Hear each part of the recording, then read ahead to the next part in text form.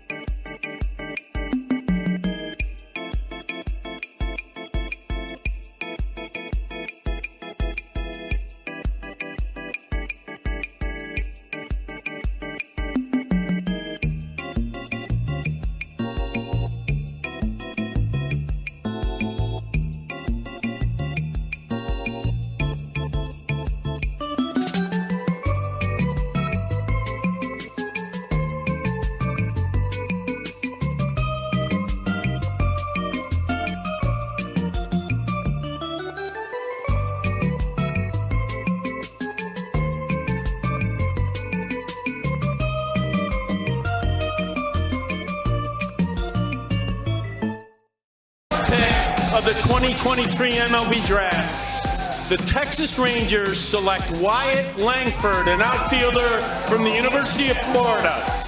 That was the call from Rob Manfred last night. Baseball draft on ESPN. We are your home for Rangers baseball. Glad you're waking up with Sean Sharif and Roberto Bell with you here. Choppy will be back tomorrow. At number 1, Ken Griffey Jr. announced the Pittsburgh Pirates taking Paul Skeens, the right-handed pitcher from LSU. At 2, the Nationals. A lot of the so-called experts, again, were saying it's basically a 5-player draft, and it was going to be a total, complete drop-off after the top 5. And everyone kind of knew what was going to happen with the top 4 players, but it still sounds like the Rangers benefited with a nice surprise. Dylan Cruz to the Nats at 2, Max Clark to Detroit at 3, and in number 4, Wyatt Langford, the Florida Gators outfielder. Here is the ESPN recap from David Schoenfeld, who's been on the show. A slugger who would be the clear number 1 in many recent drafts, Langford has been overshadowed a bit this year by the LSU combo. Langford hit .373 with 21 bombs and an OPS over 1,000 for the national runner-ups this year. Scouts have been flocking to see him since a breakout sophomore campaign with the Gators in 2022, followed by a strong performance with Team USA last summer. Rangers have to be thrilled to see an advanced college hitter like Langford fall to them with the 4th pick, a player who had more extra base power in the SEC this past season than Cruz. He's somewhat limited defensively, but the Rangers can dream on soon adding him and prospect Evan Carter to an outfield that already includes all-star Adolis Garcia and breakout Leody Taveras. Yeah, look, I mean, it was up until last night, Jim Callis and Jonathan Mayo, 2 of the top, MLB prospect reporters in the league. They work for MLB.com. They both had projected yesterday Wyatt Langford was going to go number 1 to Pittsburgh. And so there was a sense from a lot of people that, hey, this is going to be the guy that Pittsburgh takes number 1. And if he doesn't get taken number 1, he's not getting out of the top 3. The top 3 was pretty consistently thought to be the 2 LSU kids, Paul Skeens and Dylan Cruz, and then Wyatt Langford, and it would just fall in some sort of order, but there was no chance that he was getting to 4. 4 is where I think a lot of people thought the draft was going to start, and the question was, all right, do the Rangers go Max Clark? Do they go Walker Jenkins? Which high schooler do they prefer? The fact that you get Langford there at 4 with all of his power and his plate approach, I mean, it is a legitimate expectation now that the Rangers should compete for the best outfield in baseball here in the next 4 or 5 years. With Taveras growing the way he has, Carter being the type of prospect he is, Langford being the type of prospect he is, the expectation should be you should have the best or top 3 outfield in baseball in a few years. And how disturbing is it that I allowed Jack Leiter and Kumar to influence and taint my draft viewing last night? All this hype, all this excitement, none of it really matters. None of it really means a damn thing because it was harder to get much more hype than Jack Leiter, considering his pops, Rangers, getting the new prospect, and all the stuff that comes along with it. And now look where we are. Now we're desperate, hoping that someone would maybe take him in a blockbuster deal. You're the you're the person who's been cheated on, and you can't trust any relationship moving forward. You have trust issues now. It doesn't matter how loyal and how great this new person is, and he is great. I mean, when you watch him, he hit the longest home run in the history of the College World Series just last month. I think he hit or the 2 2 months ago. longest shots. Yeah, 456 and 449. The bat speed's incredible. He's got an incredible approach at the plate. The raw power is really, really good. I mean, there's most of the scouts that I was reading last night were saying he has plus power, which on their grading scale means you're a 40 home run type of guy. Yeah, I saw some and heard some Pete Alonso comparisons. Body like Mike Trout or an NFL player. So those were the physique comments for the newest Texas Ranger. Welcome. Congratulations. Tell us what you know about the team you're joining. I mean, besides what you just said, not a whole lot. I mean, I know they got pretty much a brand new stadium that's one of the best. They got all the nice facilities, and I mean, it just seems like an organization I want to play for, really. He sounds thrilled. Who was his agent? That's a good question. Who was his agent and who was his PR rep? Good Lord. Can you do a little bit? At least know the teams in the top 4. You know you're going top 4. A lot of people thought you were going top 3. You get a little bit more education on the top 4 teams at least. You weren't going mid-rounder at the end of the first. Ah, man, I was trying to get a quick answer for you. I thought you were going to say Scott Boras. No, but you Google Wyatt Langford agent, all that shows up is apparently there's 2 Wyatt Langfords in town now because there's some realtor agent that's around here. So it's not kicking it back Google very easily. But somebody should have prepped him. This sounds like the who was it? The Jalen Carter, the Drew Rosenhaus, not visiting anybody outside the top 10. Did he decide he wasn't going to visit anybody outside the top 3? So he had no clue what to expect from Texas. Meanwhile, I did make 2 appointments yesterday. It was not for the Ranger game. Couldn't find it on Peacock. But Rangers draft pick, and that was going to be in the back seat to Victor. Wembanyama missing, got it back, and one. And a little flex en français. A very little flex. I've seen those arms. Much better. Second game for Wembanyama compared to the debut on Friday. Last night on ESPN, 27 points. Was it on ESPN? I got to double check that. I think that was Mark Jones, I heard. Yeah, it was ESPN. Okay. He had 27 points, 12 rebounds, and 3 blocks on 9 of 14 shooting in the Spurs loss to the Blazers, but much better than the 2 of 13 debut on Friday night. Yeah, it was not a great start to Victor Wembanyama's career from, slapping Britney Spears or his security smacking Britney Spears in the face to Brandon Miller working him over. He broke his ankles in that game. He had an awful looking performance. Much better performance against the Blazers, but I don't know. I still, we'll see. When I've seen him, he obviously looks very skilled and it's very early, but I don't see right away like LeBron. The way LeBron was when he first came out. And LeBron was somebody who still grew exponentially after his rookie season. Yeah. But to me, LeBron looked like a more polished, ready-to-go player right out of the gate than Wembanyama has. But skill set's incredible. I just don't know if I'm still buying the greatest prospect in the history of sports. Yeah, he's got some handle. He can take the ball up the floor at 7'4", and that's the first thing that stands out. I'm like, this guy is like swatting down. Well, everyone does that to block shots, but he's like catching shots in his chest area when people are going up against him. He's just sitting there like swatting flies or like he's spiking a volleyball. So that's impossible to ignore. I think Doris Burke did a nice job of talking about some of the strength issues that will obviously come. But you can tell, if he catches a rebound in traffic, 2 things are happening. One, he's getting moved off his spot. The other thing is hands are swiping. I saw a couple, someone's going to have to teach him, keep the ball high. Never let that thing come below your neck area, and no one on earth will have a chance at getting it. But the swipers are out, and people are trying to move him with the slight frame early on. But, man, is he freaking long. Yeah, I mean, he's in, you see the traits clearly. Like, I mean, the ability to handle the ball the way he does at his size, the footwork that he has, the natural ability to play defense, the instincts are really good. Where he'll be good right away is defensively. Yes. I think the offense is going to take some time to come around, but he already looks solid defensively. His, shot release is smooth, but he was way off. I mean, he was shooting some free throw bricks yesterday. It's nice to see him respond in the second game from the debut. Pepe, did you get a chance to check out the next huge thing? Yeah, the next huge thing. I watched the highlights. I didn't watch the actual game itself, but yeah, I was right on Twitter as soon as the game ended and saw all the tweets of him getting flamed and all the doubt, and I was like, man, this guy has a ton of pressure on him, and it's unfortunate, but it's gonna be I think he'll be fine. I'm a believer. Mavs game 2 tonight. Let's talk about their summer league debut.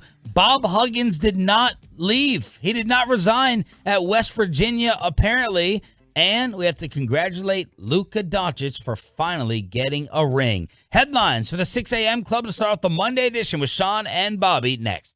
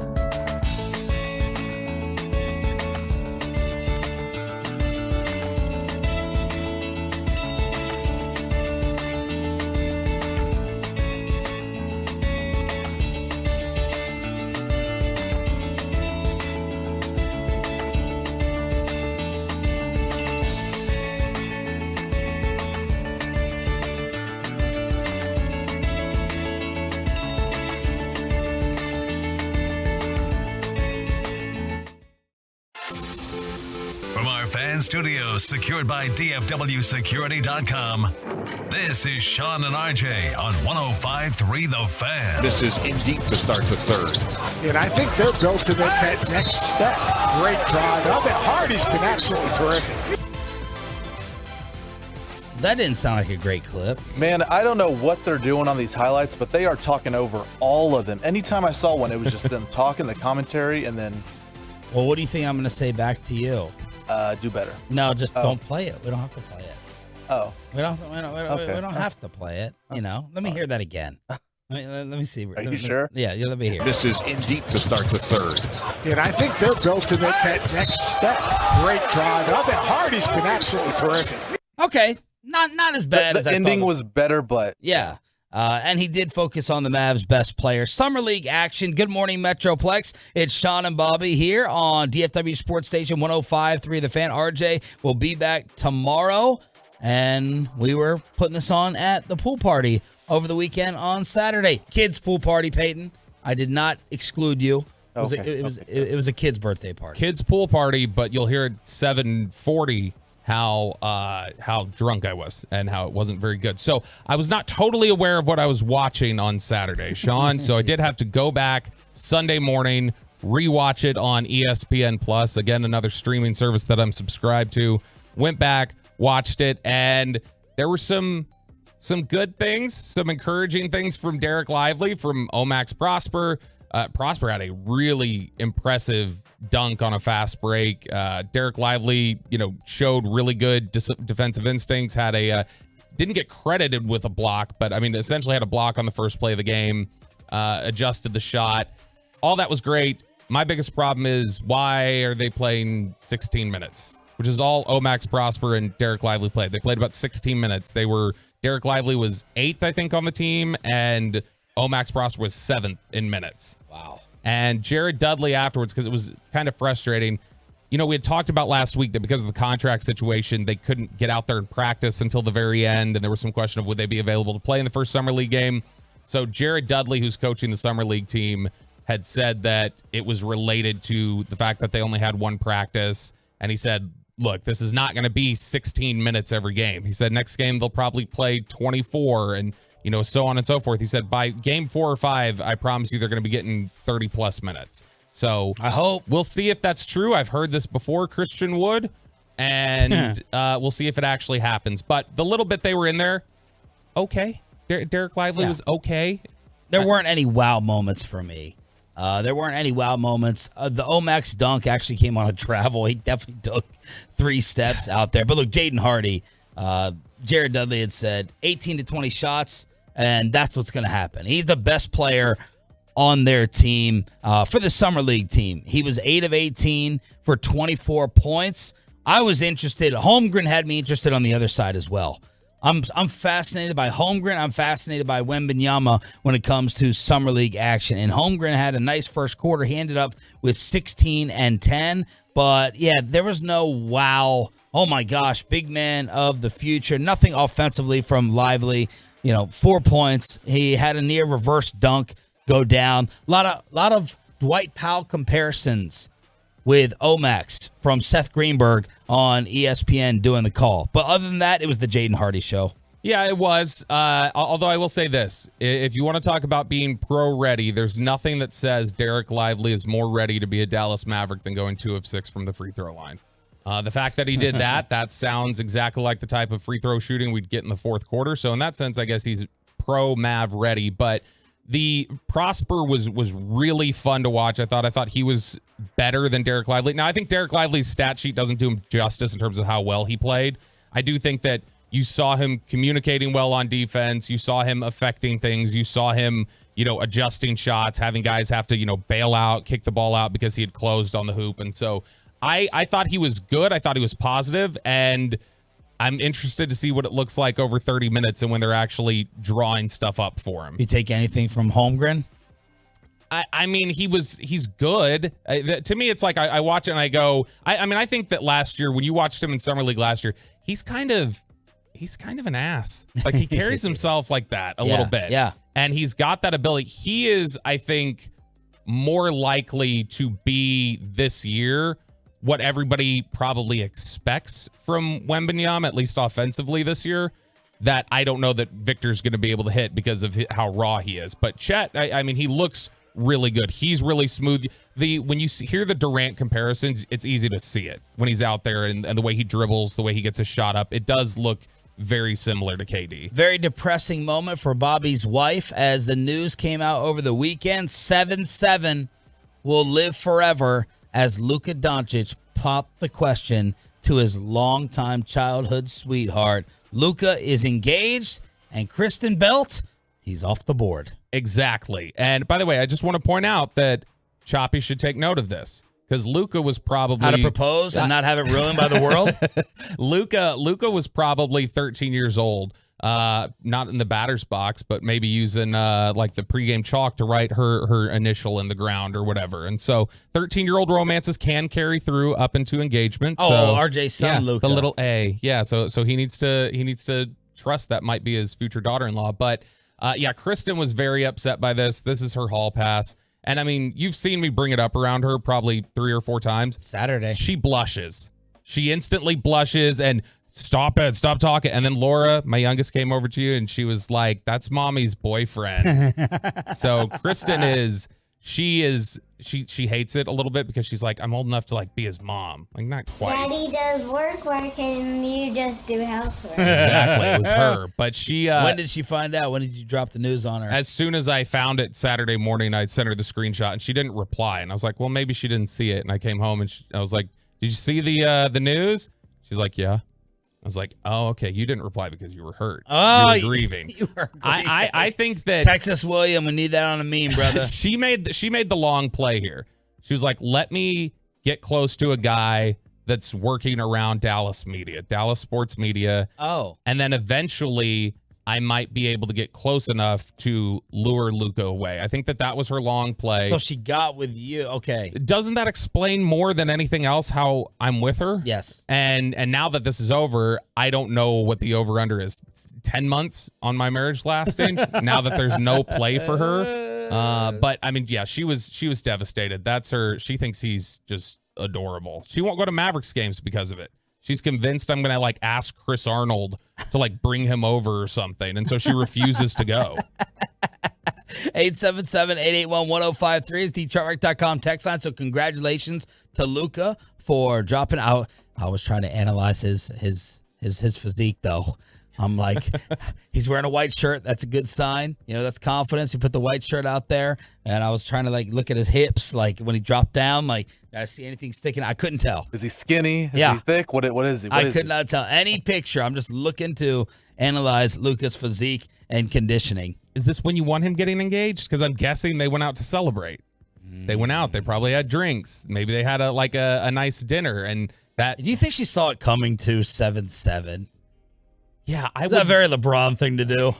Man, I love Luka, but that does feel like, I mean, if LeBron would have gotten engaged on February 3rd or something, like we're the only reason that why it wouldn't be something else is because we can't get a reasonable date out of 236, but he would somehow work in the 23 and the 6 probably. Wasn't LeBron wearing his own shirt or something the other day? Yes, this dude, he like goes to Summer League. ESPN caught pictures of him talking to one of the players or something like that. He's wearing a shirt with his SI high school cover printed on it.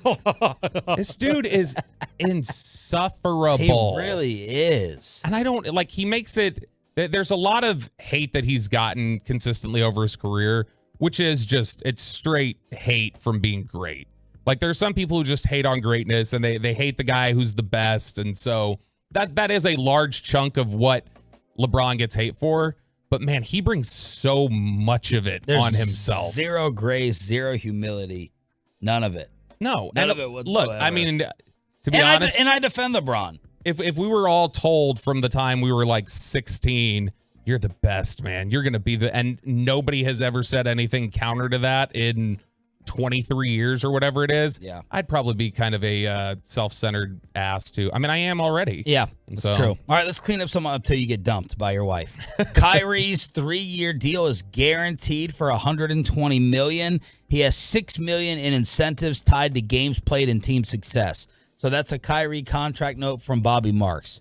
Mark Stein with a bunch of stuff, saying the Mavs do not see anyone worth the mid-level exception after Matisse Thybulle got matched by the Blazers. Also from Stein, no one has offered Christian Wood more than the minimum. You're seeing a lot of Laker big man stuff that's out there. The Mavs know they cannot get P.J. Washington, and there's been no discussion of a sign and trade. They still want a defensive center in a trade, but if the season started today, Powell or Holmes would start. All that according to Mark Stein, and Bol is off the board going to the Phoenix. Well, the Suns are currently the front runners to go ahead and sign them. So those are all the Maverick leftovers. Boy, the more things change, the more they stay the same. So in the end, Dwight Powell may still be starting for you at center. And I do wonder now, if they genuinely don't see anybody out there worth the mid-level exception, does that mean they don't see DeAndre Ayton as worth the mid-level exception? That may be the thing that really comes back to kill them this offseason, is if we find out you fought for a mid-level exception that you ended up, Twolos and Twitch people, you ended up thinking nobody was worth, and you passed on DeAndre Ayton for it. You fought for that. You wouldn't give up JaVale McGee in a trade so you could keep that exception that now you say, there's not really anybody worth it. So you're either going to overpay with it, not use it, whatever you will do. But it's frustrating. It's a little bit of I don't feel nearly as good as I did, 5 days ago or whatever it was, when we thought, all right, you're going to get Thybulle and this is going to fall into place. This is just a little bit more of the same Mavs disappointment so far. Okay, what is Bob Huggins trying to do at West Virginia? So he made the homophobic slur multiple times on the radio, and he's the best. He's the best. And then he had the DUI. Then he stepped away, or so we thought. Bob Huggins' representation is saying he didn't officially resign. He's planning on completing his rehab stuff and then coming back to coach. That email resignation you got, that was from his wife's account.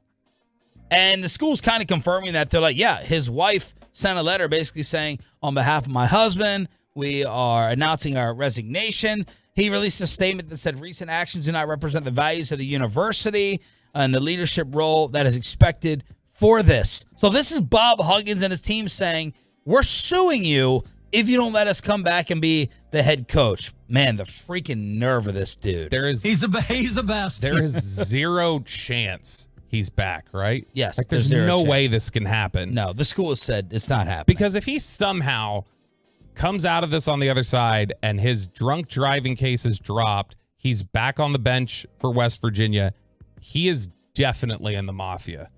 There's no other way to be this Teflon and to just come out the other side from all the awful PR that he said. And it's not even like, I mean, when was the last time? He should be grateful. He should be grateful that they swept the interview under the rug.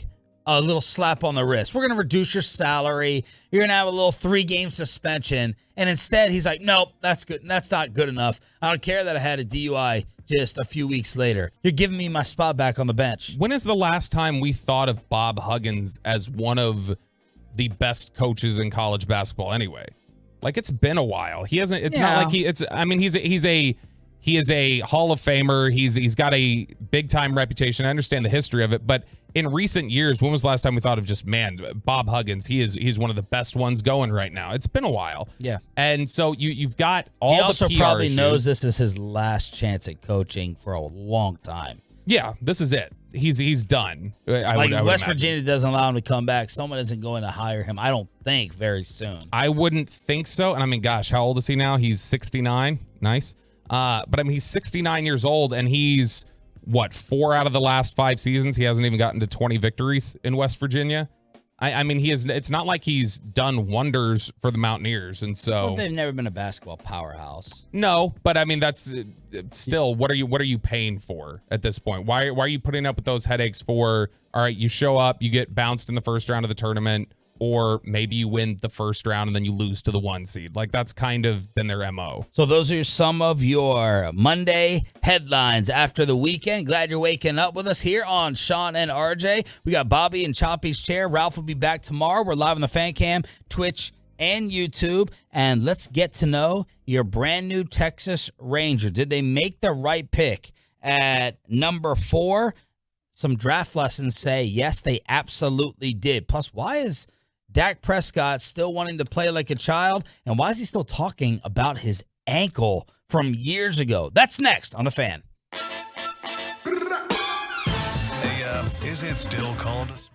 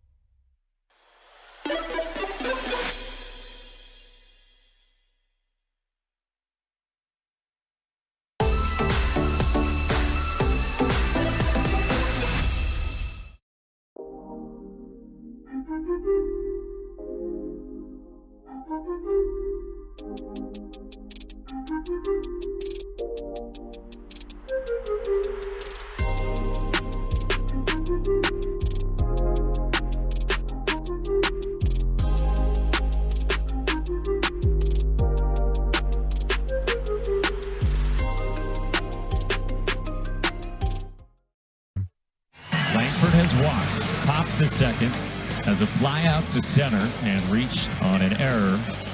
This is hammered. Left field, and we are tied. Wyatt Langford is your newest Texas Ranger. Again, we always get some fun news later in the day. 4 for 4. Rangers lose, and many think that they may have won the draft last night. Good morning, Metroplex. It's Sean and Bobby here on your home for Rangers baseball. As a guy that many people had going, number 1, ends up with the Rangers at 4. Rangers lose to the Nationals. Need the break. Home run derby tonight. Still 2 games up on the armpit. So thankfully, the Astros lost. But Bobby, you have been very interested and did a lot of homework on this draft selection. Yeah, he is somebody who I think everybody can be really, really excited about. When you talk about the hit tool, you talk about the raw power, the bat speed. I mean, we always look at exit velocity, for instance. Like, how hard are you hitting the ball? And he has been like the exit velocity god at Florida recently. It's consistently, you'll see stuff in the College World Series where it's, 112 exit velocity. That one you just heard there, 112 exit velocity, 456-foot home run, 114, 107. The ball just screams off of his bat. Really good bat speed, really good contact, really good plate approach. He's somebody that I think when they were looking at Walker Jenkins, the high school outfielder, versus Wyatt Langford, I think one of the big selling points that probably was in Langford's favor because it wasn't the defense. Walker Jenkins projects as a better outfielder, somebody better defensively, somebody not that far off with the power. But I think the thing is that you're talking about the advanced approach, the fact that he's 21 years old, that he's been through the SEC for a little bit now, and that you're going to get him to the majors faster than you will Walker Jenkins. Walker Jenkins probably wouldn't get here for 3 years minimum.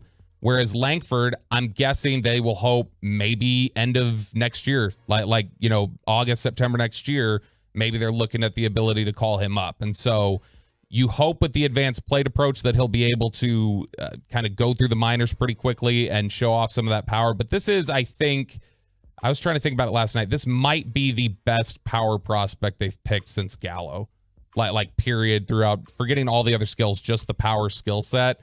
This might be the best. So you're basically getting somebody graded a little under Gallo on the power scale, but has a hit tool that's probably twice as high as what Gallo's was. Rangers GM Chris Young on the surprise of Wyatt Langford falling to 4. We're just, I think, first and foremost, just thrilled that we had the opportunity to draft Wyatt. We certainly didn't know how things were going to transpire in front of us in the draft, and as Kip said, we thought it was a very strong class at the top of the draft, and we would be very happy with any number of these players. But Wyatt specifically was someone that we were thrilled when we had the opportunity to select him, and he does. He fits the profile of player perfectly in terms of hit, power, the approach. He's a defender. And I think the intangibles are really important here. This is a kid who has made himself into a great player, who just has an impeccable work ethic, great reputation, a great teammate. He embodies all the values of the Texas Rangers, and we're thrilled to welcome him to our organization. And by the way, Skeens goes 1. So I know Bassick did a lot of homework on him coming out of LSU. He goes 1 to Pittsburgh. So CBS gave some MLB draft lessons. I was very interested in this. I think it was a great piece of work. Number 1, they said there's no such thing as a pitching prospect.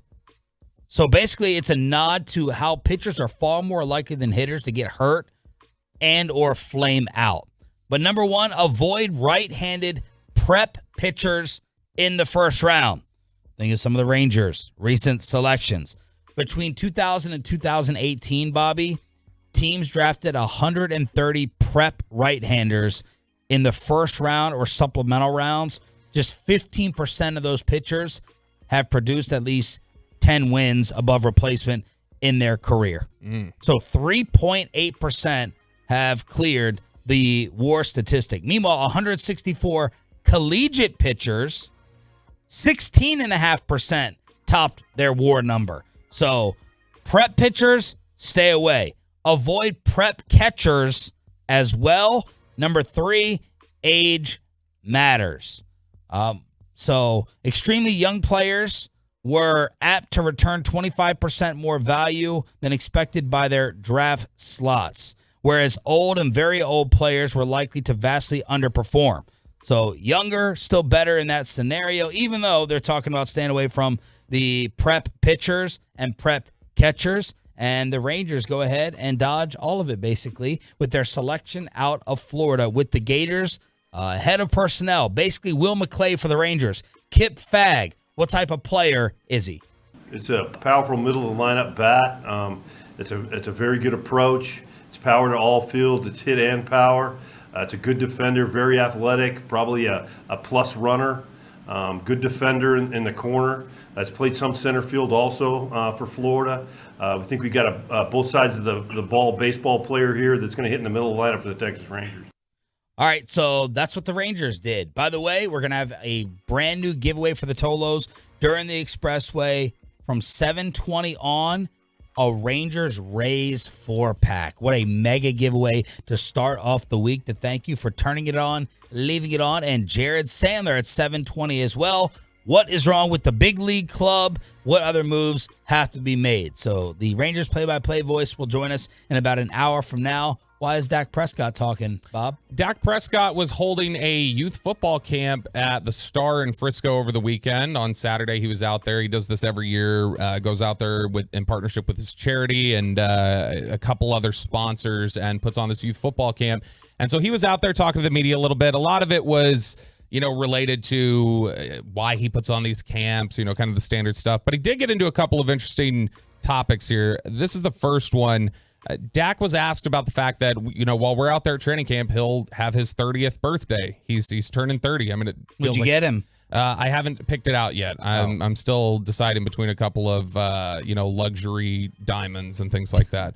But Diamonds Direct. Yeah, diamondsdirect.com. See, right there. That's how I can fill it out. But we've got he was asked about turning 30 and being a little reflective on the sense of urgency to win now. Yeah, I've always felt older, I guess, so just being 30 doesn't necessarily bother me, but yeah, knowing that I am the old guy going into year 8, seeing some of the young guys, some of the rookies, just seeing, I guess, the difference in 8 years or not, and yeah, it's fun, though. It really is. It's fun. It's challenging at times, making sure that I stay connected, stay in the now, I guess what you mean and what's cool and what's not, and yeah, but this game is beautiful. That's the point, is every time you get out here and you're in between the lines, it doesn't matter how old you are, you play this game like a kid. But as you get older, does it decrease the sense of urgency? 1,000%. Yeah, 1,000%. Not only that, just injuries, understanding what I've been through throughout my career, and yeah, understand at the time's you don't have forever to play this game, and I'm blessed for each moment that I get, each opportunity on and off the field, and just trying to take the most of it, but definitely with a sense of urgency. Year 8. What would it be, his 5th year, 6th? 8. This is 8. This is a little interesting to me because he's always talked about wanting to win now. That's not new. But he used the phrase there, sense of urgency. And when he used that, you heard Clarence Hill follow up with him and say, but there's a sense of urgency to win now. And then he said it 2 more times. And winning now versus having a sense of urgency about winning now is a little bit of I think a mindset shift from him. Now, some people may just say it's just words, they don't matter. Dak's very particular about the words that he uses in front of the media. Like he's very much making sure that he's saying the right thing and using the exact words that he wants to communicate the exact idea that he wants to. And so I think it does show he's a little bit reflective, because urgency to me says an awareness of time, like your time left. And I've not heard him talk about it in that sense, because when you're 30, this is about when you play your best football. A lot of guys aren't thinking about, hey, time's starting to run out here. And so I just think it's interesting that he's looking at it that reflectively here at, year 8. Maybe he's looking at it more specifically reflectively for there's a sense of urgency for me to do it here in Dallas.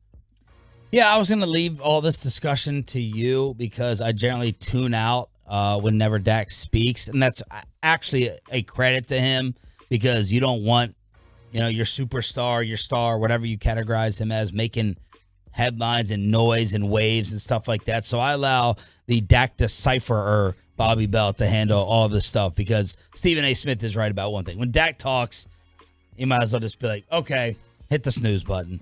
Sorry. But I think that is why it stands out. Which is a good thing, which is the way he should approach it. It is a good thing. I like Dak Prescott. It's like it's when Eric asked him last year at training camp, when he was playing around, and he said, I feel like you could give me a scouting report of a made-up team. And he was like, yeah, look, you see them on tape. You can see how good they are. They're all around. And he did. He just made something up there. And so he's very conscious of that. So I think whenever you hear him use specific words or phrases multiple times, that's worth noticing. That's why we took so much note, even if other people maybe thought it was blowing it up or people nationally wouldn't have thought anything of it. That's why it was so interesting, the answer he gave about McCarthy talking about their interceptions. Yes. Because he doesn't say anything without... That was a little abnormal. He wants to... If he's whatever he says, he's trying to communicate something very clear. Either he's trying to get a message across or he's trying to indicate, I'm giving you nothing. I'm not going to say anything. But the fact that he referenced the urgency there and sounded a bit reflective, I think it's interesting and speaks to he probably has a recognition of where time's at with him. The other thing he said here that was a little bit... This one I did raise a little bit of an eyebrow. This is a little bit... I don't know about concerning, but it's just a little, okay, why are we referencing that? He was asked by Nick Eatman at DallasCowboys.com if there's anything he's done in order to change his offseason preparation. I mean, I can't say necessarily, diet or workouts or anything like that. No, just trying to stay healthy, trying to stay on everything on top of the ankle, prehabbing a lot of things. Just, as I said, trying to stay ahead of injuries and keeping my body in the right position, in the right place. And, and having fun doing it. As we said, you get into year 8, you've got to find ways just to continue to make this fun and make this, remember that it's a game as you're continuing to train and push yourself to get better. The ankle? What? I don't know why. Maybe this is something, and we may get it on the truckrack.com fan text here in a sec, 877-881-1053. Maybe somebody out there who's had a broken ankle before or something like that will be able to tell us. Is that something that you have to prehab? Like he used the word there, prehab. Is that something that you have to prep and prepare? Wow. Is that for life? Is that something that's recommended for the first couple of years? Like, how much does he still have to, make sure that ankle specifically because of that injury is strong, stable, whatever else heading into the year? It just strikes me as a little odd that why are we talking about the ankle still? I thought we were completely moved past that. I don't have any idea. The ankle. Does that worry you at all? Like smokes. 1.4 on a scale of 10. Or did he just say the quiet part out loud? Which is, the reality is that's always going to be something that he's going to have to manage. That, when you talk about it, that's what it sounds like. That's something that, like, it snapped. And so, I'm guessing there's probably... What year was this? How long ago? It was October of 21. So Bobby looks at the tattoo on his wrist. Yeah, he's got like RJ as Peyton Manning's waist size. Hashtag never forget. I remember the day like it was yesterday and crying in the press box up there. Very interesting. But it is something that I guess it would make sense if you just snap a bone like he did, which that thing snapped. Then I would guess there'd Tell probably us more be, how the leg snapped. I'm just saying. Was it in 2 pieces or 3 pieces? What was it? God. All right. So you want to go to Popeyes here. I'm guessing that is something that you're probably dealing with strength issues, stability issues with that bone, whatever they've repaired for the rest of your life. And especially if you're going to be playing a high intensity sport like football, like you're going to be making athletic moves on it. And I already know on the fan text, overreact, headline porn, headline this, way to make something out of nothing. None of these teams, I'm talking about in sports in general, none of these teams can be trusted whatsoever. I don't trust any of the players, the executives, no one when it talks to injury updates, when it comes to injury updates. They lied about Dak, it got exposed. They lied about DeGrom, it got exposed. It's just part of the game. By the way, a couple other side NFL notes. The Patriots and Titans have apparently put offers on the table for DeAndre Hopkins, and ESPN says the Titans' offer for D-Hop has been more aggressive. The Chiefs are lurking in the background, but they only have about $400,000 to spend, and D-Hop wants the Odell deal. He wants a deal in the range of $15 million. The Chiefs could restructure Chris Jones to free up some money, but the Titans have made the more aggressive offer than New England.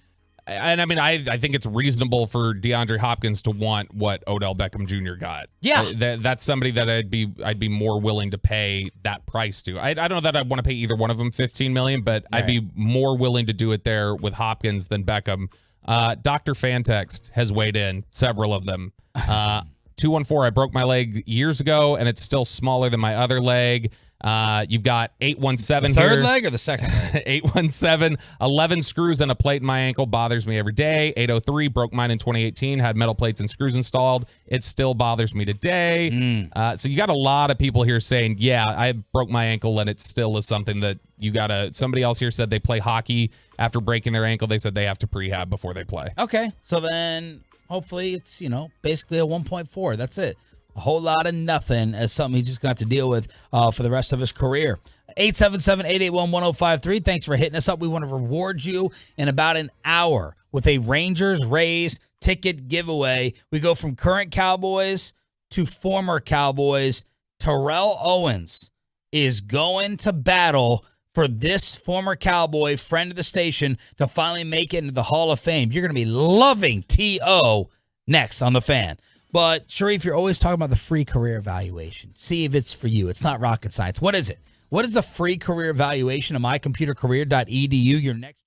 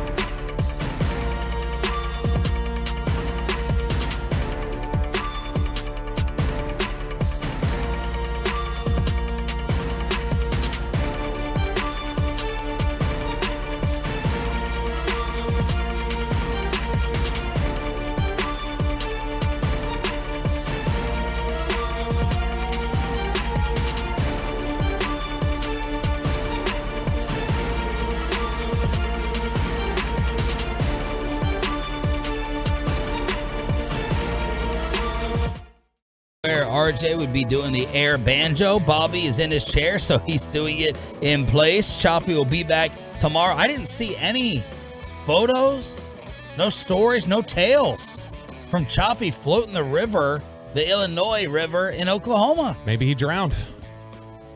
Oh. Should do a wellness check on him first before you make that joke. Do people bring their phones when they float the river, though, knowing that, if you drop it, it's kind of bye-bye? Great question. Maybe RJ's smart enough to not do that. My wife has one of those cases that you can just take in the pool. So you can go ahead and wear it like as a necklace and then mess with your phone like that. But that's a very good point. He don't want to mess with his new iPhone. No. He's a new iPhoner. So you don't want to go ahead and take that on the water like that. But there were some other things that gave him some hesitation with this trip, so maybe he's not in the best mood. I can't talk about them on the air, but there's a reason we did some etiquette things on Friday when we were doing the show, Firehouse number 9 in Grand Prairie, with the awesome turnout. The next Firehouse event for us out on the road will be in DeSoto. Yep, DeSoto next month. And so it was great having everybody come out, and Grand Prairie Fire Department, station number 9 there. They were all great. It was awesome to see everybody. We got a lot of great response. So I don't like everybody that coming out. I don't like that picture they made us take at the very end. Felt a little like hazing. Felt like a Northwestern with the Pat Fitzgerald story. I didn't like that. The plastic helmet did not fit too well around my big ass head, so that was a little embarrassing. To be fair, I did call one of them PC principal. And so I think once I called PC principal, the jacked one. Yeah, and he was the one standing there smirking in the photo. I think he was the one that was like, all right, you jackass, you're going to put on one of these helmets here. And so I think that was fair. It was fair play, I think. T.O. on the Get Your Popcorn Ready podcast, my brother's all-time favorite player. I'm imagining you loved T.O. as well. I love T.O. You love Devo receivers. Yep. T.O. was talking about some Hall of Fame arguments, and he decided to take this to Darren Woodson. This felt like Brian brought us all over again. T.O. on Darren Woodson over John Lynch. I'm thinking about a guy like Darren Woodson that's not in the Hall of Fame, but John Lynch is. How in the hell do you quantify that? Do you know who John Lynch is? Yeah. Do you think that Darren Woodson should be in?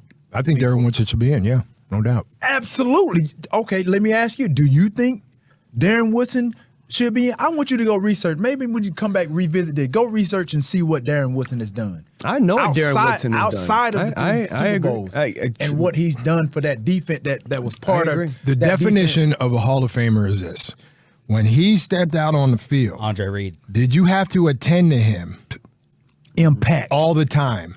Impact. All the time, every play. All the time. If you didn't, it was going to be a big play. It was going to be, when I got with the Niners, and like I said, I didn't know anything about no rivalry of the Cowboys and the Niners. I knew nothing about that. But you knew where Darren Woodson was going to be. Right. When it comes to where's 28? Where's 28? That's what I'm talking about. Wow. T.O., the advocate for Woody. He's right. There's zero argument for... there's no statistical argument. There is no eye test argument for John Lynch in there above Darren Woodson. It's not reasonable. Like, you look at the fact that, Darren Woodson you could look at it from any perspective that you want. Like, well, maybe Darren played a little bit more free safety and John Lynch was in the box. Any way that you want to look at it. If you want to look at it in coverage, Darren Woodson had 2 seasons of 5 interceptions. John Lynch never had more than 3. Plays behind the line of scrimmage and run support, which is supposed to be John Lynch's specialty. Darren Woodson's average tackles for loss in a season was higher than John Lynch's single season career high tackles for loss in a season. Darren Woodson had 7 seasons of 60 solo tackles. John Lynch had 4. John Lynch played 4 more years than Darren Woodson, played something like 50 games more than Darren Woodson, and yet their career interception numbers are like right there next to each other. Their career solo tackles right there next to each other. Describe his game for a younger Tolo who wasn't around for, the 90s dynasty. How would you compare his game to someone? Give me a current comp or break him down. People may think this is over the top, but I'm telling you, he was a freak. It was almost like having secondary Micah. Like, Darren Woodson was a linebacker at Arizona State, played corner when he got here, nickel corner, and then was an all-pro safety. Like, he did absolutely everything. Dave Campo tells the story of going to Arizona State to watch Philippi Sparks, the cornerback, in 1992, and he watches Darren Woodson as a 220-pound linebacker run a 4.2. And he's like, holy cow, this guy's incredible. And goes back, they draft him 1 year here with the team. They've got a couple of veteran safeties, Thomas Everett, who I think actually was an all-pro in 92 or 93 for them. James Washington, who was a big-time playmaker for them there in the secondary.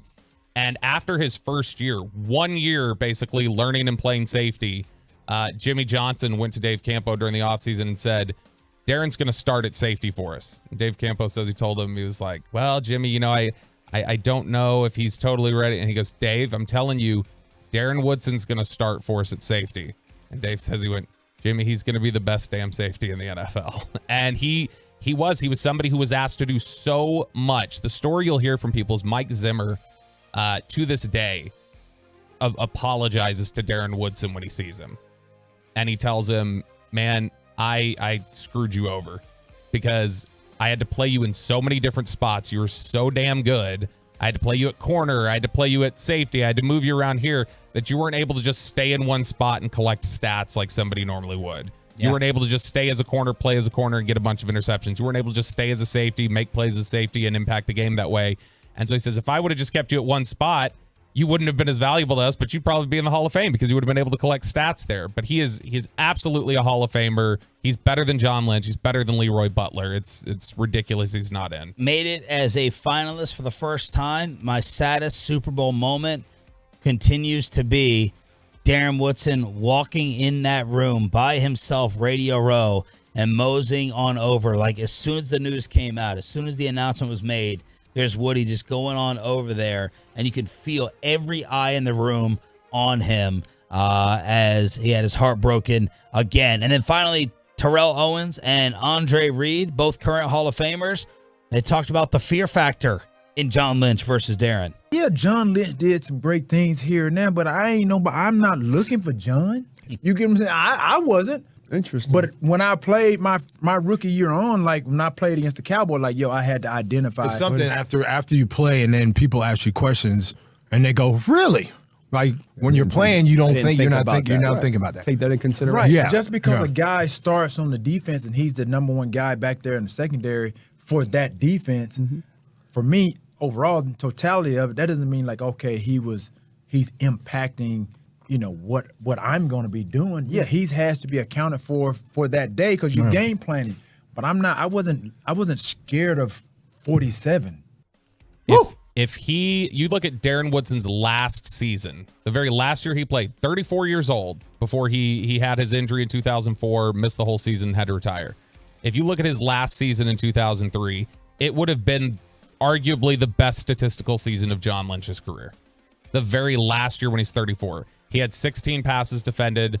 That would have been way above a career high for John Lynch. He had 5 tackles for loss, would have tied a career high for John Lynch. 65 solo tackles, would have been like the third best season of his career. So Darren Woodson at 34 was playing better football than John Lynch really did during his entire career.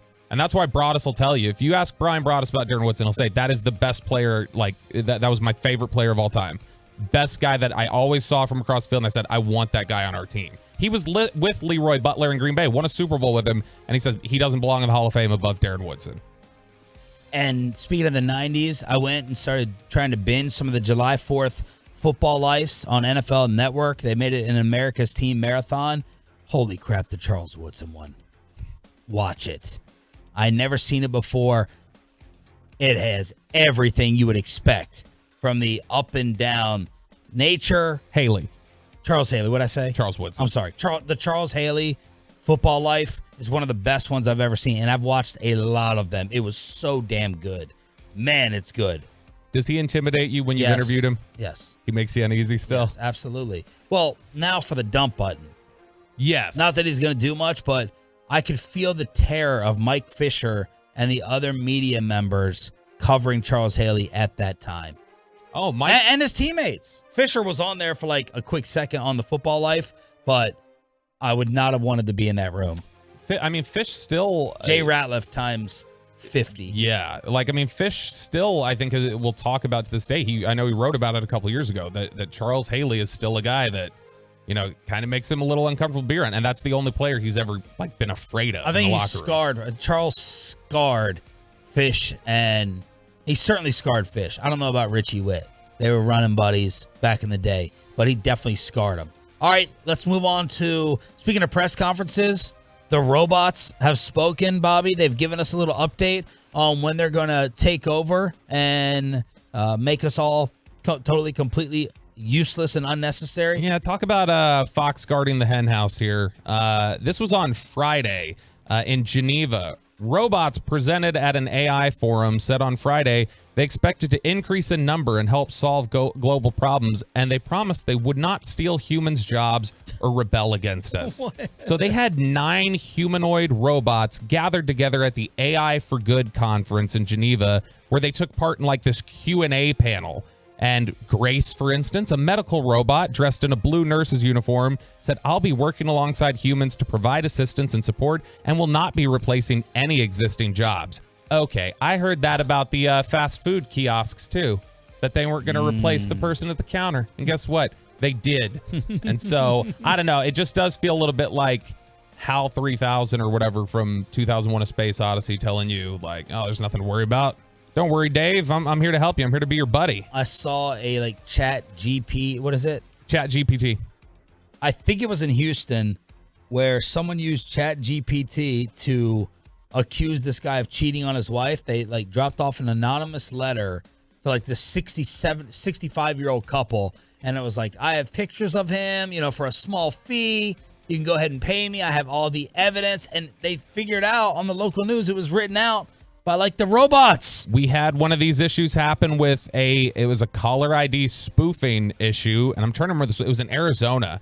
And somebody had used an AI voice generator to basically mimic her daughter's voice, this woman's daughter's voice, and call asking for like, "Mom, I've been kidnapped. I need a $1 million ransom. They're going to kill me if you don't pay it." Wow. And like this is where we're getting at. It is all. How many relationships is this going to break up? Like, I had to get in front of this. I had to tell my wife, like, hey, this is happening out there. Just in case there's a letter in the mail. I just want you to be aware of this. I just want you to know. That's a heady play. Yeah. You know a letter's coming, so you're telling her like, look, there's AI stories out here, honey. No, but this is something that I'm sure it didn't happen overnight. But it does feel like we're being exposed to these developments pretty quickly, to where these advancements of, look, we can make you can rap into a microphone, throw a filter on it, and now it sounds like you're Kanye West, exactly like him. Or now you can do this, it can sound exactly like that. How do we trust anything about somebody can AI generate your voice saying something really controversial or bad and be like, look what was said on the radio? Yeah. They scrubbed it. They got rid of it. But this is what they said. And how long until they can do the 6 a.m. club or headlines? Not very long. You know, Odyssey has researched that. Well, this is what the Hollywood writers are fighting over. Is that the Hollywood producers? Are they still on strike? Yeah, they don't want to commit to, we won't ever use AI software to write scripts or anything else. It's just a weird time. This feels like even a year ago, none of these were things we were worried about or talking about, and it's just now all of a sudden we're taking the word of old Grace, the murderous nurse robot, telling us it's all fine. Don't worry. Speaking of Hollywood, Jamie Foxx is trending. We got a Jamie Foxx sighting. He was sitting on a boat. The boat whizzed by. Someone got some still shots. So good to see, if that's true, if that's really Jamie Foxx and not a robot, a Jamie Foxx positive health signing. Let's hook you up with headlines, and let's send you to Rangers Rays with 3 of your friends or family. We got Wembanyama Mania. We got the Mavs Summer League debut. We got the Rangers' newest draft pick while the team is plummeting. Headlines, Jared Sandler, Rangers Rays tickets, all next with Sean and Bobby, 105.3 The Fan.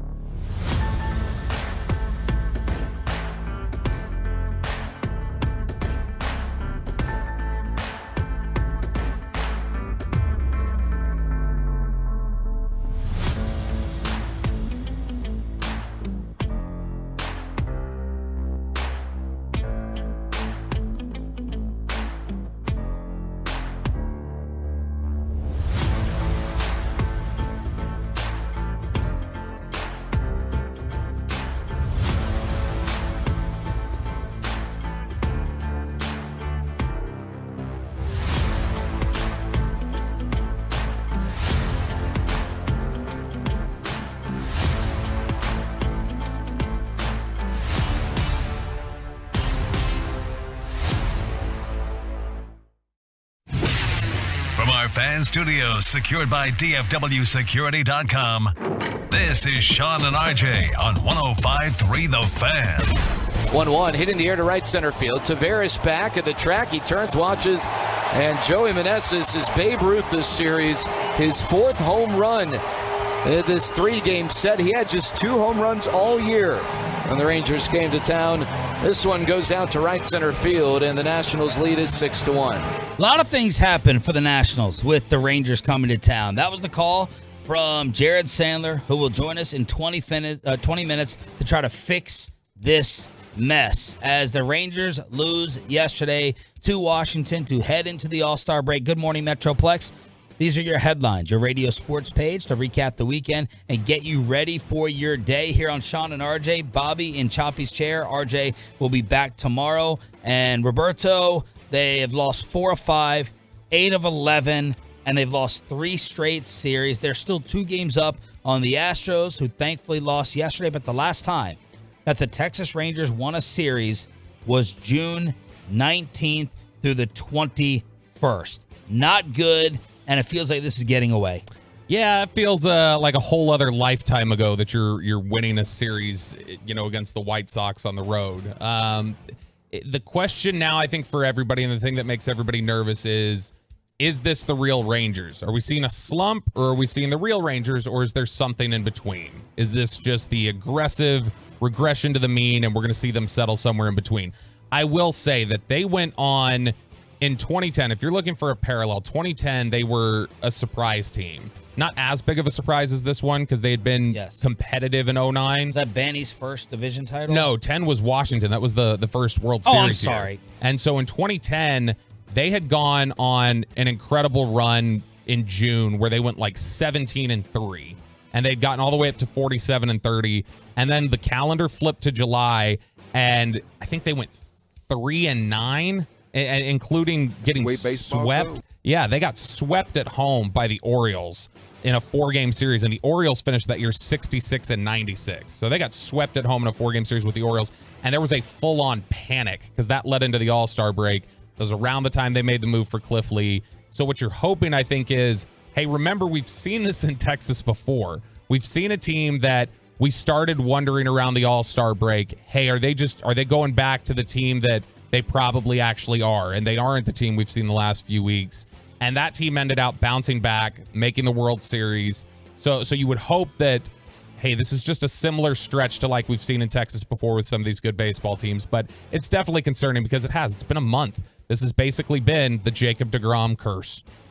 It was the day they announced his Tommy John surgery. From that point, they're 12-19. That's when they were their high water mark on the season was 40-20, and that was the day the deGrom surgery got announced. And ever since then, they're 12-19. So this is the deGrom curse, I think. Well, when the Rangers lose, they usually get some exciting news later in the day. That's what happened with all the All-Star news, and it happened with the number 4 pick in the baseball draft on ESPN.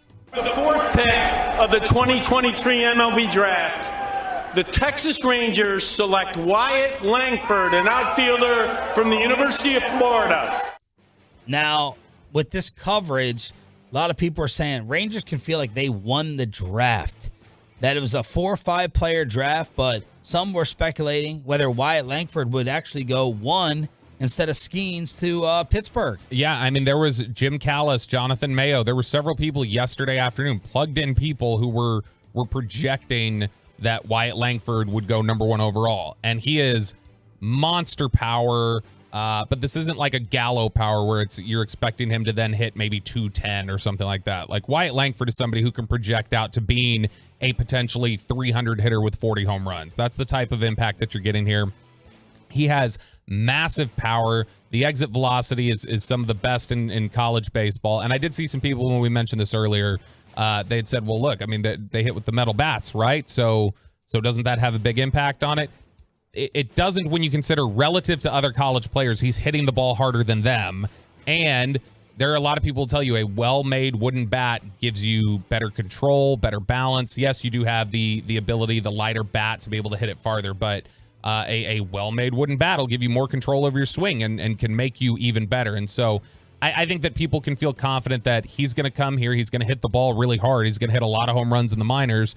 and you're just hoping that the projection to the majors is something that comes to fruition, because he very well could be up in the next 14 months. He could be at the major league level. Dan O'Dowd on the MLB Network gave his breakdown of the newest Ranger. I mean, this is an explosive athlete. As I said earlier, this kid brings his glove, his bat, and a sledgehammer to the game when he plays. Everything he does is with controlled violence, and I think he's still an emerging player. We talk about players with good floors and ceilings. I think this kid's got a great floor.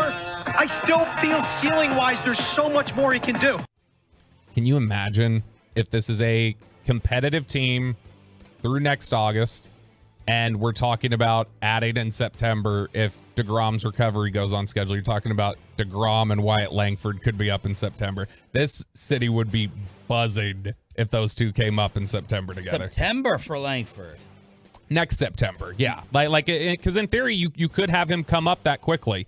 It's not necessarily, I mean, they may have a different plan in terms of how they want to bring him along, but he is really advanced. The hit tool's there to, it may just be about a year before he's up taking some at-bats in September. All right, I have been really interested in Summer League, not just for the Mavericks with Derek Lively and Omax, not just for Chet Holmgren, who the Mavs faced in the opener, but for the next chosen one.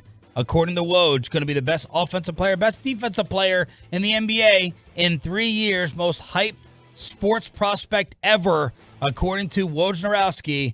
Victor Wembanyama stunk it up in the opener, and then he recovered last night against Portland to score 27 points. It's been Wemby mania with the Britney Spears stuff and all that. Here he is talking about the Summer League. Honestly, I didn't really know what I was doing on the court tonight, but it's I'm trying to learn for the next games, and the important is to be ready for the season. I think the hardest for me was understanding sometimes I was off rhythm with the plays and the calls, and I think it's the biggest improvement I got to do. It's being ready to react to the plays that were called by the point guard, stay connected. Seems like a very sharp, likable kid.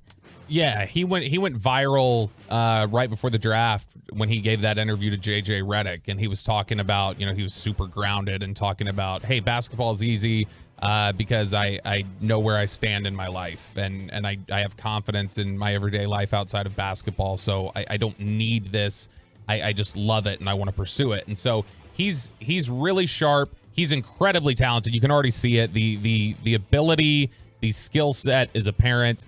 You just got to see how long does it take for him to put it together. How much is that learning curve? Because he's not coming from a league of Luka's caliber. He's coming from a lower level league. This is going to be a jump in competition for him significantly. Yeah, he was getting bodied a little bit, getting the ball knocked away by swiping hands.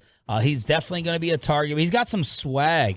He got some confidence as well, kind of like Chet Holmgren. He was showing off the three-point stroke as well, and he's just blocking shots that are chest level high for him. So I'm in. Watching Kevin Durant, now you're used to it now. I don't sit there anymore and be like, oh my God, he's 7 foot tall. He's the Durantula. Wembanyama is every bit of 7'4". He is like Gumby out there on the TV screen. No, even Chet Holmgren, watched him the other day. I'm like, okay, this doesn't he's big, he's tall, but Wembanyama, it's like, it's a freak of nature. Clearly it's 7'4", but you see it on TV. Yeah, I mean, it's being 7'4". I mean, you're talking about, it's like looking at a thinly built, fluid Yao Ming, like dribbling at the top of the fluid. And it's like, it just doesn't make sense that somebody could be that fluid at their size. That's why he's so rare. That's why he's somebody who they talk about, oh, look, he could potentially be, his highest upside is Kevin Garnett defensively and Kevin Durant offensively. And it's like, okay, yeah, if you get that would be probably the greatest player in NBA history. But it's like we said, it's going to take some time. That first game was a little bit of a struggle, but you saw him bounce back. It didn't get to him. By the way, they extended Popovich. So Greg Popovich is not going to his wine cellar for retirement. This is 5 more years, $80 million for Pop. Oh, gosh. Why are you rolling your eyes? Here's the funniest thing that I roll my eyes about. Pop's deal is worth more than $80 million according to Woj, surpassing the value of Monty Williams, 6 for $78.5 that he signed with Detroit. I love that Monty Williams is the first coach, and you're talking about him versus Greg Popovich in terms of salary and what they've gotten done in their career. But look, Popovich is, tell me his age, Pepe. Guess how old Pop is? 74. Good job. 74 years old, and he's getting a 5-year extension. Why are you rolling your eyes? Because the San Antonio hate has the Greg Popovich mystique not worn off a little in recent years? Like, people have always talked about, yeah, okay, great. You walked into 3 Hall of Famers as you said goodbye to the other. And since then, it's been an incredible struggle. And he chased off Kawhi Leonard, and they've had their issues at times. And so I look at it and go, is there any question? He is one of the greatest coaches of all time. There's no doubt about it. But is there any question that, like, at 74, is he still the guy that he once was as a coach? And will he, how much do you need a Greg Popovich type? How much do you need to pay through the nose if you are going to be building with Victor Wembanyama and one of the better young cores in the NBA? All right, headlines continuing here on DFW Sports Station. Meanwhile, Derek Lively and Omax not getting a ton of minutes as the Mavericks were taking on the Oklahoma City Thunder. This was the Jaden Hardy show, and that was basically it. It was. I mean, you got a couple of quick highlights. You know, Derek Lively had an under the basket jam. You had Omax Prosper with a fast break dunk. Dwight Powell is a better player. Dwight Powell is a better player. You, as you were quick to point out, though, Sean, Omax Prosper traveling on that dunk. But yeah, this was mainly about Jaden Hardy. The limited minutes were a little frustrating with Lively and Omax Prosper. They're playing tonight. I think it's against Philly. Yes. The Philadelphia 76ers Summer League team. But Jared Dudley, who's an assistant coach for Jason Kidd, told reporters after, look, this is not going to be the norm. Nobody needs to freak out. They will be playing 30 minutes throughout this Summer League. We just had to work them in a little bit because they only got one practice in before we got out here. And so hopefully that's the truth. This isn't the Christian Wood situation again, because there's no reason for your raw players not to be getting 30 minutes a night or a game in these sorts of instances. Meanwhile, what is the NBA in-season tournament? Bobby's head was hurting trying to read through this entire thing. They're basically making these teams play in the middle of the year. This is Adam Silver trying to copy Europe and their sports format. No playoff ramifications on the line. You get money. That's what this is. So they're having this in-season tournament where $500K is going to be passed out to some of the winners. I was hoping we get some postseason punishments or rewards for this. Yeah, I mean, it sounds incredibly convoluted and incredibly stupid. Like when you read the rules and the structure and everything else, you're just kind of like, okay, wait, so they play on this date, but who's playing? And then if this group wins, then this group goes on to this one. Okay. And I'm sure once we get into it, it's all going to make a lot more sense once we're actually like actively play out. By the way, the Mavericks are in group 5, along with the Nuggets, the Clippers, the Pelicans, and the Rockets. And so to me, it's what happens when you do this in the middle of the season. We already hear complaints about load management. So what's going to happen when you throw these extra games on top in the middle of the season and guys start missing games? But is this including the 82? No, but that's what I'm saying. Like it's something that's around the 82. And so if you are playing these extra games in the middle of your 82 game schedule, I'm sure you're going to want to take off some more during the 82. And then at that point, are you getting dinged if you play in the tournament? So you need some extra rest? Are you still going to be held to that same standard of the percentage of games you're supposed to play for the postseason awards? Like initially, it's very confusing. You're potentially gassing guys out in the name of a tournament that I don't think, and I could be wrong, the World Baseball Classic was very popular this last year. I don't think this is going to move the needle. I don't think NBA fans are going to be like drawn to this any more than they are regular season games because they'll go, what's it for? Yeah. It's for a money prize. Money. I don't care about the money of it. $500K for being on the team that wins the NBA Cup. If you lose in the title game, you get $200,000. Players on the semifinal losing teams each get $100,000. Players on the quarterfinal losers get $50,000. This is Crystal Pepsi. This is New Coke, HD DVD. This is something that we'll look back on in 20 years. Save this for the receipt segment, Peyton. We'll look back on this in 20 years and go, that was a weird thing they did for 2 years. Why did they do that? Headlines to recap the weekend and get you ready for your Monday here on Sean and RJ Choppy. We'll be back tomorrow. It's DFW Sports Station, and we're live on the Fan Cam, Twitch, and YouTube on your home of the Cowboys and your favorite baseball team. It's throwing me off looking at Bobby in the background with this bobblehead. I thought it was like your Zoom profile. Your Zoom right background. back here, the Josh Young. Yeah. Or over this side. Yeah, it's sweet Josh Young. Best third baseman in baseball. Home run derby tonight. Let's preview it, and let's really figure out what is wrong with this team. Are they getting exposed? Are they slumping? Are they regressing? What are the other moves to make? He sounded very down over the weekend. Let's see if we can cheer him up. Rangers play-by-play voice, Jared Sandler, next on The Fan.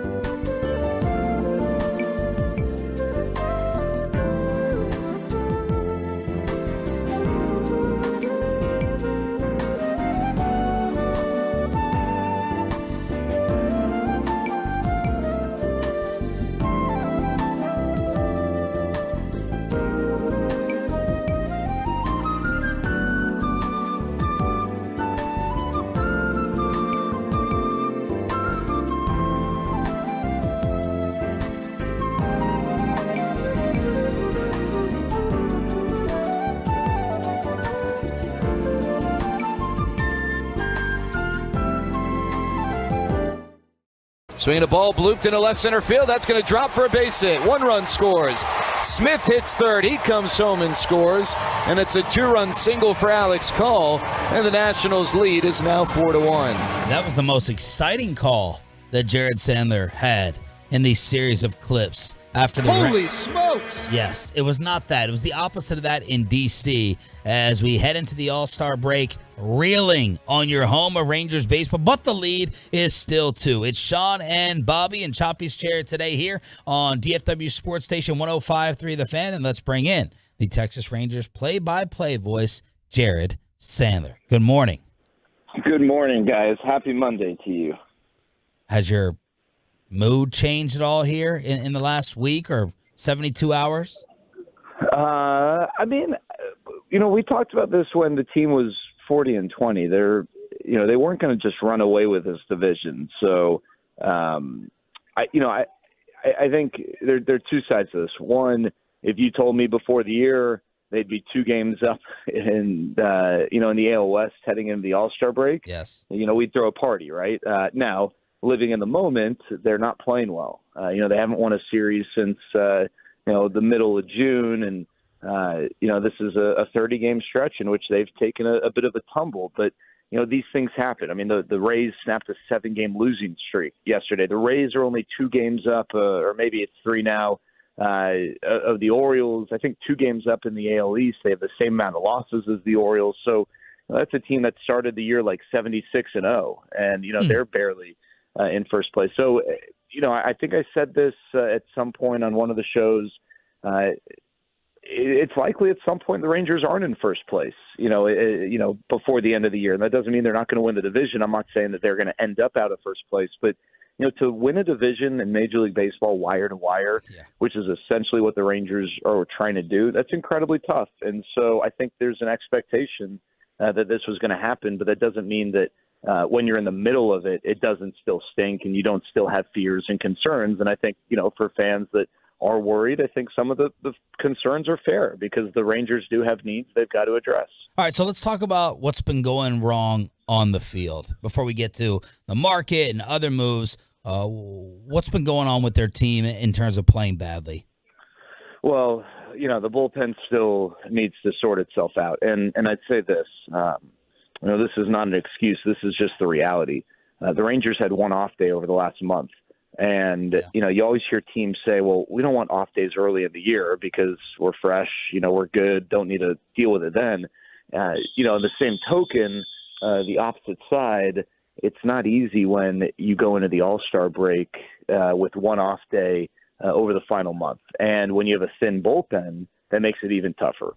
So I think the bullpen got exposed a little bit because of the fact there was just 1 off day and because they didn't have those off days to reset everyone and go into a game with everyone fresh and ready to go. And so the bullpen is still an area that needs to be addressed. And then, offensively, the Rangers haven't been as strong. They're getting on base, but they're not taking advantage of it. They were having success with runners in scoring position at a historic rate when the season started over the first, month and a half, 2 months.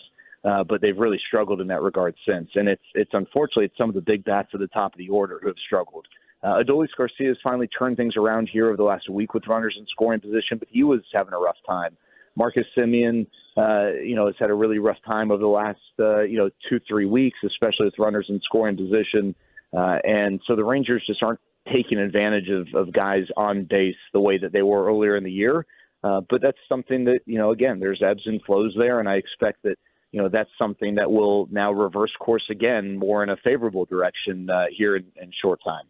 Jared, you kind of reference it there at the end that as we look at where some of these struggles are and what we expect to maybe return to normal versus, hey, maybe this is a regression to the mean. What do you look at right now among the Rangers' struggles that you're most confident that, hey, this is just a slump or this is the nature of the MLB regular season versus a regression to the mean? Yeah, I mean, I think first of all, the runners in scoring position is both. Because, yes, it is a regression to the mean, but over the last month they've been like bottom 5 in Major League Baseball. And I don't think anyone looks at this lineup and thinks that they're going to be bottom 5 in anything when it comes to just getting base hits. And, basic offensive production. So I think that's both. I think, you look at the bullpen, if they have the same bullpen, through the end of the season, then that would be a legitimate cause for concern. But I don't think any of us expected that's going to be the case. Whether it's a guy like Alex Spees, who, continues to have success in the minors, maybe a veteran like Ryan Tepera, who, perhaps we see in the next week or so. They signed him, after he was DFA'd earlier this year, and is having success in AAA. And then, of course, you've got the trade market in addition to the Rangers are likely to make there. So, I think there's something there. I do think that, with this rotation, it's a really good rotation. But I think it's a rotation that could absolutely, use a little bit of a boost. And I think that could help the depth of the bullpen as well. So, I think it's both, Bobby. I don't know that this was a 100-win team. Going into the year, we thought, hey, if this team wins 85 to 90 games, that's probably a fair mark, and maybe that's good enough for the playoffs. I think that they've performed in a way where now our expectation, fairly so, is, hey, now it's let's get 88 to 95 wins, somewhere in that range. But even, if you're winning 88 to 95 games, you're going to have stretches like this. So the one thing I'd say that this team just hasn't done yet is go on a run. I think their longest winning streak is 5 games, and I think they've only done that once. But they've had stretches where they've had a tough time, some 4-game losing streaks and whatnot. I'm waiting for this team to go on a run where they win 6, 7 in a row, or maybe they win 8 or 9 of 10 or something like that. They just really haven't had a lot of those stretches, and they haven't had any stretches more than 5 straight wins. So I'm hopeful that we get one of those right out of the break. But I do think that this is a team that they look sluggish, and that's not an excuse, because every team was gearing up for the All-Star break. But the reality is they look sluggish, and I think they really did need this break. Rangers play-by-play Jared Sandler here on 105.3 The Fan. How are you looking at the trade market now? Well, I think they're going to be aggressive. That's kind of Chris Young's MO, right? He's demonstrated that in a lot of ways already. I do think they've got multiple needs that they can address. I still think let's just start with starting pitching. I think that they could benefit from adding a starter that could kill 2 birds with one, or actually 3 birds with one stone, really. One is, adding a starter can help your bullpen depth, because maybe you bump Andrew Heaney or Dane Dunning back to the bullpen. 2, it helps you now. It just, you get a starter who can help boost your rotation. And then 3, Martin Perez is a free agent at the end of the year. There's an option tied to Andrew Heaney. Jacob deGrom's not going to be ready until late next year. If he does come back next season. So you have a need in the rotation this offseason, and you can maybe address that now. And then, obviously they need bullpen help. Is that 2 arms, 3 arms, 4 arms? I don't know. I think that they probably need 4 relievers to maybe help this bullpen, but it doesn't mean that they have to do all 4 in trades, right? I mentioned Alex Spees is a guy who's intriguing. Someone who could help later on, this summer. But I do think that, whether it's an Aroldis Chapman type who's got closing experience, or just a really good back-end type reliever, I think that they've got work to do. And I think they know that. And then, a lot of people have brought up the lineup. If the Rangers did not make an offensive upgrade, I don't think it would be a travesty. Yeah. But I think if there's an opportunity out there, then, why not? Why not, address the DH spot or a corner outfield spot just to get some depth? And then, a lot of people have asked about Evan Carter. Is there a possibility that Evan Carter's up to maybe address that need after the trade deadline? And I would say, yeah, there's absolutely a possibility.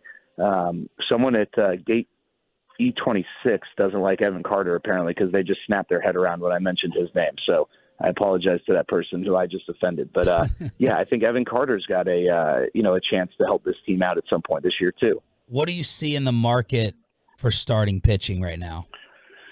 Well, you've got a lot of obviously a lot of guys that are out there and being discussed. I think there are a few teams who could really move the needle in terms of what they end up doing. I would say that Seattle, not that I don't know that Seattle was really ever going to move any of their guys, but the fact that Seattle's sort of making a push back, which shouldn't be a surprise. I think that's a really good team that just really underperformed. That could change things. But then you got the White Sox. I don't know what the White Sox are going to do. That is, in my opinion, a very poorly run team. They are a mess, and they are not good. They should move their guys, but they're not far from a playoff spot because that division is a total mess. But if they are willing to trade those, there are 3 starters now in that rotation who could impact the market: Lance Lynn, Lucas Giolito, and Dillon Cease. And so I think that, what the White Sox do could maybe impact whether or not this is a market with a lot of starters, which then helps the buyers, or where, if it's a market that doesn't have a lot of starters, in which case that really helps the sellers and it's going to drive up the price. So there are a couple of teams like that. But there are a lot of guys out there.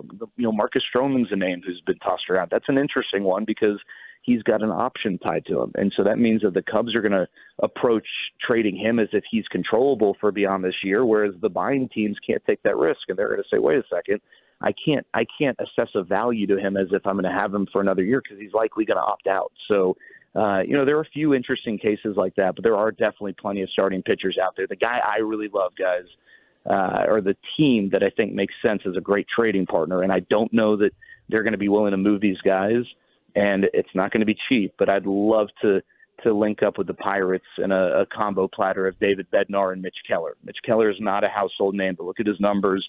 He is a really good starter who's under control. David Bednar, same thing. David Bednar is an all-star reliever who can close games for you. He can slot in the 8th inning, and he's also under control. I mean, those are 2 guys that are going to help you this year and beyond. But it's not going to be cheap to get them. But that's kind of a dream, realistic package right now. That is exactly the package I was wanting to ask you about, Jared, was the idea of if you went after somebody like Bednar and Keller, or maybe if the Mets decide, all right, let's sell a little bit. Let's move some of these pieces away and let's go Ottavino and, Max Scherzer. But specifically for Mitch Keller and David Bednar, what are you talking about potentially sacrificing? Like, let's throw out a trade here. If you say Keller and Bednar for Owen White, Jack Leiter, Foscue, Zavala, and Harris, does that get it done? And would the Rangers want to do that? I think that's way too much. I mean, I'll say this, Bobby. Anyone who sits here and is not having these conversations, in the war room, in the trade rooms, we have no idea. Mm-hmm. So I'm going to throw something out, and I'm going to tell you right now it could be totally off because every year the trade market takes on a life of its own in terms of the exchange rate. What David Bednar and Mitch Keller cost you this year is not going to be the same as what it would have cost you last year and next year and any other year. But I would say that you would have to be prepared to give up 2 of your top 10 prospects, and one of those will have to be a pitching guy. Now, I don't think Evan Carter needs to be in it, but Justin Foscue and Jack Leiter. Like if you told me, hey, Bednar and Keller for Foscue and Jack Leiter, and maybe you throw in, a lower level prospect, I think that maybe could get it done. It just depends on their evaluations of Leiter and Foscue. Do they feel like they've got a role for those guys, especially someone like Foscue who's knocking on the door? With Leiter as a pitcher, obviously you always have room for pitching, but I think I don't think you need to give up, the 5 guys you mentioned. I think that's a little too steep. Maybe it's Leiter, Foscue, and maybe it is Dustin Harris as a third. I don't think you need to necessarily add Zavala and one more in there. But again, like I said, I'll go back to what I said at the beginning. I don't know because if you would have asked me what Aroldis Chapman would have cost you, I would not have said it would have only cost you Cole Reagans and Ronnie Cabrera. Yeah. But, obviously, the market at that point, whatever was working in the Royals' mind was that, that was maybe the best deal that they could possibly get for him. So I just don't know. It's tough to say, but you would have to be prepared to part ways with a couple of big-name prospects. Jared Sandler here on The Fan. What is Jack Leiter's stock? So I think that his stock is definitely not it's dropped, right? It's not as high as it was when the year started. It wasn't high. It's certainly not as high as it was last year or right when he got drafted. But, I spoke to some people actually earlier this week about him, and it's obviously not super encouraging that he struggled and his most recent outing was not a good one.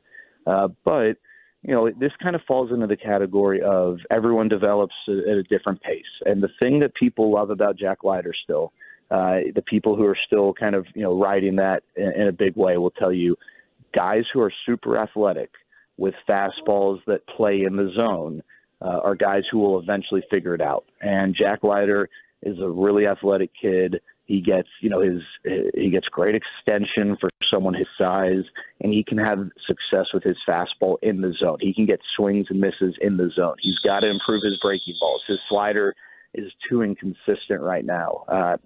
He doesn't throw it for a strike nearly as much, and it's not a pitch he throws competitively, consistently. Is there cause for concern? Absolutely. I would be lying to you if I said that everything was just peachy and that this is the normal trajectory. But I don't think that this is like a lost cause or anything, because he's still young and he's got a lot of things that work in his favor.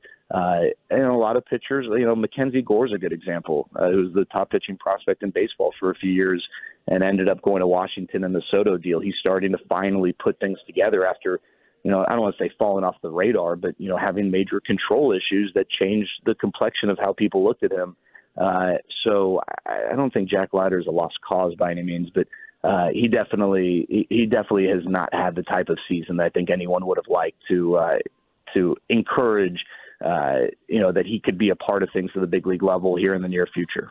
Where are you right now? I'm at the airport. I'm getting ready to go to the RJ Choppy School of Broadcasting. I'm not really sure what I'm getting into, because they actually told you in the information packet that they prefer that you have no preparation so you can get the full RJ Choppy experience. Is this for Pat Doney? No. I'm the RJ Choppy School of Broadcasting. Guys. I'm at the airport. I'm ready to go. I'm excited to meet RJ. And I heard the guest speaker today is going to be actually Sarah Countrywoman, who will be giving the opening address. So I can't wait for that. But what is the whistle in the back? I think anytime they open a gate or like the jet, I think that, it sounds like a fire alarm. I don't know. That's why I'm kind of like whispering, because I'm getting weird looks from people, and I'm not sure if, I think I'm like pissing a lot of people off. Can I say that? Is that? Yes, I'm sorry. If you need to, okay. Yes, you can. I think I'm really upsetting people. No, you're good. Real like quick, other players, team members, or just citizens? No, citizens. It's the All-Star break. Our plane last night coming back from wherever the heck we were, I forget, D.C., was like basically empty, because everyone goes and they do their own thing. The All-Stars go to Seattle. Yeah, they go, like Bruce Bochy went back to Nashville. Not a lot of people go back to Dallas unless they're planning on spending time in Dallas. We're going to ask you here in just a sec about Mike Trout 2.0 that the Rangers picked last night. But before we do, just real quick question, one more thing on Leiter. Do you think there's any conversation or consideration within the Rangers that, hey, maybe Leiter might project as a reliever? I think there are absolutely people in the organization who probably, if you ask them right now, would tell you that they think he ends up that way. But I think even those people would tell you that there's no reason to make that move right now. That you need to keep letting him grow as a starter and have opportunities as a starter. I think if it was a situation where he was pitching well enough to where you could consider using him out of the bullpen at the big league level later this year, maybe you would, factor that into how you wanted to handle him for this year. But that's not the case. I mean, he's not a big league option right now at all. And so you continue to let him grow as a starter, and it will play out the way it's going to play out. But I don't think there's anyone who's saying, hey, let's make him a reliever right now. But I think there probably are some people that are wondering whether or not that's his best role long term. But it's definitely not conclusive, and I wouldn't even say that those people make up the majority in the organization. Your thoughts on Wyatt Langford at number 4? Yeah, I mean, it's an exciting pick, obviously. Could have been the first overall pick, but, who knows? I'm not going to sit here and act like I've watched 50 of his games. I've talked to people who have watched a lot of his games, and I try to watch as much as I could during the postseason and a few games during the regular season. But I think what I love about him is he kind of fits the mold of the Rangers, philosophical approach to the draft in recent years. Last 2 years notwithstanding, but then prior to that, it was Josh Young and Justin Foscue. What those guys shared in common were, really strong foundational hitting approaches. The difference with Langford is that he's already starting to show some ridiculous power. I mean, he hits the ball incredibly hard. Everything he hits is absolutely scorched. His exit velocity numbers, which is, to me, a really good indicator of future success and realized success to some degree as well, are, at the top of the charts in college baseball. He's also a good athlete. He's not just the hitter only. I don't know that he'll necessarily stick in center field, but I think he's got a chance to be a really good left fielder. He demonstrated a much improved running ability this past year. And I think the other thing that's exciting about him is that, he didn't play his freshman year. He was a catcher, corner infielder, barely played, and then worked his tail off to become the guy that, he's become. And, he wasn't someone who had the red carpet laid out for him from the start. And I think there's a work ethic and a drive that the Rangers love about him. I've already heard people say, he can come up next year. I think let's learn a lesson from the Jack Leiter experience. And I know that he's a position player, not a pitcher. I don't want to set that expectation. Is it possible he's up next year? Absolutely. There's definitely a possibility late next year, but I don't think that should necessarily be the expectation. And the Rangers didn't draft him because they thought that he could help them in 2024. This is a guy who I think they feel like can be maybe the biggest power prospect who's come up through their system since Joey Gallo, except way more complete of a hitter, and someone who could, you can maybe build a lineup around if things really work out. So it's a really exciting pick. And I know the Rangers are eager to get him going. And, what I love is that because he's not a pitcher, they're not going to shut him down until next year. And, we might get to see some professional at-bats from Wyatt Langford in the minor leagues some point soon. Do you have any plans? You going to do anything during the week until you have to resume on Friday? Well, I told you this, the RJ Choppy school of, there's no preparation. You're not, and the first class, the only thing I know is that the first session is about how to change opinions over 72 hours and act like you didn't change opinions. So, I think we're gonna really have some fun, and I can't wait to enjoy my All-Star break getting better as a broadcaster thanks to the tutelage of RJ. Thank you, brother. Love you. Appreciate it. I'll be texting you in a second. Thank you.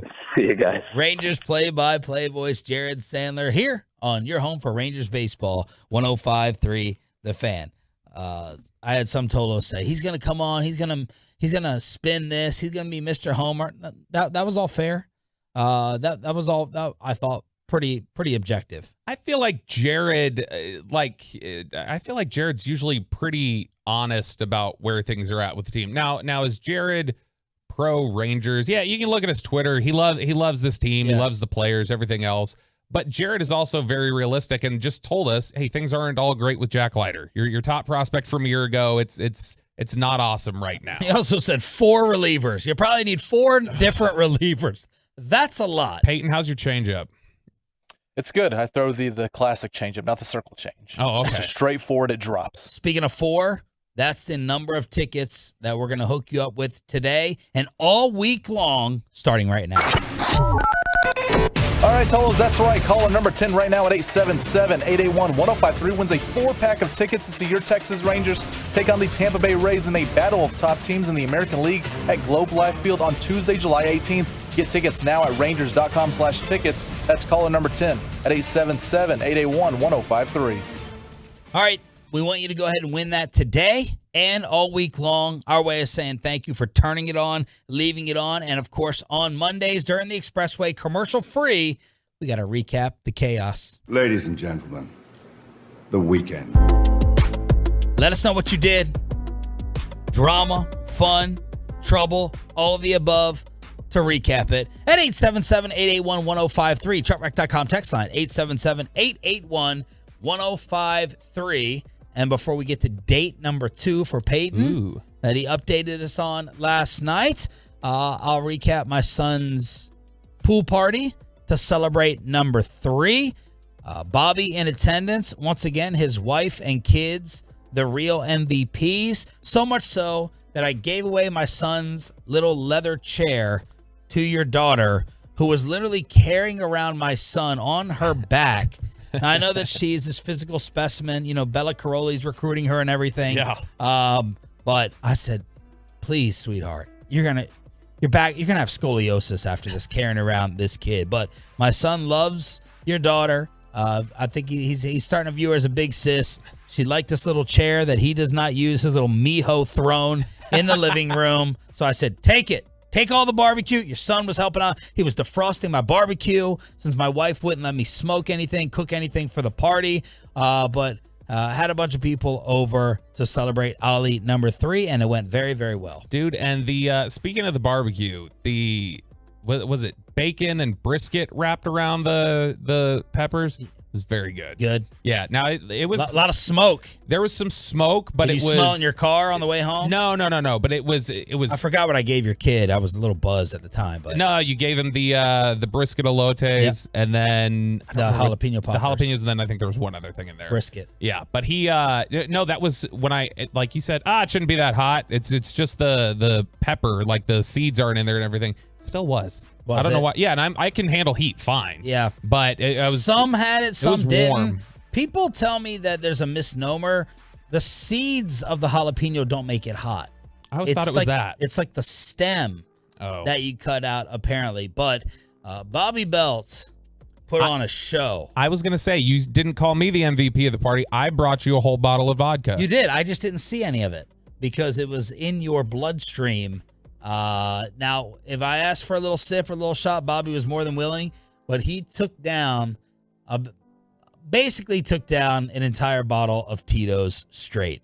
It was impressive. And I'm sitting there with your wife, and she's like, I can't drink anything. I got the sinus surgery. I'm like, well, you want me to get you some other stuff? You know, we're in East Dallas. All I got to do is go down the street. All I got to do is go to the gas station around the corner. Got that, Reggie. Yeah, I can get you something. I can hook you up. But she was knowing that it was going to be a long ride home for her as you were taking down the Tito's. Yeah, I was, and I wasn't the whole thing. I was probably all but maybe like five six shots of it though. Yeah, and then I think I left a shot in there, and so. But I was a good guest. I brought liquor for you. Yes, I just then drank all of it. Yes, you drank all of it. That's the life hack for Were you. you hurting? Were you feeling it? Yeah, I felt really awful Sunday morning. Yeah, it was like, and here's the problem. I still had some stuff that I had to do, some work stuff remotely. And so I actually went and laid down at 7:00 and had to set an alarm for 10 o'clock at night to wake myself up to do the work on the laptop. So I woke up needing to sleep for another 7 hours and kind of hungover and just like, this was an awful idea. But I'll tell you what happened outside of the party. I won my fight on Sunday. Oh, Peyton, the steak and shake battle. I'm gonna need you to weigh in on this, Peyton, and the truckwreck.com fan text 877-881-1053, because I have a feeling there's gonna be a lot of people who are aggressively on my side and other people who think I'm being a jackass. But here's the thing. It was my daughter's birthday yesterday. Addison turned 10. Happy birthday, Addison. And Addison, every year, we just say, hey, where do you want to go for dinner? Outside of just your party, where would you like to go get dinner today? You can pick. And every year she picks Steak and Shake. It's just what she likes. So we went to Steak and Shake, and we were going with my dad and my siblings, which I have a ton of siblings. So we ended up having 9. There's 9 kids. So I'm 9. That's a lineup. I have 8 siblings. Really 7. We don't talk to the oldest. But we got out there, and Kristen every year at this sort of thing wants to like collect presents and have a birthday cake. And even though it's not a party, like we're gonna have a party next week, but at this she still wants to have birthday cake and like cut it up and serve it up and have her open presents at Steak and Shake. And I'm like, a fast food restaurant is not the spot to be cutting up and doling out cake and opening presents. I felt like it was a little tacky, personally, and Kristen thought I was being a snob. And so we fought over it, and we asked Sean's opinion at the party, said, who do you agree with? And he sided with me, and I won. Sounds about white.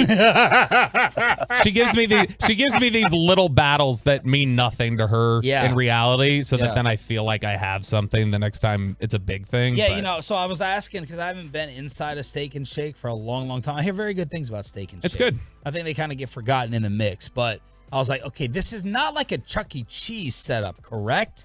And no, it's not. I mean, it's basically like a Burger King. Like you ever been to Freddy's or Freddy's? You ever been to Freddy's steak burgers? Okay, it's similar to Freddy's. It's not like a Chick-fil-A where there's a play area, right? Or a play space. No play area. There's a drive-through, and you go inside, and it's a dining room. It's a dining room and a drive-through. Yeah. I don't think you can do it. I don't think you can do it up there in the Steak and Shake. Why not just have the family go back to the house? Nope, not even that. I told it. She was like, so we're just gonna have to have everybody come back for cake? I was like, no, we can have cake. We don't have to have everybody come back for cake. Right. My in-laws, really my mother-in-law, hit up my wife and was like, hey, can we stop by Ollie's school during your pickup and give him his gift? And we're like, in the parking lot? Like, why don't you just stop by the house? Well, it's just figured easier. I'm like, no.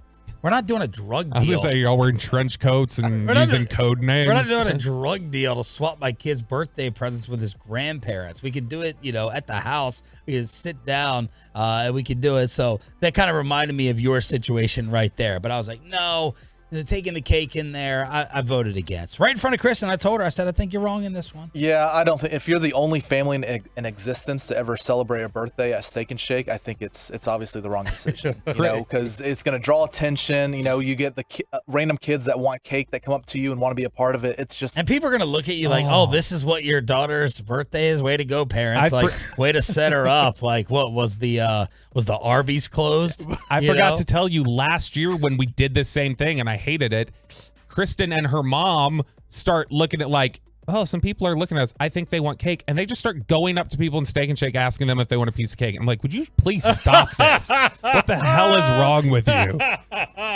All right, so you won the Steak and Shake battle. I did win that battle. That'll probably mean it's like, look, you haven't given me baby number 4, so you at least owe me this. And I think it also set in with her. She knows you would do everything you could not to agree with me and agree with her in that instance. And so the fact that you agreed with me, I think spoke volumes. All right, Pay, date number 2. Tell us about it. Watch out. It might be getting serious. It had been about a month since we had last been out in public together. So this one was a little better. So we're busy. She has plans, I have plans. So we're just trying to make what we can work with. But we had to get this in because I told her about vacation next week. She was like, okay, well, let's do something Friday. So that's perfectly fine. Let's do Mexican food. She said, let's do it. And so we met about halfway in between in Mesquite. Oh, yeah. My neck of the woods. Yeah, is it? Where'd you go? El Phoenix. Very good. Very solid. Very good place. Yeah, I did not miss the paying for 2 for a restaurant. That bill came out and we got margaritas too, and I was like, oh my goodness. 14 a pop. Oh, about 10 a pop. Yeah, and she wanted the top shelf. Pour a little Grand Marnier on top of that right there. Yeah, Is that said, what can they I get pour? 2 shots of tequila? Oh, geez. Did she say? No, she didn't. Did y'all take shots? No, we just had a strawberry margaritas. Okay. So very classy, but great food. It came out very quickly, and I was surprised, but yeah, it was a great time. We were there for a couple hours, so good timing, and then we went back home. To the Rock? You showed her the Rock? No, she wouldn't come to the Rock. She said, it's over a lake. I don't want to go there. And she said, you live with your parents, right? I said, unfortunately. No, you said they live with me. Yeah, that's Let's right. get it straight. I pay the bills at my place. Okay. So when you say we went home, you mean you went separate ways? Yeah. Separate cars? She went east, or she went west, I went east. Oh, how far apart are you guys? Like 35 minutes. She's in Dallas. She lives around here. So where do things stand? Where's this going? I don't know. It's just it seems like it's dragging out a little longer than I wanted to. I don't know. I don't.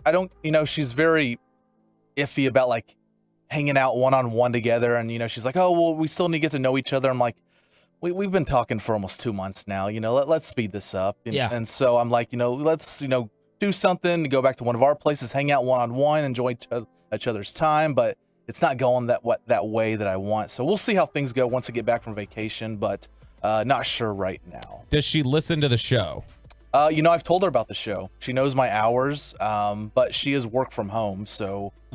So very, very passive aggressive then. You don't want the direct conversation with her about let's speed this up. You just want to say it here and have her toe low. Yeah, well, that's the thing is I tried to speed it up and she kind of turned it down. And that's when I got the vibes of like, okay, maybe not going the way I want it to go, but I guess if I have to settle, then. What do you think Peyton speeding it up looks like? What would that be? A 2 a.m. text. Show her the Rock. Over. That's right. Show her the Rock. All right, best and worst of the weekend every single Monday here on Sean and RJ. Choppy will be back tomorrow. What? And shout out to the 940, says they're heading into surgery now, and we helped him relax heading into surgery. So he said thank you. So wow. Shout out to the Tolos. What's the surgery?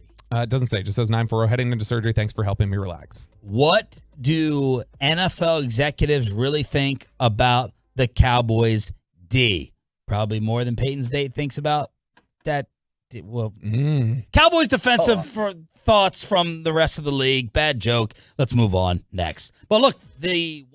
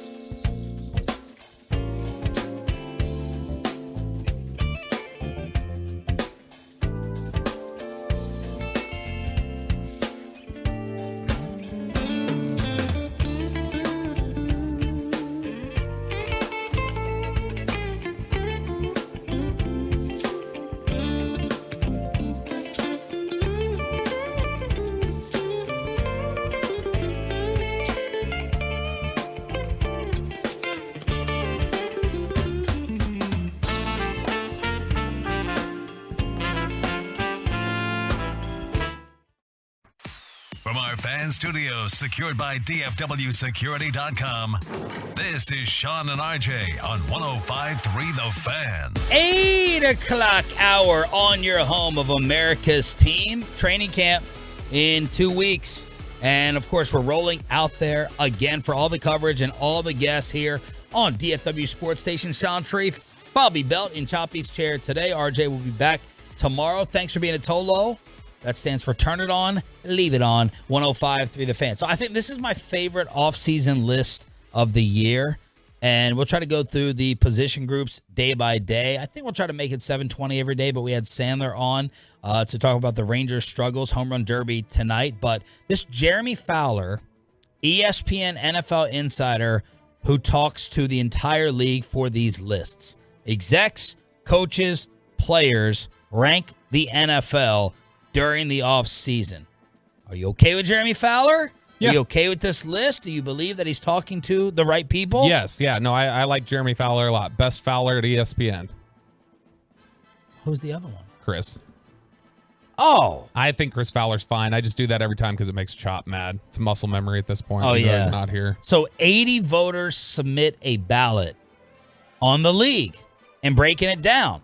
And I just feel like this list has a lot of credentials behind it. A lot of experience, a lot of knowledge. So let's start off with the first category, and it is going to be linebacker. Okay. Off-ball linebacker. Now, this year, well, I'll save it for the end. Well, I might as well do it because people will say, well, what the heck? You're such a man of mystery. Micah was left out of this category, all right? Which he was on it last year.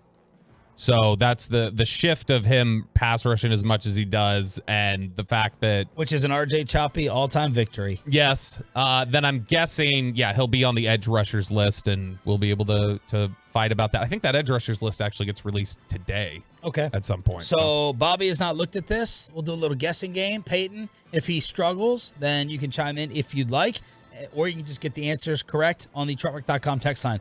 The number one off-ball linebacker in the National Football League is... Fred Warner. It is Fred Warner, a Cowboy nemesis, someone I find intimidating, someone I hate going up against when they play the team that knocks them out of the playoffs in back-to-back years. Last year's ranking, he was 3, and this year he's number 1 at the age of 26. He changed the way you think about acquiring or drafting. RJ says, don't go get linebacker. Does Fred Warner change your mind? An AFC scout said he's the perfect new age linebacker, great against the pass, but he can handle himself against the run. A big athlete with plus leadership and communication. Man, he is a legitimate difference maker on defense. And it's to the point of, you know, he was number 1 on more than 70% of these ballots. Yeah, he's easy to me the best off-ball linebacker in football. And it's something that you remember the impact Sean Lee used to have, where it's like it made no sense how just removing him from the lineup would make you like 100 yards worse on both ends. Like you were giving up 100 yards more rushing, you were giving up 100 yards more passing. They had lost something like 8 in a row when Sean Lee wouldn't play. They would give up a ton of points because he was everything for them. He was their communication. He made sure everybody else knew their job. He was on top of his. It was just, he was so advanced. I remember I did a casual poll one time asking people I know from around the league, players, scouts, everybody else, people in Dallas, outside of Dallas, asking them who the highest IQ football person they knew was, that they'd learned the most from. It was stunning the amount of people outside of Dallas had told me Sean Lee was the highest football IQ individual that they had ever come across. Wow. And so Fred Warner does that for San Francisco. He is very similar to Sean Lee in that respect. Okay, number 2, the executives around the league saying second best off-ball linebacker. Let's go with Roquan Smith. It is Roquan Smith. I disagree. Did you cheat and look? No. Why do you, I wouldn't say Roquan Smith, but that makes sense. Why do you disagree? Because I think that Roquan Smith is still living a little bit off of his pre-draft reputation and how Baltimore as a unit played when he went over there. I think he's been, relative to how people talked about him like he was going to be Fred Warner, and he's not Fred Warner. And so that first team All-Pro. I know there have been some people who made first team All-Pro that didn't deserve it, and so he's one that I think he's very good. I just would not have him above somebody like DeMario Davis. All right, so Baltimore sent a 2nd and a 5th, then gave him the 5-year, $100 million deal. Choppy was beside himself, could not believe a progressive organization like the Ravens, well, except for them passing the football, did something like this. But the quotes from the league, I can't believe the Bears let him out of their building. He's a stud. He's everything a linebacker is supposed to be. Doesn't have a weakness, intelligence, versatility, consistent tackler, plus athleticism. Your number 3 is? They're going to say Shaq Leonard. No. Let's go Starts with a Oh, it starts with a ch-ch-ch-ch. Let's go with, I don't know who a ch-ch-ch-ch Think would of be. a possible replacement for the guy I just talked about. In Chicago? Yeah. Damn it, why am I blanking here? Because you're not a real NFL insider. I don't know who it is. Tremaine Edmonds. Oh, you said cha-cha. I was sitting here thinking of like somebody's name who starts with C-H. Well, I mean, I thought that was a good clue. I got it. It made sense. You to know me, what I Sean. mean? Yeah. Tremaine Edmonds. I was trying to help you That's out. a stretch. And that gave you the team. He still didn't know it. Because I That's was a good like, there high-low is no clue right there. I was like, there is no linebacker for the Bears who starts with CH. 6'5", 250. Number 3. Number 4. Shaq Leonard? No. Matt Milano. It is Matt Milano. Last year, honorable mention. This year, number 4, reaching elite status, all-pro first-team honors, first Pro Bowl election as well, known for his pass defense. Someone said he doesn't look imposing, but you look up at the end of the game, and he stuffed the stats in every area, been a productive player for a long time, just has a ton of instincts and savvy. Number 5. Bobby Wagner. No. Someone we've faced many times over the past 3 years. Oh, someone faced, is it Dre Greenlaw? Nope. NFC South. Oh, Levante David? Devin White. Oh, Devin White, okay. Devin White. Last year, he was number 4. This year, he's number 5. An NFC scout said discipline and physicality appeared to be issues last year, but it's hard to crack the top 5 when that happens. Number 6 is Demario Davis. Good player. Last year, he was number 6. NFC exec. He's awesome. He seems to somehow be getting better. We hate playing against him. Number 7, Shaq Leonard. Last year, number 1. Yeah, he was somebody that I remember we talked about that Shaquille, last year. Shaquille If it was, well, he goes by Shaq too. And remember, he was Darius for the first couple years. Last year on the list, he was Darius. But remember, this was something that where last year, I think Micah Parsons was second on the list behind him. That's how high everybody was on Shaquille Leonard last year. Now there's a health question. Yeah, he's dealt with some injuries. He's been a little banged up, but yeah, I mean, I'm not surprised he's not number 1 anymore. I'm a little surprised he'd fall out of the top 5. 8 is Nick Bolton from the Kansas City Chiefs. Last year, he was not ranked. Number 9, I thought this was going to be a terrible contract. Maybe it still is, but he's 9 on this list. C.J. Mosley from the New York Jets when they paid him from Baltimore. C.J. Mosley wasn't all-pro last year. He was unranked last season on this list from NFL executives. And then Dre Greenlaw, San Fran at 10. Yeah, I mean, those are all sort of the names that I would think you'd throw around there. I guess I'm a little surprised. Bobby Wagner's honorable mention, the first honorable mention, then Levante David, then you have Logan Wilson and Patrick Queen from Baltimore. There are no Dallas Cowboys on this list. Patrick Queen's interesting to me because he was somebody that I felt like people have thought was a little bit of a disappointment. I think I'd have to go back and look. I think he played better, though, once Roquan Smith got there. But all those other names right there, the ones on the honorable mention, that makes sense to me. I'm surprised they wouldn't give a little bit of deference to Bobby Wagner. People were throwing dirt on his grave last year, and he was really, really good. And then Levante David, I think, deserves to be somewhere in the top 10. He's really good. But overall, I mean, I think we threw out most of the names right there that were kind of all in the area. I wouldn't have Roquan Smith number 2. That's my biggest problem with it. All right. Let's get this. Man, this is perfect for Choppy because he is out for Sean McVay's neck. Michael Lombardi went on McAfee's show. I love Michael Lombardi, former NFL GM. And Choppy has said Sean McVay is going to find his next scapegoat. He threw Jared Goff off the cliff. He'll throw anyone off the cliff to make himself look better, make his GQ self look better. And it looks like Choppy is right with this Michael Lombardi report on trading Matthew Stafford. No, during this offseason, before I think it was the 4th or 5th day of the trading of the season to begin, when his option bonus was getting ready to kick in, they attempted with a lot of effort to trade him. Any team could have had him. The problem was you had to absorb the $59 million. Got it. Right, and so the Rams knew there was no way around the $59 million. They couldn't get around it unless they traded him. And somebody else took it. Look, they traded Allen Robinson to Pittsburgh for a flop of 7s, and they paid $10 million to get it off their books. So they know they're in cap trouble. They know it's tough. Now, McVay's a great coach. Let's make no mistake about it. He's a great play caller. But defensively, if you can name who their starting corners are, if you can tell me who else is going to rush the passer besides Aaron Donald, it's going to be a challenge.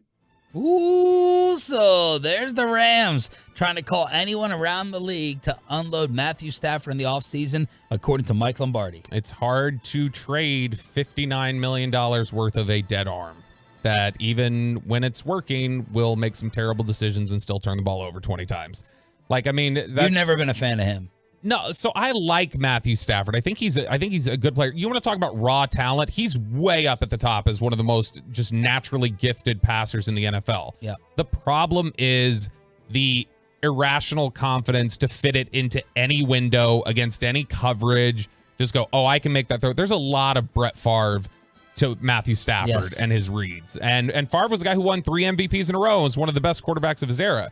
But I mean, Stafford to me is just, he makes too many dumb decisions. He trusted his arm way too much, and now that arm doesn't even work. It's like, okay, what does he have? What does he bring to the table if that arm may not even be working the same way? So there's some audio going around that Cowboy fans are a little worried about. Eagles fans are pounding their chest about this. This is Richard Sherman explaining that moment when he knew he needed to retire from the NFL. And the reason that Filthy is loving it, they're thinking that Devontae Smith broke Richard Sherman. See if you hear the same thing. Never forget, I was in Tampa, and I had just come back from injury. You know what I mean? Like a calf injury or something. And we had you guys on like a third. No, I had just came to Tampa. So that was my third game. And we had you on a Thursday night. And Devontae must have ran this comeback. And I had him under control. You know what I mean? I was like, bang, quick jam, like easy. Got him under control. He must have stopped, and I tried to stop. And my whole groin said, snap, snap, snap, snap. I said, oh, whoa. And then you're trying to guard him. You're like, chase him around. Like, please don't throw him the ball. Please. And our coach is looking at me on the sideline like, hey, you want to come out? You want to come out? I'm like, yeah, but y'all, they're in a hurry up. So I'm like bailing out. I was like, at that moment, I was like, yeah, this is probably my last year. I don't got it for these young dudes right now. So people are turning that into Devontae broke him. Like, was it DeAndre broke D'Angelo Hall? Who broke D'Angelo? Yeah, it was DeAndre Hopkins. In that practice made him tear his Achilles. And to me, this was more of a, I'm not trying to be a Cowboy homer and a Philly hater.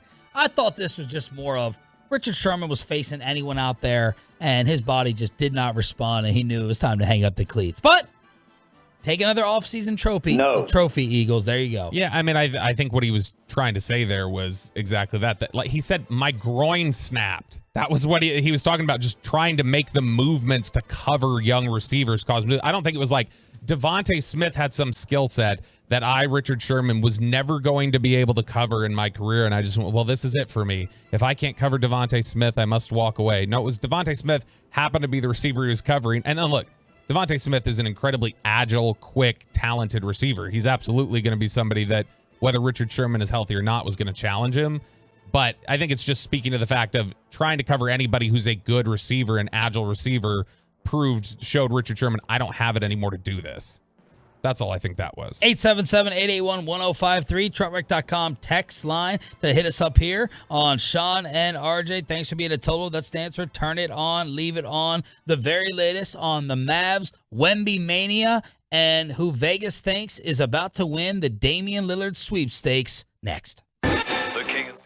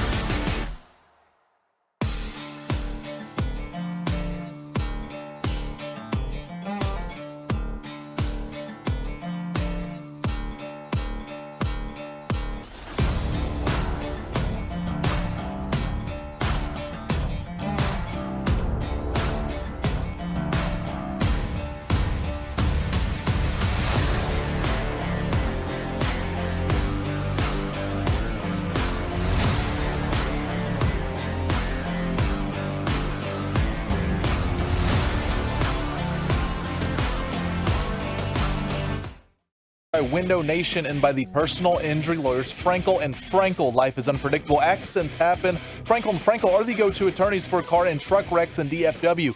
If you or a loved one have been in an accident, contact the Frankels at 214-333-3333 or go to truckwreck.com. Wembanyama missing, got it back, and one. And a little flex en français. That was the call on ESPN. Man, the Spurs are getting all the headlines. They're getting all the coverage. It's a dead time in the sports world. Man, it's dark out there. Look at that. It is. Like, those clouds are hanging low. It looks like it's still 6 in the morning out there. Oh, I just need this to stick around for nap time. Always makes me feel justified that I don't have to go out and do anything. You can just be lazy and go ahead and take the nap. Now I'm going to do it either way. I don't care if it's blaring outside with the sun, but it just feels a little bit better with some hail getting knocked against your glass in your window. That feels good to hear hail. No, that was an exaggeration. Bobby. No, you don't have the blackout curtains? No, do you? It's so like Kristen, I think we've got like, basically if she needs to nap during the day, she'll get like a comforter or something and just like hang it above the window to try and block it out. But she's needed it before because she'll get like migraines. Nap and stuff. From what? No, like she gets migraine. All the work, housework. Yeah, look. Hey, even Cinderella needed sleep. Okay. All right. Man, his wife, I felt guilty. She's at the pool party. She's like, do you need another drink? Let me get you another drink. I'm like, no, I'm good. She's coming back. She's getting coasters. I mean, she's a machine. She can't turn it off. No, it's like I told you. She got laughed at. What is she going to do at your child's birthday party in terms of going around and making sure everyone is fine? Dude, I was like, man. She stayed up till like midnight. This wasn't even the party. She stayed up till midnight just to decorate the like dining room area for Addison's birthday so that when she woke up, she had like made all these balloons and stuff and like put some tablecloth down and like made it this Mandalorian themed thing because she's super into Mandalorian, the 10-year-old. And so she just goes out of it. It's like I told you, she had said she got made fun of in like 3rd grade because they asked everybody at school, they're like, what do you want to be when you grow up? And everybody's giving their answers. And she said a mommy. And they all like laugh. But that's all she's always been. Hispanic culture, baby. She's always been. Get them while you can. Caretaker. And you've seen the youngest has it now. She's just taking care of Ollie the whole party. The youngest daughter is taking care of my son. The oldest son is throwing out all the trash and cooking barbecue. And then the wife is refilling all the drinks. And meanwhile, Dip S over here is just chugging vodka. Somebody back, like the true keeper of the throne. Getting drunk. Somebody had to. Somebody had to drink the alcohol. It was good job on the just parenting though, Bobby. Well done. Oh yeah, and Sean. Well done, guys. I tell his son, you know, I know that RJ got his son in a corner at my last party and said, keep breaking the rules at school. Keep getting suspended. Do what you want to do. Life is short. YOLO, baby. And I'm trying a different approach with him. Like, hey, man, you're my right-hand guy at these parties. You're my go-to. He comes up, Mr. Sharif, da-da-da, and this and that. He's talking to me about why my stools are falling off in the pool and my wiring with the electrical speakers. You know, I'm trying to form a bond here. Yeah, and did you say, hey, and you'll know more about that stuff if you stop vaping at school and getting kicked out of the welding program? No, I'm not here for that. I'm not here to lecture. You know, he's gotten enough of that from you guys. I'm here to be, you know, his go-to, his confidant, someone he can talk about these things with. Yeah, my parenting, my I'm not encouraging it. No, but I'm not scolding him. Kristen is the Remember one who who you're talking to. exactly. Yeah. R.I.P. TJ. Kristen is the one who is die. like I know is teaching Laura to be like the caretaker and like take care of Ollie and stuff like that, and that's very sweet. And then my side of the parenting, I did not tell her this, but Kristen believes it came from me. We were talking about allergies the other day and how it can make you sick because Addison's been getting sick with nut allergies. And Kristen talked about when she eats stuff she's not supposed to, how it makes her sick. And Laura, 7-year-old Laura, goes, Mommy, you're going to die on the toilet like Elvis. Gosh! That's what my 7-year-old said. She's a savage. How does she know about Elvis She dying? started watching Full House in the last year. And Full House? Yeah, Uncle Jesse. John Stamos, he's Elvis obsessed, and so she became aware of Elvis and knew how he. A couple weeks ago, she just came up to me and she goes, "Daddy, look, I'm Elvis dying," and she goes, "Eh." You should get just peanut butter and banana sandwiches. Like is that what Elvis ate? Yeah. Sports bet, but the Spurs anyway. They're dominating all the headlines. Summer League, Wemby Mania. who dropped 27 last night. Overpaying Greg Popovich. It's all in the news. Man, you're out for Pop. I am. Is this some just Mav homerism? No, it's you hate the Spurs?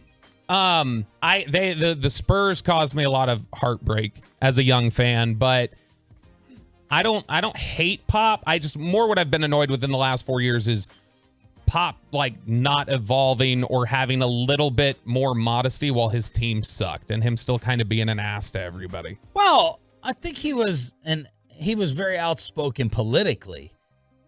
Oh, I just mean the way he handles sideline. I don't think they weren't put on TV. No, but I mean just in general, whenever he's dealt with beat reporters, I know when he comes through Dallas, people who just ask him innocent questions. You've got hate Pop politically, don't you? No. You've got a first-time Him and credential. Steve Kerr on your list. I hate no one politically. All right, or I should revise that. I hate everyone equally. Okay. And so because of that, I in a sense love everyone equally, but. No, Pop, the thing I don't like is you get a credentialed individual. It's the first time they've covered anything. They're covering it for a blog or whatever. He's a bully. They want to ask Pop a question, and then he's a jerk to that. And it's like, you're making somebody feel bad. Have a little bit of... Yeah. I'll give Garrett credit for that. Garrett always spotted somebody who's brand new and wanted to ask a question. He was very good about welcoming them and saying, hey, that's a great question, blah, blah. And Pop just doesn't have it in him, and it just kind of wears on me. Sportsbetting.ag. When will Damian Lillard be traded? As he has his agent telling every outlet who will listen, don't trade if you're not the Miami Heat. He won't play for you. I still don't know if I totally buy that. On or before July 31st is the favorite. Will Dame hold out? If not traded before the season, the favorite is no, minus 300. No way. No way he holds out. Look. Unless this whole reputation that he's built is completely fake. He's Derek Carr. Loyalty guy. Derek Carr. We're Derek Carr. He was Mr. Loyalty out front, and then it was, all right, I'm on the bench. I'm going home. First to report the trade with Reporter Wars. Who's the favorite? I'm going to go, I feel like Shams has been scooping more frequently, so I'll say Shams. It is Shams slightly over Woj. Will James Harden hold out if not traded before the season? No, as the heavy favorite. There's a report that Ime Udoka, he killed the Harden stuff in Houston. He's like, no, that's not going to work here. We're not bringing James Harden to this basketball team. That report came out. Makes me think, more highly of Ime Udoka. Doesn't make any sense. James Harden setting an example for all your other players? No, that doesn't make any sense. Tyler Hero's next team. RJ Choppy, for some reason, loves Tyler Hero. I think it's about his style because I don't know how much RJ has actually watched Tyler Hero play, but he wears a bucket hat, so he loves him. The Mavs are not on the board. Brooklyn is the slight favorite at minus 150. Then Portland, Atlanta, Chicago, with however this Dame trade is going to work. So that would be then that Vegas is telling you the favorite for the 3-team trade then is Portland, Miami, Brooklyn. Well, Brooklyn is the slight favorite for Dame. If it's not Miami. If it's not Miami, Brooklyn, Boston, New York, Philly. That's the order for Lillard. Harden's next team, the Clippers, the heavy favorite, then Knicks. The Mavs are on here third, which I don't understand. I don't get that. Is it just because they're trying to think Kyrie could try and swing something and say, bring him here? Is that what they're trying to hedge for? No idea. I have home run derby odds, though. Oh, let's get it. All right. Odds to win the whole thing. Actually, you know what? Let's have fun and go by the round-around matchup. Okay. Adolis versus Arozarena. Who is the favorite? Home run derby tonight. Adolis. Adolis is the favorite. Adolis. At minus 140. Arozarena is plus 110. Luis Robert versus Adley Rutschman. Oh, that's got to be Robert. It is. At minus 200. So more of a favorite than Garcia is. Pete Alonso versus Julio Rodriguez. Pete Alonso. Good job. Roberto. And Vlad Jr. versus Mookie. Vlad Jr. It is Vlad Jr. Well done. Odds to win the whole thing. Who's the favorite? Ooh, let's say Alonso. I'll go Vladdy. You guys got 1 and 2. It is Alonso. And then Vlad Guerrero is second. Then Julio Rodriguez. So in order, Alonso, Vlad Jr., because Alonso's owned this thing. Julio, then Adolis has the 4th best odds. Well, he's actually tied with Robert Jr. And then Mookie, Randy, Rutschman. Most home runs in the first round. Pete Alonso is the favorite. Least amount of home runs in the first round. Adolis Garcia tied for 2nd. So they're thinking Adolis has a possibility of flaming out. So the ones lower than that, I would guess, are a Rosarena or tied with a Rosarena or something like that, and Rutschman. Yes. Yeah, that makes sense. So he got a good matchup. He got a good matchup. He got the good matchup. Were you the one who sent about the home run derby chain? Oh, yeah, that awful chain. And we don't have a picture of it, but this chain they're giving out to the winner of the home run derby is so incredibly cringy to me.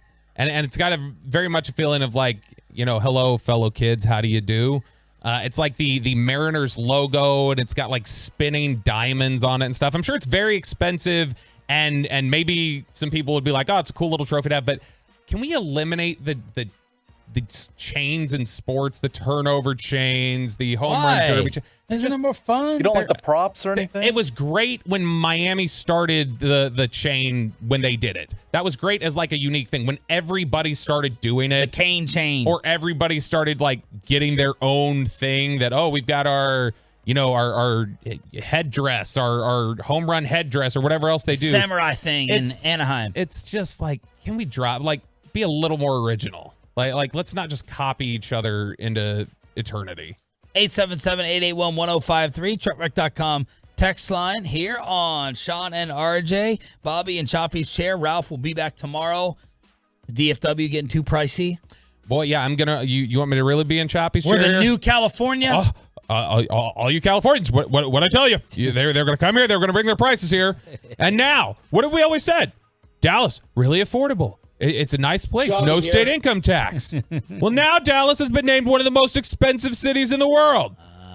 Says the city went up more than 20 spots on the new list of most expensive cities in the world. This is for Dallas. Yes, this is for Dallas. This is actually from the website is odyssey.com. Had this one. Oh. I saw KRLD tweet this. So it says, it seems these days the cost of just about everything is going up, and apparently living in DFW isn't helping much. A new report recently named Dallas one of the most expensive cities in the world. According to the report, 2023 hasn't been too kind to the Metroplex, as it's up over 20 spots from last year's list. Consulting firm Mercer's 2023 report on the most expensive cities was recently unveiled, and Dallas took a major jump on the list. Dallas is now ranked 53, which is up more than 20 spots. Houston didn't fare too well either, landing at number 61, which is up more than 20 spots. So this isn't just most expensive cities in the U.S. This is most expensive cities in the world. So Dallas globally is the 53rd most expensive city in the world to live in now. And it said what they're taking into account, whether it's real estate. So they look at housing, transportation, food, and recreation costs as a part of a cost of living calculation that helps global companies decide where to relocate businesses and employees. Dude, you cannot go out to dinner anymore. You can't go out for drinks. How much was that? How much was that date bill in Mesquite? After my 25% tip, it was $62. $62 for two? But they didn't eat. They just did margaritas. Oh, you did? Oh, this is for the Katy Trail.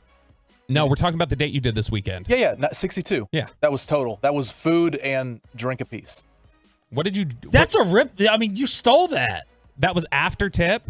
Yeah, well, I got fajitas. That was $15. She got like a taco plate, and then all right, two let's not ask him anymore. That's not that bad. You're not the right one to ask. But I wanted to hear what he ordered. He definitely didn't order steak fajitas. That was chicken fajitas.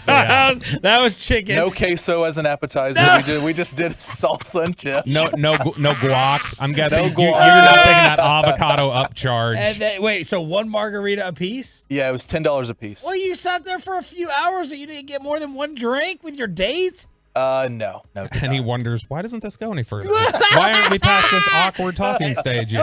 They were 10 apiece. One margarita a piece. You go to WinStar and winning. She hears it on the radio all the time. Peyton, you go to WinStar. Peyton, if you would have told me you were on this date.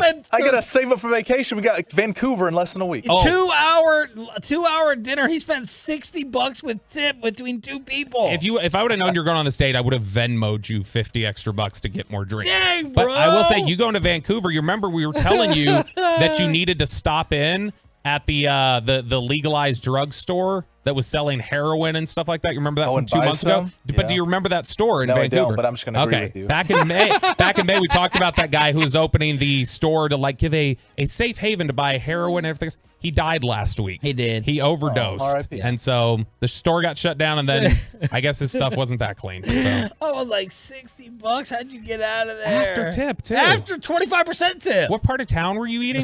Mesquite. Oh, Mesquite. Yeah, I mean, I did think about taking her to a Korean barbecue though. Oh god. How much would that cost? Oh, that's. I mean, where I go is 40 a piece. Before All you can eat? Yeah, all you can eat, 40 a piece. That's a process, you know. You gotta. Is she down to eat different food like that? Or Yeah, she just said no seafood. She's like Bobby, no seafood. oh, cheap date. That's good. Cheap and you said date. I eat seafood, and then you winked. Why the NFL is happy with clams. Why the NFL is happy with the surge in suspensions related to sports betting. That is next in Below the Bell right here on 105.3 The Fan. But look.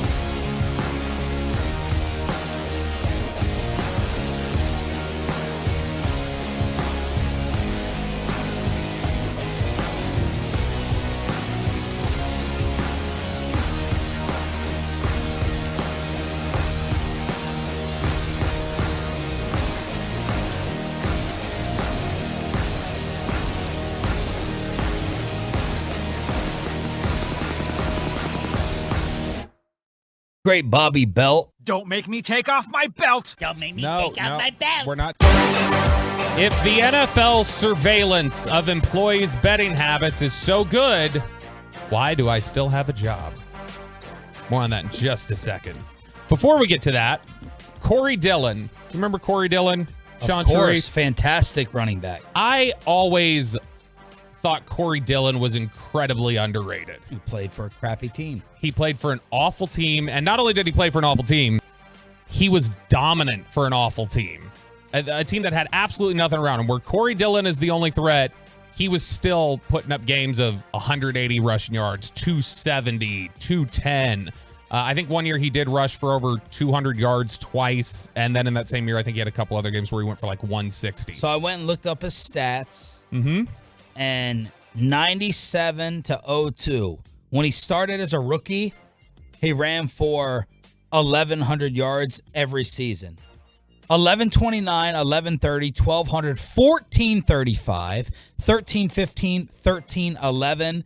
Then he went for 541 and then 1635 his first year in New England. Keep in mind, this was 16 games.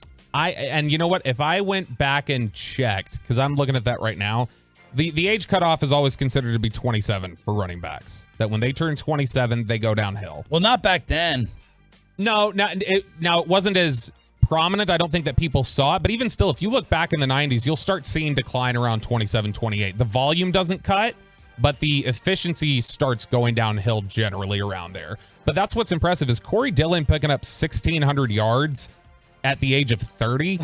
I would bet, if I went back and looked, I don't think there are many guys who have done that. He might rank really high on the most yards picked up by a 30-year-old running back. Like Corey Dillon is going to have more career rushing yards than Zeke. Yeah. Put that in perspective. Yeah, and Zeke was somebody who was dominant for a while. But Corey Dillon is 4 years. Not happy at all. And it's because of two things.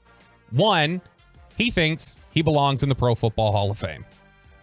And the other thing that makes him unhappy is, at the very least, he thinks he belongs in the Cincinnati Bengals Ring of Honor, where he is still absent. And he gave a scathing interview to Paul Dehner Jr. at The Athletic, telling them that his exclusion from the Bengals Ring of Honor is, quote, damn near criminal. And he's, quote, pretty sure they will put in bleeping John Kitna in there before they put me. He says, I want it all. I'm coming for it all. He wants the Ring of Honor and the Hall of Fame. He said, you know why? Because I earned it. So he's one of 14 running backs with at least 10,000 yards rushing and a 4.3 yards per carry average. 8 of them are in the Hall of Fame. Of the 6, 3 of the 6 that aren't in the Hall of Fame, 3 of them aren't eligible yet. So there's only 3 guys that are out, and he's one of them with at least 10,000 yards rushing and a 4.3 yards per carry average like he has. In the Hall? Yeah, that are in the Hall. So I would guess, without even looking at it, I'm guessing the other one, I'll pull it up right now, one of them is Fred Taylor. And to me, I kind of think about it, I go, Fred Taylor and Corey Dillon, I think, are 2 of the more forgotten studs of their era. Yeah. Where they were so dominant and so good. I think Corey Dillon was probably a little better than even Fred Taylor, but either way, does he belong in the Hall of Fame? I don't know. It's at least a debate, a conversation. It's going to be tough given the era. He got by the time he came up for eligibility, running backs were starting to get devalued. It just sucked where his eligibility came up. But it is criminal that the Bengals wouldn't put him in there. That was a brutal team and a brutal stretch. Yeah. That if there was one positive about them, it was him and like Willie Anderson at right tackle. Did Corey Dillon have legal issues? Could this be playing into it? Ooh. At all? I would hope not. I'm not sure. I'm going to allow myself the right to change my mind if I find out he got involved in something. Check on that while we bring up John Kitna. Did you see where his son reached a plea deal in the child pornography case? Will be charged with 2 misdemeanors instead. So a huge break for the Kitna family. I think that news came out on Friday. Yes, and in that same story, he'll plead down and he does not have to register as a sex offender. Wow. And so I'm sure that that's a huge thing for the Kitna family. I don't know Jalen Kitna at all. I know John Kitna a little bit, and I know he is a fantastic person. And so I hate that this whole thing would have reflected poorly on him. I don't see any personal stuff. I don't either. With Corey Dillon. It says he has 3 daughters with his ex-wife, so he got a divorce. I mean, I guess there's that, Sean. But other than that, no. All right, another headline. So this one keep from Choppy out of the fan ring of honor. That eliminates you just like that. Yep, you're done. And here in 10 months, I won't be eligible. Not that I was going in anyway. All right, so the NFL has extended its deal with their betting provider, and they must feel pretty good about all these bans that they're getting. When we say, why the NFL loves it, that they're getting all these suspensions, I think obviously they think it's a bad look, but also at the same time, I think they feel like it gives them a little bit of a moral high ground. Yes, and there's been no true big dog busted. So it's kind of worked out perfectly for them. I mean, yeah, who's the biggest? Ridley? Oh, yeah, by far Ridley. But then, the second biggest is that Titans tackle that you were talking about. The Titans lineman. Nicholas Petit-Frere. Yeah. They also got Jamison Williams, though. So Jamison Williams, Calvin Ridley. But yeah, we have not yet had Jamison Crowder or Jamison Williams? Jamison Williams. Yeah, Jamison Williams from the Lions. We have not gotten obviously we haven't gotten like a Joe Burrow or somebody like that yet. And the question is, would they want that? Like would they No, but in terms of if they discovered it, would they want to? Do you think that's something they just look the other way on? Because my initial thought is they do. Well, they'd have to look the other way privately. That's the thing. I think that typically my inclination would be that they would look the other way. The only thing that gives me pause about it, though, is that this league spent millions for the right to suspend the face of their league in Tom Brady. Went to court for a year, spent millions in court fees to be able to just have the right to say, we should be able to make you stay suspended for 4 games. So I think they're more concerned with, I don't know. Belichick, it was a continuous spits in the face. I mean, it was so seedy going into the locker room. And I don't have a problem with the National Football League and what they did with all that. All the mass holes, of course, your Dave Portnoy's and your Barstool Sports saying it was nothing, but, actively going in, trying to deflate footballs. It was a repeat offender thing as well. We got to make an example that they're not above the league. I don't think it's the same. Well, the NFL is this is never going to get changed though, like marijuana. I know I see a couple text messages. What's more outdated, this or the weed policy? This is never getting changed, and it's why Pete Rose is out, and the reason why I've supported Pete Rose being out. And everyone calls me, old man on the bench. This is why. You can give zero suggestion. Once the National Football League thinks that the public loses trust in the legitimacy of the game being played, you become wrestling. And that's why they can't go near it whatsoever. RJ was, I think, half joking when he's like, oh, the Colts, they were betting on, they were betting on their team. And they were saying their running back was going to hit the over. Does not matter. You cannot open Pandora's box. You can't even introduce anything within the realm of the conversation. You can't do it. No, and it's also because you're essentially talking about insider trading with that specific bet too. I know the game plan. I know exactly how many touches he's getting in Vegas is way off on this one. Yes. He's going to pick up all these yards. Then forget just about the integrity of the game, which it still is a big deal. At that point, you're talking about gaming the system, and the NFL is not in the business of screwing over their financial partners. Yeah. Those are the ones that they want to keep happy. And you can't if you want to forgive Pete Rose and let him in because enough time has gone by, that's one thing. It does not matter if you bet on your team to win. You can't open Pandora's box. You just can't. But it's so funny while they're extending their gambling deals. Yeah, they're extending their gambling deals, getting more money from this as they're telling their players, and there's all this confusion from the players about what exactly are we allowed to do. Now, look, I think that there is some of this that's a little confusing in terms of where you can bet, what you can do, things like that. That's why Calvin Ridley recently said, my advice to people right now would be just don't do it. And that way you don't have to wonder about, am I on team premises or whatever else. There's a little bit of that. How are they tracking guys at the facility making bets? How are they catching people if you're at the Star in Frisco? Genius Sports right here. So in order, they've got to basically have tracking data so that they can know where you are, so that they can know if your bets are legal in the state, like any sports app or whatever else. So they're tracking every player's phone. Genius Sports is then able to identify bets made by names and where they were, and then provide that data to the NFL. So the NFL can see, oh, okay, we know this is Jamison Williams, for instance. All right, Jamison Williams, where does it say he was? He was there. Okay, at this time, yeah, that was technically on team property. He can't bet there.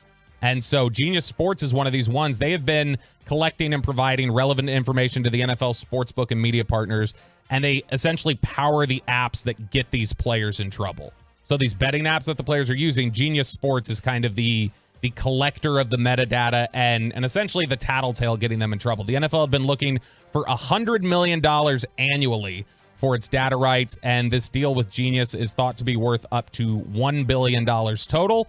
In 2022, the NFL became the largest American shareholder in Genius with a 7.7% stake. So it is a little bit talking outside both sides of your mouth when you're doubling down on this, or you have the one that I always think is funny is you watch NFL Network and it's like, hey, who's our Caesars pick to cash in today? And then you're having this sponsorship read by someone and present this, hey, this is your best bet, by somebody who's not even legally allowed to make the bet themselves because they're an NFL employee and they don't want you to do that. And so I do find it a little bit funny that that's where it's at. Dalvin Cook, he is apparently going to wait until closer to training camp to make a decision on where he's going to sign. And you know what this tells me, Sean? He's not getting offers? They have been lying to us.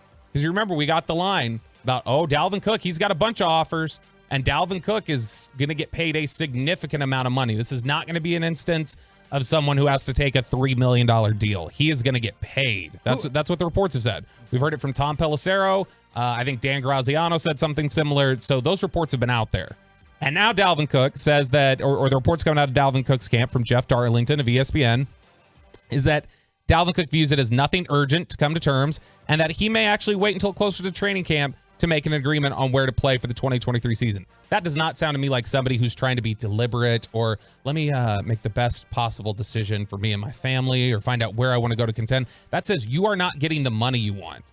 If you were being offered, if this position right now, given the way the NFLPA has pressured running backs to make sure they get paid and they don't screw up the market for future running backs, if you have a significant offer on the table, the PA is twisting your arm to do not sit there. You sign it. Sign it. Don't let this come off the table. Don't let a team second guess it or think different. You need to sign it. So all of this posturing about him getting a big deal, maybe one comes to fruition, but it's not out there now is what it tells me. Because if he's not signing, he doesn't have the big money or the opportunities that he thinks he should have. This is the move of someone who thinks, I'm not getting what I should. This is the same play Zeke is making right now. DeAndre?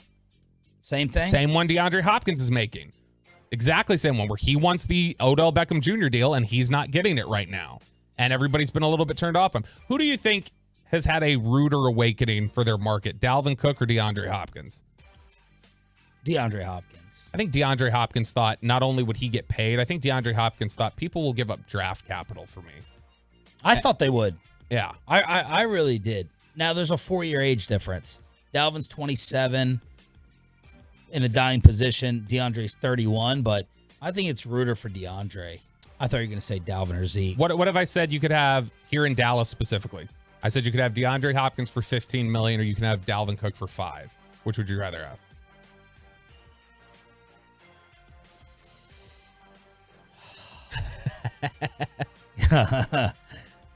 Oh, I think it honestly. CD, Cooks, Hopkins.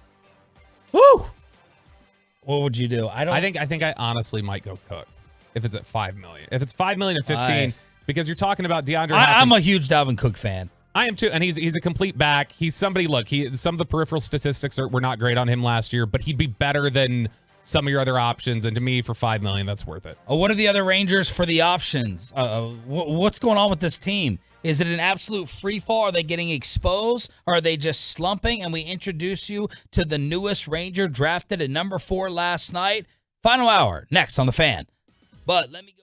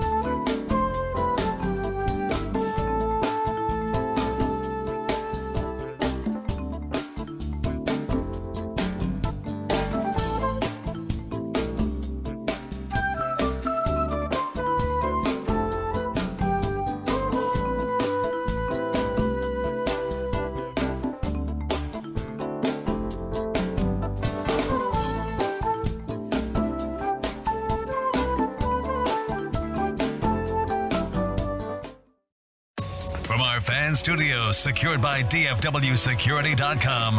This is Sean and RJ on 105.3 The Fan.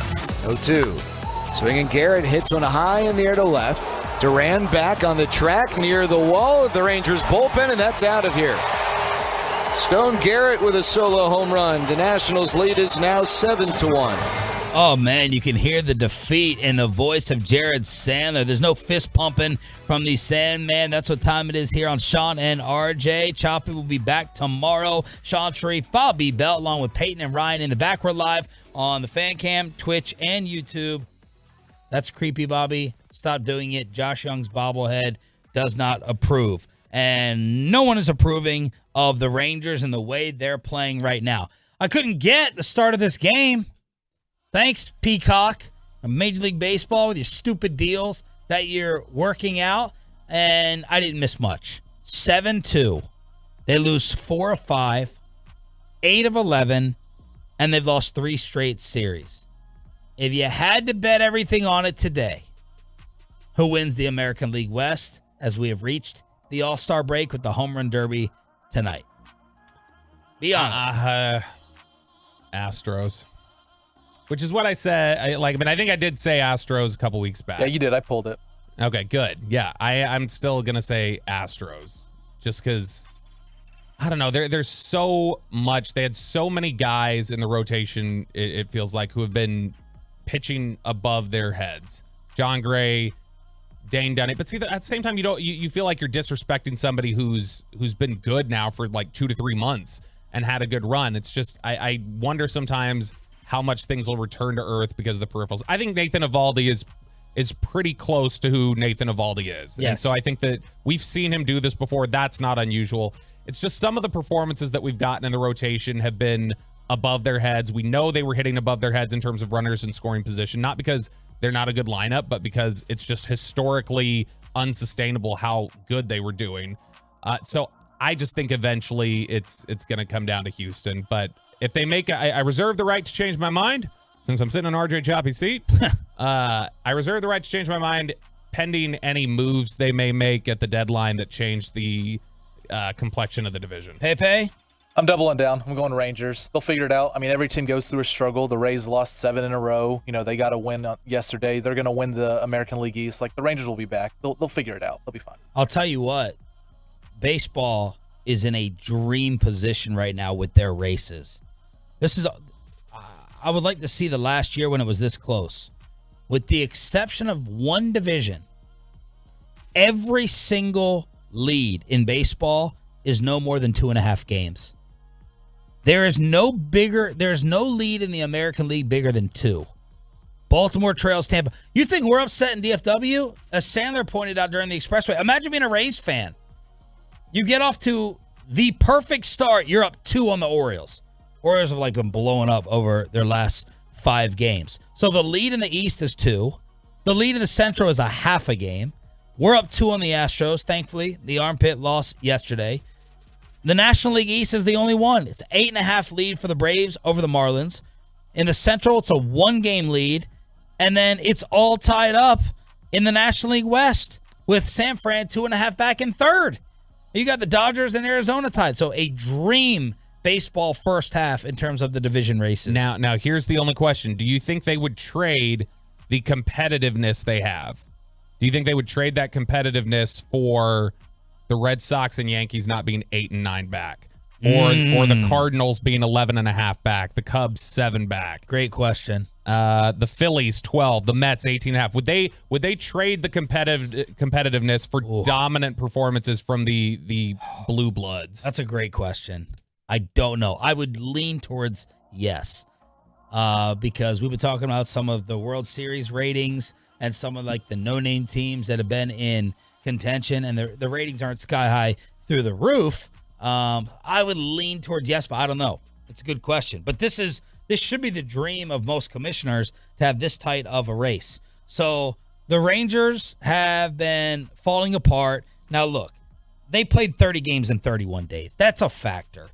They played 17 straight games before this day off today. Their last series win was June 21st, but they're still having the 5th best record through 91 games in franchise history. That's fantastic. But tomorrow, we will expose some things. We'll do a legit, overhyped, overrated, slumping, regressing. We'll really go player by player and talk about how much of this first half was a fluke. Which, before we dive into it, because we haven't even looked at this yet. This is just something we were talking about doing during the break. So we haven't dove into it yet. Who is, or dived, I don't know which one it would be. Who is just your natural reaction off the top of your head that you would think that guy has been playing above his head, this guy has been a little bit below, and I expect him to be better? Is there anybody with the Rangers that stands out as like, that is the guy that he's played way too far above his head? Dane Dunning. I instantly think Dunning or Gray as the guy. But see, I also... But Gray has regressed. But let's not give away the whole segment. No, he's starting to. I know. I was just saying that. Which one? I was curious before we look at it, because I may look in the peripherals, may say Dane Dunning's awesome. I will say this, though. Bobby has been anti my boy, Max Scherzer, and Scherzer got blown up again. 5 innings, 5 earned yesterday for the Mets. They lose to the Padres 6-2. He's got a 4.31 ERA with an 8-3 record. Maybe this should mean the price is coming down. That's all. It's a good thing. The price is coming down for Max Scherzer, but Sandler was looking to Pittsburgh for a possible trade package like you were. Yeah, it's a couple of the names that we've kicked around. Mitch Keller, who's got 2 years of control, 27 years old, really good pitcher for the Pirates. And then they've got a really great back end of the bullpen guy in David Bednar, who is also got a couple years of control. He's younger. And so if you could get Bednar and Keller in some sort of swap, if they'd play ball with you, we don't know. And that's what Sandler was trying to say was, I don't know if they'd be willing to go here, if they'd be willing to make this move. But if you could find a Scherzer and an Adam Ottavino, a Dillon Cease and a Joe Kelly, I think that'd be the dream for them. Go find a starter and a bullpen piece that they can get in a package back. I was surprised that with as good as Keller and Bednar have been, and the fact that they're young and they have multiple years of control, I was a little surprised that Jared seemed to think it could take just as little as 3 pieces, that you could give up Leiter, Foscue, and maybe Dustin Harris or something like that. Because I was thinking if you're just wanting Keller, you might have to give up 2 big prospects. And then we throw Bednar in there and the control. I was thinking maybe you have to give up like 4 or 5. But I would hope that Jared would be right. And if he is, I would make that trade in a heartbeat. If you're telling me I can get Bednar and Keller for Leiter, whose stock is down, Foscue, who's been good, but there's a log jam in the middle of your infield. You've got Corey Seager and Marcus Semien already. You're looking for any at-bats you can get for Ezekiel Duran. You've got, Luis Angel Acuna coming up through the minors. You've got plenty of middle infielders. You can give one up. Look at our boy. Yeah, look at Brett Boone. Brett Boone in the celebrity softball game facing Jenny Finch right now. Well, let's make fun of him based upon. Oh, that's gone. What a. Oh, my gosh. That may actually. That's gone. Oh, you thought it was going to leave the big league park. I was wondering, but he hit a home run in the softball game. Look at that. Brett Boone going yard off Jenny Finch. Yeah, it is against Jenny Finch. He joins us every other Wednesday here on Sean and RJ. So how about that with the All-Star Game festivities? Adolis Garcia is going to be participating tonight. All right. So the pattern has been bad Ranger loss, exciting good news later on in the day. It happened again with the number 4 pick in the draft. The 4th pick of the 2023 MLB Draft, the Texas Rangers select Wyatt Langford, an outfielder from the University of Florida. All right, the ESPN panel saying Pete Alonso, this is the first kind of change up in the draft. This is the first kind of hiccup that people were talking about, Bobby. How so and why? Because this is a player that was thought with certainty was going to get taken in the top 3. And maybe 1. There was a lot of people who thought he was going number 1. He was projected by MLB.com, both of their writers, Jim Callis and Jonathan Mayo. Both of them projected that Wyatt Langford would go number 1 yesterday to the Pirates. Now, the Pirates ended up taking Paul Skeens, and then Dylan Cruz goes second. But everybody, I think, kind of felt like, all right, well, number 3, here's Wyatt Langford. When he didn't go there and it was Max Clark, I think that the Rangers just didn't have any anticipation he would fall to them. This is, to me, feels similar. It's probably even better, but it feels similar in terms of this is completely unexpected, and he's way too good a value for what we're picking, to CeeDee Lamb. Like if you want to draw a football comparison, it's similar to Lamb getting to you at 16. And you're like, how does this happen? This is the 6th ranked player we had. There are a lot of people who had Wyatt Langford number 1, top of the board. Great raw power, really good hit tool, a guy who's got a really advanced approach at the plate. We talked to Sandler earlier, and he said it. He said there's a better than 0 chance that Wyatt Langford could be up next year. It's not necessarily likely, but he could get to you by the end of next season. And so that's the benefit they get in getting somebody like Langford who played some college ball and isn't fresh out of high school the way a Walker Jenkins is. David, is it Sco or Show? Schoenfeld. David Schoenfeld, who came on the show when I was out, said the Rangers have to be thrilled to see an advanced college hitter fall to them with the 4th pick.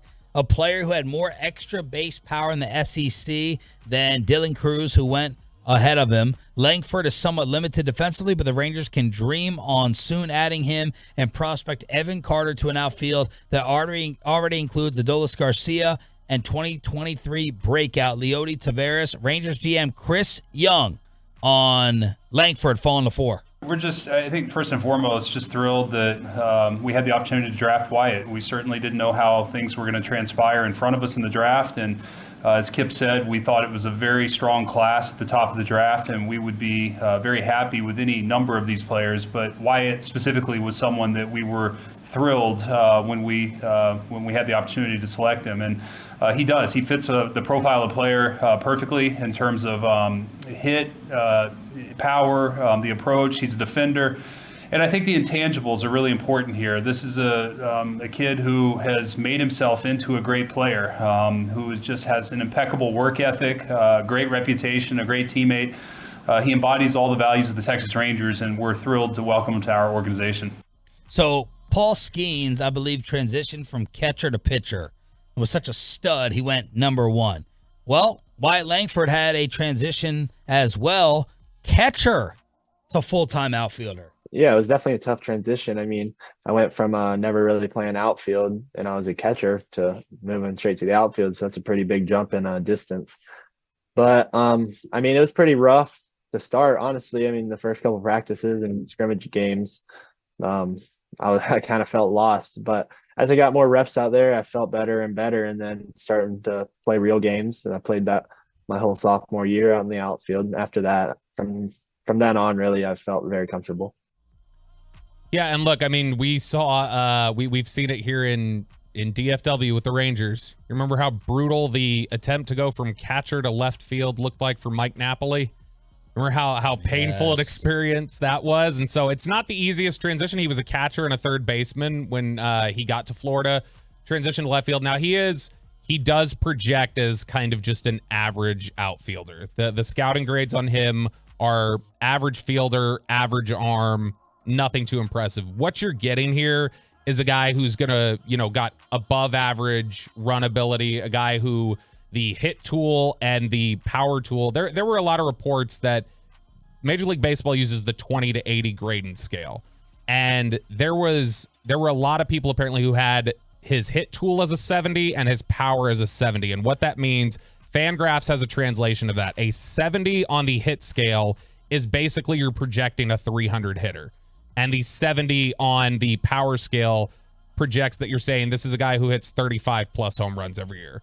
So the guy that they're getting here in terms of his ability at the plate is, look, project. If scouts are right about him, you're talking about putting somebody in your outfield who's supposed to hit 300 and hit 35 to 40 home runs. And that's huge when you consider Leody Taveras and how he's progressed and how good he looks this year. And then the fact that they're bringing up Evan Carter. And Evan Carter looks like a real five-tool player and somebody who is going to be a guy who potentially could get 400 on-base percentage because of the type of plate patience he has. You can get those three together and they hit the way you project, you should have the best outfield in baseball. What else are the Dallas Mavericks looking for? An early look at their Summer League action with Derek Lively making his debut and some college sports scandals as well, all followed by Crosstalk with KMC next on The Fan. But first, have you ever heard of the 5 Ps? Proper planning.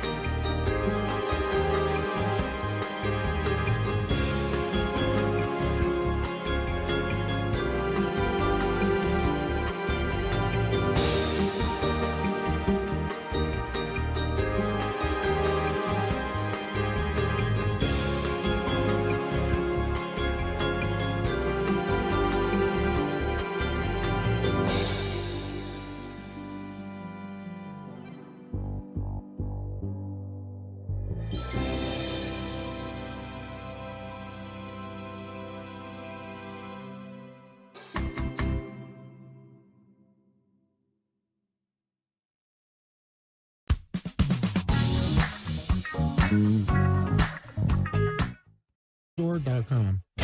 And it's back to Sean and RJ right here on 105.3 The Fan segment, brought to you by the personal injury lawyers Frankel and Frankel. Life is unpredictable. Accidents happen. Frankel and Frankel are the go-to attorneys for car and truck wrecks in DFW.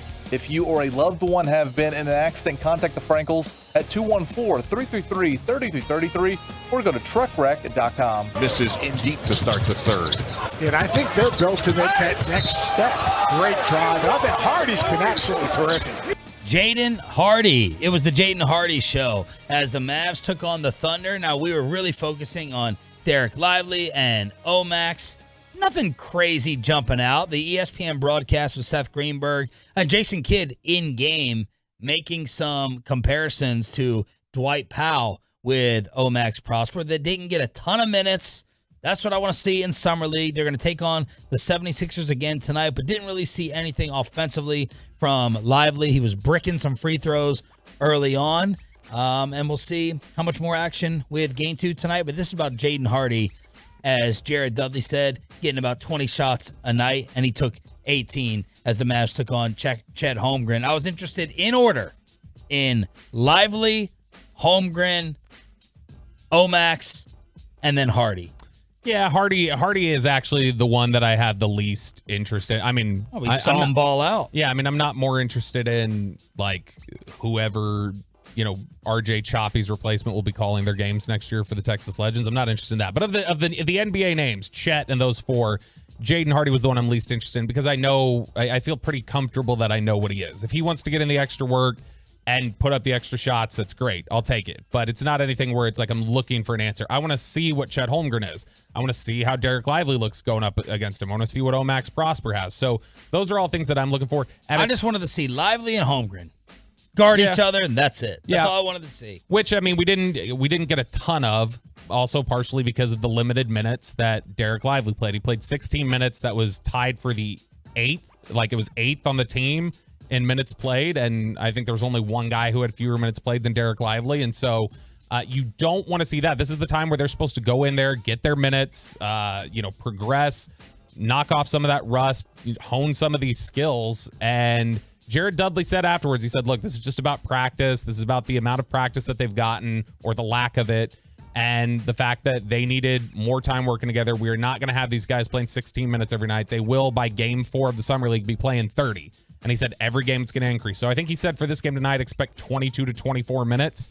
So a little bit of a boost, but still, I want to see these guys in here for the vast majority of the game because I want to see what they have, knowing that they're likely going to have to be in the rotation next year. And Cuban was sitting courtside with Kyrie as Luka was getting engaged to his childhood girlfriend, Bobby Belt's wife, pouring one out as Luka was her free pass.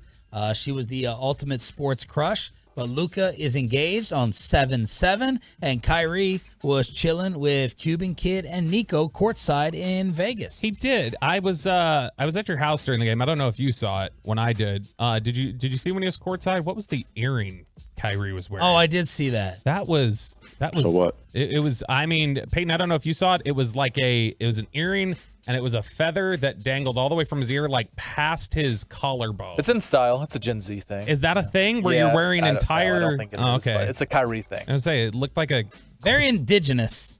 Yeah, it looked like like a quill pen, so that like he can just take it out of his ear and like write checks or something. Autographs. Yeah, something like that. He's a man of the people. But so Game 2 tonight against Philly, and then the Wembanyama show. I made appointments for this. I made appointments for the highlights Friday, and last night while the Rangers were picking at 4, I wanted to see if Victor could respond to the ugly debut because he was getting crushed.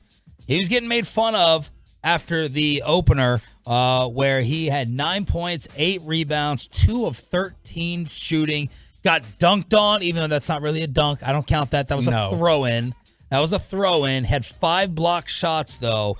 But he had a rough debut. He airballed a 3, hit another one off the backboard, the far side of the rim. And then yesterday he responded. It was supposed to be Victor versus Scoot. Scoot had a shoulder issue in his debut against Houston, but Wembanyama scored 27 points, showed off some of the three-point range, He is obviously a massive, massive human being, and now the hype train is back up for Victor after game 2. Yeah, he is. He's no longer Michael Olowokandi. He is back to being the greatest prospect in the history of professional sports, according to Woj. I do think that based off of what we've seen, he'll be a good defender right out of the gate, and the skill set's there. He'll, and I'm sure with their $16 million head coach there in San Antonio, Greg Popovich, that he'll hone those defensive skills rather quickly. The offense, I think, is going to take some time. Like, I wouldn't be surprised if it could be a case where Victor Wembanyama shoots like 39% this year. I think it could. At 7'4"? Yeah. Especially as far away as he plays. Yeah, he models his game after KD. Durant, by the way, in his opener, stunk it up for 5 of 17. So I just went and saw that. 5 of 17 in his debut. But Wembanyama, he's got some nice touch. He had better touch from 3 than the free throw line. But how many just offensive boards is he going to stick out his hands for and put back? Yeah, he's just going to have that Sean Bradley, Yao Ming benefit of just putting his arms up and be able to snatch them. Did you catch yourself at all during these highlights or watching him go, what could I do? What would I do at 7'4"? How easy is this? Are you kidding me? What a joke. I was getting in my confidence feels while watching him over the weekend. 7'4", are you kidding me? Wouldn't have to spend $62 on a margarita and some fajitas, I'll tell you that. That's right. You would have just gotten the date. Speaking of food, there's something we didn't get to in best and worst of the weekend. I know that, you were complimenting my great barbecue with my, brisket elote and jalapeno poppers. Is this what I think it is? It is. The number one food post and reaction from the morning show throughout the weekend, and we might as well do it here. It's still breakfast time. Bobby Belt's scrambled eggs have taken over Threads. It's taken over Threads. It's eggs. It's taken over Twitter. So explain to us what you did and how you did it. Well, real quickly, you just said it's eggs, meaning it's super easy, right? Yes. Because so overhyped. I had said I cannot believe this is making headlines. Because right now. Here's the thing, they will. You know what Gordon Ramsay has said before? He says when we get a new chef in the kitchen, he said the first thing we have them do is make us a scrambled egg. Yep. He said because most people have no clue how to do it. Yep. And so he said, I still screw them up. I can't get them perfect. He said that's our test method. If they come in here and they cook a scrambled egg right, he said I know they can cook anything else we ask them to. Yep. So what Gordon Ramsay's basically saying is I might be the greatest chef in the world, just like I am the greatest golfer if I simply tap into it. Is what we're getting at. But to be honest, I just literally follow step by step what Gordon Ramsay taught in that video. Really? That's all it was. Because I watched a Gordon Ramsay scrambled egg video in the past, and I still can't get him right every time. So here's what it is. What made you pick Gordon Ramsay versus this other chef that had you put ham in your meatballs? I saw it in on TikTok one day or something. It just popped up and it's like Gordon Ramsay teaches you how to make this. And I was like, okay. And I've watched a couple different videos. He teaches it different. Oh, he does? In a couple different ones. But the TikTok one, the one I saw is the one I keep doing. So what he does there is he says like you crack the eggs into the pan. He's like, he said you whisk them in the pan. He said, don't whisk them before and drop them in. So you crack them into the pan, throw a little butter in there, and then he says... With the pan on what heat? Contrary to popular belief, cook it on some high heat. He said what you do is you put it on some high heat, and he said it's like risotto. You just stir nonstop. Yeah. And then he said... My wife tells me I over stir. I'm like, no, Gordon Ramsay does this. He said, don't stop stirring. Take it off of the heat. He said because what happens is the pan is hot enough that it's going to continue to cook it as you remove it. And type of pan you get is important too. Did you have a non-stick? Yeah, non-stick. And so you just keep taking it off, putting it on. And he said also people make the mistake of they salt the eggs when they whisk them. And he said that breaks the egg down. Never knew that. So what you do is you get down to where the butter's melted. As it's about 75% of the way cooked, that's when then you hit with the salt and the pepper and you just get it to where it's not. So you didn't put in his running. creme fraiche? I know you didn't have creme fraiche at the Belt House. No, I did, but I did have the Kerrygold Irish butter, the grass-fed butter, the really, chef's kiss butter. Yeah. And so did some of that and then some salt and some pepper at the very end, took it off, put it on the plate, and then some Yellow Bird habanero hot sauce. And it was great. It looked immaculate. I have I can't cook anything else. I've nailed the scrambled eggs lately because of that. So you've done this multiple times? Oh yeah, I've made scrambled eggs like a dozen times in the last month. And you feel like you can nail them every time? Kristen does it. Like Kristen says, she doesn't want to make them anymore. She's like, if we're making scrambled eggs, you make them. Peyton, you got to give it up. It was impressive. And they have that perfect look to where they could be undercooked, but that's exactly where you want it. And I was a little jealous. They had some bounce. They had some bounce. You didn't cut up any chives? No, I didn't do that. Now here's the thing. So again, from the beginning of the process, you take 3 eggs. I did 3 eggs. Yeah, 3 eggs, and you have the pan on high already. Yeah, but I don't until they're cracked in and the butter's there. I don't put it on the heat. But the heat it's already like warm. So it's not like the pan is heated. No, but you put it on to high heat and then you just start stirring. You stir it. Why do you stir it in the pan versus beforehand? He explained it in the video. I don't remember why. Okay, so you do it in the pan with the butter. Yep. And then at the end you salt and pepper. Yeah, but you just take it on and off the heat like every 30 seconds. And that's what it is. Okay. Now, the fact that Peyton's like, it's easy to make a scrambled egg. Why is everybody freaking out about this? I now believe that Peyton just doesn't know what good scrambled eggs are. Like, he just doesn't have a good frame of reference for it. Well, we should have a cooking contest up here then. Don't make me orange magic your ass. I will. I don't want to comment on that. Kevin Gray just sent us this. So do you think you could make scrambled eggs just as good? Oh, yeah. I could do it. Okay. And I put salsa in mine, by the way. I throw a little salsa in mine. Well, he put habanero. No, but you put it on top, didn't you? I mix it. I cook it in the salsa. Oh, that doesn't sound good. I just retweeted it. It's got, it had 80 likes somehow. Just a thing of scrambled eggs. But everyone's commenting that they look money. They're perfect. Like I say, you could bounce. Bounce a quarter off them. Do you judge when to take them off based on something, or you're just going by 30 seconds, like on off heat? No, I mean it's just roughly 30. I'm just kind of if I get the feeling like it's cooking a little too fast on the bottom, maybe keep it off the heat for like a minute instead of 30. But just kind of eyeball it. Bobby Belt putting on the cooking display. KG just sent us this. The New York Times is disbanding their sports department. That's very interesting because doesn't the New York Times own The Athletic? I don't know how. I think the New York Times owns The Athletic, and so if that's the case, does that mean this somehow impacts The Athletic, which has had a lot of layoffs recently? Is there someone at the New York Times that we know? Andrew Marchand, the media guy's New York Post, I believe. Yeah, he's not New York Times. I don't know of anybody off the top of my head that writes for the Times. Was Joel Sherman with them? I don't know. I can't remember. So there it is, for what it's worth. New York Times. Oh, we have some sports college controversies. Bob Huggins and his wife are saying, we didn't resign.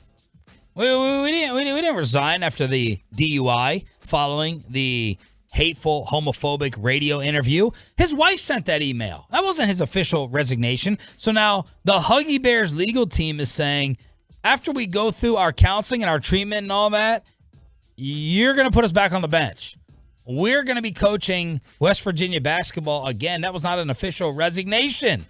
And the school's like, no. He's the best. We're not going to put you back on the bench. And then we have a Northwestern hazing incident, including sexual assault allegations against the coach and the team.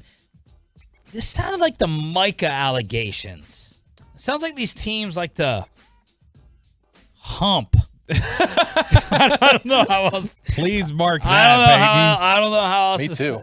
I don't know how else to say it. I'm sorry, but egregious and vile and inhumane behavior during Pat Fitzgerald's run, hazing traditions like I don't even know if I'm saying a bad word. Maybe runs giving and runs miss.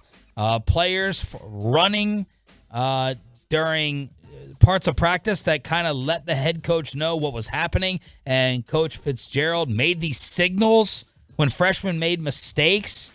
And then also saying that, there was like humping going on. I'm dumbfounded. Wasn't that like the Micah accusations coming out? Yeah, there was. I don't remember if it was that specifically, but there definitely were like hazing traditions, including forced nudity, various degrading acts like bear crawls and slingshotting with exercise bands, the car wash where naked players would allegedly spin at the entrance to the showers, forcing others to come into contact with their bare bodies. Yeah, and I don't remember the specifics of it, but there was a guy who had actually, Isaiah Humphries, he felt like he was harassed by Micah Parsons and Yetur Gross-Matos enough to the point that he ended up transferring to California. But that was something that I know when Micah got asked about it, because he got asked about it at his pre-draft press conference, and he had said, like, look, I mean, that's something that it's all kind of out there for you guys, and, you know, I've talked about it plenty, and I think he's tried to just generally avoid talking about it anymore now that he's in the pros. All right, the new television stars back from D.C. What does he think about the Rangers free fall, their new draft pick, and Wemby and Mavs mania during the Summer League? Mike Bassick returns to the KNC masterpiece next. Just a quick with BetQL. The Major League All-Star Home Run Derby is tonight, and believe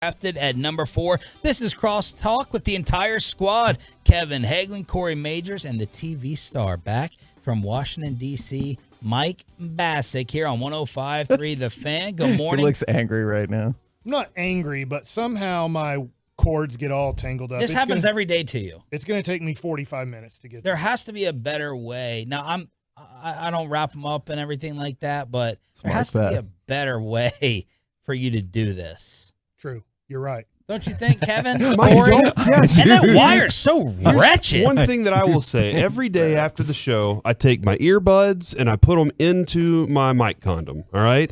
And then I take my charger and I wrap it up. I wrap it up and put it into my backpack in separate areas of the backpack so they don't get connected to each other, Mike. We're going to work on this. I'll help you out, man. Adrian's good at organizing. She showed me some tricks over the last week. Are you good at putting your hose up, Mike?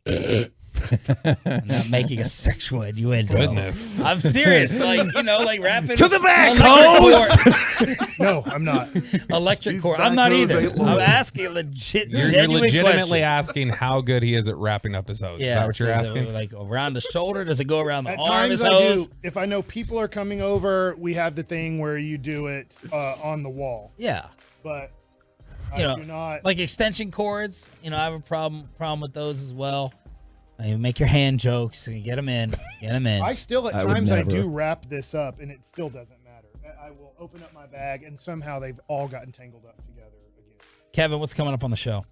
That's Corey's job. Oh. I'm off now. Oh, yeah, I'm sorry. All right, on the show today, I know that we will be doing an announcement, a pretty significant announcement, by the way. Am I leaving? What you texted me about the other Congratulations, day? Mike. No, that is different. And Mike knows, by the way. So it sounds like we are getting Barry Bonds on the show. What? Yeah! We just Then got you just ruined the announcement. Just got to. No, that's a different announcement. okay. At 1 o'clock. Because of a Mike tie-in? Kind of, yeah. So I have never heard Barry Bonds he doesn't. There's certain guys level of status and stardom. They don't do radio interviews. Yeah. Michael Jordan, LeBron James, they're not doing radio interviews. By the way, we can't print or talk about, or tweet about it until Monday. So just telling you, just help us out with that. We can talk about it on air. Yeah, I don't know. That's weird. Why? But listen, the big announcement. That's, that's not the big announcement. That's not the big announcement. Oh dear. You have Jeff Kent. At 1 o'clock during the C block today, we will announce the cupcake payoff.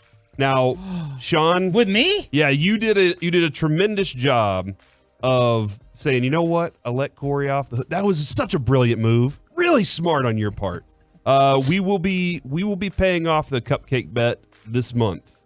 So did you have to look at your watch to determine this month? Yeah, that's just kind of. I wanted to see what time the month was. I had your back in that. I appreciate that. Thank you very much. We're gonna raise some money for a charity. Oh. And we're gonna announce all the details here at 1 o'clock today during the C block. Plus at 11:22, Wanker of the Weekend. Wanker of the week. Yeah, that's my favorite segment. Because Wimbledon's going on. Got to keep it current. All right, Michael, what are you more interested in? Mavs rookies, Wemby, or Rangers draft pick? Or what are you starting the show with, and we won't do that? Dude, can I just say about Wemby, people have no patience for anything. His first summer league game was bad, and they're like, told you, bust. Starting the show with Rangers get the top prospect in the draft, question mark? Let's talk about summer league then.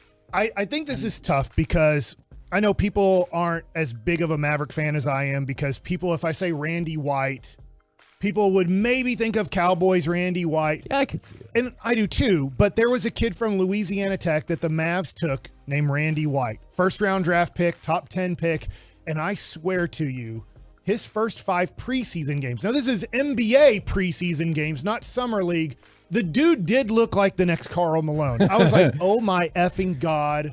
We did it. We screwed up not getting Karl Malone the first time. We got the next Karl Malone. This dude is getting 20 and 10 in preseason games against real NBA players in preseason NBA games.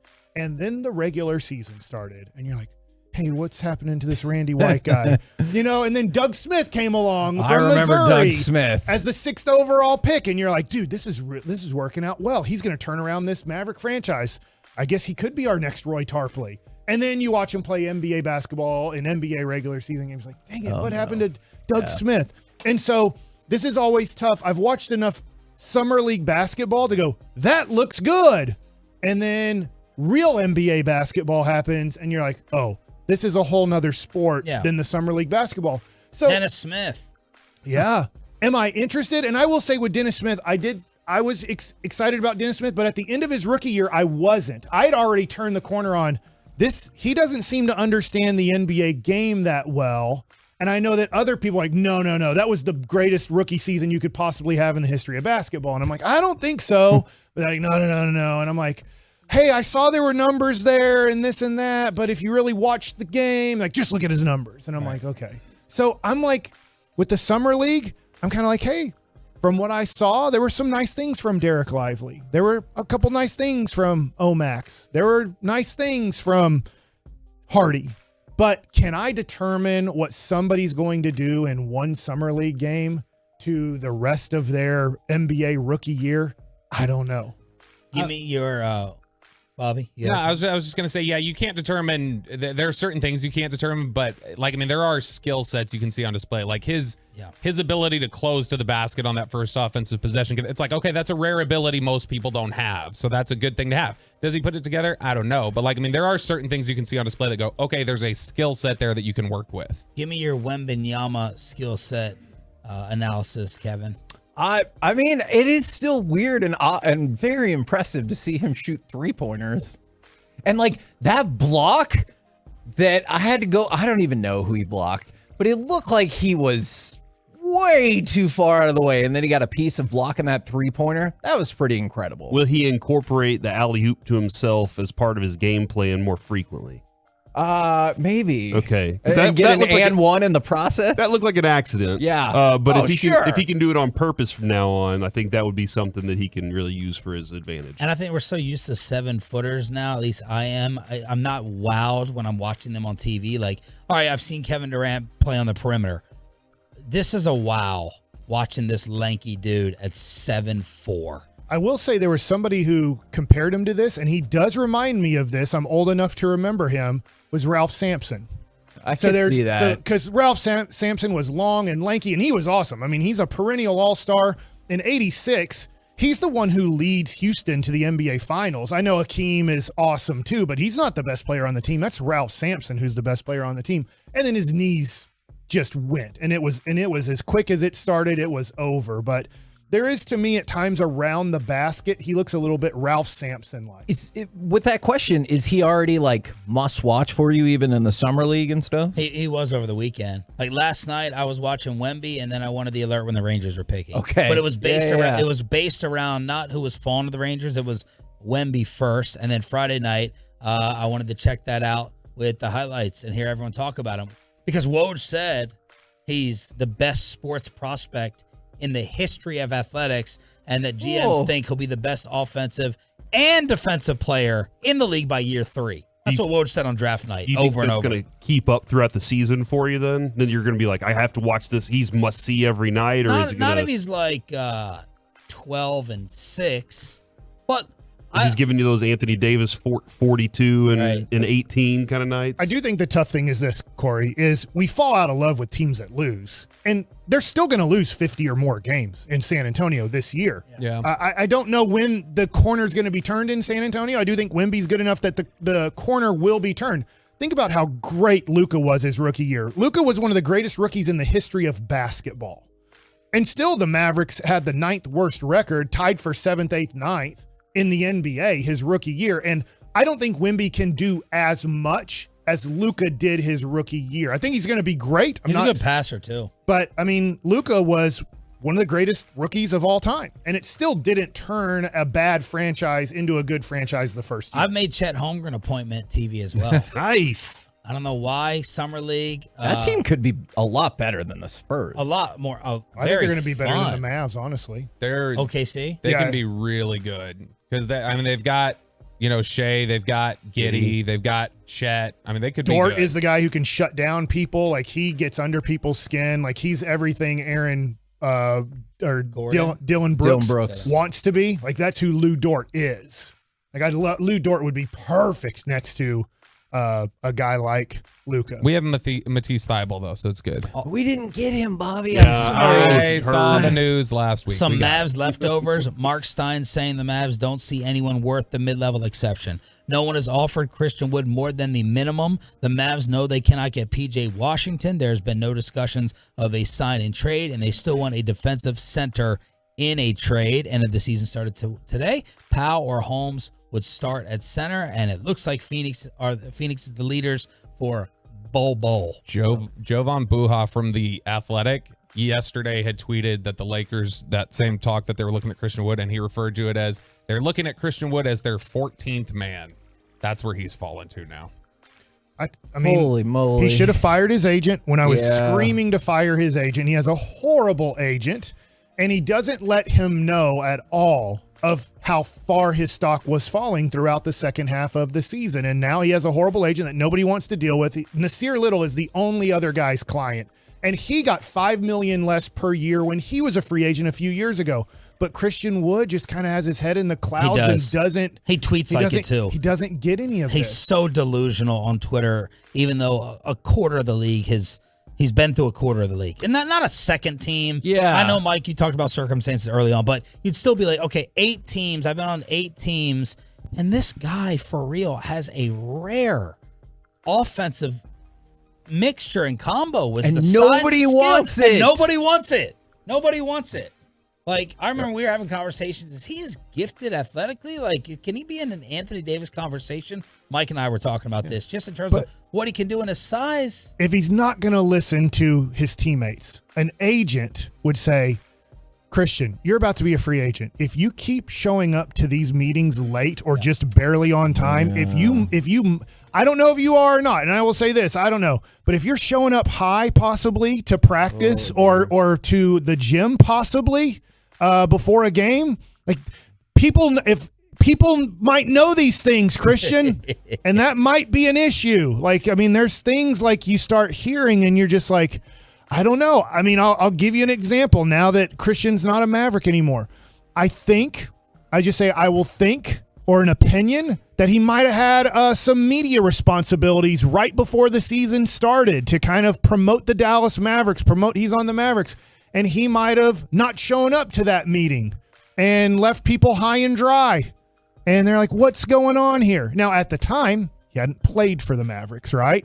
And he was a new guy on the Mavericks. So a whole bunch of excuses and a whole bunch of things were thrown back to be like, oh, well, now that it's over and done with, now we see that all of these things possibly could have happened. But if Mark Stein also said Pinson's not coming back, does that mean chalk one up for Mike Bassick in that category? I don't mind. Like Theo's. Mike killed off Theo Pinson's career. He'll find another team because he's one of those guys that is a He's the NBA. He's the new Jack Haley. Why am I drawing a blank? He's a great guy. We interviewed the Baylor coach after they won the championship. Baylor Bears. Drew? Yeah. What's his? Scott Drew. Scott Drew. Thank you. He said, you got to become a towel waver in the NBA because there's only about 8 or 9 guys on a team that are going to play. But you know how you stay in the NBA if you're a great college player, but all of a sudden you're not getting the ball. All of a sudden you're not getting any minutes on the court. What you do is you work your butt off in practice and you cheer and you towel wave. And they'll keep you in the league for a while. Theo Pinson can't play in this league, but he's a great towel waver. So he gets to stay in the league. Draymond Green said it during the West Finals that year. He said when Theo Pinson was making them mad with the shirts and throwing the ball out of bounds. That's what you got to do. He was like, you need a Theo Pinson as your 12th guy. He's like, every team needs Theo. He's like, Theo will have a job for forever because of that. We're back tomorrow morning with another Rangers-Rays giveaway and Bobby's new Dak Prescott enemy live at 9 a.m. No more getting drunk at the Super Bowl with this guy after what he wrote about number 4. The KMC Masterpiece back together again next on The Fan.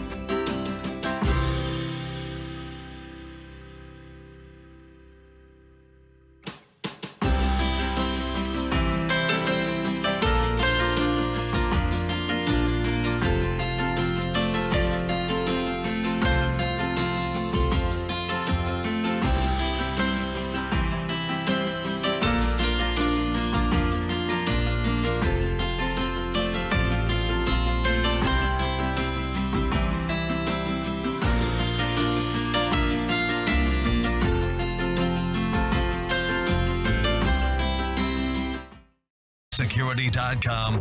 It's the KNC Masterpiece on 105.3 The Fan. KNC Masterpiece right here on 105.3 The Fan. You got me, Kevin Hagelin. Corey Majors is back. Mike Bassick is back. And joining us most of the week, Alec Medford. Gentlemen, how's it going? I'm busy right now, Kevin. I'll be back to you. Wait, but the show has started. I got to wipe down my monitor on my laptop. I probably could have done this at home, but I'm not going to be able to work if it's not clean. So I'll get back to you in just a minute. Mike, how you doing, bud? I'm doing good. Yeah, it was a busy weekend of sports, right? I mean, you have drafts, you have summer league, you have baseball. Now we have all-star break. So It was fun. Yeah, man. Last week was a good time off for us, Kevin. I know you had a couple days here and there where you were part of the show, but it was never really the full show together. And I'm glad we're all back for the Tolos today because we got some awesome things going on, some cool announcements. I want to wish my dad to get better. He did have a heart attack last week or something. Oh no! We were in the hospital emergency room. Yeah. What? That feels like I feel like they should know by now. Yeah. So we couldn't figure it out. There was like lots of symptoms of stroke and all sorts of things, and now so we're dealing with some stuff right now. But he looks like he's on track at the moment, so we're dealing with that. Once you get your computer screen cleaned It's off, clean, buddy. Will It's you clean. go ahead and set an email to our IT person that we have to change passwords like every 3 weeks or some crap? I don't remember my password because I had to change it 50 million That's why I gave up on our email. I haven't checked get our it, email Mike, I since do. before COVID. If you've sent me an email through Odyssey, I have never seen it, and I never will because of that. I'm like, I can't keep up with passwords, and I'm not changing it every day. All right, I will send an email to our IT guy, Kevin, just for you as we get rocking here. Please do. Now, do you want to start with draft or do you want to start with Mike, the TV star? I think we should start with Mike, the TV star, for sure. I really do, and we'll get to Wyatt. Well, you want to get to Wyatt Langford first? Is that what you want? No. I'm humbled. Okay.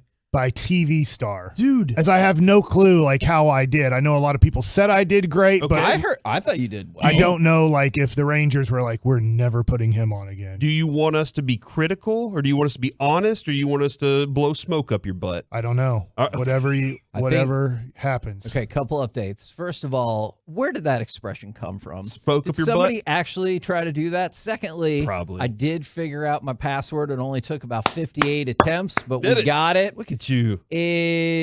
So don't hit send on this email? No, all right. don't. I thought you did well, and I thought the feedback was super positive. Yeah, it was great to get to do that. I will say this. There's a lot more that goes into it than just watching a baseball game and talking about it. Obviously, you have a whole bunch of things that you're trying to get in. People pay money to have the, let's say, the starting lineup brought to you by somebody. And that's your read. I mean, you love that, don't you? And so you're just like, okay, so you have this monitor that you are reading the script from, and then you go to that monitor and then give the lineup. And then later you're going to have a package of highlights of Josh Young hitting his 2 home runs and Josh Young making 2 great defensive plays. But that's also brought to you by somebody. So you need to make sure you get that in. And then you go to the other monitor and do that. And then literally in Washington, you are a mile. You are in the last row. You're literally in the last row in the upper deck behind home plate. So it's very tough to really get a feel for the game at all there from a broadcasting standpoint because of how far away they put you from the game. But that was my first time there, so it was really cool to be at that stadium because I was at the last year of RFK and never made the team in 2008. Jim Bowden, there was no way I could have put up a 0 ERA with 7,000 strikeouts, and he was not putting me back in the major leagues. I did hear you and CJ discussing how far away y'all were and how like y'all could see the city skyline because y'all were that high up. Did we ever find confirmation that you guys were, in fact, the first left-handed pitching duo to ever broadcast a game like y'all promised? We are. Nice. Did you look that up or are you just saying just trust him, Yeah, dude. just trust me. Yeah. You try to find out a former left-handed pitcher who actually is the play-by-play guy. I don't even know if there has been besides CJ. I will say this. I was watching the Tom Glavine, John Smoltz, Chipper Jones like group, and was Glavine righty or lefty? No, Glavine's lefty and Smoltz is righty. Glavine was the lefty doing the play-by-play, but Smoltz is a righty. So there you go. And then they had Kevin. on Chipper Jones, a baseball player, not a pitcher. He hits. We had 2 left-handed pitchers. People think that we're the weirdest people in the world. Yeah, left-handed pitchers, I and they get put that. 2 of us on. And guess what? Cody Bradford and Andrew Heaney started for the Rangers, so then we had lefties pitching the game that we were calling. Around. How did that go? One of them went well. Yeah. Not all I will of them, say though. for Andrew Heaney, there was a lot that he was dealing with. He had, his wife had just had twins. They had just had twins. And so he had to leave as they were still obviously, getting back to health or health, just there's a lot going on there to come back to the team, to kind of disrupt your routine, and then to pitch. And then after that game was over, I don't even know if Andrew Heaney was there Sunday. I don't think I saw him there. So I'm going to assume Saturday after the game, Saturday night, he might have flown back to be with his wife and new babies. So that was a lot to deal with. I wonder this is only wondering, knowing how that start went now, you have no clue how it's going to go. Andrew Heaney's having a better year than Martin Perez. But now seeing what happened, right? Hindsight's 2020. Would you have just said, hey, you know what, Andrew, stay with your wife, stay with your new babies. Your brain's not, your head's not Yeah, there's here. no way that you're going to be able to maybe have the focus, concentration, execution that you need in a major league game. We're going to start Martin Perez and Dane Dunning the last 2 days, and you'll come back when we come back from the All-Star break. And hopefully everything's gone great with your babies, with your wife, and that you will be ready to go Friday, Saturday, Sunday, whatever day you start. Yeah, I think, Kevin, you always appreciate the dude that's willing to go through with it and willing to do that. But at the same time, like, hey, this is a special thing. You're only going to have that moment once, that specific moment one time. Well, there's positive feedback here on the fan text. Mike did an incredible job from the 817. Broadcast Bassick did fantastic, and you did a really good job giving experiences relative to what was happening in the game with the pitching. But he wasn't just like in my day guy. Yeah, that's the thing that like you didn't wear us out with that. I thought you did a great job at like delivering your experiences and what you think they should be doing. There was a moment, Kevin, where he literally was going full Romo and he was calling pitches and everything. Hopefully we'll be able to get that audio, but it was great. I felt, Mike, that it was light. Between the two of y'all, like y'all really had a good connection on that. Well, good. But you were most proud of him for not going into a mom jeans rant, there were right? so many moments where I was like, Corey all right, did read my mind here. Here goes Mike. Mike is about to go full blown Mike Bassick, but he left it at, you know what? There are a lot of things that I don't understand that are coming back in fashion, but I'll just leave it at that. And I was like, oh, that was a mom jeans rant. Ready to go. CJ Nikowski was talking about Nate Lowe wears the elastic at the bottom of his pants to show 3 to 4 inches of kind of sock / stirrup. Okay. And he's like, I think he's the only person doing that. Like, I don't think that's coming back in style. There's a lot of things coming back in style that I never thought would be coming. And I was thinking mom jeans, but I'm like, there's just no way right now if I, on my first broadcast ever, go into a mom jean rant. All of a sudden, it was going to be a 105.3 The Fan simulcast with Jared Sandler. They're like, we had to get Mike out of here. It was too much. Now, the Rangers did make a selection last night, which who the hell knows? Like, based on pure talent and based on the fact that some people thought he legitimately could have been the number 1 pick in the draft, I was stoked about Wyatt Langford. Let's go to cut number 6 right here. This is Chris Young. Thoughts on Wyatt Langford being there at number 4 in the draft? We're just, I think, first and foremost, just thrilled that we had the opportunity to draft Wyatt. We certainly didn't know how things were going to transpire in front of us in the draft, and as Kip said, we thought it was a very strong class at the top of the draft, and we would be very happy with any number of these players. But Wyatt specifically was someone that we were thrilled when we had the opportunity to select him, and he does. He fits the profile of player perfectly in terms of hit, power, the approach. He's a defender. And I think the intangibles are really important here. This is a kid who has made himself into a great player, who just has an impeccable work ethic, great reputation, a great teammate. He embodies all the values of the Texas Rangers, and we're thrilled to welcome him to our organization.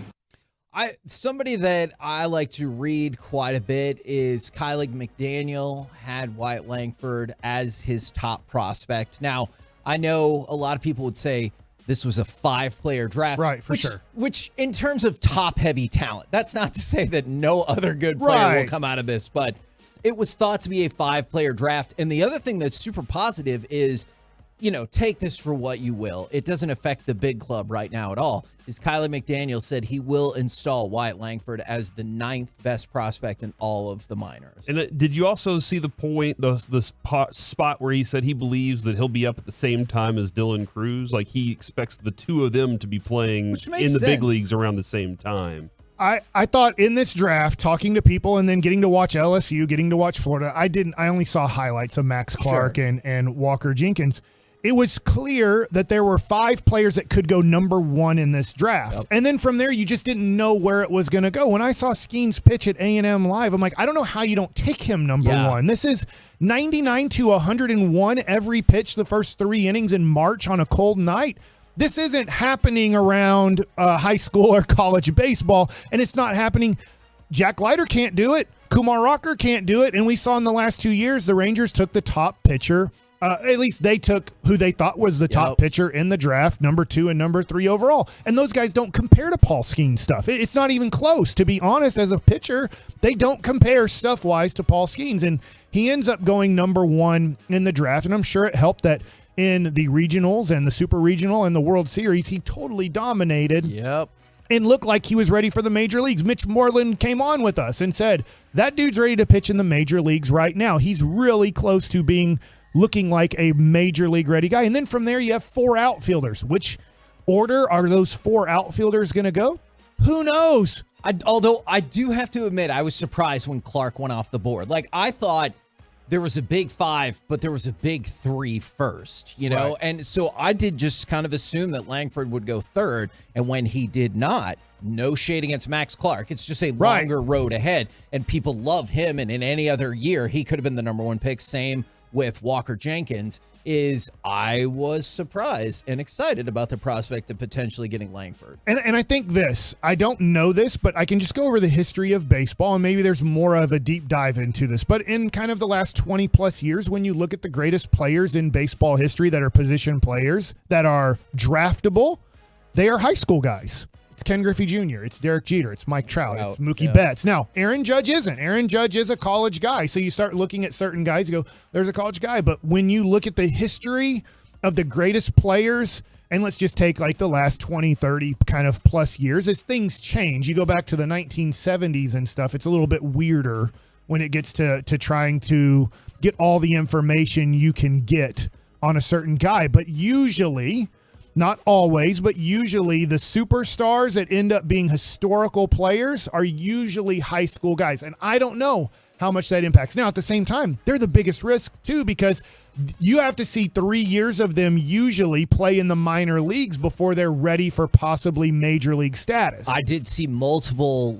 draft nicks going in there saying they would not take a prep catcher, and they were weary about taking a prep pitcher because of the road from there. That's tough. And I think everyone listening right now, I'm sure they're savvy enough, but just in case you're not, is because I saw maybe 2 people post on our Facebook page when we posted this up is wasted pick, you needed pitching. And I'm like, right. So I don't know if you're totally familiar with the baseball draft, but this isn't a player that's going to play tomorrow or this year. That's not how the baseball draft works at all. Right. And it's really tough. This is the toughest draft. I don't know hockey as well as baseball, obviously. Hockey has to be kind of tough too, because you're projecting a 2 to 5 year minor league window. Sometimes. And to see what happens there. And look, the Rangers needed pitching in 2014, so they took Dillon Tate as the first pitcher in the draft.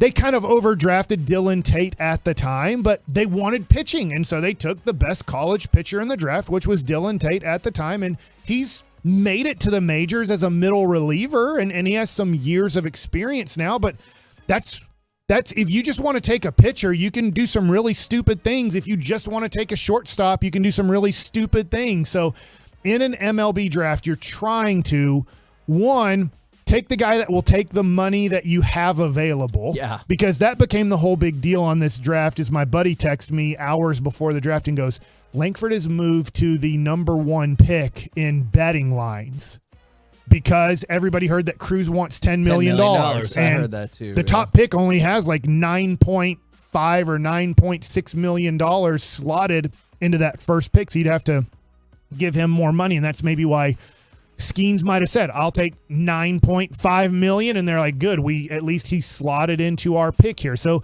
there's slotting, but you're just trying to take the best player, because how do we know what the Rangers are going to look like 4 years from now? Yeah. I don't know. The next phase, Kevin, is as we have looked at our ability to develop pitching, and that's lacked us a little bit. Will we be able to develop fielders and hitters? And I think that's something that, like, we're looking at Evan Carter and I feel Acuna better right now, pretty about happy. You're right. You're right. No second-round pick, no third-round pick. They'll jump back on in the 4th round, which will be going today during G-Bag. Let's go. We're the KNC Masterpiece right here on 105.3 The Fan. Coming up next, will the new NBA tournament be a success, and what exactly does that look like? We'll do it next right here in The Fan. All right, guys.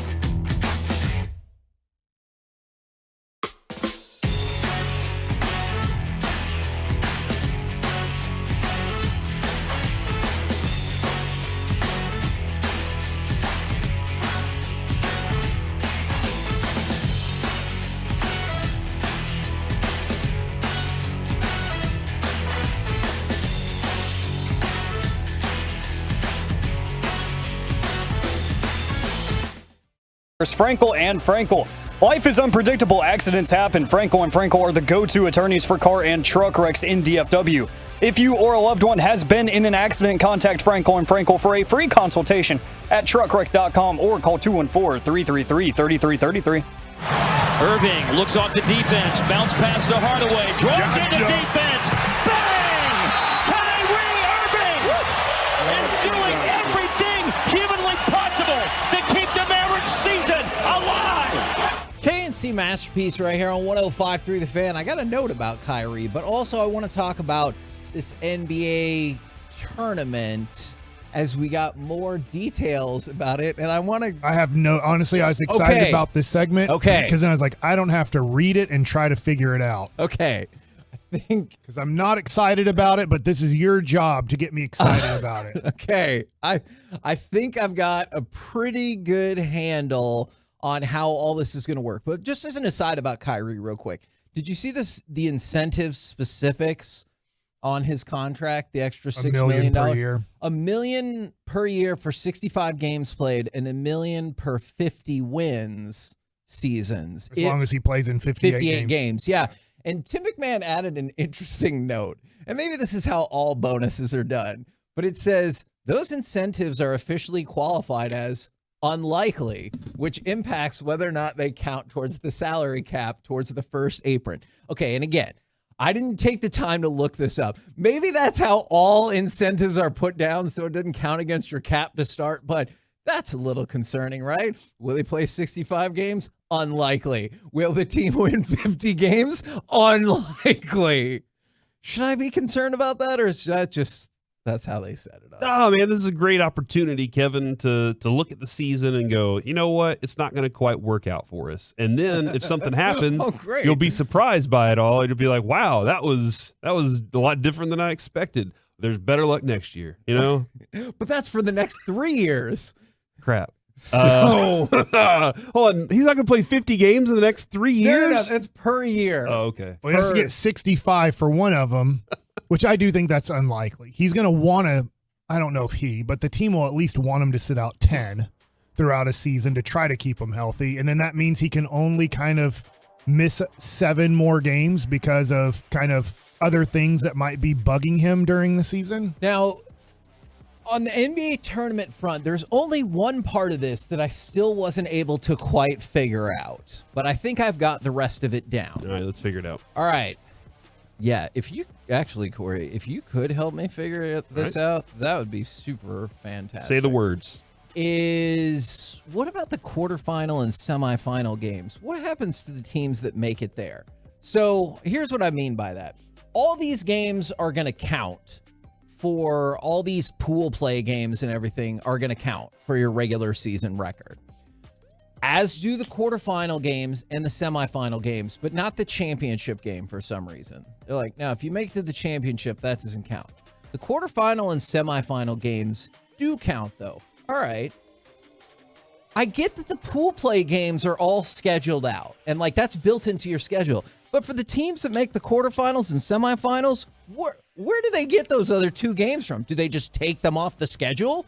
Are they like, these 2 games might count, so now that game in May goes away? That's the only part I haven't been able to get figured out yet. It's got to be set up for everything to kind of line up that all of those teams do play each other in some way, some fashion after the preliminary part's done with. Okay. Like that, that's the only thing I understood from that is that's got to be the case, is that they are planning that all those teams will face each other at some point after the preliminary games are set up. And they're kind of banking. Now, I don't know how you schedule that, man. Like, that's insane. So you haven't helped me so far. Yeah. I'm still totally confused. I have no idea why LeBron James at 40 years old or Anthony Davis, who doesn't really like basketball that much, why they would want to play extra games. All right. It's not. It's okay. one extra game. Okay. Allegedly. I'm going to give this another shot. I don't know if the pool games you said were part of the regular season schedule, but you've now gone 3-0 in your pool games. How many pool games are there? 4. So you went 4-0 in your pool games, and now they're asking the LA Lakers with LeBron James, who could care less about this, to play more games. But the quarterfinal games and the semifinal games still count as part of your regular season record. So the But now only you're going to game play that- 84 games as a team? That is the part that I have not been able to figure Because there's out. no way these veteran guys who make $40 million are going to want to play 2 extra games. I think the Or only way that possibly I 3. understand it is that the championship game is the one extra game. Yes. That's the only one that I All understand. right. Okay, so they'll eliminate games on your schedule. That's we don't know. So they're like the Heat play, let's say the Heat play the 76ers in this semifinal game. They're like, well, we have to play this game. This game is going to count in this fictitious championship we've made up. In the game on March 17th, that will be the game that is considered the semifinal game. Yes. Okay, but it's all going to take place in November and December. Oh, all right. And so this is where I'm out. And then I think you're definitely going to be out in the championship game. And remember, this is not my tournament. I'm just going to tell you the details. If you make it to the championship game, every player on the winning team that wins the NBA Cup, by the way, if you want to be in on this, there was some discussion about naming it the NBA David Stern. Now I'm even more out. Okay. So it's But fixed. What about the NBA David Robinson? Great. All right. Perfect cup. Yeah, but they vetoed that, and now it's Robinson just the NBA didn't- Cup. Good, because we didn't want a fixed championship. Now it's just the NBA Cup. All right. So if you win, Yeah. all the players on the winning team. Mike, I didn't put these rules in I know. place. I'm listening. All I'm, the I'm players learning. on the winning team get $500,000. Man, that should mean a whole bunch to Oh. LeBron and Kyrie. The guys that have over $200 million in their career, that sounds like a lot of money. All the players on the losing team in the championship get $200,000. I'll tell you what, they're going to work hard for this. All of the players who lose in the semifinals get $100,000, and all the players who lose in the quarterfinals get $50,000. There's not other additional monetary gain because it's part of the regular schedule. Okay. They want to give players an opportunity to have another competition instead of just the They championship. can't even give LeBron James has been like offered millions of dollars to be in an NBA slam dunk competition before he got to be like, let's say 35 years old when they knew like it's definitely over. And he's like, no, you can't give me $100 million to compete in this dunk competition. I ain't doing it. So I don't know. Like, I get it. Like, for Jaden Hardy, Josh Green, for younger guys, Lively, Omax. Man, if the Mavericks were to make somehow a semifinal, that's a lot of money for them. It's nothing to Luka. It's nothing to Kyrie. You're thinking about right now. And right now, it might not mean anything. Like, it might be something that's just like, okay, for some guys. They're hoping that in the future, it turns into something a little bit more. That it becomes more of this is an important thing. That's what they're hoping for. I know that's what they're hoping for. But just like with soccer. the pitch clock, right? With the pitch clock, a lot of guys hate it right now. But by the but time, that's just to make the game faster. But at some point, guys are going to stop complaining because that's just the way it is. I just need to know this, Corey, from you.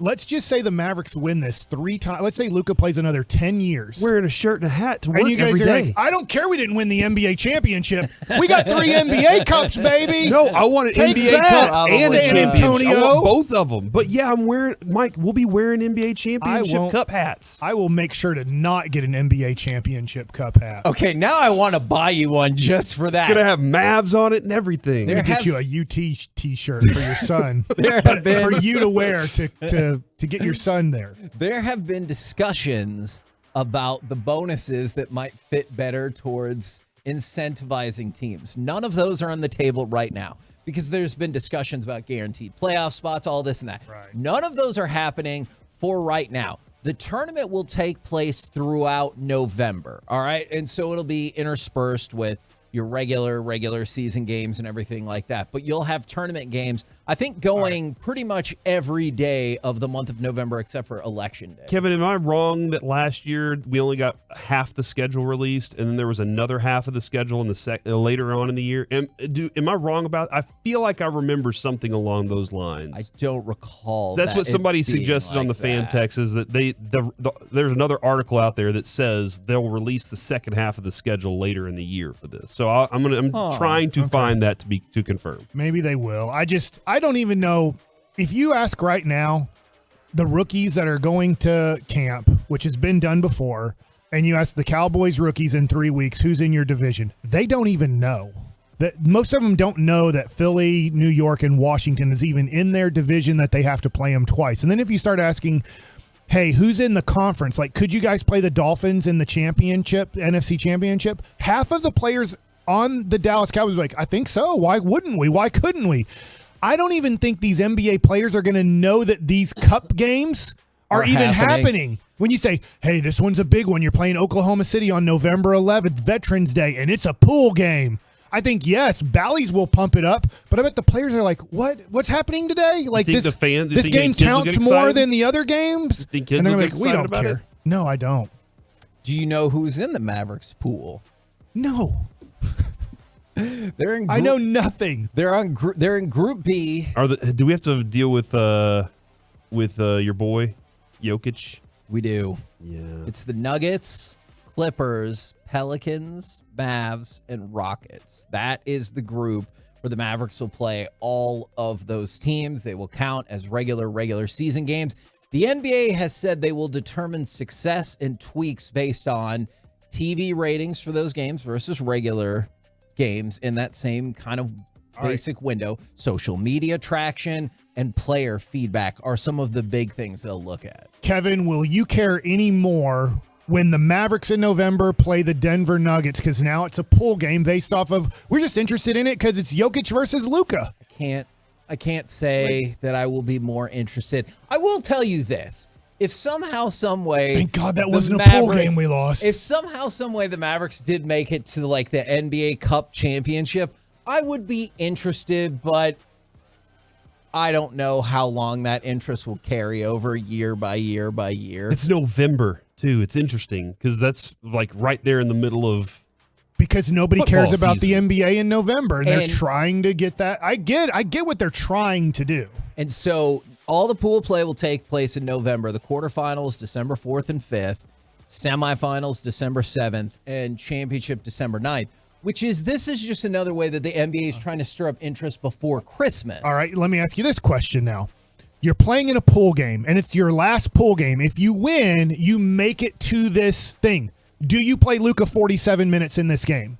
It's a regular season game, but if you win this game, you've now made it into the quarterfinals of the NBA Cup. Do you now go, Luka, you got to play this whole game like it's a game 7 in the first round of the playoffs? I do not. Yeah, I probably am not going to do that. So the coaches probably are still going to coach the same way as it's just a regular season game. I'm not going to extend my guys' minutes to try to get into this thing. From the 972, Mike, would you wear the hat if it said NBA Cup champs upside down? Would that make it more well, palatable? I mean, that makes it the most fashionable thing ever. So yes, I would have to. And people are asking, but why do I care? I think they're hoping that this catches traction in the European style because of how, I guess, wider. Who could we get to explain how, like, which ones matter in the European soccer league style? And even, I guess, in the European basketball world, who do we know that could explain all that in a very good fashion for us? Reggie tonight during Reggie might, because he's a bigger soccer fan than we are. But at the same time, I just don't think – I do know this. Man City, they will coach games differently based off they have a Champions League game coming up that week. And they're like, look, we're good with Premier League right now. We need to rest 3 of our main guys to get ready for this Champions League game. I don't think we're going to get to this pool play, and we're going to be like, how come Lively and Prosper didn't play tonight? And Jason Kidd's going to be like, well, this was a pool game, and I really had to play my top 7 veteran guys to win this game in November to make sure that I could get into the quarterfinals of the NBA Cup. I think you're probably right. Now, I was intrigued to see what was going to happen. Now that I know how much you are against this. You want it to I'm not succeed? really against it. I do. I just don't think the players or the coaches or the organizations are going to care. I'm just really intrigued to see how it works. Like if it pops like triple the regular rating and you're like, what the hell's going on? If it did, I will be amazed. Yeah. Me too. I'll be amazed that Me too. 90% of Mavs fans will even know it's a pool game this year. Well, they will. That's a good question. They will whenever we tell them, Mike, right here on 105.3 The Fan, your home of the Rangers and Cowboys. This is a pool game. Can you believe they're sitting out Kyrie? Well, Mike, not to open it up for more mocking, but they're going to dub those tournament nights. Yes! Yes! Oh, man, NBA TV might actually work for one day a year and try to give us a decent product like MLB Network and NFL Network. Dude, even the NHL Network's better than them. I don't understand why the championship game doesn't count in the regular season record. How come they're like, hey, they're going to play it in quarterfinal counts, semifinal counts, the championship, you're just going to want to win it. Yeah. It doesn't even matter. If this works, I will be shocked. I will say this. Okay. If this actually works and players actually play harder in November and coaches actually coach like it's a playoff situation, I will be shocked. We're the KNC Masterpiece right here on 105.3 The Fan, where I do not think I convinced Mike Bassick. Coming up next, it's time for Baseball Nuggets. More draft coverage and me and DC next. RJ Choppy here for my good friends over at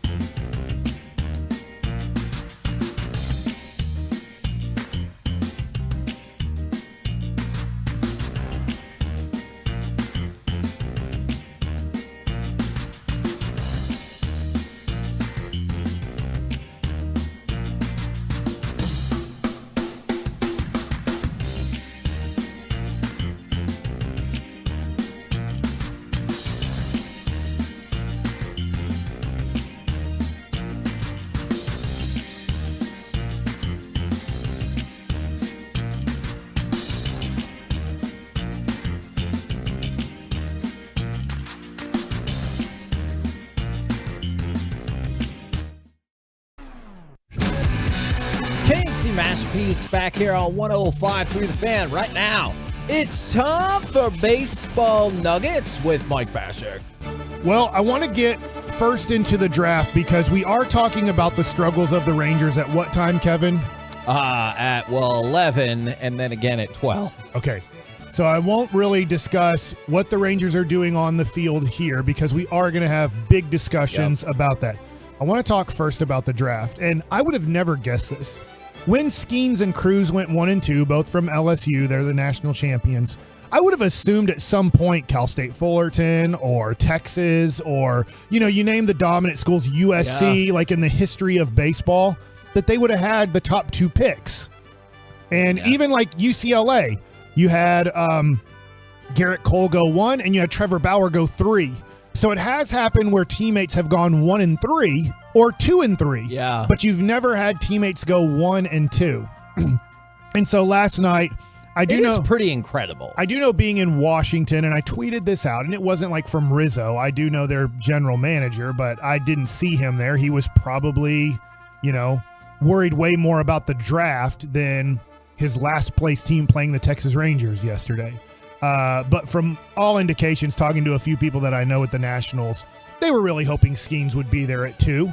They knew that he was a generational pitcher. Whether he becomes Garrett Cole, whether he becomes Verlander, who knows? But the talent, you just don't find that talent in the draft very much. The Rangers would have loved Paul Skeens to be in last year's draft or in the draft before, instead of having, and nothing against Jack Leiter, nothing against Kumar Rocker. Those guys don't compare stuff-wise, body-wise to this guy. He's a beast, and he's a beast in every way. And so Skeens goes 1 to the Pirates, and I don't like Jim Bowden at all. But I do think he had a good tweet about this. If you are a low financial organization, and the Pirates are one, they have a beautiful ballpark, but they are in a smaller market. Yeah.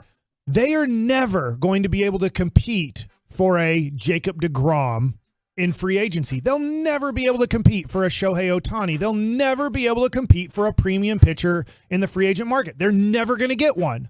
So they have to develop, and they did develop Garrett Cole. And at times he was great for the Pirates, at times he wasn't. But if you are an organization like that, it's easier to, in free agency, find good hitters for at least a decent value. Like you can, I can pay $25 million to this guy.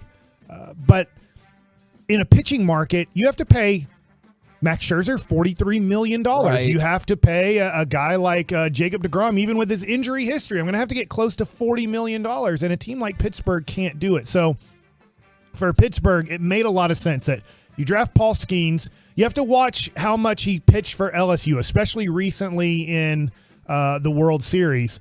But I do think Paul Skeens, there's a good chance you see him next year in the Pirates rotation. And if you remember, I never said that about Jack Leiter, and I never said that about Kumar Rocker when they were taken by the Rangers. When you say that about Skeens, does that mean you do what with him for the rest of this year? I would still pitch him. I think it's, to me, I do not like, this is only me personally, and I do not know Dr. Meister or Dr. Andrews, all the guys that really know arms, the wear and tear on arms. But if you shut down Skeens and you say, hey man, you pitched enough at LSU, I don't care. I'm getting you ready for the major leagues. And in the major leagues, we play through September. And you've never done that in your life. Yeah. The end of a college baseball season is, for you at Air Force, it was at the end of May. You don't even pitch June, July, and August. Now you sometimes go to whether Cape Cod League or you can go to different things. But for me, I'm going to watch how much I pitch him this year in the minor leagues. Let's say I just put him in high A ball or double A the rest of the way. And I have to really monitor his innings. Maybe I'm like, dude, I only want him throwing in this month of July. If he signs quickly, I only want him throwing 5 innings in the month of July. I only want him throwing 10 innings in the month of August. And I only want him throwing 10 innings in the month of September. But those 25 innings, those are innings you're facing Latin guys that you've never faced in your life before. Team USA, but all of a sudden there's a bigger pile of talented players we've put in, and we've eliminated all the good college players. Good college players are now eliminated from AA baseball. They don't make it. Now you condense the talent that he hasn't faced yet in his career, because as good as Florida is, they're not nearly as good as the Frisco Rough Riders lineup is. So I look at it and I go, I want him to pitch 25 innings for me this year in either high A or double A. I'm not going to push him to 50 more innings, but I don't think it helped Jack Leiter that he didn't pitch after he pitched at Vanderbilt that year. I think that stunted his progress a little bit. And I understand, and I don't know. Meister might have said, don't pitch him anymore. I see what he did at Vanderbilt. Don't do it. I don't know. I don't know those conversations, and that can have an impact on what you do with college pitchers out of the draft. But I need him to get ready to pitch. If I think Paul Skeens is going to pitch for me next year for the Pittsburgh Pirates at some point, let's say I call him up at the All-Star break. Well, after the All-Star break, we're going to play in July, August, and September in the major leagues. We're not going to stop the season because we called up a college kid. We're going to play the major league schedule, and I need to get him more prepared for a major league schedule. And now the minor leagues help that out. They play through September. The other thing, too, you have an off day every Monday. You can still keep them on a college schedule and just pitch them every Friday night or every Sunday afternoon. You can just be like, we're just going to pitch you once a week, and we're only going to throw you 3 innings to really limit the amount of pitches that he throws and to limit the innings. But he's still getting to face now minor league players. He's getting to face a level higher than the SEC. And minor league baseball, I know college people would disagree with me that don't understand baseball.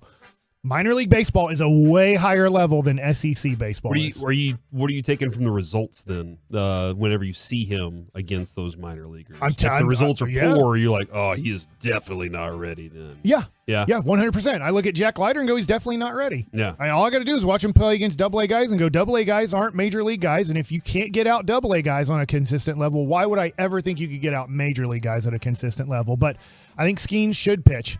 Langford, the Rangers draft pick, I don't know where he's going to go, as in this. I don't know if they're going to stick him in high A ball once he signs or double A, but when you do draft a position player, you don't have to worry about, hey, you played enough at Florida. Yeah. Don't play baseball anymore. Which is a nice development. Go stand in the outfield and get ready to hit. Because for Rocker, he didn't pitch. After you drafted him, he didn't pitch. When you drafted Leiter, he didn't pitch. When you drafted Cole Winn, he didn't pitch. And I'm just going back to kind of the guys that I can remember that have been higher guys. I don't know about Owen White. I can't remember what he did after he was drafted. By the way, good 1 inning for him in the Futures game. That's right. And I don't. It was a perfect inning, right? Yeah, a nice inning. I know the first ball was a fly ball to center field that the Seattle Mariners kid made a nice play on. But looking at Dylan Cruz and Wyatt Langford, I don't know who's going to be better. When I watch Cruz play against A&M, here's what I said about him. He looks the part. Mm-hmm. Sometimes it's tougher, I think, for hitters. But when you watch Cruz and you watch Langford in the World Series, and if you watch the Super Regionals, they look great. They look like they're close to being ready to play at the major leagues. But I have to see results. I have to see what Langford does in high A ball the rest of this season. And then I'm going to assume next year, as long as everything goes good in high A ball the rest of the way for Langford, that they'll start him next year in Frisco. But if it doesn't go well, then you start him in high A ball. There's nothing wrong with that. Yeah. Like, it's not like, high A ball, that's crap. No, it's better than the SEC. So I would look at it and go, all right, Langford, I'm excited about. I'm excited to see Cruz play for Washington. And then the 2 high school kids, they're probably going to take a little bit longer to develop. But we're pretty excited about Evan Carter right now. It's not like, oh, thank God we didn't take a high school player. Well, that high school player right now is in AA, killing it as a top 10 prospect at 20 years old, and he should be right now a junior at Duke. I keep looking at the college numbers, and I totally hear what you're saying. It's a whole different world than minor league baseball. But for Langford this last year, he hit .373 with 21 home runs and an OPS of 1.282. Yeah, that's really good. That's freaking wild, and that is great for the SEC. And there's a reason that he was considered a top 5 pick in this draft. There were 5 guys considered top 5 picks. Yep. Any of them could have gone number 1. They said in different drafts, any one of these 5. Walker Jenkins could have gone number 1 in certain drafts. He ends up going number 5 in this draft. If he would have gone number 2 in this draft, people wouldn't have crushed the Nationals for taking Walker Jenkins at 2. People wouldn't have crushed the Rangers for Walker Jenkins at 4 over Wyatt Langford. There were 4 outfielders that were really good in this draft. And it will take time to see which one of these 4 outfielders ends up being the best. And maybe the Rangers got the best. Maybe they got the 4th best. Time will tell. I didn't go back and take note about who the top 5 were, but since you brought up Evan Carter, did you see he moved up to 6 in Baseball America's mid-season prospects rankings. Awesome. And you know what happens is guys graduate, right? Ellie De La Cruz graduates when he goes up to the major. So it's one based off how you're doing, because obviously Jack Leiter's going down. He is not moving up the list because guys are getting promoted to the major leagues. He's moving down the list because he's not doing as well as a lot of the prognosticators thought when he came out of Vanderbilt. And he's still only 23. I have to put that out there. He's only 23. I look at Josh Young. He's an all-star as a rookie. He's also 25 years old.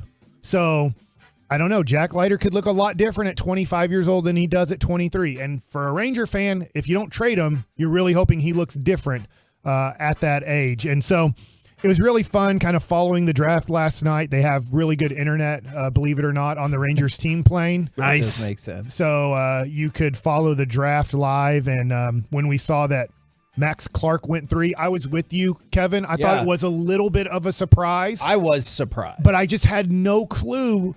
Before the draft started, my buddy who's a gambler called me and he said Wyatt Langford's moved to the odds-on favorite to go number 1. Now, it didn't mean he was the best player in this draft. He could be. But it just meant that Cruz said, I want $10 million. So people were starting to hear that Pittsburgh is definitely not paying over slot. And supposedly Langford might have worked out a deal with Pittsburgh. Obviously, he didn't. That he might have worked out a deal with Pittsburgh to take below slot. And he didn't. And so it was very confusing to the gamblers. And I'll give Pittsburgh a lot of credit.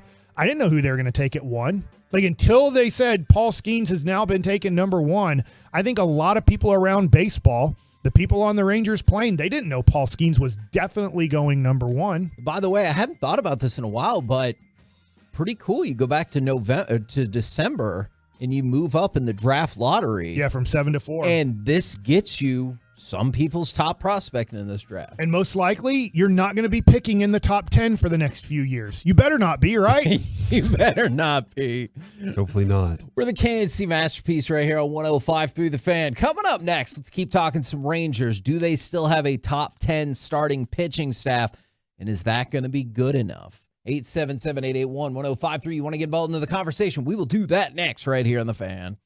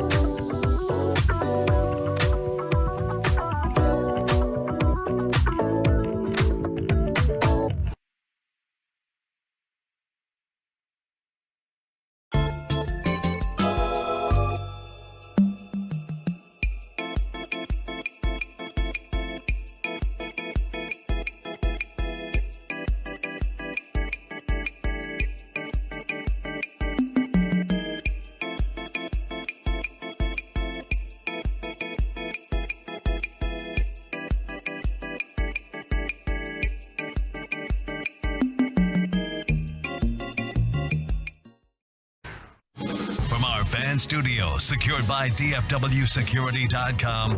It's the KNC Masterpiece on 105.3 The Fan. KNC Masterpiece right here on 105.3 The Fan. Do the Rangers still have a top 10 starting pitching staff? And is that still not good enough? Starting pitching staff or pitching staff overall? Starting pitching staff. I'd have to really break down everybody's, but I would say it's now a good question because I think they're around 10th. Now, they have a lot of stats that say they're really good, as in wins and your ERA and innings pitched per start. But right now, when you've kind of watched the last month of Rangers baseball, you have to start questioning. It's not bad. It's definitely not below average. It's going to be top 15 for sure. But can you go, all right, now let's go head-to-head with these 3 or 5 teams? I think you start having a lot of questions. What Mike is saying, there are a lot of things. What quantifies top 10? Because ERA right now, they're 12. And that's for all pitching, right? Oh, okay, that is all pitching. So starting gotcha. pitching, they're top 5 in all major categories for starting pitching so far this year. And I guess also the question is who's our rotation? Do you think at the end of the year that's going to be who's the rotation? Yeah, who's our rotation right now? Like, I think as long as Evaldi can pitch, he's pitching on Tuesday, so he might not pitch Friday. Okay. But if you're setting up the rotation because nobody's pitching Tuesday in the All-Star game, Evaldi would pitch game 1, John Gray would pitch game 2, Dane Dunning would pitch game 3. Interesting. I'm going to guess Heaney would pitch game 4 and Perez would pitch game 5. All right. Which is fascinating because Andrew Heaney has been struggling, or especially in that last start. Right. He has not been great. He did throw 5 shutout innings his last start against the Astros before that game. Okay. So if you want to go on just the last one, you're right. He was the worst out of the 5 guys who made their last start. But if you go off of and not Martin Perez because Bradford took that spot. And so, it'll be interesting, too, is coming back from the break. I think Boch is all about winning. And I know that Martin Perez is making $19 million. And I know that they're going to try to get him right during this break. And hopefully he has a better second half. But I will not be shocked if Bradford is getting more starts than Martin Perez in the second half of the season. Now, that's based off of no trades. Okay, yeah. Trades can change a lot of what we're talking about right now. But right now I have to assume you're going to pitch 2 weeks without a new starting pitcher from a trade. So it'll be interesting the first 2 times through the rotation. If Martin Perez struggles his next outing, would he just go, I'm just going to go with Cody Bradford and move Martin Perez to the pen? I don't know. Okay, can we talk about that a little bit more? Because what has Martin Perez going out like faster than Heaney, for example? Because Martin Perez was solid in June, and Andrew Heaney was solid, ish. Look, his ERA for the month is a 6. Right. That is heavily pushed by that last start against Detroit. But before that, he was doing pretty okay. So when I watched him pitch against the Houston Astros, Martin Perez, if he threw a ball that was a perfectly placed pitch, and I mean perfect. You can't throw a ball better than that. You know what Houston did? Fouled it off. Like foul ball. Great pitch, foul ball. And then he'd throw a pitch 2 inches off the plate. And there was not even a check swing. It was like, I saw it the whole time, dude. It's a ball. That's not What's good. your next pitch? All right. On the corner, fine. Foul ball. Off the plate, ball. Thank you. Like he wasn't missing by a lot. They were close misses. And then as soon as he hit the plate, and I'm not saying down the middle, as soon as all of the ball got the plate, the ball was whacked, man. Even his outs were hard outs. Adolis Garcia jumping at the wall to save a double or a triple to start the game. A rocket line drive to your infielder. You're just like, dang, he got 3 outs in that inning without giving up any runs. But, this is where, as a pitcher, you have to know. At times, you can give up 2 runs in an inning. But if they're hitting a dribbler to your third baseman, that's an infield hit. And then they hit a pop-up over your second baseman's head for a hit, and then they end up getting a fielder's choice and they score a run. And then a guy gets a jam shot, but it falls in front of the left fielder. Was that a bad inning? Well, according to the stats, Kevin, it was a bad inning. I gave up 2 runs in the inning. But I have to go back to the dugout going, hey, I'm making good pitches. I'm just not lucky right now. Those balls are finding holes. If I keep making those pitches and they keep hitting the ball 85 to 88 miles an hour off the bat, I'm going to find more outs than hits. But if I'm getting outs and they say exit velocity 103, out, ball hit 400, feet to center field, but it's caught at the wall by Leody Taveras. I have to start going to myself, I might have got 3 outs in that inning and didn't get any runs. Edge. Yeah. But I'm not pitching well. So there's a difference between at times if you just let results dictate your attitude and what your outcome is, hey, it's a results business at the major leagues. But you have to be smarter than that as a pitcher. And Martin Perez is a smart guy. I'm not saying he's not, but I think when you're Mike Maddox and you're Bruce Bochy and you come back from your mini vacation and you really have a discussion about this, Andrew Heaney is getting more swings and misses. And now there's also the innings pitched issue with Andrew Heaney that maybe he's a more effective reliever than Martin Perez is. And so it's going to be interesting this second half how Bruce Bochy attacks with this rotation. I think the confident takes are the thing that like really concerns me the most, because that tells me that they have something on their scouting report that says we only have to look for this.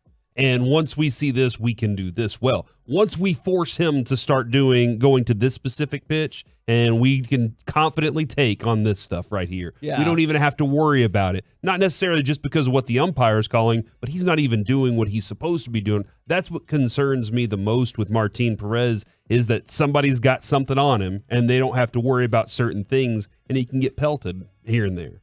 The other thing, too, at the starting rotation, and there's nothing they can do. Well, I guess there is something they can do about this. When they leave inherited runners on base. Yesterday, Dane Dunning, first and second, it's 2 a outs. Disaster. They both score. The other day, Evaldi in Boston, he leaves a couple guys on base, and you need your reliever to get out of that situation. They end up scoring. Now, those don't count on the reliever stats, so sometimes you can look at a reliever and go, oh, that's not a bad ERA right there. But inherited runners, it feels like, especially lately, and maybe even throughout the season, but especially lately, if a starting pitcher leaves a runner on base, that guy seems to score. And that's the reliever's main job, is you're coming into a game that my manager doesn't believe the starting pitcher is going to get out of this situation. I believe you are going to get us out of this situation. And if you give up a single and they score the 2 runs and then you get an out, you didn't do your job. I know you got 1 out and no runs on your book, but that wasn't your job. The reason we brought you in is we felt like the starter couldn't get the next guy out, and we believe you can. And so you can't live in this magical land where you're like, we're going to give all our relievers clean innings. And that's never going to work. And listening to the game yesterday, I wasn't calling the game in Washington. I forget who came in a certain situation for the Nationals, but they were like, hey, out of the last 32 inherited runners he's had, only 1 has scored. That's a good stat. That is impressive. When you have an inherited runner, how many times are you giving up the guy that's on base? Because when you come into the game and you're a reliever, and by the way, Washington has a couple guys that could fit in this bullpen for the Texas Rangers. That's your job. Now, you'd have to go back out there the next inning and put up a 0. That's your job too. But man, a reliever's main job at times is you got to bail the starter out of a situation that they're tired and can't get themselves out of. I think the answer to the original question here, though, Kevin, is that no, it's not good enough right now. Like, for what they want to accomplish ultimately. And I'm glad that you said that, because then that was going to be my question to go along with it is, what about Seattle? What about Houston? Like, you look at who they're trotting out there, that's the question. Is like, because it could be 2 different things. Hey, I don't know if they belong in the top 10. All right, have that discussion. But to Corey's point, let's say they are in the top 10. Let's say they're 9, 10, or whatever. Right. Well, what if Houston and Seattle are just that much better? Like, what if they're both top 5, top 6? Then maybe that's still not good enough to be in the top 10. And I think you ask a good question, and I'm listening to it. And I do think Seattle going into the season, I thought it was very even. Now, they lost their best pitcher. The Rangers lost their best pitcher, right? Robbie Ray out for the year. Jacob deGrom out for the year. The other thing, too, is now we're seeing Jacob deGrom hurt the Texas Rangers. You're able to like, oh, gosh, I know he exited the rotation at the end of April, but gosh, look how May went. Look how the first maybe part of June went. But now we're seeing how tough it is to replace Jacob deGrom and how much it is hurting the team that he's not in your rotation. And he's not coming back to help. Now, Robbie Ray ain't coming back to help the Seattle Mariners either. And the Astros have had a couple major injuries too. Garcia and MC dude, McCullers. Yep. He ain't coming back to help either. They're done for the year too. So every team that we think is competing here, and I do think Seattle can still compete. In fact, it's funny. I was watching television this morning and they were showing the 2011 season of Major League Baseball and how crazy it was. That's obviously the year the Cardinals beat the Texas Rangers in the World Series. The Cardinals were 8.5 back with like 40 something games to go. Wow. That's so right now, if you're looking at the standings, you go, oh, Mike, shut up about Seattle. No. They actually just did a whole thing. And the other thing, too, is Atlanta had a huge lead on somebody else, too. It's crazy how we look at it and we go, well, it's a 2-team race. And I get it. It might be. But there's teams that come back from 10 with 2 months to go, being 10 back and 60 games left. Yeah. That's enough games to still come back from 10 left. So I wouldn't count out Seattle. Angels, I guess you don't have to count out, but it's going to be tough. They feel like they're in a lot of out of the 4 teams, not including Oakland, they have the worst rotation by far. They have the best pitcher, probably, but they have the worst rotation. By the way, to add to that, end of the season is where you're trying to like, hey, let's just kind of cruise through it here. Let's get to the end of the season. You got 7 out of your last 10 games against Seattle. Like that's 7 of your last 10 games. You have a 4-game homestand against Seattle to close the season out. Wasn't it 2012? What, the Rangers had like a 6-game lead with 2 weeks to go? Yeah. And it felt like they had a 6-game lead with 2 games to go. Like, I know that's not the way it happened, but that's what it felt like. But Mike, here's the thing that like this isn't Homer. I'm not trying to throw Homer stuff out.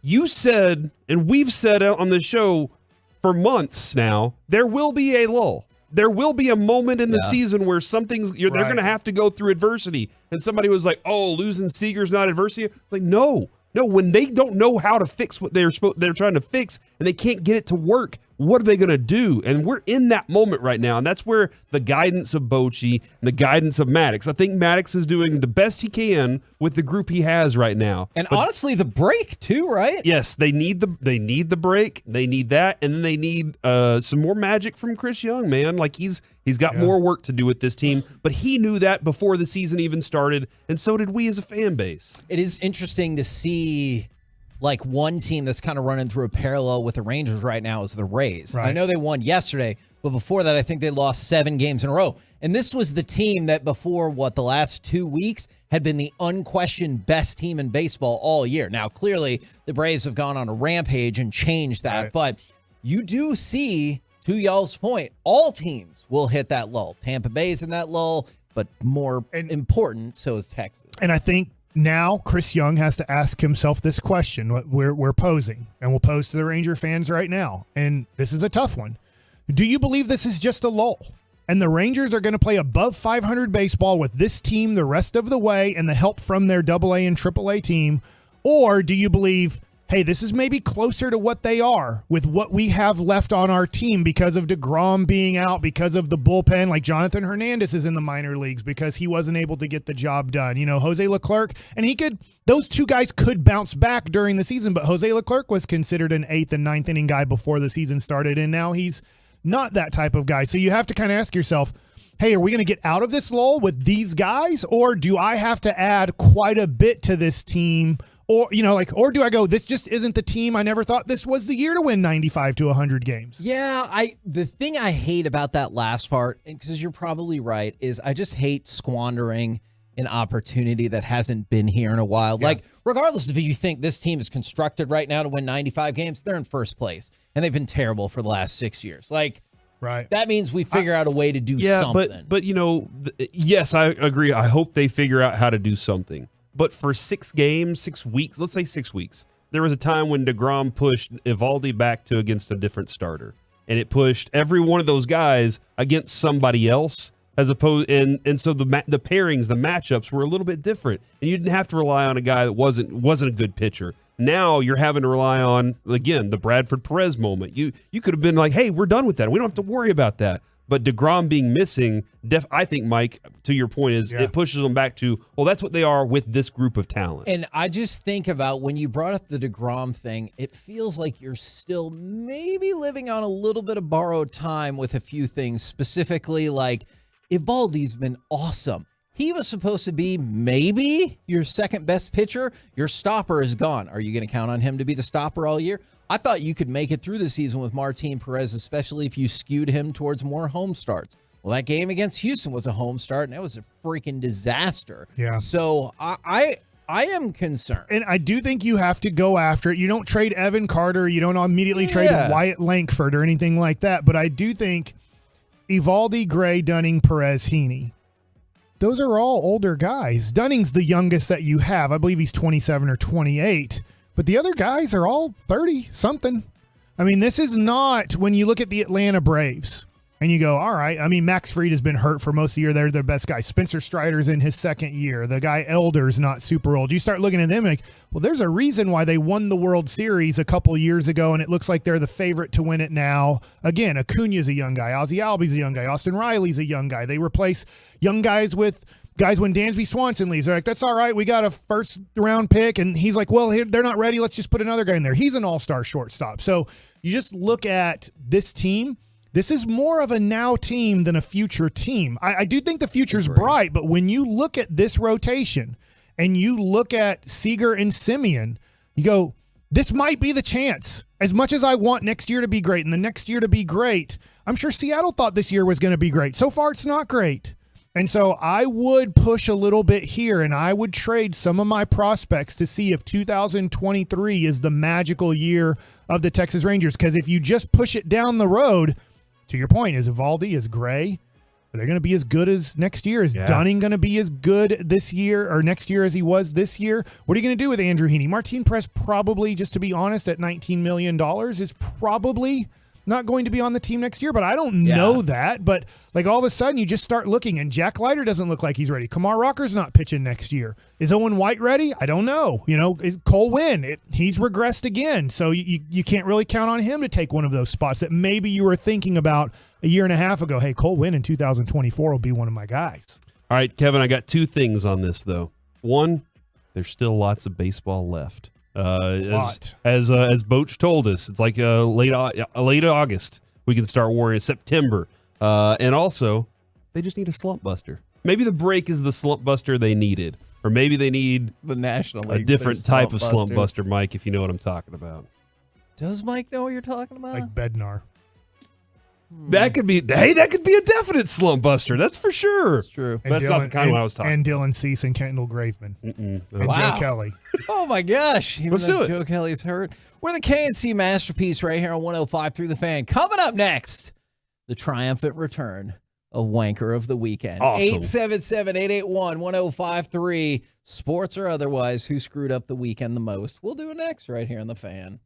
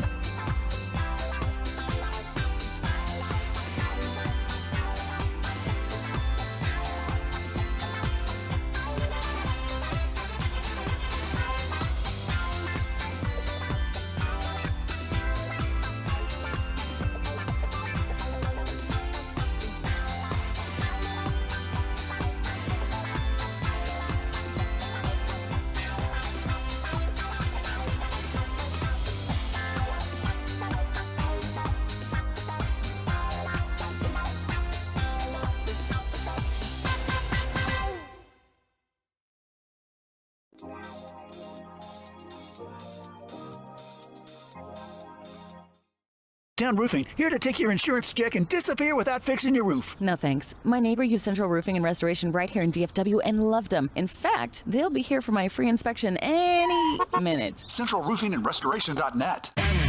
This segment of the KNC Masterpiece is brought to you by State-of-the-Art Weight Loss. KNC Masterpiece back here on 105.3 The Fan. It's time for Wanker of the Weekend. 877-881-1053. Oh, that's I guess I do say 15. that kind of the same way. From the 760, and this could ruin Shout Out Friday. Kevin might be the Wanker of the Weekend for not giving my kids a shout out for their birthday. We get a lot of shout outs. I try to read like every one that I possibly can. It's tough. Not a wanker, because I met him in D.C. yesterday. There's a big Tolo who lives in D.C.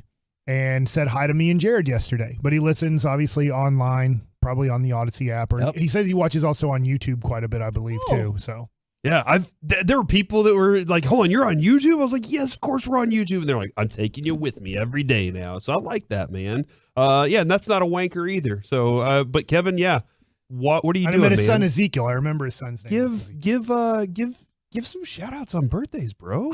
They're kids. Thought what I about did. the kids? Corey, am I a wanker if I don't think it's so bad if somebody got stabbed? Oh. Wow. Like, that's not okay, right? Like Monica Seles? Yeah, well, that was a different, I don't Wembley's going on right now, so. Larry Nassar reportedly got stabbed multiple times in prison, and I can't say that I feel like super bad for Mike, do you know who this is? All right. I probably do, but not off the top of my head. He was the gymnastics trainer. Oh, yeah. Actually, I think it wasn't just the trainer overall for Michigan State. Yeah. Okay, I remember him. But there were a lot of significant people that went to him and were molested by him. Yeah. And Kevin, this is one thing I've always heard from indoors of prison. If you're in prison right now, let us know.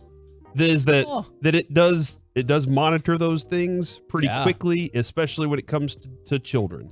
And that those dudes that go into prison with those on their accounts on them are usually taken care of very quickly. Prisoners have cell phones right now to text in? You get a cell phone, Mike, no problem. I just saw they were having a pizza party in there.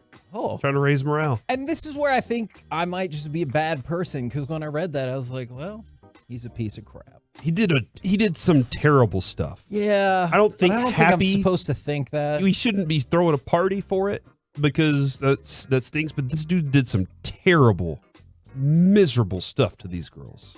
So, like, I think doesn't that feel like kind of instant karma, or a karma in some way, shape, or form? Was that the trial where one of the dads asked if he could just get 5 minutes alone with Larry Nassar, and the judge was like, I'm sorry. And he like ran up there anyway and got tackled by the security guards. Yeah. And again, it's the same thing. I think I might be a bad person, because I was like, should have let that dad get one swing in. I might just ease up a little bit. Like, you sexually abused and tried to destroy my daughter's life, then, oh man, I let him go by accident. Oops. Yeah, like those are the things I'm trying to figure out. Now, I'm going to go to cut number one, since Mike brought up, what did you say is going on right now? Wembley? Yeah. Okay. At Wembley Stadium. Yes. None of that is accurate. Let's go to cut number one. This is how fancy Wimbledon is. This is an umpire. Well, I'm going to let them describe it, and if you do a bad job, we'll pick up on it. Love 15. Ladies and gentlemen, please, if you are opening a bottle of champagne, don't do it as the player is about to serve. Thank you. Oh, don't you love that? That's from an Australian umpire. John Blom is looking after this match. It's the most Wimbledon warning I've ever heard. This is the richest sport in the world. That's a great point. If you have to open your bottle of champagne during the tennis match, please don't do it while the player is serving. When am I supposed to do it then? When am I supposed to pop my crystal? During when they're standing around getting another ball? Yeah. What about in the changeovers? In the volley? Yeah. Yeah. Oh, no, not during. No, don't do it during the run of play. Why not? Because he just said just during the serve. So that, like, as the serve's going, that's like, I guess, like teeing off. But during the volley, during in play, they can't hear me. They're Golf running and around. tennis is weird in that way. Like they don't go, listen, people, it's third down. The offense really needs to hear the quarterback right now. The defense really needs to hear the cadence here, so they really make sure they get off the snap at approximately the right time after the center snaps the ball. They're like, no, be as loud as you can so nobody can hear anything. Yeah, pitchers on the Why mound. does a tennis player need to hear? Yeah, they're only dealing with themselves. Like, just hit it. I am kind of curious, Mike. Like I can't, in a big situation, you'd like to hear the crack of the bat. It does give you a better idea on how hard the ball is hit. But you can't, if it's a playoff game and you're cheering because it's 2 strikes and Nathan Eovaldi's trying to strike him out with 2 strikes and everybody's supposed to be on their feet screaming and cheering and trying to get this last out of the inning or trying to get the just got to strikeout. deal with it. Yeah, if at that point Altuve hits the ball to left field, are we going to be like, hey, redo, crowd was too loud. I don't know who's out there. Evan Carter in the playoffs. Somebody popped a bottle of champagne. Oh, look at you. And they're like, it's not fair because he couldn't hear the ball hit the bat. I'm also curious about this. Are you supposed to be loud during the pitcher when your guy's pitching? 100%. That kind of frustrates me And with quiet Ranger when your fans. guy's hitting? No. You can be loud. Just always be loud while your guy's hitting, but when you get 2 strikes, a lot of places that you go to, Washington not being one of them, but when you go to St. Louis, if you go to, you're thinking about going to a Dodger game. Yeah.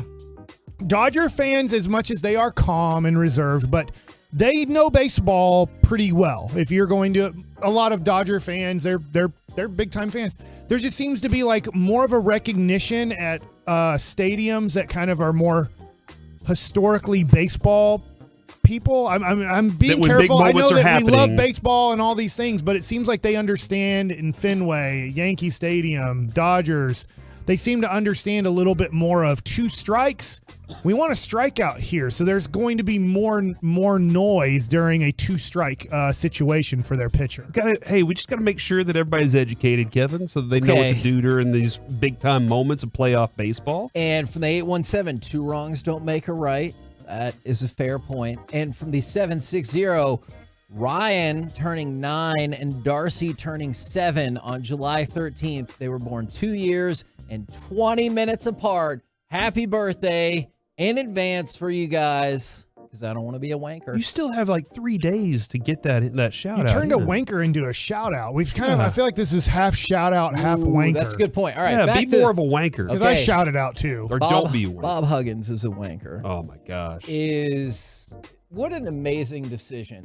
Hey, I know I went off about gay, trans people, Catholics, and then got a DUI. But I didn't say I resigned. I said I would go to this counseling and stuff. Now, I realized that you guys had a very public coaching discussion after that, and you definitely hired somebody else who was formerly the interim coach. But I didn't say I was done. So now I would like to be reinstated. My ass. Get out of here, dude. You have made terrible decisions. Deal with the consequences and go sit out somewhere. Yeah, it doesn't make much sense to me what he's trying to accomplish, other than gaining his monies that he wanted. And I don't know if he has any legal grounds to stand on, look, man, as all the things he said and did, I do wonder if the contract is the contract and that's binding, and the court system will look at that first. And like his attorney, and I get it, that attorney's got a job and everything like that. Sometimes I wish common sense had some equal footing with legal stuff. It's like, hey, you said all that stuff on the radio and you're like, it's crazy. They took an oath. And then you got a 3-game suspension and a $1 million reduction in salary. I could not believe he kept his job. And then what happened after that is he got a DUI. And they're like, dude, you're done. Come on. And he's like, I didn't step down. That's completely different, Kevin. The DUI is completely different than those are all separate incidences. This is a different stupid thing that I did. Incidents. Yeah. So you need to pay me. And you're like, oh, okay. So no shout out involved there. Bob Huggins needs to go away and just stop. Just stop. Just stop. Did he ever say he was resigning though? I mean, they made a big discussion and he didn't say anything about it. So supposedly his wife texted in that he was going to resign, or he's resigning, but now he's like saying that was my wife, not me. I guess my God. We're getting divorced.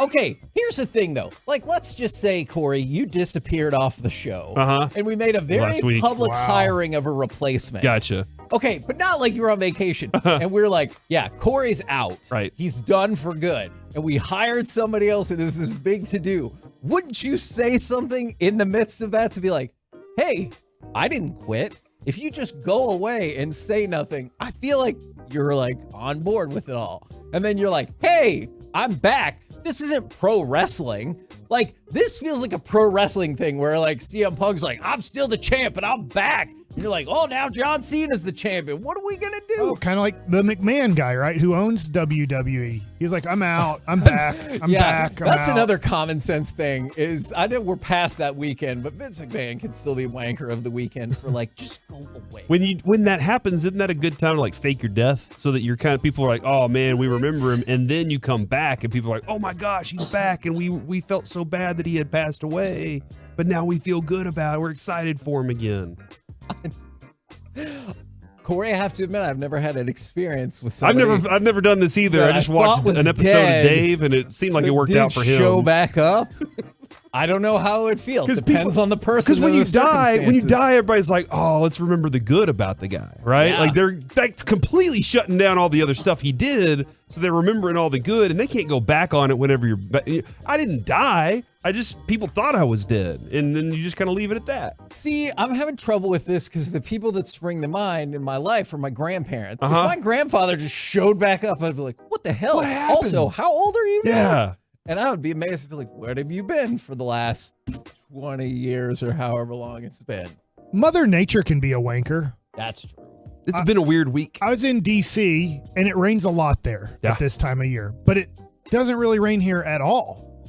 And then there's flooding going on kind of in the Northeast right now that they're dealing with. And I don't know, Mother Nature just picks and chooses random things to do. Yeah. No, the last few nights here in DFW, out of nowhere, it just started raining in the morning. I'm like, what's going on? What's happening here? This morning I woke up, it's raining. My dog's all of a sudden, Kevin, decided that he panic urines whenever the rain happens. Had never happened before until this year. And now it's like all of our rugs we had to get rid of.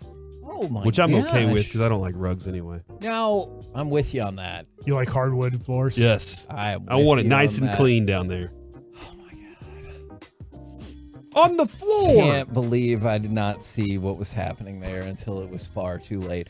Are Britney Spears fans wankers of the weekend? Because did you see all the memes and photoshops and everything of like Britney dunking on Wemby after that first game where they're like, they'd show him miss a shot and be like, this is what happens when you mess with Britney. Don't hit Britney, dude. Don't do that. The police said she hit herself. Now, sure, if you watch the video, I've seen the video. You clearly see his security guard smash her arm into her face. Yes. The police said. Why would she run up? Well, I don't know, dude. She's done some things you've been like, why would you do that? So there are some questions on her decisions. Well, I don't know if you heard this. Supposedly, she said, per TMZ, I thought this was effing America. And like, I don't know if that is going to win people What does that mean?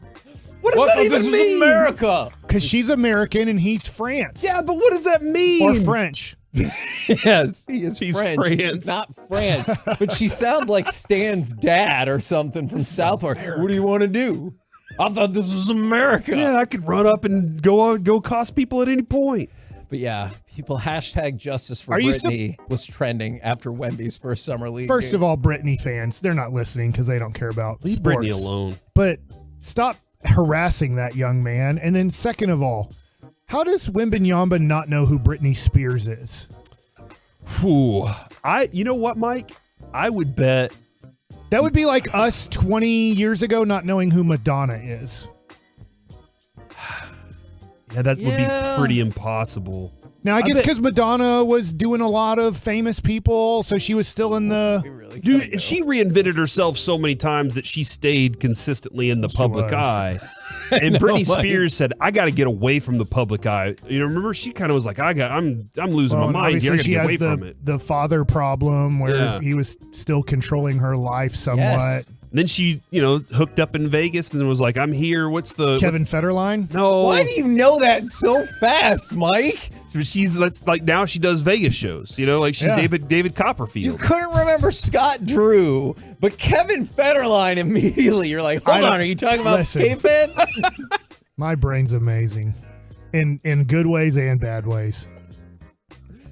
He made it through an entire TV weekend, Kevin. And That's true. I'm still There's proud. a lot. I screwed Still so up on proud. Jake Irvin. I called him Cole Irvin, and I'm like, where did I get Cole? How did my brain go to Cole Irvin? As I was like, that's not right. So as I'm making a point about the Washington Nationals pitcher, I'm like, I think I said his name wrong. But here's the thing, and why you'll be asked back is because normally you would be like, Cole Irvin, what am I doing? What am I, a bad kid at Christmas? Do you think those kids really get Cole? Like, that's what I would expect to be the next part of your TV broadcast. Yeah, there's a lot of concentration during a game like that. We're the KNC Masterpiece right here on 105.3 The Fan. Coming up next, it's time for Gridiron Gravy. Is this the smartest thing T.O. has ever said? We'll do it next right here on The Fan. Should I get Cousins barbecue prime brisket or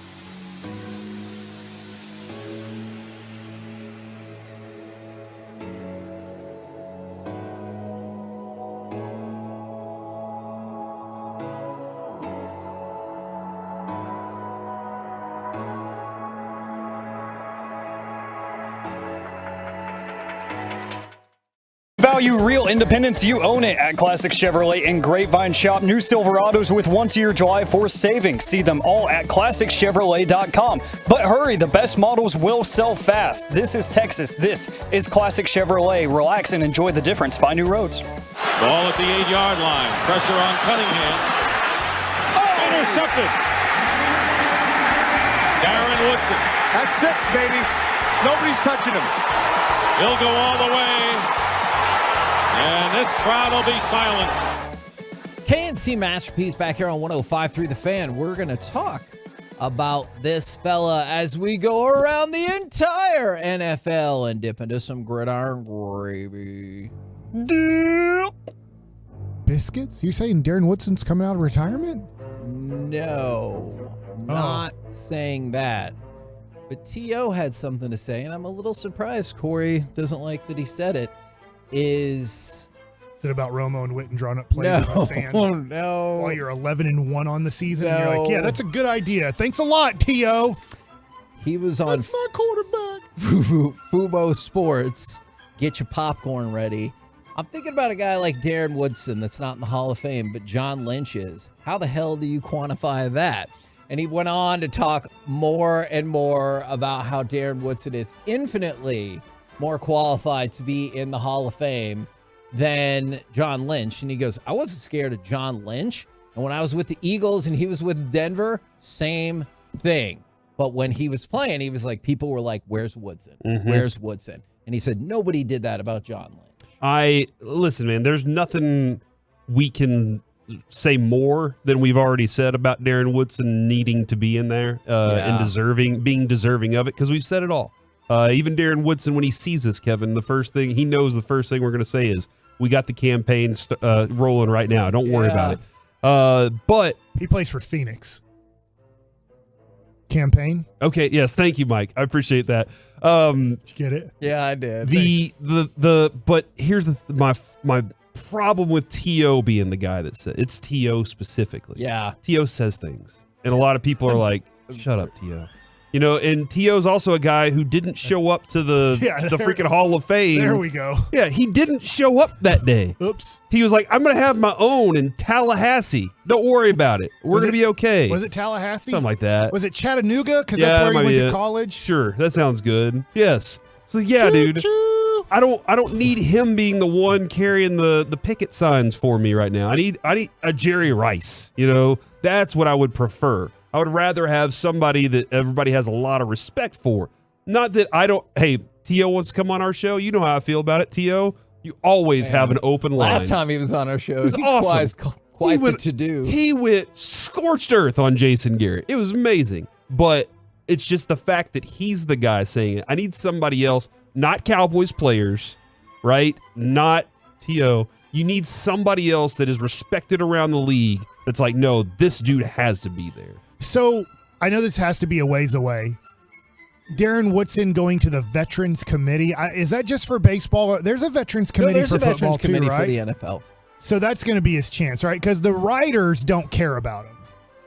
He's just not going to get through that way. They don't know who he is, or they just think that he wasn't very valuable to the Cowboys in the 90s. Or they're like, we got the triplets in, that's all that matters. Right. You know? Yeah. So it's when I'm assuming not T.O., but the Veteran Hall of Fame committee that's maybe more players will say, man, when I went up against Darren Woodson, because I think John Lynch should be in the Hall of Fame. I do.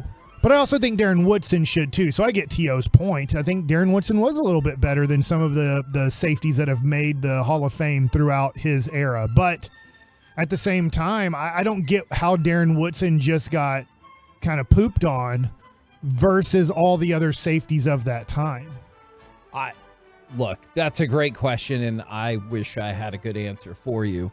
Now, in the Hall of Fame, Hall of Honor space, the Panthers are adding Julius Peppers and Mushid Muhammad to their Hall of Honor. What's a Hall of Honor? It's like what the Rangers have, or the Ring of Honor. Hall of Honor. It's the Hall of Fame for their organization. They have a whole hall? I'll have to get back to you. Well, there's like a walkway in Frisco when you walk around. They have all the Cowboys that got in. Oh, yeah, okay. Into the Ring of Honor. That's why Jerry's like, I'm never putting Jimmy on that Frisco walkway. I own that walkway. Yeah. Is there a player you love so much that you would let them sign your forehead? Darren Woodson. Plenty. Yeah, if Darren Woodson was like, only your forehead, I'd be like, it'd be fine. really weird. You graph that skin of your forehead off so you can keep the autograph. Oh my gosh. Can you do that? Skin grows back. Yeah.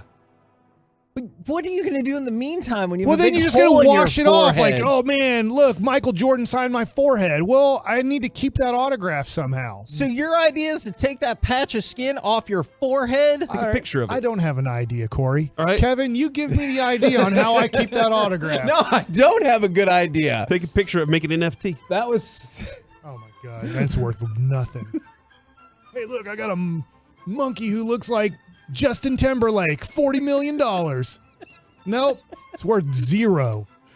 Just wait. Just wait. Just hold on to them. NFT. Just hold Oh on my to 'em. gosh. Just keep them in that. Keep on that thumb drive. So the reason why I brought this up, We've lost all of our thumb. You have a drawer with a bunch of thumb drives in it. probably somewhere, We got like 68 thumb drives in this one. I'm like, what are we even doing with all these? is Nobody knows. Bobby Wagner signed. You didn't answer the question. How do I save the Michael Jordan forehead autograph? I don't Did know. I have the best idea? I guess you did, because I don't have a counter idea. So I guess you do. Skin graph. Hey, I'm going to need to do a skin graph. Oh, what's wrong? Nothing. I just got this autograph I'd really like to keep. That reminds me, this weekend I was going through stuff and I found Avery went to Jared Sandler's Swinging for a Cause. Yes. And has Bannister, David Murphy, Michael Young, all these autographs. And I was like, they're just sitting here. They're just sitting like where you didn't even know this was right here.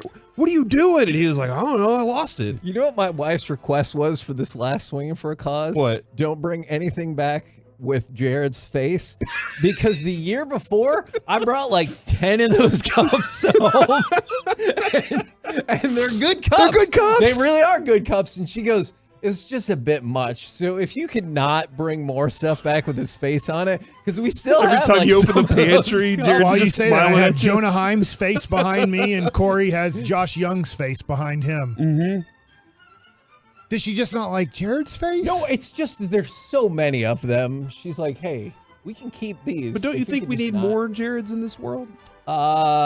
Jared from Silicon Valley and Jared Sandler? Yes. Yes, Dude, I do. Jared helped me out so much on the plane yesterday. Good.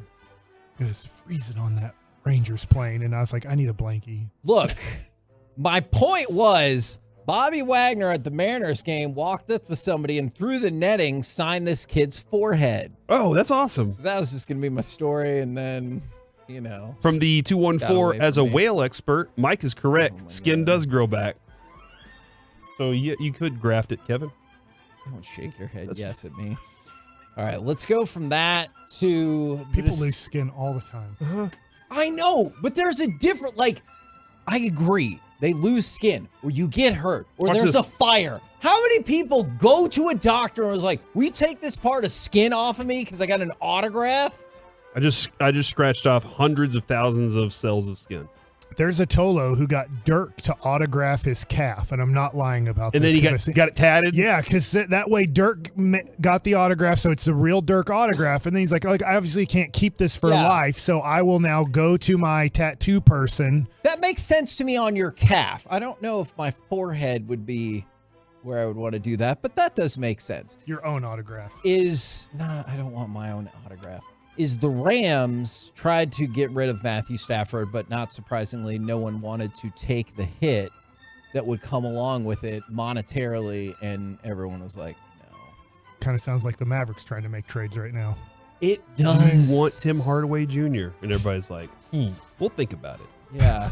What are you going to give us? And they're like, no, we were hoping you would give us. We're giving you a star.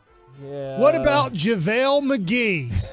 And all the teams are like, no, we don't want JaVale McGee. And they're like, but we want an all-star center. Did you see his And little like, how Caesars about commercial? 2 of your younger players on your team? Like, not doable. But what if we throw in Tim Hardaway Jr.? Mm-hmm. I can't believe they can't get a deal done. I'll tell you what. They're like, you're making this deal worse. I don't want any of these things. All right, what's next in football? All right, in football, who do you think's more likely to win Offensive Player of the Year, Justin Jefferson or Jamar Chase? Now that they've turned this into almost a non-quarterback award. So let me ask you this question, Corey, because I want you to answer it first. Mm-hmm. Do you think winning matters in Offensive Player of the Year award? It does matter in MVP. I'm asking you now, does your record matter in this award? No, I don't think so. But MVP it does, Yeah, correct? I think like you're whenever it comes to this, it's often the guy that you're like, man, he could have been MVP, but it's just we hate wide receivers, so let's just give it to this guy. I think Jefferson, because he is now that Cook's gone too. I know Madison's still there as a running back, but I think he's going to be the focal point of their offense. And he did win it last year. And for the sake of the Bengals, I mean, they have multiple weapons on that offense. Even though Jamar Chase can still do great numbers, I think Justin Jefferson is like the focal point of the offense, and they'll push it towards It's amazing they were teammates. Yeah. That is true. That really is amazing. So I'm going to lean towards Chase wins it this year. I think that Burrow. Where were they teammates at? LSU. And now the first 2 picks of the MLB draft were teammates at LSU too. LSU's got stuff going on there. Right after them is Christian McCaffrey, Tyreek Hill, Cooper Kupp are round out the top 5. But For Offensive Player of the Year? For offensive. No running backs and no quarterbacks. Just all wide receivers. Nope. And no CeeDee Lamb. You know what's interesting, too? The quarterbacks that are outside of the top 5 are Lamar Jackson and Jalen Hurts, which feel like, hey, you'll have a good year. We don't think you'll be the MVP. Because you're going to have like possibly 1,000 yards rushing too. I could see that. All right. And then we're going to talk about rankings a little bit later, but CBS Sports has their own set of rankings, and they ranked the punters. And I feel like special teams doesn't get enough love. Number 6 in the list, Brian Anger for the Cowboys, having the 6th best punter in all of the NFL. About time we got some punter respect around here. You know, it's Damn been so right. long. Mike from the 214, that's an autograft. True. And that's what Mike will call it from now on, Kevin. Fanatics could use that. Uh-huh. I mean, think about the value of this. Don't encourage him. Not our skin. Uh-huh. Let's just say Wemby signs his skin. Yeah. And then he grafts that piece of skin off of his body, and now you have a Wembanyama autograph on his own body. Yeah. That you now have. Why would he do that? For money? Yeah. Dude, how much do you think his skin would sell for? People do a lot of bad things for money. What's coming up next, Kevin? That's the United States. Go ahead. Coming up next, good Lord, after a 3rd straight series loss, where is your Rangers panic meter at the All-Star break? Or maybe your Mike panic meter. I don't know. We'll do it next right here on The Fan. You are officially a master.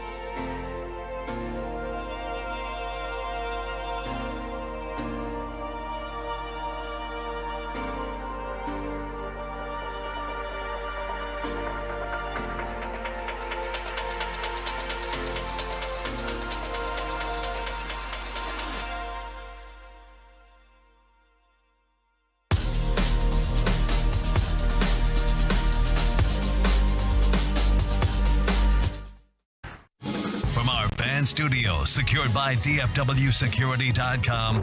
It's the KNC Masterpiece on 105.3 The Fan. KNC Masterpiece back here on 105.3 The Fan. We've hit the All-Star break in what is traditionally known as the slowest week on the sports calendar. And on Friday, we didn't dive really into it, but Derek was talking about, Derek Holland, your panic meter. And in their last 5 series, the Rangers have won none of them. They lost 4, and they had a split with Detroit, and they've lost 3 straight series, I believe, for the first time this season.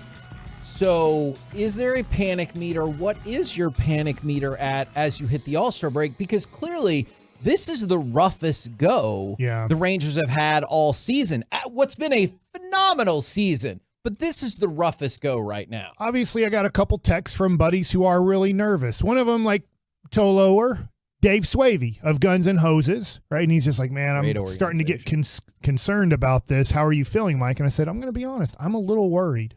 So now if you're asking me on a scale of 1 to 10, my concern meter, I will put it at a 6 or even as high as a 7 because I didn't expect this team to do what they've done. Go 40-20 in their first 60 games.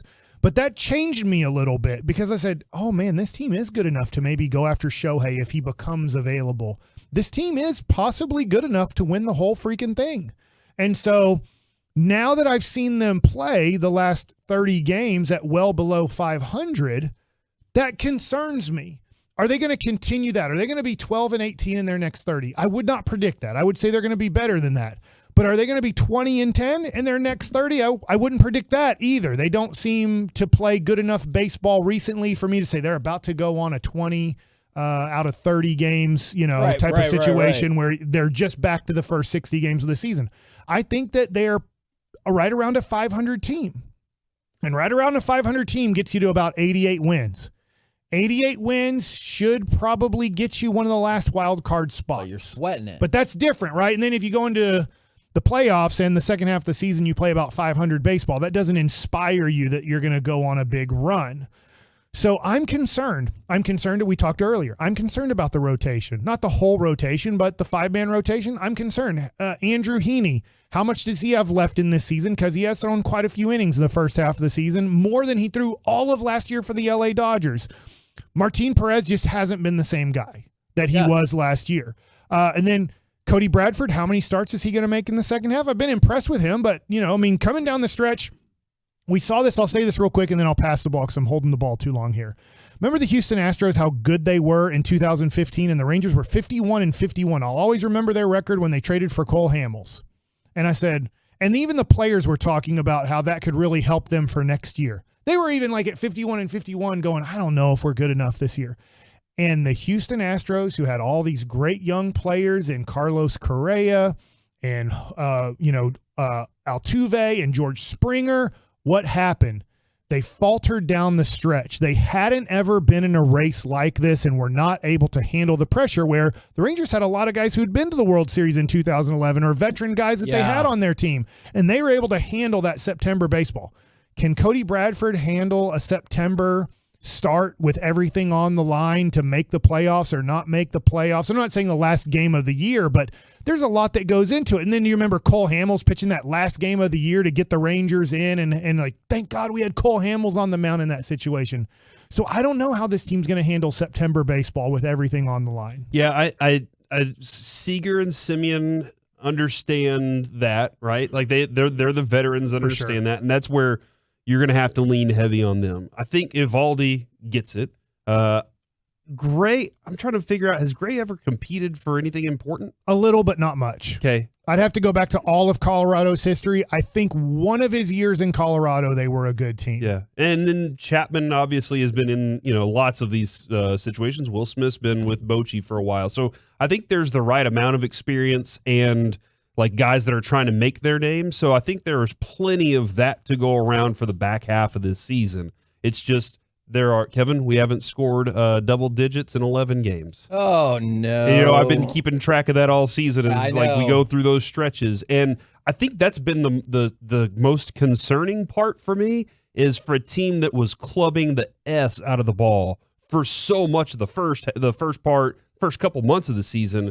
It just seems like it's disappeared. They still are hitting hard, but there are a lot of things that are missing, especially whenever there are runners in scoring position and there are opportunities to do that. So, yeah, I am a little concerned about refinding that at some point in the season and doing it quick enough to give yourself a legitimate chance to be in the playoffs. And somebody brought this up, is if you're concerned about the Rangers, you should be really concerned about the Rays. They lost, 7 of their last 8? They lost 7 straight. And they just won, but that's the thing. How many of y'all in this room give a crap about the Rays? Like, I don't care if they fail or not. Like, I care about them strictly from the perspective of like, hey, we were trying to get the best record and everything like that. But I think that's why the discussion is about the Rangers as opposed to the Rays, because I agree they ran into some trouble as well. But I don't really care if they succeed or not. I care a lot about the Rangers, and I just went back real quick just to show a very different world that the Rays live in than the Rangers do. Rangers last year won 68 games. The Rays won 86 last year and 100 the year before. Yeah. Their guys have been through this. They are tested the way kind of when you started thinking of the 2011 through 2016 Rangers. They have been through some battles in September and October. The Rays have been through the battles in that American League East. And yeah, I'm not saying they're going to win that division, but this is a brand new Rangers team with a brand new manager and a whole bunch of players. And yes, like Seager's been through a lot of battles and Simeon's been through battles, but this is as a team, this is a team that has not been through any type of playoff push situation. That East, by the way, the entire division is above 500. That's wild. And Baltimore's right up on them now. I think Mike may have predicted that before the season. If I remember correctly, I think Mike may have said something along those lines. I love Baltimore coming into this year. Yeah. I actually also like Toronto a lot too. Yeah, I think you said you thought the whole division would be above 500 or something along those lines. I thought it was crazy. The Central's trying to balance that out. Yeah. Saying, can we all be below 500?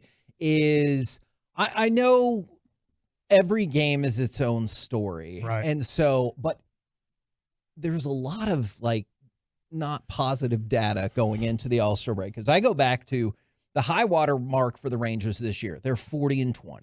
Like, holy crap, amazing. Yeah. And I think we all knew like they weren't going to go 108-54. Though when they were on that pace, that was super fun. 100 wins seemed probable. It did. And we talked about even, could they have the best record in Rangers history? And they still could. Right. But since then, 12-19. I told you in their last 5 series, they won none of them.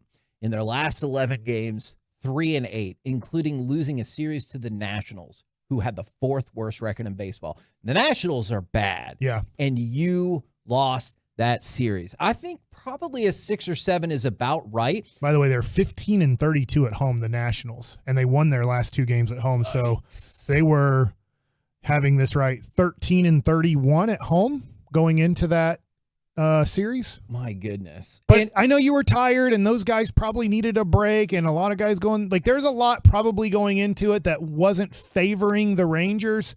And the other thing too is these guys as a unit have not, with this coaching staff, have not fought through things yet. They're fighting through things for the first time ever together. And I think some fans have overcorrected too far.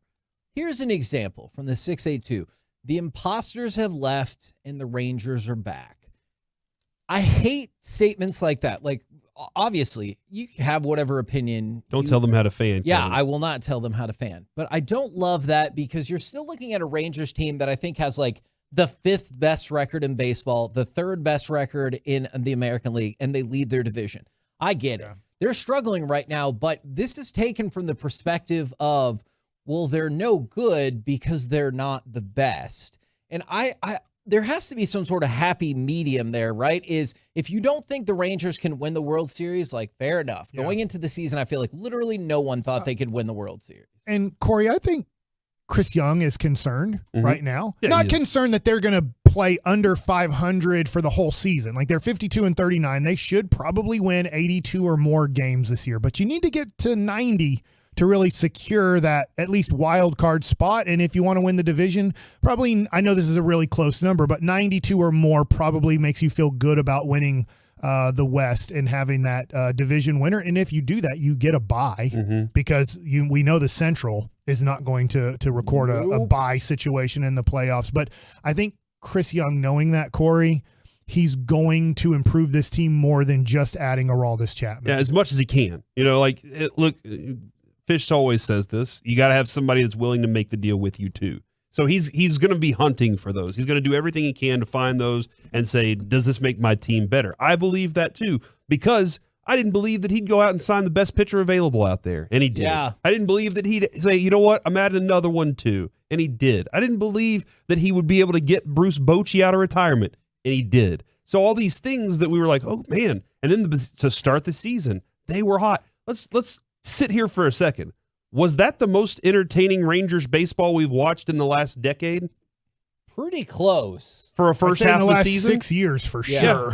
Yeah, for the first half of the season, I've never been as excited to watch Rangers games at any chance that I could. Right. And so, like, it was, hey, man, there's a reason. I got to watch Evaldi pitch tonight because this dude's been on a burner lately. I got to watch John Gray tonight because he's going to try and match that. So there were a lot of fun things from the first half of the season. I do have a list of potential distractions. Never been in a clubhouse as a player, Mike, so I don't know how these things line up for guys. Right. All-star voting, is that a real distraction for guys? Not voting, but getting prepared to go to Seattle on a road trip. It shouldn't affect your game that much, but it is a little bit of a distraction dealing with what family members are going to Seattle. I'm going to only be there for a few days. Like, it's a little bit of a distraction, but not much. Okay. So I can put that as like a 5% distraction. The trade deadline, how much of a distraction do you think that becomes?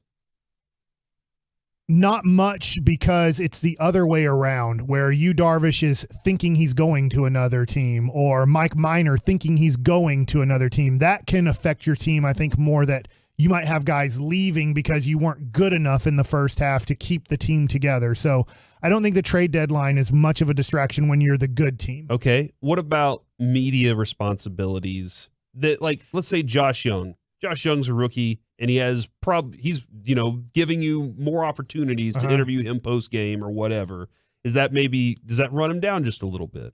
I don't think so. Okay. And that's just, so when I hear Bochy say, look, there are a lot of distractions in there, and I do wonder if it all kind of, builds up a little bit after trade deadline, then everything changes. I am curious to wait for that part to see, okay, what moves have they made? Did they get better from those moves? And can they leave all that behind and now focus on the sprint to the end of the season? Yeah. And I think for Chapman, there's only so much he can do. He can only pitch in games you're winning and pitch one inning at a time. Like, that's who he is. Yeah.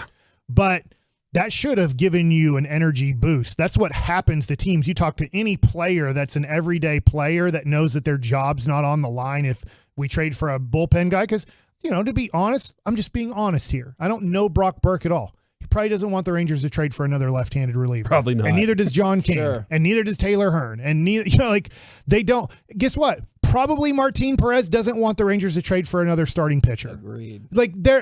I'm putting words in their mouth, and I'm just saying, I'm just assuming this because I know what it's like when you have a guy that's possibly going to take your job, or they're talking about trading for a guy, and you're like, hey, when they're talking about trading for a right-handed reliever or two, I'm a right-handed reliever, and I'm not doing a great job right now. So who are they going to replace if they go get that? So there's a few guys, but, I mean, at this point, Seager, Simeon, Lowe, Garcia, Heim, they want another starting pitcher. They want another reliever. And you got a Chapman. You made the first move of the season in Major League Baseball to get a person like that. You would expect that to give that team a little bit more energy. And it didn't give the team an energy boost. It did give them a very good relief pitcher. I'm at a 5.5 right now, Kevin. That's where I am. And I do think that's reasonable. I'm starting to see some pushback on the other side from the 6-0-1. Most of us are thankful to have meaningful baseball games in July and August. Haven't had that for a while. From the 2-1-4, sorry I quit watching the Rangers. It's my fault. I started about a month ago. Well, we need to get you fix it right back on there. Fix it. And from the 2-5-4, my panic meter's at a 4. We're ahead of schedule and a little spoiled by the fast start. I know this is not the way sports work. We talked about this last week. Mm-hmm. I told you at the break the Rangers are going to be 52-39. You did? No. Oh, imagine. Okay, gotcha. And they're going to be in first place, 2 games ahead of the Astros, have 6 All-Stars. You'd be like, oh, my God, this would be the greatest thing ever. So much fun. But if you need something positive to wrap this up, did you know that the Rangers are the first team with 5 starting All-Stars in the field in 47 years? The last team to do it. Rangers.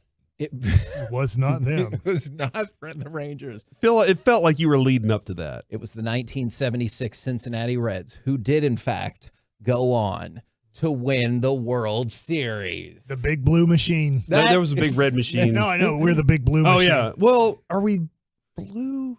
Is that our main color? We took red out. Yeah, what is our main if color they win now? the World Series, are you really going to care about their nickname? Yes. I want the Blue Goofs if they win the World Series. I want them to have a care. cool nickname, dude. Like this, the Doomsday Defense. Yeah, I want something awesome for them. Okay, the Blues Brothers. No. We'll try to work. That's already no. We're the KNC Masterpiece right here on 105.3 The Fan. No. Josh. No. Coming up next, I feel like you're trying to sabotage this. We move into the lunch rush as part of the Expressway. We got Mike Likes It. Plus, Mirror, Mirror on the Wall. Is Micah number 1 of them all? We'll do it next right here on The Fan.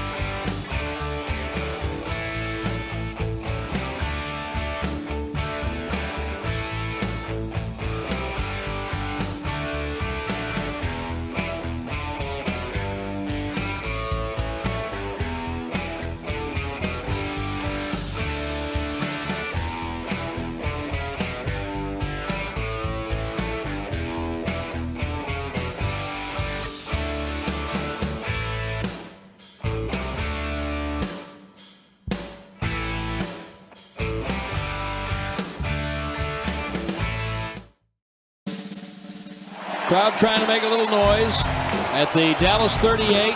Looks like motion. Back goes Jones. Down goes Jones. Parsons beat the left tackle clean. KNC Masterpiece back here on 105.3 The Fan.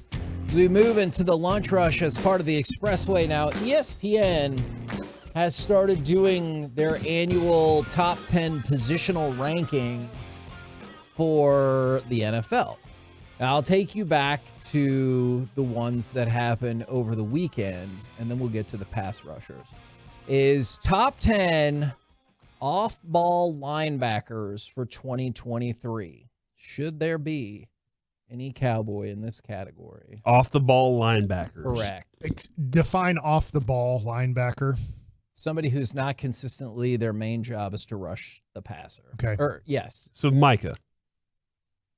That's his main job. His main job is to rush. So you're talking about a person who's kind of just tackling running backs or taking a tight end down the field. Sure. No, is my answer to this question. That's listen, correct. I like Van Der Esch. I think Van Der Esch is stout. He serves his purpose. Do I think that there's anything that's overtly exceptional about him? No. He plays good Call of Duty. He enjoys the game. But at the same time, I think he's really good at what he does, but he's not elite level. Okay, so let me ask this question. Okay. Because I think the Cowboys don't fit into this for a good decade now, if not longer. But the Cowboys do not believe in one technique defensive tackles. They think that we will pay league minimum. We're going to get not very good production from those guys. They're not going to do their job very well, but we have to cut the pie the way we cut the pie when it comes to salary cap. But now you just drafted a first-round guy in Mozzie. And I'm not saying this year Leighton Vander Esch is going to be awesome. But maybe the next off-the-ball linebacker you draft can be, because isn't their job, a lot of their production is, yes, how good are you? But if you allow guards and centers to get to the second level, it takes out your ability to make some big plays. And the Cowboys have always said, we don't care. Now they do care by the draft that they just had in the first round. So I'm just wondering, maybe the next linebacker that could be somebody good has the ability or the chance to, because the guy in front of them is giving them the opportunity. Somebody just texted in and said, y'all are sleeping on Overshown. Kevin. What the hell does that mean? He's a top 10 off-the-ball linebacker in the league? In his rookie season. Great. Again, for me. We're going to be awesome. Just for me personally, I think he's undersized, but I also agree that Dan Quinn likes speed. He's like, give me speed first. And this dude is fast. He's electric there. I'm hoping. As a matter of fact, I want to interview him whenever we go out to Oxnard. I want to have the discussion with him because I want to know what he's all about. But yeah, I hope that he turns into that guy, but I got to see it first at the NFL level. The top of the list, Fred Warner, Roquan Smith, Tremaine Edwards, Matt Milano. Those are the guys you're looking at. And Devin White finishes out the top 5. I wonder, and I don't know the NFL this well to know the defensive tackles that are one techniques in front of them. I just wonder how well their one technique guy is giving them the opportunities to shine. You know, and that's interesting because in this top 10 from the execs, in case you're wondering who put this together, execs, coaches, and scouts, they kind of lump all defensive tackles together, because I would make an argument that 1 and 2 on this list are pretty different. Would you imagine the Cowboys would have a defensive tackle that would be in the top 10? I think Osa's great. You think he's one of the best 10 in the league? No. He's like 11. Okay.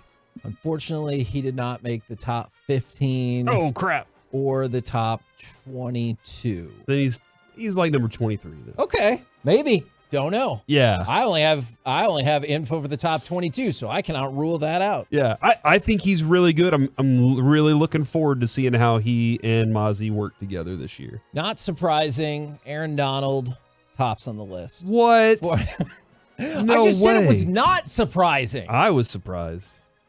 Okay, well, get ready to be stunned. Second on the list is Chris Jones. Then wow.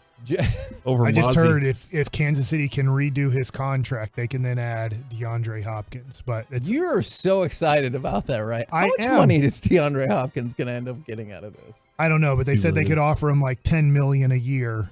for a few years in Kansas City if they extend Chris Jones and redo his contract. I mean, and they might. I don't know if they're concerned about longevity of Chris Jones or what, but Chris Jones, Corey, you told us, he said he was going to win Defensive Player of the Year. Yeah, so that's feels exciting like a good for him. time to give him a contract How extension. frustrated would you be if John Ridgway goes like a top 7 like defensive tackle? And I know it'd be more one technique, so he's not going to get like the sacks left and right, but you're like, oh, we released him so we could have Dak practice and really not even practice. And just be at practice. This dude's just Well, a Mike. brick wall that you can't get past. Yeah, no, I would be Number very 9 on this list. No way. Is Cam Hayward. Okay, I just wanted to. They're doing more guys that get to the quarterback. Cam and- Hayward's 9? Yeah. 'cause He's it fantastic. goes Chris Jones, Jeffrey Simmons, Quinnen Williams, Jason Hargrave to round out the top 5. And don't you think for us, and even maybe for these guys, it's tough to rank defensive technique, like one tech, versus, because they're just doing the That's what I said, best they just- 3 tech. yeah, They're yeah. not going to be like, man, this guy eats up like this guy's a fatso who really takes on the guard and center and holds them up. Like nobody cares about that. Like obviously defensive coordinators care about that.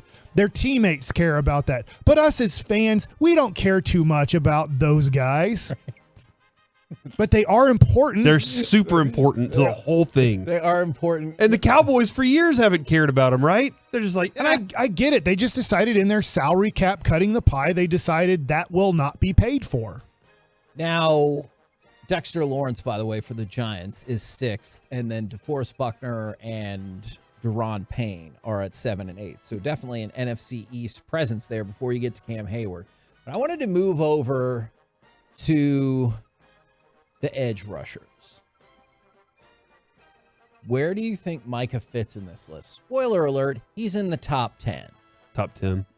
Okay, I more will specifically. I think he's top 3 with Bosa and San Francisco. Okay. I think That's Nick, right? Yes. I'm going to say on this list he's 1. Here's why. Because I think a lot of people are anticipating Bosa just got paid. And Micah going into a potential contract extension year, wants to get paid, wants to put up big numbers. All off season said, I'm putting on some more weight. I want to be the best passer. I think they're going to say he's 1. I'm going to say he's 2 behind Bosa. Okay. And you know what? I think the top 4 edge rushers in the NFL, you could take any of them and your team's going to be happy. Ooh, I really do. That is intriguing. All right, I'm going to start you at 10. Bosa. It's Joey Bosa with the Chargers. And just to make sure, if there's anybody on this list you don't think Micah's better than, let me know. Number 9, Von Miller. Number 8, Matthew Judon. Number 7, Brian Burns. Number 6, Max Crosby. All feel comfortable saying. Sounds good to me. Matt Crosby is a damn good player, but he's 6 on the list. He could very easily be in the top 5. Number Crosby 5. show. That's a different thing. That's what he should hashtag. Yeah. Do you want to be associated with that still? His last name's Crosby. I know. You just added an R in there. Yeah, it's completely different. And then it's, yeah. Right, but And the show was great. Like, let's not take it discount. over. The show was fantastic. okay, you're right about that. But don't you think now people kind of like, oh, yeah, ooh. Oh, let's ask the people. Okay. No, you should think bad of that, but it's still a great show. Okay, well, that is a confusing message, Mike. His question really good was, show. can you separate the Cosby Show from all these stuff that Bill Cosby did? I can after totally that? separate the Cosby Show from the Crosby Show. Those are 2 different things. All right, number 5 on the list is Hassan Reddick from the Philadelphia Eagles. I think Mike is better than him. Okay. For sure. Now, Reddick came from, he's always been with Philadelphia, right? His whole career. No, Was he with Arizona? The Falcons He was or with Arizona. Yeah, Cardinals, yeah. Okay. Good job by them. Crap. Why don't we do that? And he played for Carolina for a year, I think. All right. Good for them. All right. Top 4. Still no Micah. Number 4, TJ Watt. And I think he could be number 1 if he would was just number stay 1 last healthy. year. He just, at this point, I like this list that they've kicked him down a little bit for getting hurt. Yeah, I think that's fair. All right. How many games has TJ Watt missed in his career? I do know, this is an answer to your question, Corey. I know one of the things is after 5 years, he had 70 sacks, and so he was on a historic pace, and then he got kind of slowed down. But I don't know the answer to that. 15, 16, 16, 15, 15, 10. So I would presume in some of those years where he only played 15, it was like, okay, dude, just take a break. Yeah, like, in 15 games never bothered me. Like, when we used to talk about Tyron, and they're like, oh, he's never played a full season. And I was like, okay, well, he played 15 games. That counts as a full season to me. And plus, one of those years is he just took off the last game and he wasn't hurt. Number 3, Micah Parsons. Now, the interesting thing about this is, so they get rankings from a whole bunch of different people involved in football. Highest ranking, number 1, of course. Lowest ranking, 6. Man, for somebody who had a league-leading 29.7% pass rush win rate, 6 feels kind of harsh. You think so? I do. That he would be, I mean, somebody just was like, hey, until I see more. I don't know. And they want more out of him. I felt like last year was as close as you'll get to him being full-ish time out there. I felt like I heard Bobby Belt talk about this at some point and just say he really fell off the last 5 games of the year because of kind of his body and never doing this on a consistent basis, rushing the passer. And so if you look at his first 12 games, he's the best. If you look at his last 5 games, it gets a little bit scary. But I think he's going to be unbelievable this year. I mean, that's why, in a way, I'm probably not going to be right. I'm never right about the Cowboys, but I just feel like he's going to Lawrence Taylor this year, and he's going to be Defensive Player of the Year, and he's going to be the reason the Cowboys make the Super Bowl. Now, Micah's 3rd. Myles Garrett is 2nd. And Myles Garrett, that's a great. I couldn't.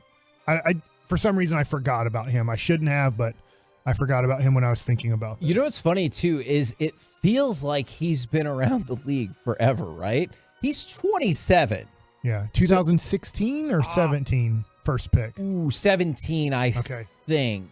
And he's going to be 27 for most of the season. But, yeah, he's up there. And then, of course... Yeah, because he's in the Patrick Mahomes draft. Yes, that's right. And then Nick Bosa is, in fact... number 1, which you guys don't seem to have a problem with. I don't think Mike at 3rd is like disrespectful. And I was thinking of Watt's contract whenever I said Bosa earlier. Okay. So yes, Nick Bosa, like that, he's playing for kind of the same thing. He wants his $33-40 million a year. You know what helps out the 3 guys is that they are the face of those franchises.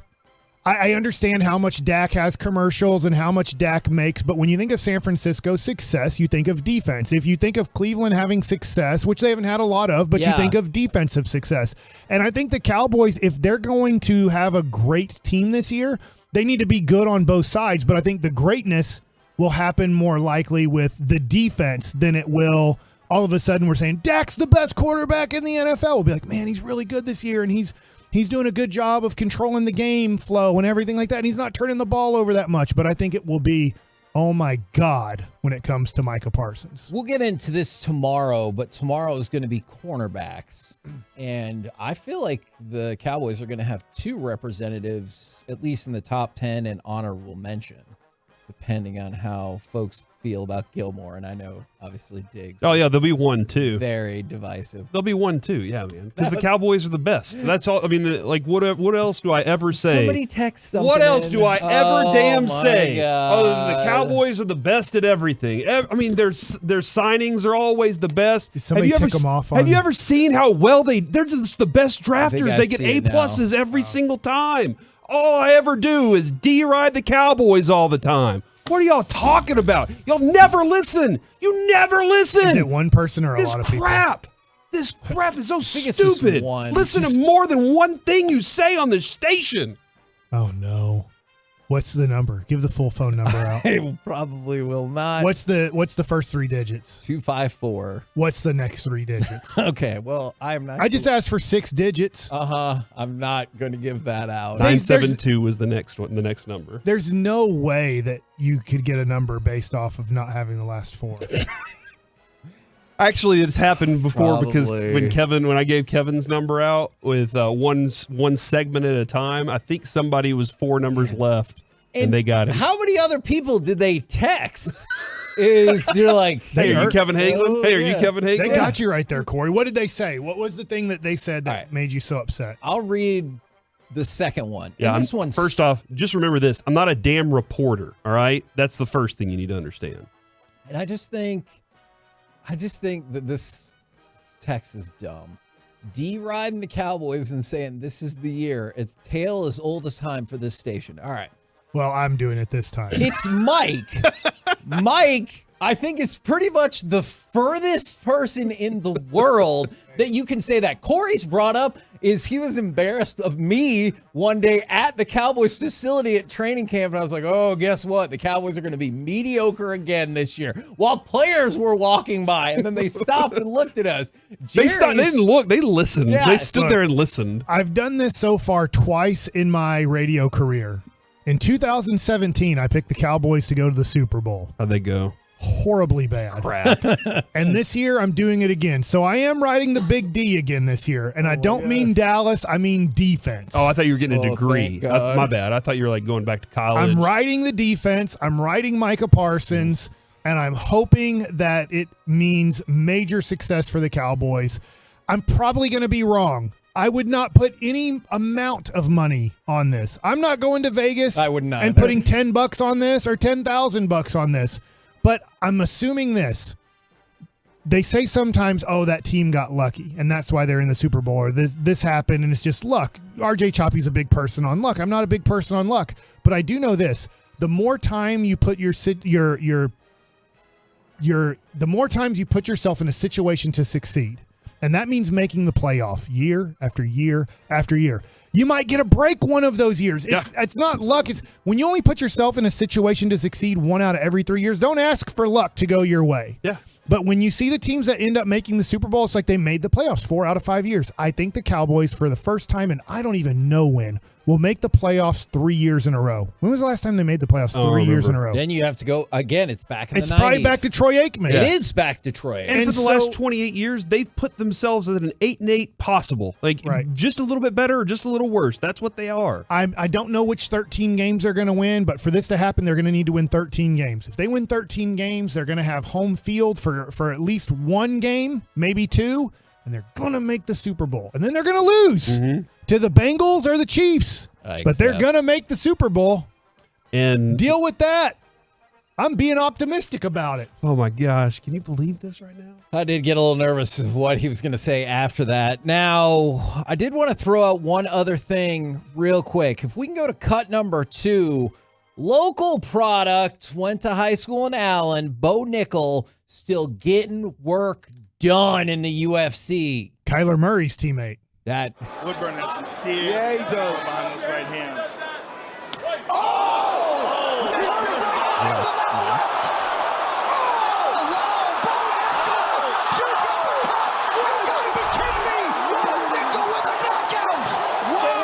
No wrestling needed necessarily tonight. Bo Nickel DDP'd him. He just straight up punched him in the face. Yeah, we might need to hear that impact again. That's not good. He won 3 state titles at Allen. I believe he might have won 3 national championships at Penn State. He's now 5-0 in mixed martial arts. None of his fights have gone out of the first round. He's fought 4 times essentially in the UFC, twice for Dana White's Contender What were his Series. championships in high school and college? 3 state championships. In what? In wrestling. Okay. Sorry. Because you said mixed martial arts, and I thought, they have this now in high school? That would be awesm. I'm sorry. In wrestling. Okay, and then I was In like, he went to amateur Penn State wrestling. doing that too?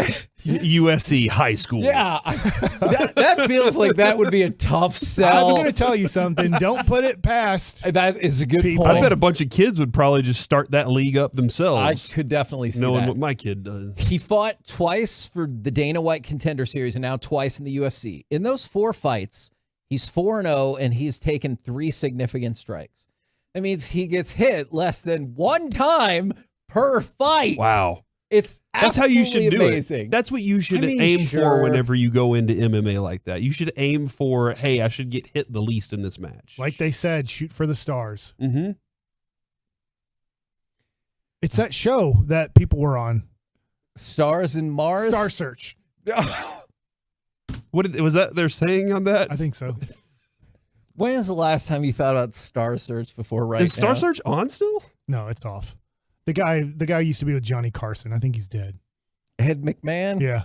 Yeah, he started the wrestling thing. That is Vince McMahon. He's not the guy who won the Super Bowl for the Bears either. That's Jim McMahon. I knew you were going to do that before you even made the headband motion. He's the son of the guy that started wrestling. That is Shane McMahon. He's the daughter of the guy. That is Stephanie. It's none of those McMahon. He's been writing great articles about the Mavericks lately. It's not Tim McMahon either. It's a popular last name. Freaking McMahons do we know? He was a catcher for the Braves. Brian McCann? I hate my life. I'll tell you what, you were good at that because I didn't know who he was talking about, but you nailed it. Right now. By the way, when people are like, hey, do you know what you're going to say ahead of time? In terms of broad topics, sure. In terms of any of that, not a chance in hell. All right. Now it's time for Mike Likes It. Let's talk a little bit about my trip to D.C. Okay. It was really fun, guys. I recommend being part of the Rangers for a weekend. It's really great. So if you can do it, I would say, man, you should be part of the Texas Rangers for a weekend. It's really fun. You get to stay in great hotels. You get to be treated like royalty. But where I'm going with this is this. I haven't been in the major league since 2007, and I haven't traveled with a major league team since 2007 when I was on the Washington Nationals. So to get to stay in just a really great hotel and to be part of that again, it just brought back the memory of being a Major League Baseball player. Was it all positive or was like a little bit that's a good question. I wasn't going to get into the negative, but you want to bring it up, so let's do it. Dang it. I'm sorry, Mike. Corey, where do you feel like he was leading me there? Do you feel like he was leading me towards positive talk or negative talk? When he said, what was the negative part of it? Right. Negative. I was just curious. I want to know more about there was negative to it. Mike. And here's the negative. Is we're riding high off celebrating our country here, Kevin, on the 4th of July. Now you're trying to be negative. Let's be positive. It was only 3 days. Friday, Saturday, Sunday. Got back last night. The guys got back. We got back about 7:30 to 8 p.m. at night back to the Metroplex after the trip from DC. I miss my family a lot. I miss my wife a lot. I miss my kids a lot. I remember this. I remember how lonely being a Major League Baseball player is because most of the time my wife was either in medical school or she was in residency. So she was not with me for most of my minor league / major league career. So it brought back the loneliness of just going back into a hotel and there you are by yourself. And I had obviously Sandler was there. Hicksy was there. CJ Nikowski was there. And after the Saturday afternoon game, we went out to dinner. Mm-hmm. And that was cool. But at the same time, you get into a lonely bed. I guess I'm not much of a hang out with the guys guy. Okay. I just would rather hang out with my family. And that's the tough thing about, we were just talking about Dallas Cowboys and we're talking about the NFL. That's what's tough about Oxnard. Oxnard, I'm not going to say the city's great. It's not. But Ventura's really nice. It's about 10 minutes away. It's a nice city, yeah. But I'm not crazy about going and covering the Cowboys, not because it's and that is a dream. It's awesome.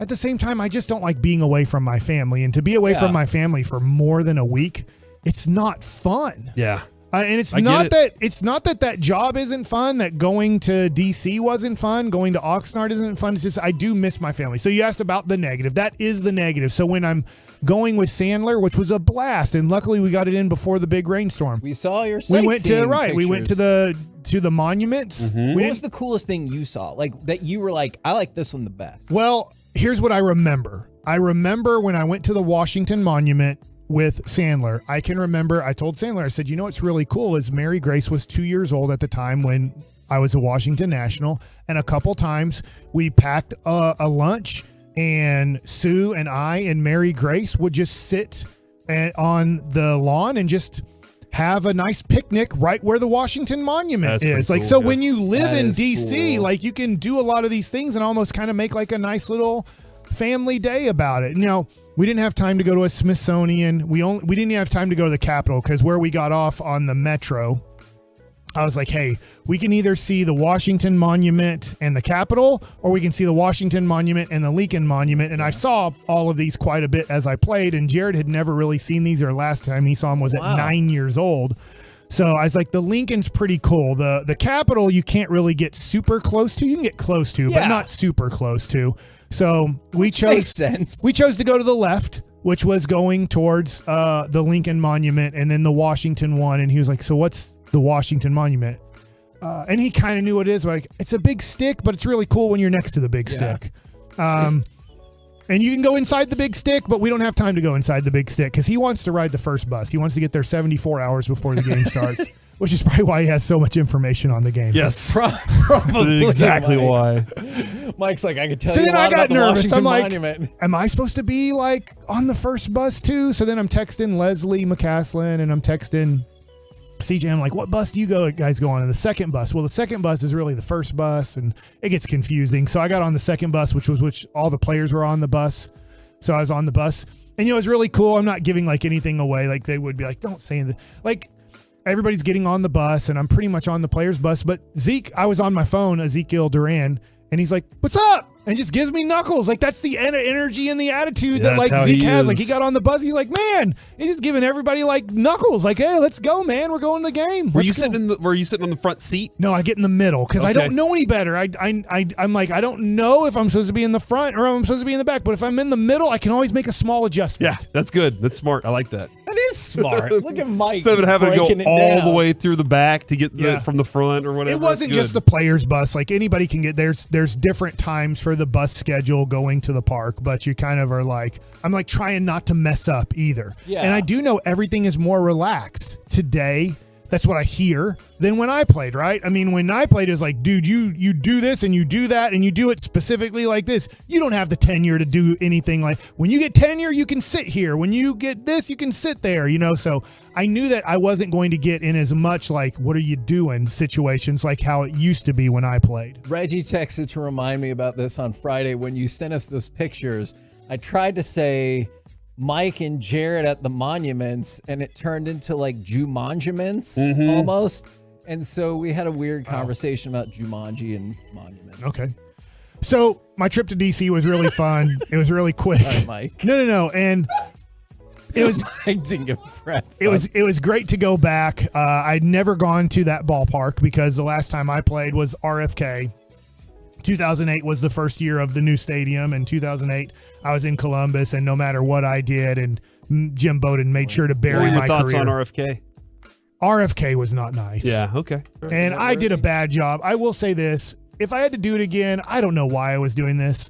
As a Cowboys fan, you'll appreciate this as a Cowboys fan, but it's not the smartest thing to do when you're a Washington National. They're like, what will you remember about RFK? And I said, all the Cowboy wins. And they immediately took the mic away from me.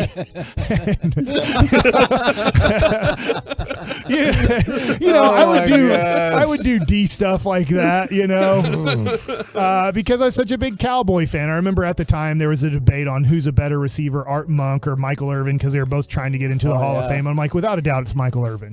And so that probably wasn't the best way to answer that question either as a Washington National. But I like that your don't give an F attitude has been there for all these years. Yeah, so Washington National fans at times were frustrated with my answers because they liked me, not as a pitcher or as a fan of Washington sports, but I was just nice enough to talk to the media quite a bit and be cordial with them. But it's fun going back. Got to see some guys that are still there covering the Washington Nationals. So that's my trip back to DC. I did want to talk about this, and we talked a little bit about high school versus college in the draft, as obviously the Rangers, what fell to them was a high school outfielder or a college outfielder. They had to decide what became between Walker Jenkins and Wyatt Langford. And I'll just reiterate this. I just saw a lot of people who don't really follow baseball start going, oh, we got Wyatt Langford. Yay. And I'm like, dude, it could be yay.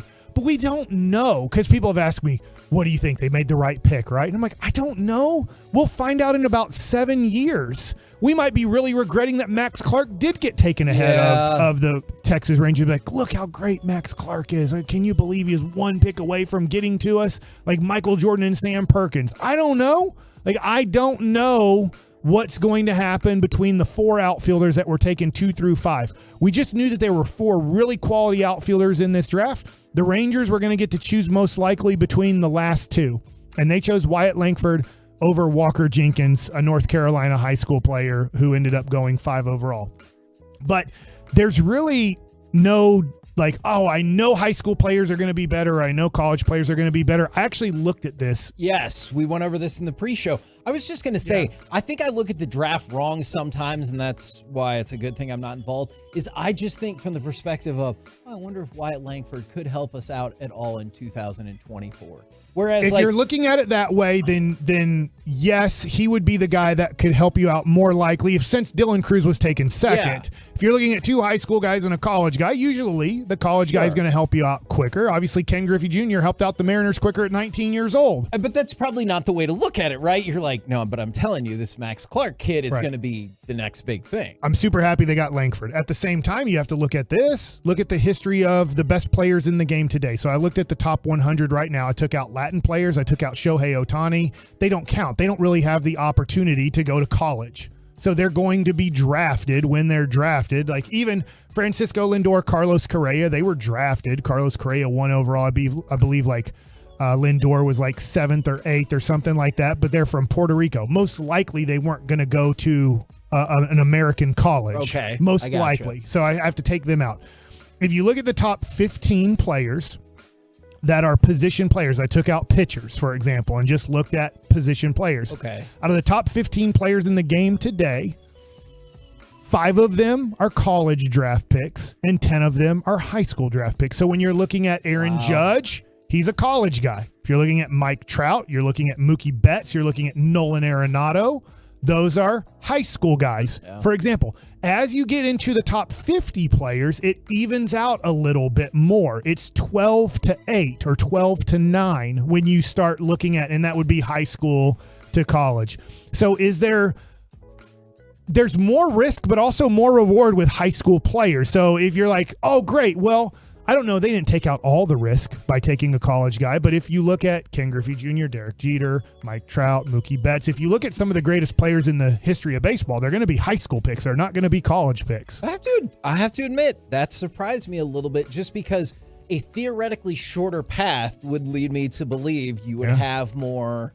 But I guess if you have amazing talent, you'll figure out the path. It's just that you are trying to guesstimate a little bit more on high school guys, which gives you more risk. But if you just look at the top 100 now, or you look at the greatest players in baseball history over, let's say, the last 20 to 35 years, you're going to go, oh my gosh. Now you have to take out Latin players because they're not in the draft. Because that but if you look at the American players that are draft eligible in high school and then obviously going to be draft eligible after their 3 years of college, you're going to find that the greats of the greats, Bryce Harper, and I'm not saying he's the great of the great, but probably a Hall of Famer, Mike Trout, Mookie Betts, Nolan Arenado. But then you go to Paul Goldschmidt just won an MVP, and then so did Aaron Judge. Texas State. And Fresno State, right? Trey Turner, a college guy. Marcus Semien and Josh Young, all stars for the Rangers. College draft picks. Corey Seager, Jonah Heim, high school draft picks. So there's nothing perfect in this, but it leans more towards high school guys can be kind of more, but not a lot more, but a little bit more of those franchise-changing Hall of Fame players.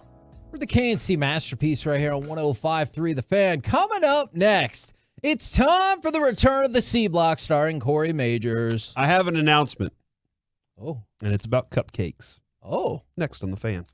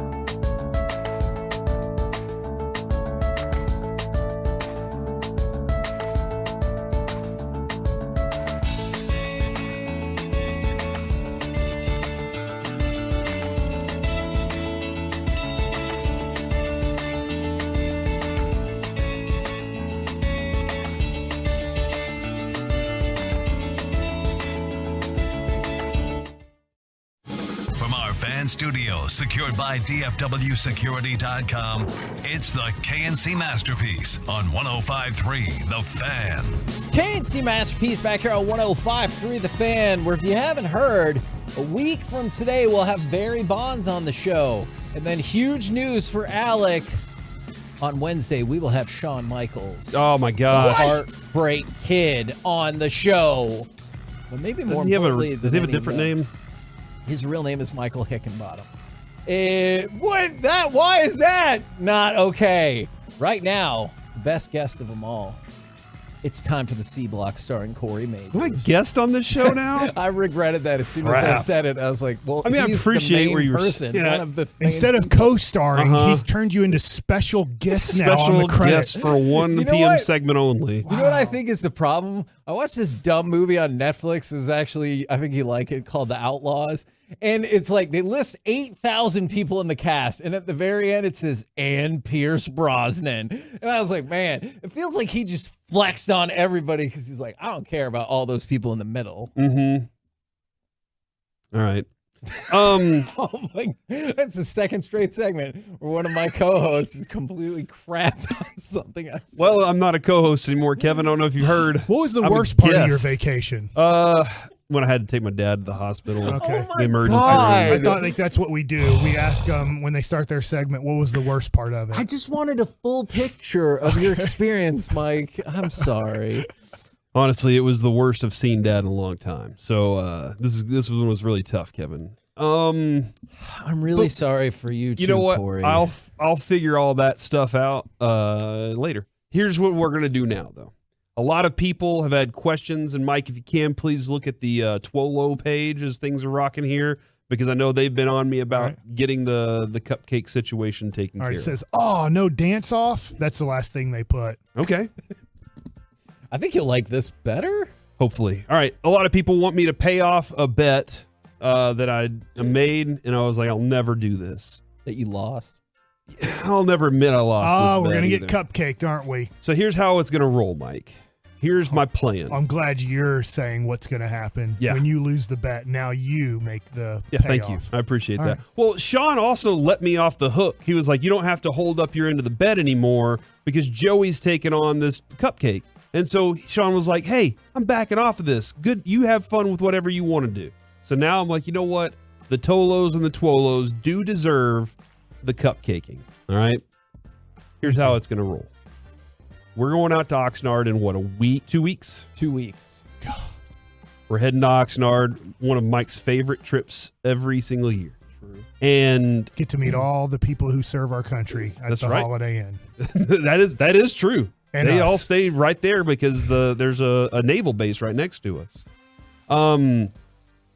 We will take a cupcake. We'll take a stack of cupcakes every day into the Cowboys area where we do our media stuff, where we do the show from.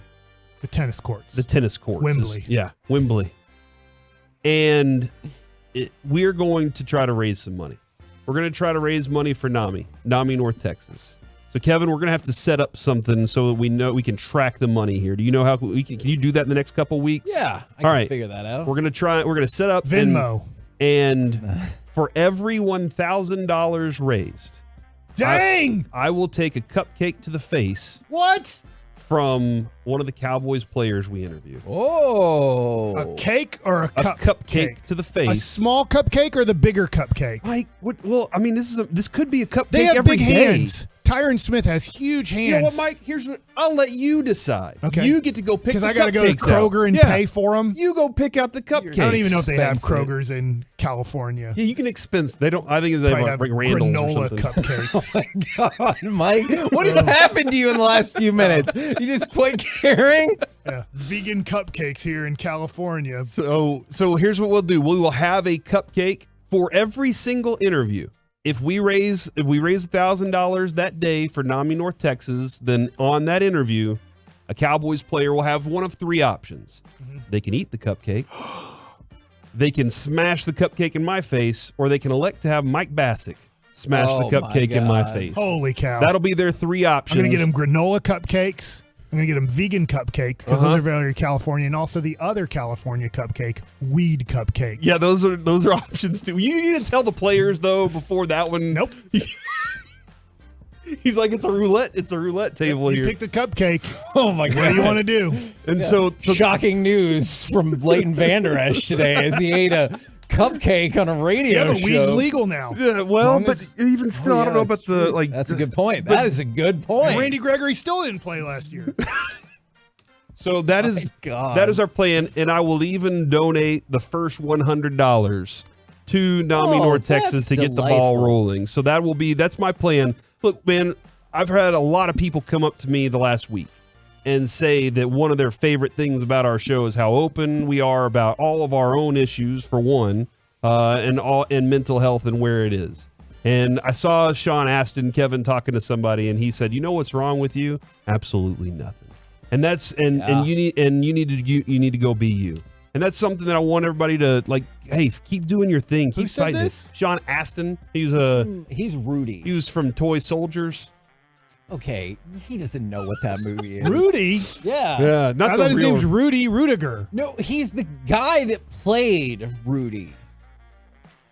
Okay. In the make-believe movie. He was in the Goonies. He was in the Goonies also. No, I was on TikTok. Read something.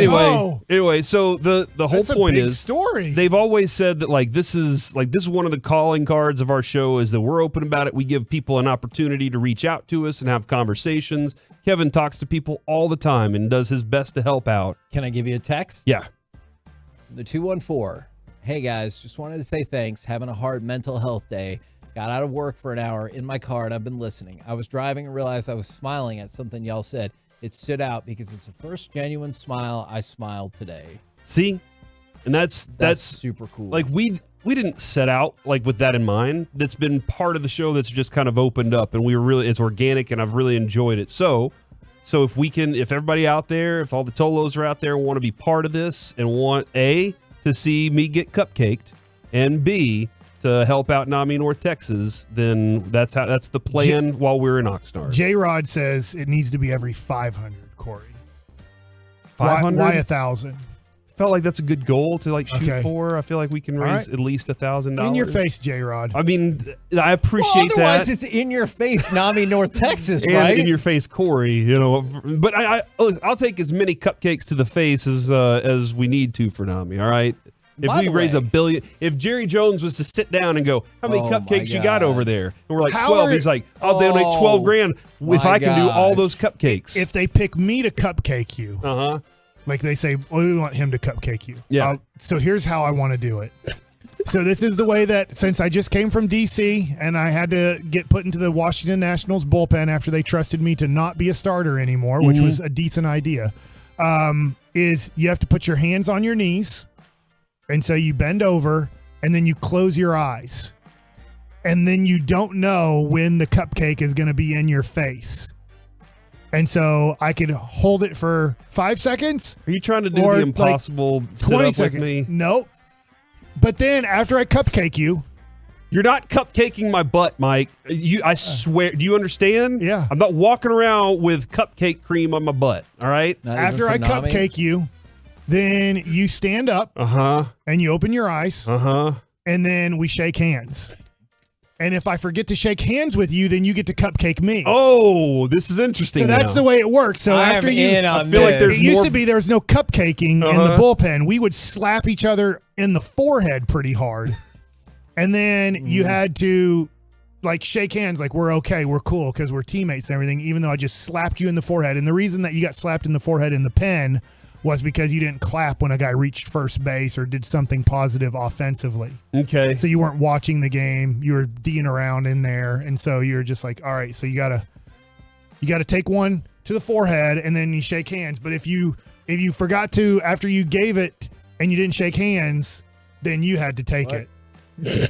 You better mark down a lot of this I heard everything I just that he explained said. the bullpen for the Nationals at RFK. Somebody asked if we would smash a cupcake in their face. If you're donating money, we could probably figure out some time for that. Absolutely. I know that's a sketchy detail. I mean, we can do it at a park somewhere or something. You know, like like when Mike was throwing the baseball with our friend Patrick. Yeah, we did that. over there. That's true. Yeah. So we could always smash a cupcake on somebody. This segment has made me hungry. Well, and that's kind of my hope is that the football players look at the cupcake and they're like, I want to eat that cupcake because I just got done with practice and I'm hungry right now. And so that's my hope and preference. But I feel like they're going to be like, no, let me get that cupcake. I want to do this. And the reason I pointed at you, Mike, is your emotions and feelings are very close to the surface. So if somebody was like, I can have cupcakes there for you by the end of the show, you'd be like, well, you know what? I want a cupcake now. I am going to buy some of these cupcakes, and I'm going to go to the weed dispensary place and see if they have weed cupcakes. And then $1,000,000% they and then will. I'm going to ask the Cowboy player, I'm going to be like, one of these is a weed cupcake and one of these is a regular cupcake. You decide which one you want to pick up and eat or / throw in Corey's face. From the 214, I don't know, man. I can't trust Corey's word. You spelled it wrong. He doesn't hold himself accountable. I'm doing this. But you have an E in your name? There's no E, Mike. But that being said, Mike and Kevin and the rest of the station will be there to hold me accountable to this. So just be prepared that I'm and you guys know I will do pretty much anything for charity. I love helping people out. And then I hope this is not related. When are y'all going to go to another Dallas card show? That's this weekend. Me and Mike are going to be there. But keep in mind, we're not the cupcake intended victim. Right. So don't bring the cupcakes to the card show. And I really like this from the 817. Being open and talking about y'all's struggles and journeys helped me realize so much about my wife's struggles, and we've grown so much. Keep doing what y'all do. Love you guys. I love getting stuff like this. Right. I think it's really cool that you're going to turn this into an attempt to raise money for NAMI North Texas. I'm excited about this. Okay. How many cupcakes do you think we'll need? You think we'll get knowing 10, Artolos, 10K is 10 cupcakes? Yep. Mike, knowing Artolos, listen, man, they're only going to get one. And then that dude who moved from offense to defense is going to be jealous because he wants a cupcake because he's never had a cupcake or something. It starts floating around the What's his locker name? room. Yeah. Not Alcatraz, but it's something like that. Is it Isaac Alarcone? Yeah. Alarcone, he didn't get the cake that day. Yeah, remember? Dak There was a Prescott's yellow birthday. cake, and then the cake was on the ground, and he was still thinking about eating it because he wanted some cake. It's like, oh, the cake looks good. Remember when Joey and Rachel did that on Friends when the cake landed on the ground? They ate it off. What if I would have gone to him in that training camp and said, what do you think about defense? Well, you had COVID that year. Yeah, I did. You couldn't have gone there. Should have. So yeah, that is the plan. Now I guess the next question is 877-881-1053. Aside from people wanting Mike to throw a fastball cupcake at me, I think that should be on the table. I don't think Mike could hit me from 6 feet away. I don't think he could hit me from. I don't think he could hit me from 5 feet away. Good. Oh my God! You need to see the look in his face right now. Oh, I think you might miss. We'll do it like the Bozo the Clown show, and I'll start from 5 feet. And if I hit you from 5 feet, I move back to 10 feet. And if I hit you from 10 feet, yep. And That was so much fun. I move back every 5 feet, and I just have a whole bunch of cupcakes, and we see till I miss. The other thing, I guess the next question on this is 877-881-1053. It was Rachel and Joe. It was Joey and Chandler. Anyway, Rachel hooked up with Joey. Who do y'all want to see of the Cowboys be one of the people that does it? Because, like, I think that's like we're gonna have guests. Zeke. We're putting our guest list together. Who do you want us to interview? Just Who wait. do you want us to talk to? Who's the most important? Who's the one Cowboys player that you're like, that dude would be hilarious with the KNC masterpiece? That dude would be perfect to see him cupcake smash somebody. So, Scooney. Who's that? Old Scooney. Scooney. Yeah, I think we could get old Scooney in on something like that. But again, gotta raise the money there. That's the whole point there is to take care of NAMI.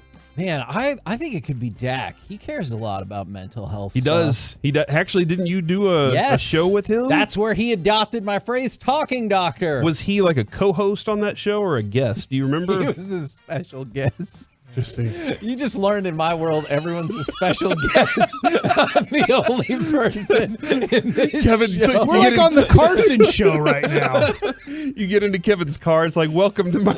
Welcome to my special car. guest. And my wife's like, thanks, I put our child in the car too. And I feel Yeah, he's really a guest bad. too. He's definitely a guest. Oh my god. So yeah, let's see, 877-881-1053. Micah, I think Micah would be great for it. Yeah. Somebody suggested Adrian Beltre for this. Like, that's for Kevin though. Trayvon Diggs' son?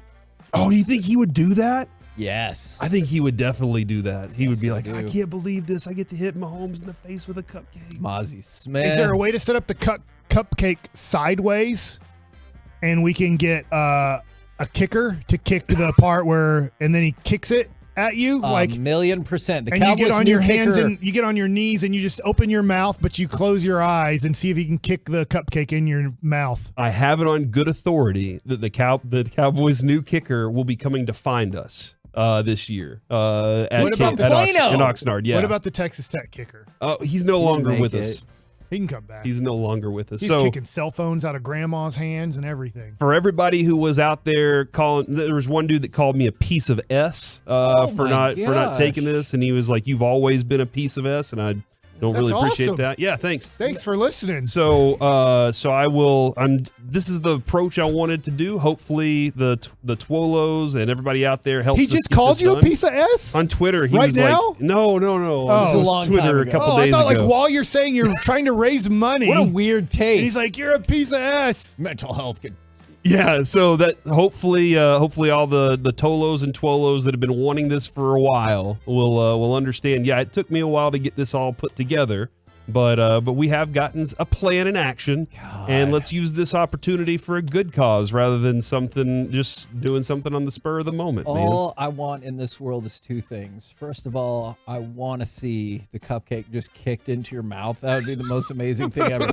And I want to see Jerry Jones be like, "Is that all the cupcakes you got? I'll be back tomorrow." He brings like a pallet of cupcakes, and he's like, "I got plenty of money, and I love mental health." And he like lets spectators just start throwing cupcakes at you. The whole everybody in the stands. He's like, all right, he's gonna stand out there at the 50-yard line. Y'all get to line up and get your cupcake on. NAMI North Texas is an amazing organization, but as a lot of volunteer organizations, sometimes they can struggle with funding, and I think it's super cool that you're doing. Couple things, Kevin, I wanted to get to here from the 682. Y'all should keep this guest Corey on. He sounds comfortable on air. And then from the 559, Corey's special guest had a great C block. Good way to start the week. So we're the KNC masterpiece. Are you only on Mondays now? Right here on as long as the salary 105.3 stays the same, I'm Fan. good. Yeah. Coming up Like that next, Holland guy? the Home Run Derby betting odds and that amazing trophy. So let's get some of your predictions. 877-881-1053. We'll do next right here on The Fan. First, Kevy, I want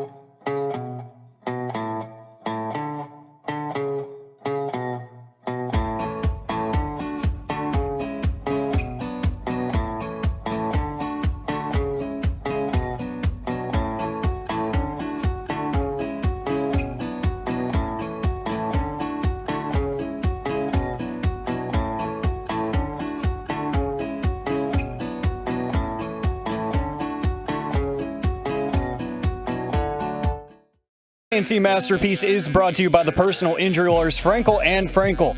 Life is unpredictable. Accidents happen. Frankel and Frankel are the go-to attorneys for car and truck wrecks in DFW. If you or a loved one has been in an accident, contact Frankel and Frankel for a free consultation at truckwreck.com or call 214-333-3333. 2-0. He swings here and pops it up short left field. Tough chance. Abrams going back. Dickerson coming in. That one falls for a base hit. Dickerson unable to grab it with the slide. Simeon scores from third. Young gets up to second. And it's an RBI single for Adolis Garcia, so the Rangers are on the board. KNC Masterpiece back here on 105.3 The Fan. Got to talk about that amazing trophy, medallion, whatever you want to call it, for the winner of the Home Run Derby. Plus, I have betting odds. But before that, we've got some lineup and starting pitcher news about the All-Star game. All right. Do you want the National League starting lineup at all? Does that matter to y'all? Not right now, unless you tell me Evaldi's the starting pitcher, and I haven't looked at Twitter to see. For the National League? No, who's the starting pitcher? Sorry, buddy. Mike, here we go. I'm going to guess. Is it Garrett Cole? That is Mike, correct. here. Kevin. I mean, I just guessed. Kevin. And he said he knows. He knows everything. We're just special guests. Leading off and playing second base for your American League team. They moved Simeon from second? Marcus Simeon. Oh, good. He's also leading off. Yes. So the first batter for the American League will be Marcus Simeon. Love it. In your face, Altuve. In the 2-hole, playing DH, Shohei Ohtani. So That Shohei makes Ohtani is going to drive in Marcus Semien to start the game with a home run. So, Okay. hitting 3, left field, Randy Arozarena. Hitting 4, your shortstop, Corey Seager. Whoa. Shortstop is in the cleanup spot, and that's nice. At 5, the first baseman, Yandy Diaz. At 6, right fielder, Adolis Garcia. At 7, center field, Austin Hayes from the Baltimore Orioles. Your 8 and 9 hole hitters, Josh Young and Jonah Heim at 8 and 9 hole. And the starting pitcher, Garrett Cole. Garrett Cole. You think it's disrespectful to Josh Young and Jonah? Which one, Heim or Young? Josh Young. Both of them.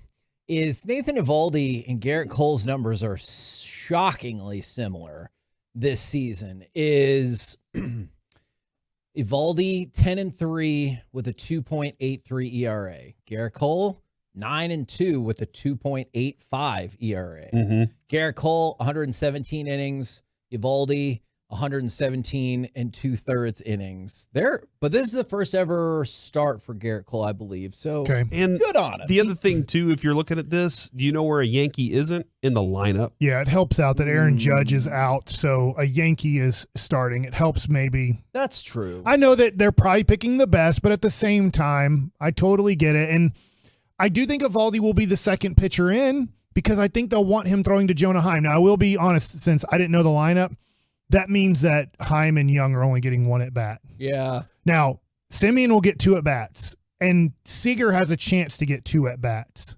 But Heim and Young will get their 3 innings, their 1 at bat, and probably after 3, if not 4 innings max, they'll be out of the game. But if you take Semien and Seager and take them out after 4 innings, there's a chance that after 4 innings, they still got 2 at bats. How locked in were you going to be about the home run derby tonight anyway, and how much more amped up do you get having a Ranger in the field? I'm very locked in. Love this event. I've promoted this since Todd Frazier in Cincinnati. I just thought, oh my God, they did it. This is an unbelievable event. First of all, it's 8 All-Stars. Yeah. There's not even a non-All-Star in the event. So yeah, would I like Acuna or Shohei to be in it? Sure. But literally there's 8 All-Stars participating. That never happens in the NBA. In the NFL, they do, I don't know, they play beach volleyball or whatever they do now. I don't care. But like, I just look at this, or they're playing like water gun games. Yeah. I don't know. But I just look at this and go, you have 8 All-Stars competing in this. And yeah, I love it. The pace that it moves at, the guys need a timeout because after they've swung the bat as hard as they can for 2 straight minutes. So if you've never watched it since Josh Hamilton, you're never going to have that moment where there's like this time in between swings or these majestic home runs. In fact, the pitcher's ready to throw the next pitch as the ball is hitting the ground. They can't throw a pitch until the ball either goes out or hits the ground, but they'll cheat that system sometimes with the last 30 seconds to go. You get bonus time for the further you hit. If you can hit 2 balls at like 440 or something like that, you get an extra 30 seconds of time to hit more. It's a really fun event. And then it's bracketed where last year it kind of did screw over Corey Seager, but it's kind of cool. True. It's a battle. It's a bracket battle. And you could have a low score and still make it to the next round, or have the second highest score like Seager last year and not make it to the second round. Have you guys seen the chain that the winner gets? I think I saw it last year. Doesn't it spin? And because Pete Alonso. Yes. It weighs 3 pounds and has more than 1,000 stones on it. It is super cool. I heard about it this morning, and I'm trying to look for it right now because I kind of want to see it. Well, Pete Alonso, I mean, he loves that thing. Sometimes you wonder, hey, Pete, like, you seem to like this a little bit more. It's different every year, right? This is I a think new they've one. altered it, yeah. Because this one has like a Mariner kind of look to it. Yeah. And so this one's a little bit different. It looks awesome. And that is, dude, that is cool. It is very cool. That is cool. And yeah, Pete Alonso wants to win the home run derby all the time. Then would it surprise you that he's the favorite? Not at all. Okay. Absolutely Who's his first not. matchup against? I know we have Arozarena versus Adolis. I know that's the 4-5 matchup. Who is Pete Alonso going up against? Is it Rushman? If it is, I think he wins that one pretty easy. He's going up against Julio. Oh, dang. Julio was. Oh, yeah, that's right. So that's the championship. Last year it was Alonzo versus Julio in the finals. Yeah, it's Luis Robert, Adley Rushman, Adolis, Anna Rosarina, Pete Alonso, and Julio, and then Mookie versus Vlad Jr. So the first round, Alonzo versus Julio is unbelievable. That's the best matchup in the first round. Yeah. But I'm really excited. Obviously, I'm most excited about Adolis Garcia versus Randy Arozarena, but that first round matchup is the championship last year. And Adolis Garcia and Randy Arozarena both spoke about, how close they are, and they said we're going to forget about the Rangers-Rays rivalry, going to go out there as friends. We came up together, his story, my story, playing in another organization together. That's what this is all about. And so he's super pumped. Adolis Garcia is favored to win that opening matchup. And then Did you see the practice at all that he went through in Washington? I didn't get a chance. So it's different, right? So now nobody was at the stadium when they did it, but Tony Beasley, who's going to be throwing the batting practice to Adolis, they don't bring the cage out because there's no cage when you do it. You're so used to taking batting practice with what they called a turtle, with the turtle above you, and now there is no turtle. You're more visible, obviously, which they want you to be. And then it's Tony Beasley and Adolis working on their timing of how many pitches can I get in, and then also he wanted to feel like, when do I need a timeout? When I am trying to hit a home run every swing, at what point do I get fatigued and need that minute timeout to catch my breath? Yeah, that is interesting. Now, he is the co-favorite, Adolis, that is, on the top part of the bracket, along with the number 1 overall seed, Luis Robert. So it goes Pete Alonso, Vlad, Julio Rodriguez. Those are your top 3 favorites, and they're all on the bottom part of the bracket. I don't know if that's too much of an analyzation of a home run derby bracket, but I would love to see Adolis make it far. Do you know who this is? Compiled home runs for all-time lead in all the home run derbies. Ooh. Who is the leader for compiled home runs? I'll guess Griffey, but it might be Pete Alonso. Would you like a guess, Kevin? It is Pete Alonso. Yeah. 174 total home runs. Albert Pujols, who's competed in it 5 times to Alonso's 3. Yeah. 106 is in second place. That's how many home runs. Well, this is awesome. I think besides Pujols last year, because his last year ever, he did it under the 10-out rule. Ah, okay. So you have to remember, it used to be once you can hit as many home runs as you want, but once you get 10 outs, it's over. Now you get the 3 minutes plus you can get added an extra 30 seconds if you hit enough long home runs. So they've done it differently. It's kind of like the 3-point competition where Craig Hodges did this. Well, Craig Hodges could only get so many points. Yeah. Now they've added the Sprite ball and the whatever, the Sprite rack, right? Or so you get a whole money ball rack. And then there's there's like a longer 3-point shot now. So it's kind of like different rules. So it's tough to compare what Larry Bird and Craig Hodges did to what current 3-point shooters do. Robert versus Rushman. Who do you pick? I think Luis Robert. It's funny because I've seen Adley Rushman hit bombs on the Bat Bros YouTube page, and he can hit them very far. I'm going to assume he's going to bat left-handed because he is a switch hitter. So I'm going to assume he's going to go lefty in this. I'm going to say Robert. Okay. But I think Robert. Garcia or Rosarena? I'll lean Garcia, but I think this is going to be really close. Well, I think we have a video coming out of my prediction on Adolis. So I'm going to go with a Rosarena. Wow. Although I do think both of these guys in that specific pairing love the spotlight. Both of them do. Mookie or Vlad? Vlad was pretty amazing his rookie year. So I will go with he's in good shape. The bigger you are, though, sometimes it seems to help you out in these situations. Because Mookie has to put a little bit more into a home run swing. And Vlad isn't, in a weird way, I thought Vlad would be more of a home run hitter for his career. But I'll go with Vlad. Okay. And then Alonso versus Julio. This is interesting, Mike, because my thought is whoever goes second. Whoever goes first, I think, sets the pace. Right. And whoever goes second is like, I got to match that. I will. I'll get one more than him. I love your answer on that. That's a good way to look at it. I'll say this. Julio was better last year than Alonso, but he ran out of gas because he hit like 4,000 home runs in the first 2 rounds. I think he hit 63 or 64 home runs in the first 2 rounds, and then he kind of ran out of gas. So this time, I'm going to go with Julio Rodriguez, maybe in a little bit of an upset, but he'll be the hometown guy. Okay. So most everybody there will be rooting for him. And last year, he put on such a show that I think he'll be able to do it again and knock out Alonso in the first round. Yeah, I'm gonna go with Alonso, the home run derby king. Yeah. All right. So the next round, Robert versus Adolis for you. Oh. And you said versus a Rosarina. All right, I'll homer it up. I'll go with. I love it. I'll go with Adolis. Look at the homer on this station. Corey, you have Robert versus a Rosarina. I'll take a Rosarina in that one too. Okay. Whatever happens, I bet a Cuban wins. Are they both Cuban? Oh, yeah. Okay. I mean, a Rosarina, Garcia, and Luis Robert. And all Rushman. 3 of them are. Vlad against... And Adley Rushman's Cuban, too. Vlad against Julio. Julio. Vlad against Alonso. I think Alonso again. I like this. I think whoever wins between Julio and Alonso will be in the final. Yeah. Okay. And so you've got Adolis versus Julio. Oh, I love that. I love that. I hope that happens. Adolis he's tied with Robert to come out of that top portion I of will the then bracket. now non-homer it. And I will homer it for the hometown guy in Julio Rodriguez, who has no reason to be in the All-Star game besides he plays for the Seattle Mariners, but then he does win the home run derby. Alonso against a Rosarina. And now I will homer it up and say Adolis. That is not one of your options. But I mean, I have to stick with the image, Kevin. I'm a homer. Image is everything, according to Pete Sampras. Yeah. I'm going to say Alonso. Okay. So both of y'all's winners come out of that one matchup. I'm excited to see that.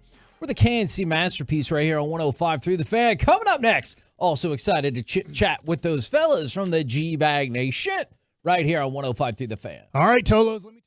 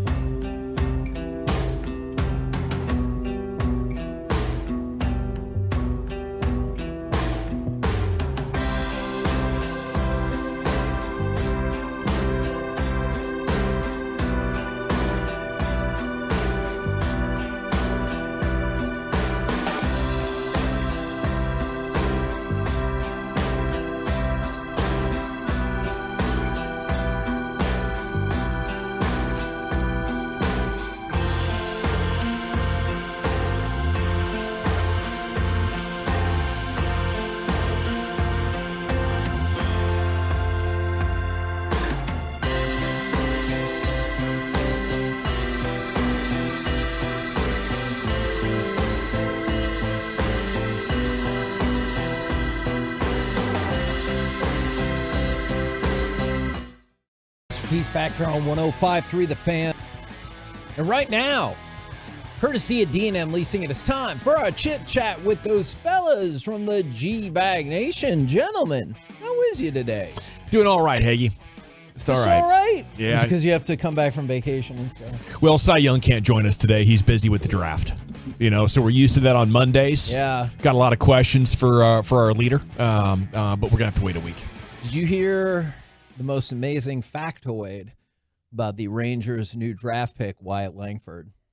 I bet I did. Did you know last March he fouled a fastball off of his junk and he ruptured a testicle? Oh, yep. Just to show how tough he is, it required surgery, and they said return would be about a month, depending on your pain tolerance. He was back in 2 weeks. I like that. Yeah, that's Des Bryant stuff right there. That is pretty darn impressive. Testicular fortitude. Yes, that is exactly. I think Beltre had that happen. Oh, I think with the Dodgers because he didn't wear cup, non-cup wear, which is just crazy to me to play third base quick and hands. not wear a cup. Yeah, because I always tell kids, you know what makes you kind of a man is you put on a cup and you'll stay in front of the ball. You don't have. I'm not staying in front of the ball, but I'll stay in front of the ball with a cup on. Mm-hmm. That whole injury doesn't make sense to me, though. The idea that it could only be 2 weeks. Like if we're discussing what we think we're discussing here, which is a baseball being pitched at one of the testicles, and it ruptures, right? Yeah. We're talking about a busting. Yeah, no, that's a bet payoff. Now I don't understand. I almost had one the other day. I don't know. That's true. Well, Broadus already had close to that. Yeah, Lucius got me square on. Hey, Mike, I was going to ask you, you ever pitch a game that you were pitching poorly because your cup was bad? Cup adjustments? No. I got used to it. Did I you? mean, now I'm sure I would be like a lot of kids will you're be like, man, I'm not comfortable out here today. No, I mean, I'd just not be comfortable. Like maybe my arm was bugging me or like I felt like dead arm or my legs were tired. Yeah. But I never felt like I had like a cup situation where like I'm not pitching well because of a cup. But a lot of guys don't pitch with a cup now because they're just like, I'm not comfortable with it. Yeah. But I feel like you get used to it. It's just like, I know they make shoes better, but if you ever put on metal spikes for the first time, you're like, this hurts. My feet are killing me. But then after about 5 days of wearing those metal spikes, they break in and you're used to them. And I felt like I'll wear a cup and I just got used to it. Yeah. You just dealt with it, huh? By the way, the Rangers have another player now with the 108th pick. In the 4th round, all right. The Rangers take Skylar Hales, pitcher from Santa Clara. Okay. Last time a Santa Clara player made a major impact in this Metroplex. Doug Cosby? Steve Nash. Oh. But Doug Cosby's a good one, man. The original 84. I don't know who else wore 84, but he wore 84. I think Gene Fugate. Okay. Back in the day. The Doug Crosby show. But then Jay Novacek took 84 and really Plan B, owned dude. it. Were you guys excited about the pick, or were you kind of like, hell, I don't know? It could have been the high school kid who would be here in a few years. It sounds like that. I was talking to some people last night around the league that were saying that Langford was actually Pittsburgh was considering him at 1. Yeah, they for were, sure. and they were trying to get him to go below slot on the money for that situation, and they couldn't get that done. So they went ahead and picked Skeens, which I think Skeens is the right pick there. Right? I thought I'm not a big fan of obviously my former general manager in Washington, but he put something that made sense is that if you're the Pittsburgh Pirates, you will never, ever be able to sign a guy like Paul Skeens. When he becomes a free agent, a person like Jacob deGrom recently, you never will have the budget to sign that guy. You will never be able to go, here's 6 years at $40 million a year. You can't do it. Pittsburgh will never have that money.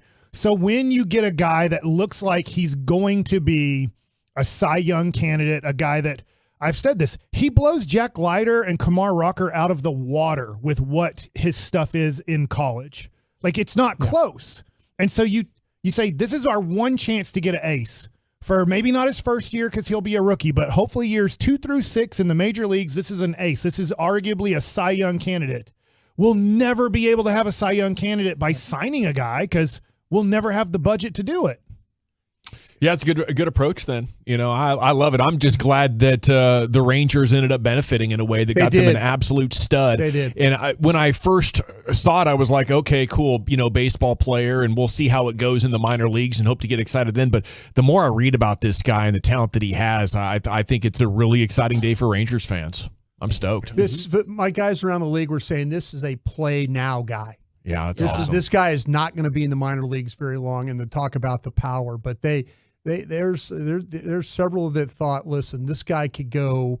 They all thought he was going to end up in Detroit. Don't you feel like there was lower than? Did your people say there was 5 number 1 overall picks in this draft? They really liked this. The Was top a loaded of this draft. They liked the top of the draft, and the Rangers sure got lucky. They went from 7 to 4 because if they would have stayed at 7, if there was no lottery, then would they you would say Wyatt's on Skeen's level as far as a talent?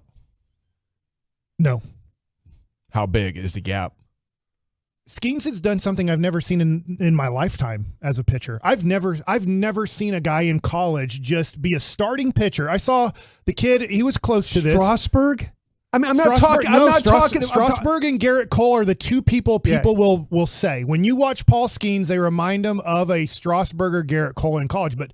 A dude throwing 100 miles an hour every pitch is unheard of. Yeah. Would Ben McDonald be similar, like in the maybe 80s, so, but in the early 90s? Yeah, you have to go to like guys that are no brainers, no doubters. Yeah, but like I will say this, I don't know about Wyatt Langford. If I look at the history of the last 30 years, who are the greatest players over the last 30 years? You'd say Ken Griffey Jr., Derek Jeter, Mike Trout, Mookie Betts.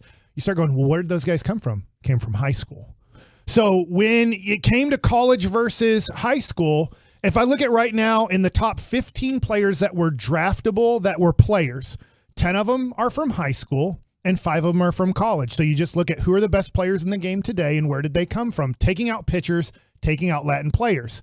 More than likely, it's a high school player over a college player when you talk about the superstars of the game. So, but it doesn't mean Wyatt Langford's a bad pick. He might be the best player in this draft. That's what Kylie McDaniel said. This is the best player and the best might prospect. Be the 5th best player. He's going now from metal bat to wood bat. There's a big difference. Yeah, there were talking, like I say with my guys, they were saying the 2 LSU kids were 1-2 like they went, and then that Langford was the 3rd. No doubt about it on their board. And when I watched the College World Series, I thought about when I was watching Cruz and watching Langford in the World Series, I was going, I don't know if Cruz is better than Langford. I think Langford's better than Cruz. I could see that. And it depends on when and that's you an watch. LSU guy I'm talking about there. They both look the part of Yeah. future major leaguer and hopefully future, for at least the Rangers, hopefully future all-star that can knock in 100 and hit 40 home runs. I'll be honest, probably he takes a Adolis Garcia spot here pretty soon. I was just about to Not ask next year, but he'll probably With Evan take Carter. over the number 4 hole hitting guy on your team when he comes up to the major leagues. Is that like the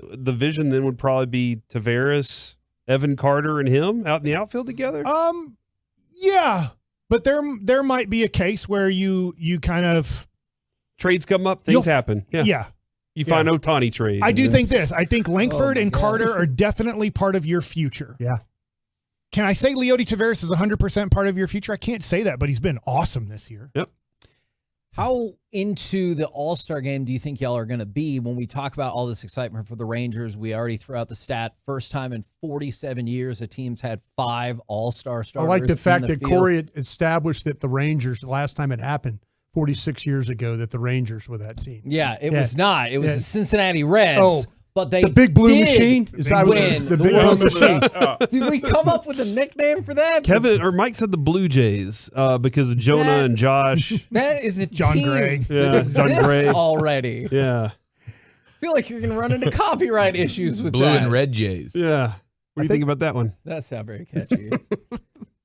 I will find, yes, we will turn on. I think you have to watch them go through the lineup one time there, right? You're going to get a couple of bats maybe. I maybe think make a defensive player too. How awesome will it be after they announce the reserves, which Nathan Eovaldi will be part of that. So you'll see one Ranger tip their cap. And then they go, and now the starting lineup for the American League All-Star team. Yeah. And literally they announce 5 of the 9 guys. Only 4 guys won't be Rangers that they are announcing. That's That's awesome. crazy. There's more Rangers than there are non-Rangers starting There's not in a the field. single Yankee in this lineup, and that makes me happy. Like that really makes me happy. Well, they only had 96 hits in like 78 games, I think. Mike, that was an error. I tell you, Mike, you did a great job on the broadcast, by the way. Thank you. I had a lot of fun. Yeah, I don't know if I did good or not. No, People you are did. like, You did a great job. You really did. Thank you. Really did. We're so excited. We're going to go do the show from Hurtado in Arlington Oh, tomorrow my just to be gosh. closer to everything Rangers. Wow. Yeah. I thought you were about to say today, and I was like, does that mean we have to just stay on while you guys are driving Yeah, out just there? hold down the fort. Is it Taco Tuesday at Hurtado? It's Taco Tuesday Oh tomorrow. my god!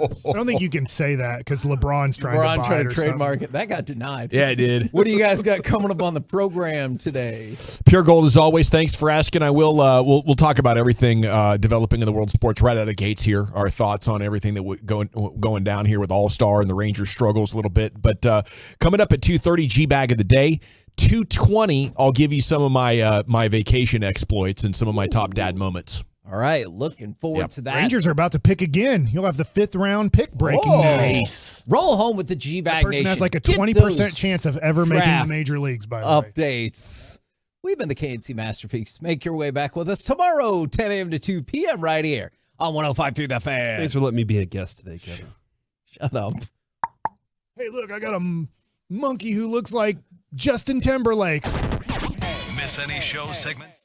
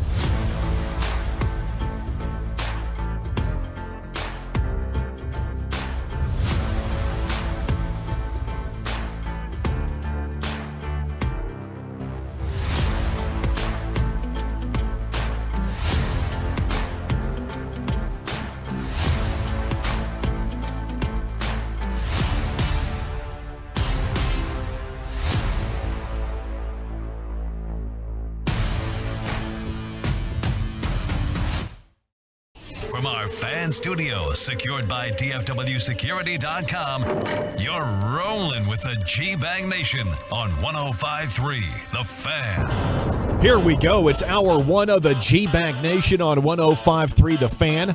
It's good to be back with you. General at your service at ease. There's Brian Broaddus, former Cowboy scout, NFL executive.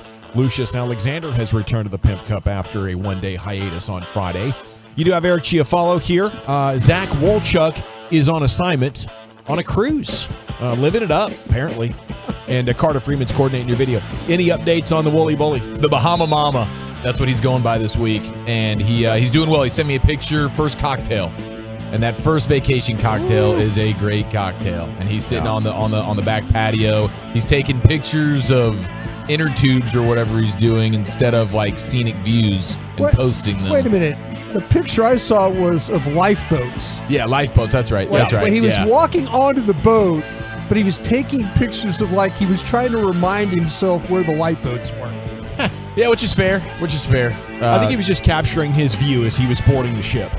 And inadvertently just gave us a picture of the lifeboats. And then if you follow him on the social medias as well, you'll see on his stories he was traveling through, I guess, Disneyland or something, because he was in like a Harry Potter, Dungeons and Dragons, Land is LARPing world. California, right? World is Disney World. Okay, so he was Florida. at Disney World. He's over there jumping on the yacht. That's where you get on the yacht. I think so. I think that's where he gets Disney on the yacht. Cruise line thing. Yeah. Cruise ship. Cape Canaveral area kind of thing. Cocoa Beach, I guess. Yeah. I've never done the cruise thing. I'm not interested, to be honest with you. Well, hopefully everything's smooth. I've always had a little cruise anxiety, but the numbers are low. It's just when they have an incident, it makes the news in a big way. It's magnified. We saw that the other day, where in the middle of the ocean you had winds swirling, and then it was lifting things off the pool deck of the cruise ship, and strollers. Yeah, strollers were flying. Moms grabbing their kids and stuff, and so that I know is at the front of his mind. But that's why he's swimming in cocktails right now. He's concerned about nothing. It is vacation season, so we wish you nothing but the best vacay and the great days off and all the personal safety, that you can have on board. You can never have enough of that, Brian. You know that. Yeah. Do you feel like, though, that he could survive if he just had to float on a piece of like wood or something like that? Like in 3 Titanic? days. 3 days. You think he'd be okay? Today maybe, but by the end of this vacation, he's going to be so dehydrated from the booze. Yeah. That, if that's going to happen, it better happen soon if he's going to make it. I kind of feel like he would be a fun guy to have in a lifeboat, though, with you, right? I think so. He'd keep positive. Keep positive. Keep everybody going. Positive guy. I agree. Yeah. Okay. All righty. Well, it is good to be back. I'll give you thoughts on my vacation and what went right, what went wrong here coming up in about 20 minutes for about 5 minutes or so. Then we'll get to the G-Bag of the day. But MLB All-Star Week being underway is the big story in the Home Run Derby tonight, the game tomorrow. No Rangers until Friday at 6:30 when they're going to host Washington. And, they haven't won a series in a while. They did drop 2 or 3 to the Nationals, who are not good. And they've dropped 11 of 16 going into the break. So hopefully this is sort of, the guys rallying, use this as a turning point, hopefully, in the season. But also it's a great time after this draft is over to really get down to business on what could give this team the shot in the arm as far as acquiring a pitcher or another bat or another reliever. A lot of good stuff going, still in first place, but that leads down to 2 games now. So that's where they sit. Brian, what do you say? Yeah, I think you caught a fortunate break this past weekend that Seattle did some damage to the Astros to kind of keep you in that, ahead in the standings there. It's just, man, when the starting pitching falls apart for this team, it just is, it's so evident the direction that the game is going to go. Heaney, the day before, Dunning yesterday, just all kinds of problems. And, it's unfortunate. You think that, okay, starting pitching can kind of hold you in there. It has for the majority of the season, but boy, when they're bad, they're bad. And then the relievers, Spores has been inconsistent. They haven't been able to get timely hits, when they've got men on base. It seems like every time they get somebody on base, there's 2 outs. They can't get anybody in the scoring position. It's just been it was a tough week to watch. Going to Boston, having all that happen, but going and losing the games they did to the Nationals, it's just inexcusable. And you could talk about needing time off and rest and all that. You You just don't give games up like that. And they look bad doing it too. Okay, yes. So how concerning is it to you at 877-881-1053? You do have ups and downs in a season, but we're used to this team not losing series and not losing 2 games in a row, and they've been doing a lot of that, Chief. I think they've lost the last 5 series, if you want to be honest. Yeah, it's been a tough stretch. It has been a large sample size of sub 500 baseball being played. That is for sure, and you're starting to really feel the effects of not having a guy like Jacob deGrom, and you're not getting the same Marcus Semien that you were getting for a long time as well. And he was a guy where, man, when he gets going, his war is high, and when he's playing well, it leads to victories. And he has not played very well. I do think there is an exhaustion situation that's setting in here, and this All-Star break came at the right time. But it is a bummer that you make the trade for Chapman at the start of the month, because you're like, we got to get ahead of this where it's about to get real competitive with the teams that are coming in. You're seeing the Astros twice. Here's the Dodgers. Here's the Rays. And then, I mean, even the Nationals are beating you. But he comes in and he's pitched well, and it hasn't even saved you in these games where he's shown up. He's played well, just what you got him here for, and the other guys are still botching it. Yeah, that's I think the thing when Chapman's usually going to pitch an inning when you're ahead. And that's kind of where he's been, and he's been very, successful doing that since he's been in town. I will say this though, found out last night that the Rangers CY went out there, got Chapman early. There were some teams that were hot on his trail. No, one of the teams, the Arizona Diamondbacks. I was hearing through some of the grapevine stuff that they were trying to get the Chapman deal done, but CY jumped in there before them and was able to pull that off. So hopefully your general manager will be up to it the second half of the season, going out and making those aggressive types of moves to maybe shore up this roster a little bit. You got to have confidence in your GM. That's for sure. And he has a short-term track record of making things happen.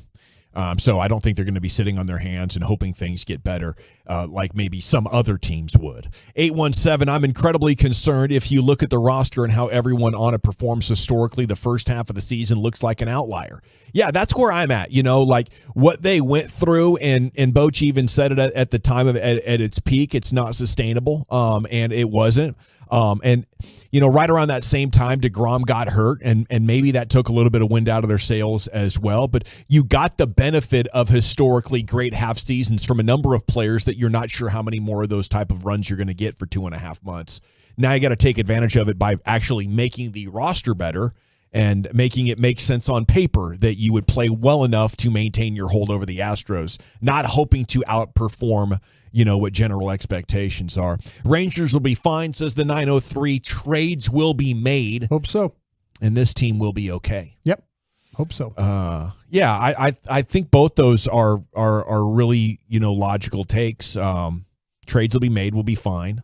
But it is concerning, and 903 says, as a diehard fan, it feels like we will be going through this all year now. I'm afraid we won't make the playoffs. That's Jonathan Huzatolo. I think that's legitimate. If they don't do anything, or if their trades don't work out, like sometimes they don't, sometimes you trade for Ryan Dempster and he gives you nothing, Yeah. But I think what we know about this Rangers team and CY should give you confidence. They're going to find the right players. They'll make a number of moves, and they'll get this thing heading in the right direction. But man, this is a kick in the gut. Doesn't feel good, Chief. No, because it was such an amazing start, and then even despite all the adversity with Seager going down, DeGrom going down, and still maintaining a high level of baseball, being maybe the best team in the sport for a good stretch, and then all of a sudden you get down. But that's when you look across the sport, you see the ebbs and flows for every one of these teams, and no one's got a huge giant gap really in any of these divisions as well. I mean, they're all within a few games, and it was never going to be easy when you have a team like the Astros in your division. And Seattle's starting to come up, and Los Angeles had a nice little moment, and now we'll get to Ohtani later on in the program, but maybe he is opened up. Maybe the Angels are opened up for moving him. But this is a tough division, and you got a team like the Astros, and they've had a lot of injuries, but they're starting to play pretty dang well for the most part. And so it was going to come down to the wire. And Corey made a great point earlier today, looking at the schedule. The season comes down. There's like seven, like your last 7 games or something are against Seattle. So yeah, you have a huge chunk of your games at the end. So this was always going to build up to a very interesting ending to the regular season. Indeed. And we look forward to all of it right here on your home of the Rangers. And if you do need some chicken soup for your soul, man, just look at what Wyatt Langford did, the stud outfielder at Florida. Falls to them at 4. Total beast there, Brian. Yeah, absolutely. And again, talking to guys around the league last night, they were very surprised that Detroit passed on him. Everybody felt like that Detroit was going to take a college player, but instead they drafted the high schooler Clark instead. And that opened it up for the Rangers. And to a man that I talked to last night, they're like, listen, the Rangers got a legitimate stud there. Mm-hmm. They got a guy that's a ready now player that has tremendous power and will continue to hit with power. So they were impressed with what the Rangers were able to pull off there, sitting there in that 4-hole. Okay, back to the text here. Don't spend stupid money on a pitcher thinking it'll work. It was hopeful. It was a bad spend. And I didn't want to be a buzzkill at the time. I said my piece and moved on, but I feel like they really got what they asked for, and that's unfortunate. Nobody's perfect. Maybe DeGrom can figure out a way to get back and help him late next year.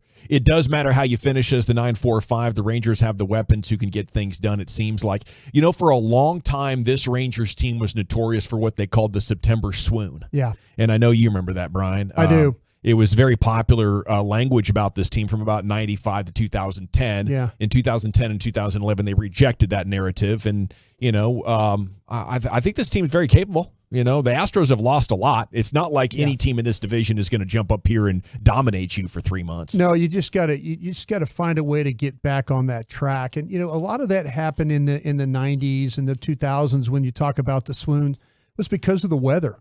They played in a stadium where, every day you walked out there, you looked up at the scoreboard, it's 100 degrees at first pitch. Yeah. And your players just got wore down. And, I think with this stadium, the conditions that they have, that ability, they've played really, really well. They played well on the road until this last road trip, really. Yeah. They had been doing a pretty good job and playing pretty decently at home. They just got to find a way to get back on track. The timely hitting, the pitching going a lot longer, not having to rely on guys like Anderson and Spores and those guys. They come out every once in a while, they'll have a great game, and then 2 games will be where they just fall apart completely. They got to get back to the more consistent team they had in April and May when they were winning all those games. And maybe the biggest thing is Martin Perez. Martin Perez has to get back to being somewhat of at least an above-average pitcher.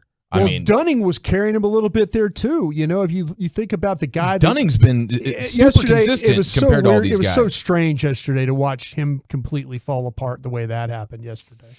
All right, countdown to Cowboys camp is on, definitely. 16 days from today, there will be broadcasting in Oxnard. Very exciting. Love of the Star podcast is tonight with Broadus and Belt. Yeah, we've got one going off tonight. I put out about Twitter. If you follow me or Bobby, send us some questions. We're trying to get to those tonight for you as well. Yeah, get that on your Odyssey app or wherever you get your podcast. Very popular. Former Florida quarterback Jalen Kitna entered the transfer portal today, less than a week after child pornography charges were dropped against him as part of a plea deal. The son of former NFL quarterback John pled no contest to 2 counts of disorderly conduct. He was placed on 1-year probation, which could end in 6 months if he meets the terms of his parole. He was arrested November 30th by Gainesville police, 2 counts of distribution and 3 counts of possession. Kitna apparently shared a couple images online on social media, and more were found on his phone. Kitna apologized to my family, friends, and the people that care about me. Redshirt sophomore, former 4-star prospect from Texas. Kitna was immediately dismissed by Florida, where he had been the backup QB. Appeared in 4 games last year, 10 of 14, 181 and a touchdown. I don't know. I don't know about this guy, man. It's tough to imagine him having a shot to continue his career. All things considered, we had the pitcher from Oregon State whose career was ended. And he was a great college pitcher. I just can't imagine. But tough situation there for the Kitnas and the victims of those crimes to go through. USA Soccer last night, quarterfinals of the Gold Cup versus Canada. Were you guys watching? I did not catch that one. I kept seeing updates on my phone, and then it went to by the time I'm like I could get to it, they were already through the penalty kick. So incredible finish to that match last night. Yeah, I was coming home in from a flight, and I get to the house, and I saw the USA scored late, and I was like, oh, okay, cool. Well, it's 1-0. I guess that's how it's going to end. Get it back on the TV like 45 minutes later after I'd unpacked everything, that whole hustle and bustle. And I was like, wait, the game's not over and we're in penalty kicks? Yeah. And we were, but Matt Turner saves 2 for the USA, just as good as it's going to get, and they advance to the semifinals. Jesus Ferreira from FC Dallas scored the final penalty to get them through, and they're going to play Panama on Wednesday. Mexico shut out Costa Rica, and they're going to take on Jamaica in that other semi-chief. I know you're fired up for both those games. I'm fired up about this. I'm also fired up about was it the post-game? Was there a fight, a locker room fight of sorts? I didn't see this. What happened? Men's national team Canada players clash in the locker room after their match. I saw there was like a little video going down, and I'm not sure what started it. Maybe tempers were flaring during the game at one point, but they all walked through the same doors to get to their respective locker rooms, and then they just started throwing haymakers. Did we have any good punches? Actually, there wasn't any. I mean, there looked the to be gloves a are in couple Canada, of them, huh? but then they just swarm each other, and there's a little bit of a distance here, so you don't get the good vibe. But it all funnels into a small hallway. You got to think. This thing got relatively physical even for soccer players. I saw this on Barstool.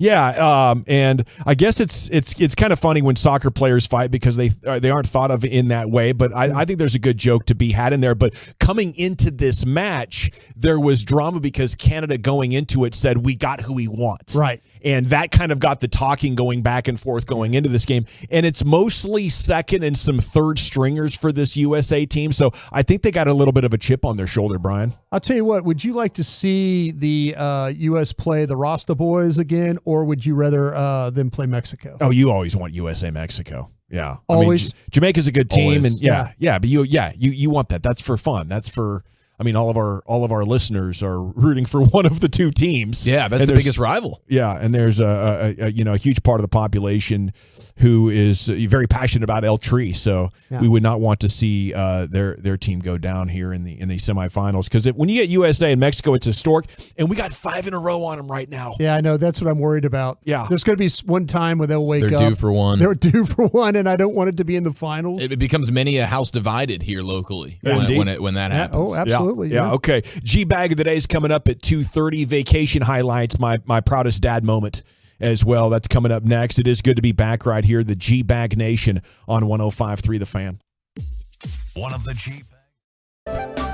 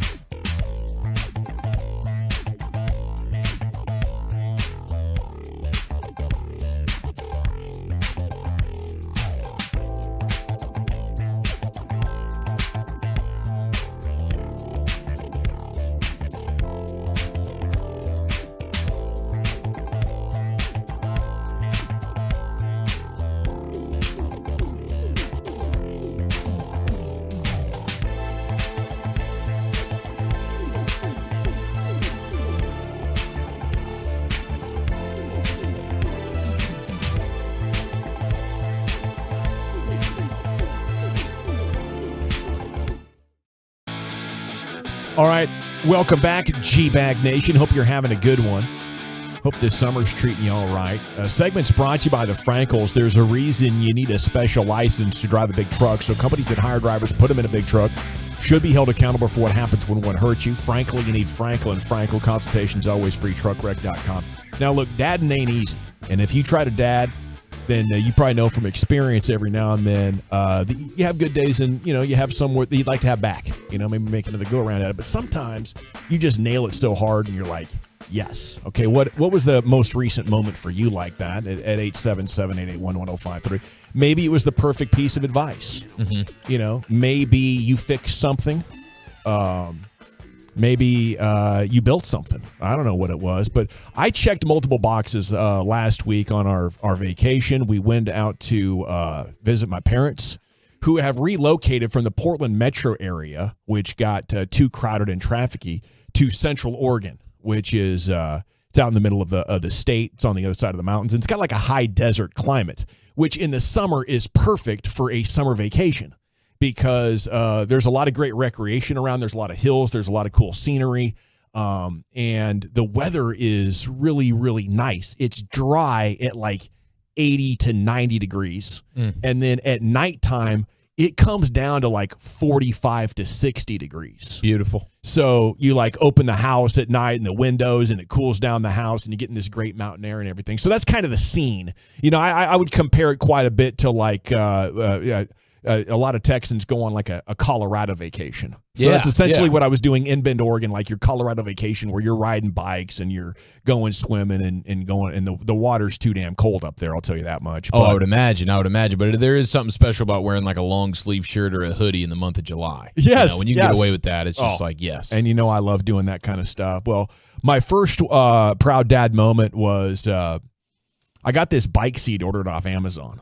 And after I ordered it, I then started reading the reviews, and it said, well, this thing, it's really difficult to put together, and I really struggled with it. It took me and my husband 2 hours, and we finally got it together, but it worked pretty good once we got it together. I took the son of a gun out the box and had it on my bike in less than 8 minutes. What? That is when I knew I am like full-fledged, like capable of putting things together at a fairly elite dad level. Now, mind you, I'm 11 years into this thing, okay? Almost 12. Abby's about to turn 12 years old. So I've been doing this for a while now. You've earned your stripes. And that's when I put my chest out a little bit for the first time. I was like, holy cow.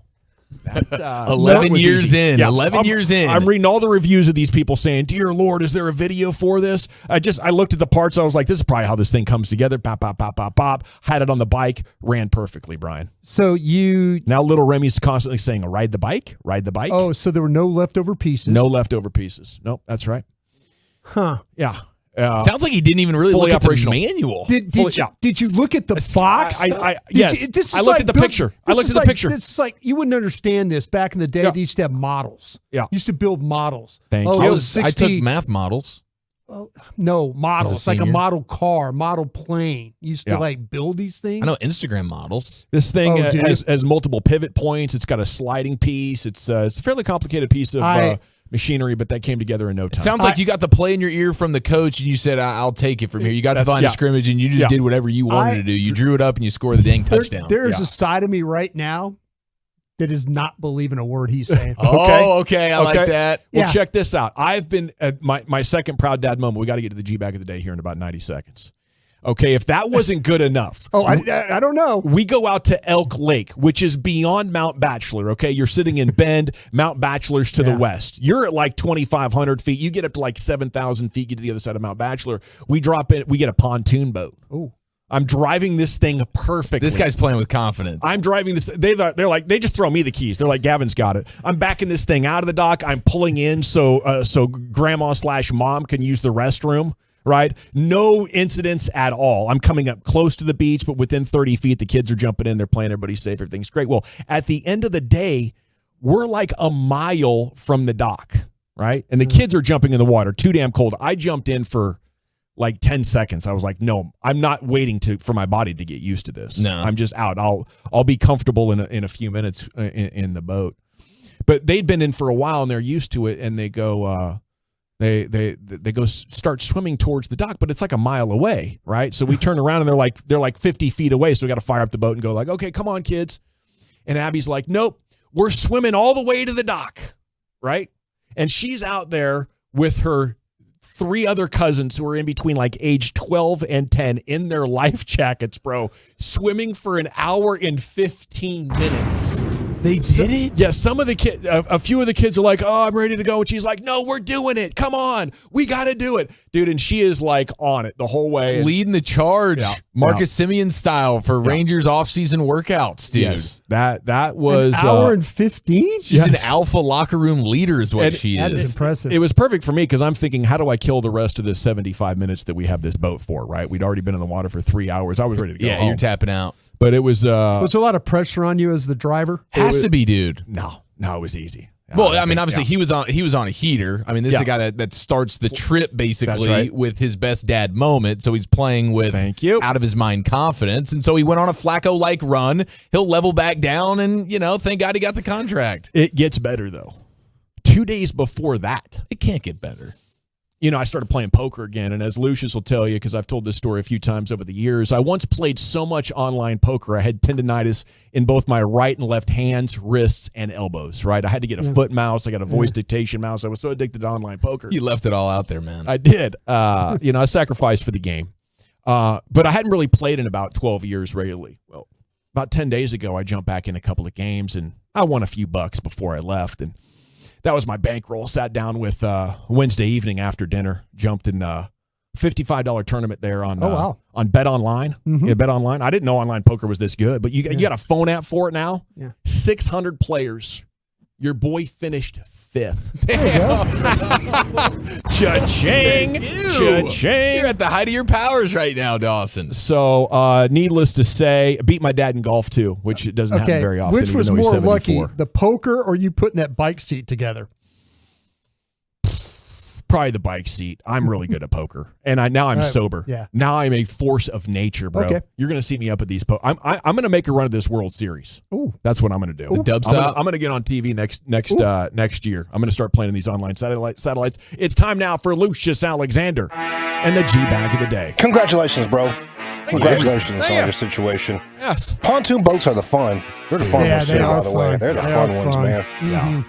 Perfect for jumping off of. Good height. Yeah, that's so great. Let's see. All right. So our winner from Friday, is it Mike Bassick and Steve Phillips? Is this what this is? That's it. Is it? That's it. And this beat out Skip Bayless trolling Charles Barkley? Yeah. I haven't heard it yet, so is it that good? We got a different portion of the Skip Bayless Charles Barkley sound than what you gave us. Yes. Okay. You gave us the A team version. I think we might have got the B team version. You gotta relax, bro. All right, here we go. Steve Phillips, Mike Bassick. I've never heard this before. This is our G bag of the day winner from Friday.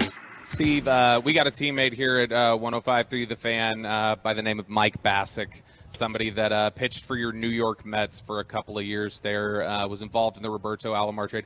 Basically, I just wanted to give you the chance, the platform, to express how much Mike really hampered your teams those 2 years and how much you just wish you would have never been with the team.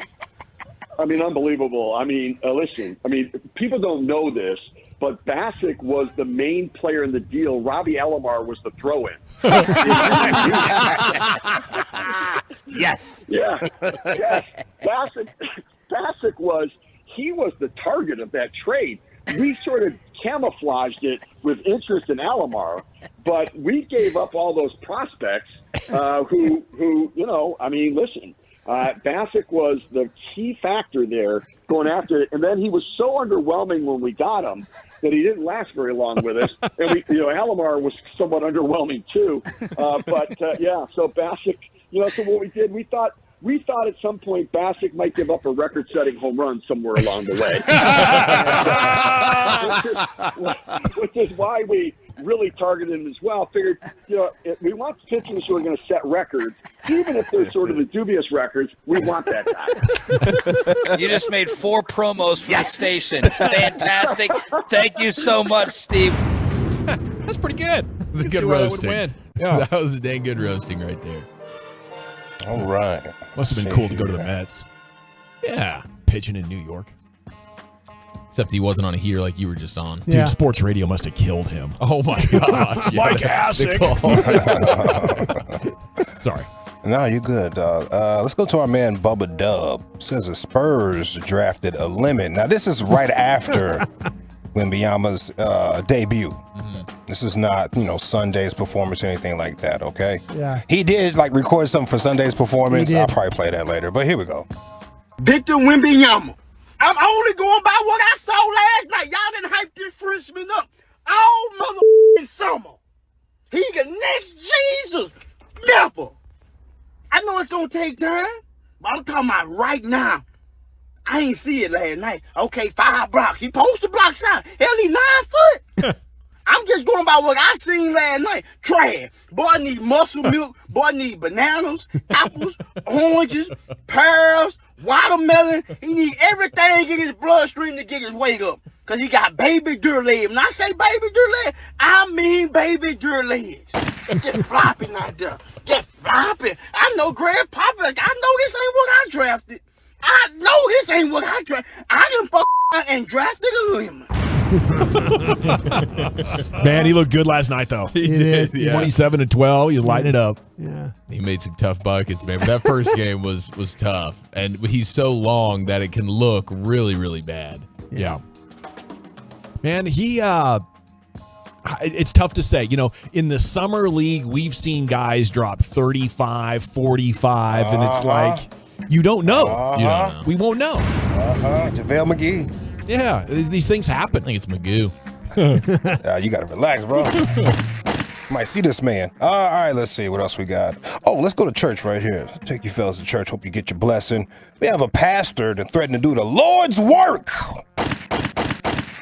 Means he's got guns all over the place in his church. Threatening to do the Lord's work if you run up in his church trying to harm anybody.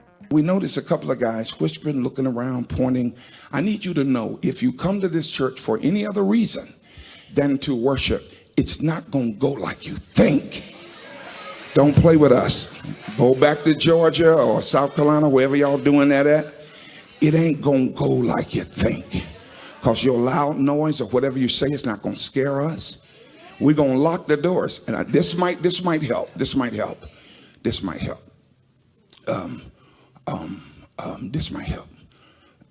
We're not going to call the police. We're going to handle it and you in-house. Don't play us. Don't make me put my thumb on that box right there. Yeah, it's a box right there. Come by today and peep at it. That's what you look at. Don't make me. And there's 7 more boxes in here. We're going to put you in that box. Stop playing with God. Don't do that. I'm just trying to warn you. Stop playing with God. Stop playing with God. Stop playing with God. I got secret compartments in here with guns on them. Don't play with God. Hurry your ass up. In the name of the Father. He convinced me. He convinced me, though. Make, boom. All right, sorry. How about some? No, I'm not gonna do any WAP. I'll do some WAP on Wednesday.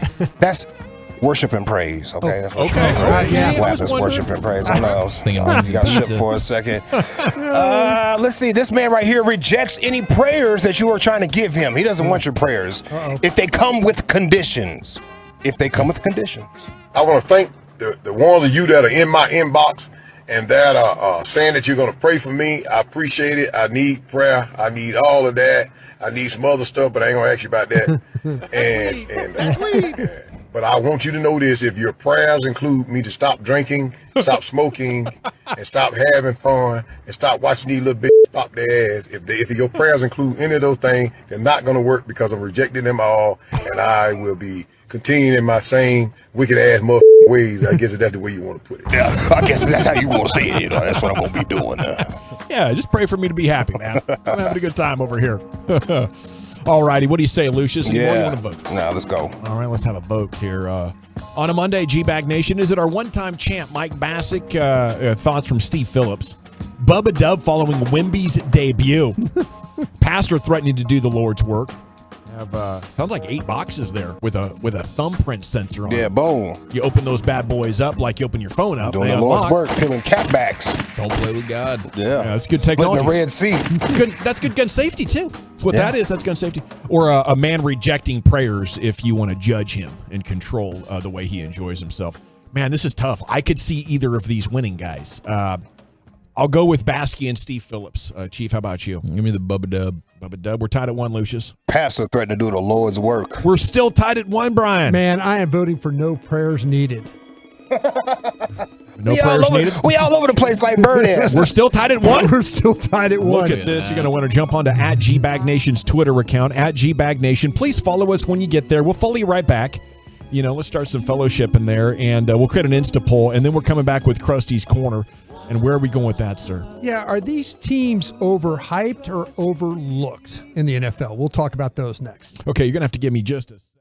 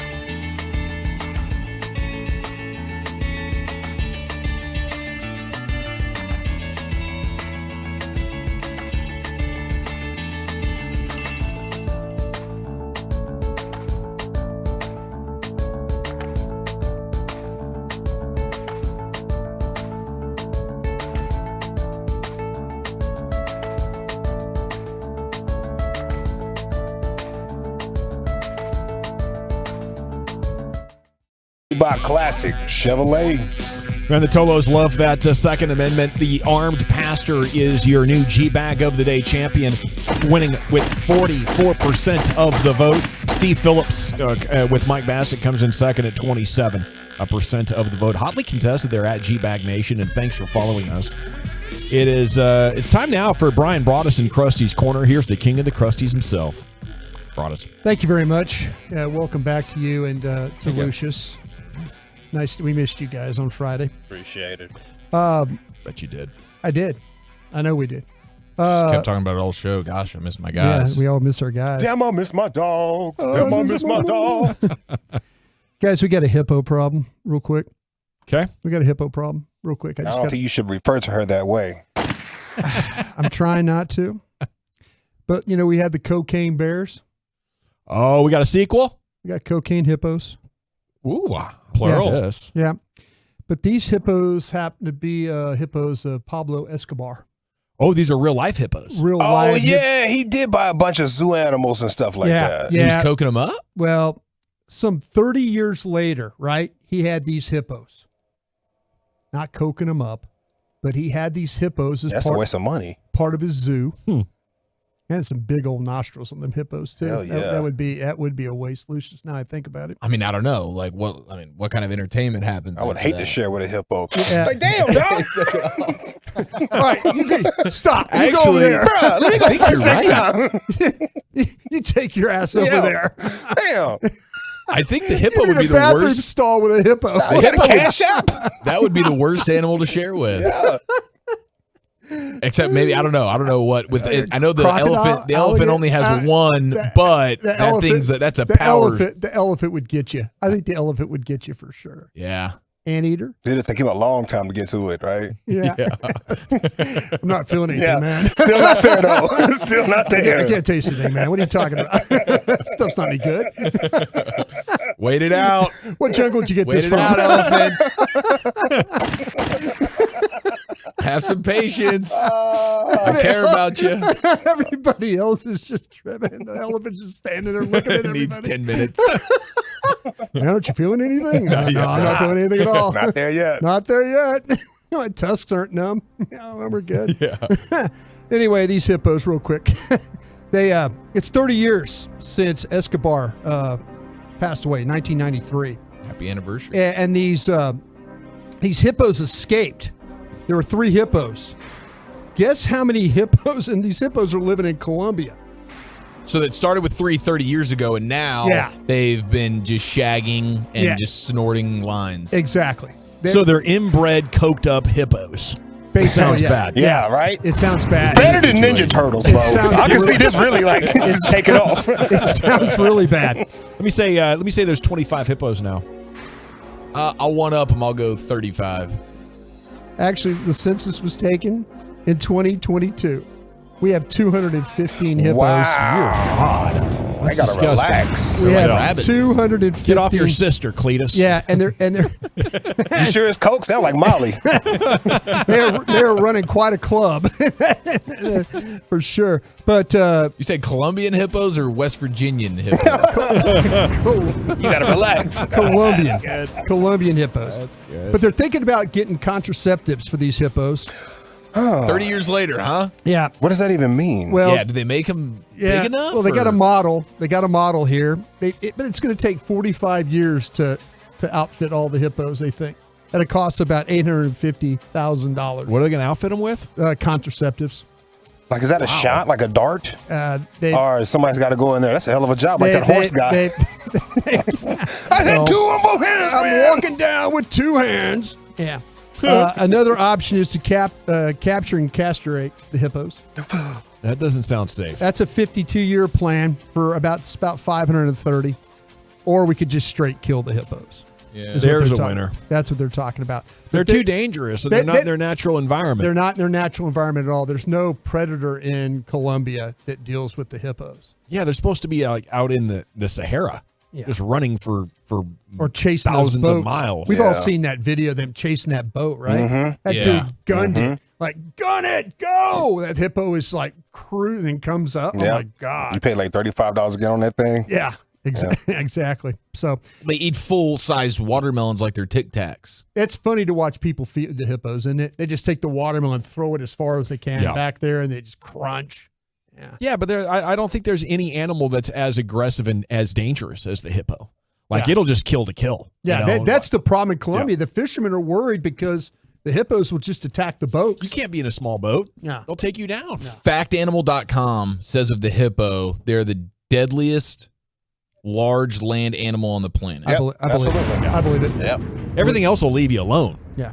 You know, for the most part. Elephant could get ticked off at you. Lion could be hungry, but they're probably going to leave you alone. Hippo sees you and he's just like, oh, what the hell? Let's run this over too. Yeah, even my dad was in Wyoming last week and was on a hike and was looking down at his feet the whole time, like going, and then he pops up and there's a brown bear 20 feet from him. Wow. Him and the bear make eye contact and the bear just turns around and walks away. I think the hippo's going to attack him. He's going to truck stick you. And he's going to be one of the 500 people estimated that get killed every year by a hippo. 500 people die with hippo attacks? Just in Africa alone, which, that's probably the only place that they really are. Yeah. Well, I guess they're in Colombia. Well, they get coked up. You never know. They go a little crazy on you. All right. Man, it's a hippo problem in Colombia. Hopefully they take care of that. All right. I don't know how they're going to do the contraceptives, though. I'm still stuck on that. Problem. Yeah. I know. I'm trying to figure out what's the average. What's the average machines in the jungle that go up and buy them? They still live a long time, so even if you could sterilize them, they're still going to be raising hell. They're going to die of old age. I'm glad you said that. The average lifespan is between 40 and 50 years. God, dog. There's only one weapon that can handle this. It's a 50 caliber sniper rifle. They've got the juvenile. 37% of the population they say are the hippo juveniles. Their juvenile population, so it's big. Maybe a 308 will get them then. Maybe. All right. I know I teased this, but we gotten into hippo talk. NFL. This comes from The Athletic. NFL's most overhyped and overlooked teams. I think the Cowboys are on this list as being overhyped or overlooked. I would say maybe because they're clickbait, but I don't think they should be either. Yeah, I'm sure the Cowboys fall in line with just being generally overhyped. You think they're on the overhyped list? I'm sure it's because the Cowboys, they probably always are a little bit overhyped. Let's go through and see where they're at. We will go through. Let's go through the. How about we'll go through the overlooked. Everybody knows they're like the 6th or 7th best team. Yeah, let's go through the overlooked team first. Overlooked teams consist of the Jacksonville Jaguars. Could see that. The Cleveland Browns. That's even better than Jacksonville because if they end up being good, very few people are talking about Cleveland being good. The Rams. Yeah, I don't see that coming back together for them, but maybe I should. Seems like they need a new offensive line after that Super Bowl, right? Yeah. A lot of those guys retired, moved on. The Packers. No. The Falcons. The Falcons, they're in a bad enough division that, and they are built to, they're kind of zigging when others are zagging. They're going to be power football, run it on you. The play action game's going to work. It just comes down to how good can Desmond Ridder, their quarterback, be. But Arthur Smith, with a great running game and play action game, has made Ryan Tannehill look like a top 5 quarterback in the league at times. So in that division, I think they could do some surprising. Here are the overhyped teams. The New York Jets. 100%. That's the 1 seed. Everybody's jumping on that bandwagon. They were very respectable at times last year. Maybe they are overhyped, but I think it's just good journalism. The Miami Dolphins. Mike McDaniel got him overhyped down there in South Florida. Potentially, man, because if Tua's injured, I mean, their season could be over on any given play. But Tua stays healthy, they could be the 4th best team in the conference. That's also true. The Los Angeles Chargers. Yes. Yeah, for sure. They are always getting hyped. Yeah. The Detroit Lions. Oh, that's up there with the Jets. That's up there with the Jets. That's my team But right there. at least it makes sense. Like with the Chargers, it's just hoping that Justin Herbert and Brandon Staley can finally do something that they haven't seen. Detroit, they ended their season really, really nicely, and they're in a really bad division. Your Dallas Cowboys are on this list. Jerry Jones and its fans of the team always believe this is their year. There's always an excuse for the previous season's shortcomings and declaration that they're ready to at last make a Super Bowl run. This year's scapegoat is departed offensive coordinator Kellen Moore. Coach Mike McCarthy believes that the offense will be better under his direction. However, McCarthy's demise in Green Bay came amid criticism that his offense was unimaginative, out of date, and predictable. I guess I think this take is predictable. I don't see it. Most Cowboys fans are discouraged. Their dauber is down. They do not think it's their year. I would think, if you want to gauge it off of how Cowboys fans feel, they're pessimistic. They are. They're bummed out that, this team has such a long track record of losing now.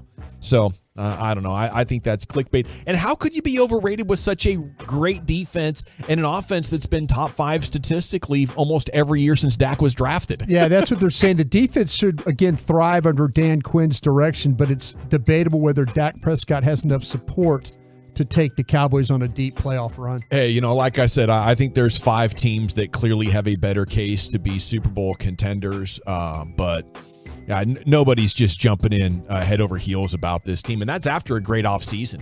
Cooks and Gilmore could really help this thing out. NFL news of the day is coming up next. Chiafalo, where are we going with that? All sorts of news, but the NFL's most wanted man beast has been detained. He's no longer at large. We'll give you the details on that and move over, Dion. We got a new dual sports athlete in town. That's next right here in the Nation. 100.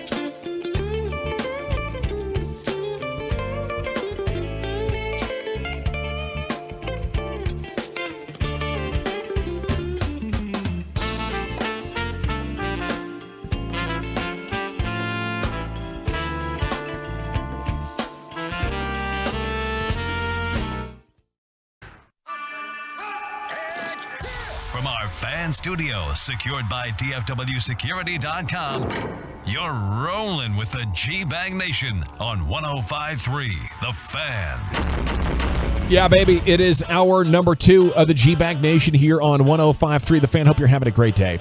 As we're all back, except for the Wooly Bully. He is on a cruise, and we hope that he has the best time. And he's going to return next week, right? He's out all week long? Yes. Wolchuk is? Yeah, he'll be cruising Right on. all week long, and hopefully we'll get some news on the Sexiest Man competition and or the belly flop contest. Oh, dude, he's going to dominate both. I have a feeling. Yeah, coming up at 3:20, we're going to talk Mavs with you. My question is, have they done enough? But Eric Chiafalo has Zach's broadcast responsibilities all week long, including right here, the NFL News of the Day. Here's the Chief. Over the last 90 minutes, we've gotten word that the most wanted man in the NFL, Chiefsaholic, has been officially detained by the FBI.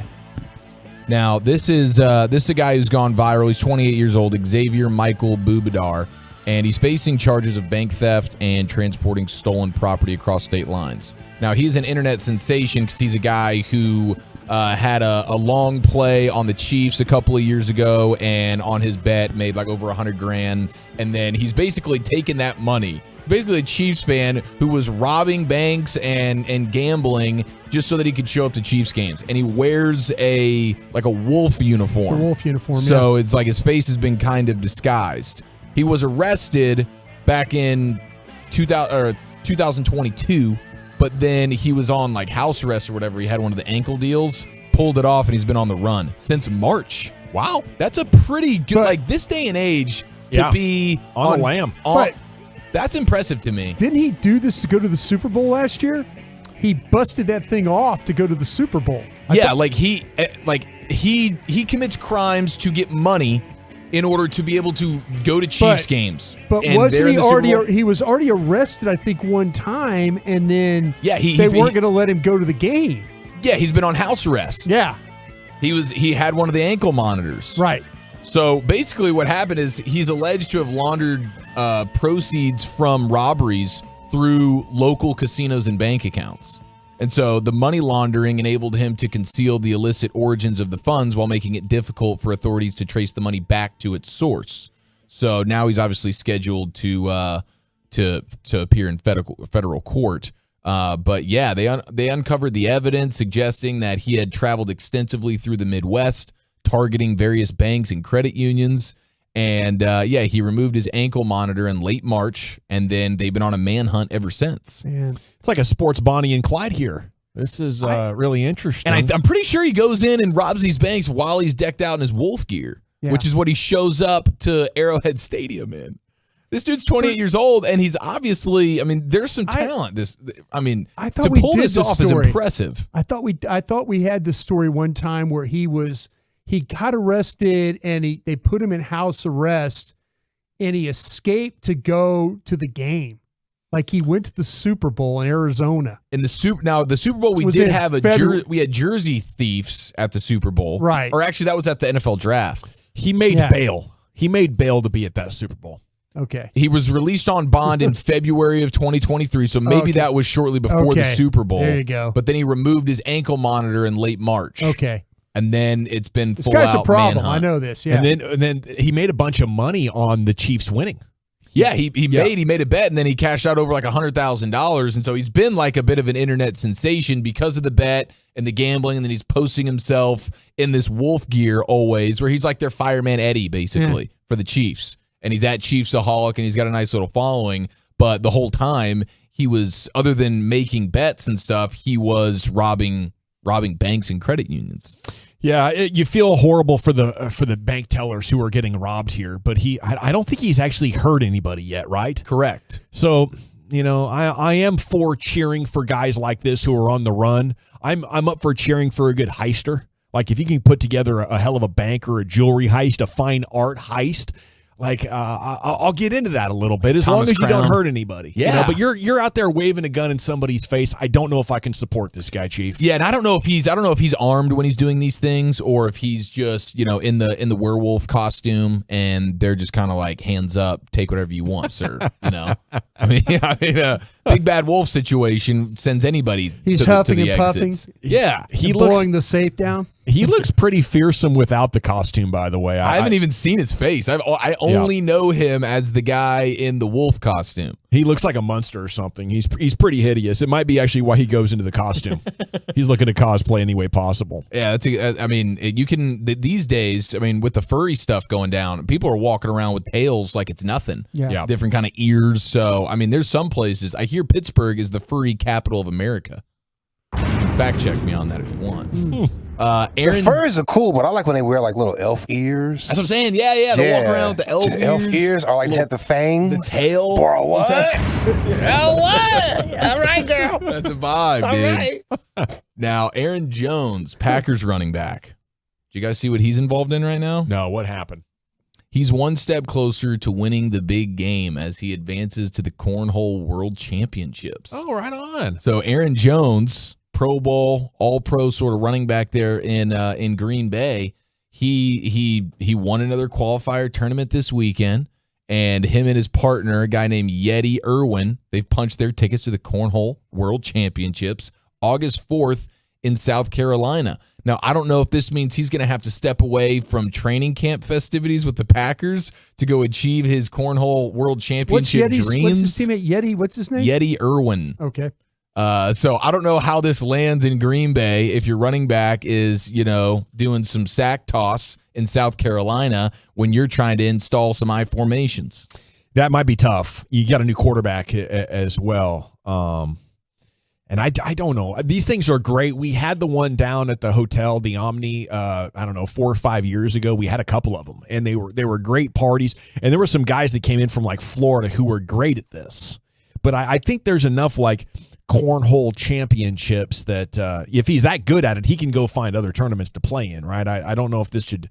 What do you think? Well, this is the Cornhole World Championship. I think this is the cream of the crop. This is the highest level of cornhole dominance. Okay. I think he's going to feel like he left a little bit out there if he's slumming it in some local tourneys. I feel like he's played himself out of that now. Oh, this is the super hole. Yeah, this is the super hole. This is the granddaddy of them all, if you will. Okay. So I don't know. I mean, if Mike McCarthy, how are we feeling if Tony Pollard right now is going to have to bail from Cowboys training camp in Oxnard, hop on a bird to go do a little sack toss in South Carolina? How many days? On August 4th? For him, it'd be a barbecue championship. How many probably. days? Yeah, true that. And honestly, I'd have even more. I'd be like, you know what?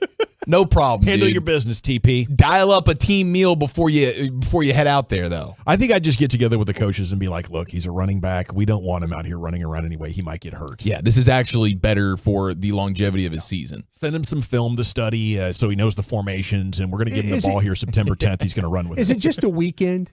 Is this a weekend I tournament? imagine this is like a 24 to 72 hour event here, depending on how far he goes Let him in go. the championship. Let him go.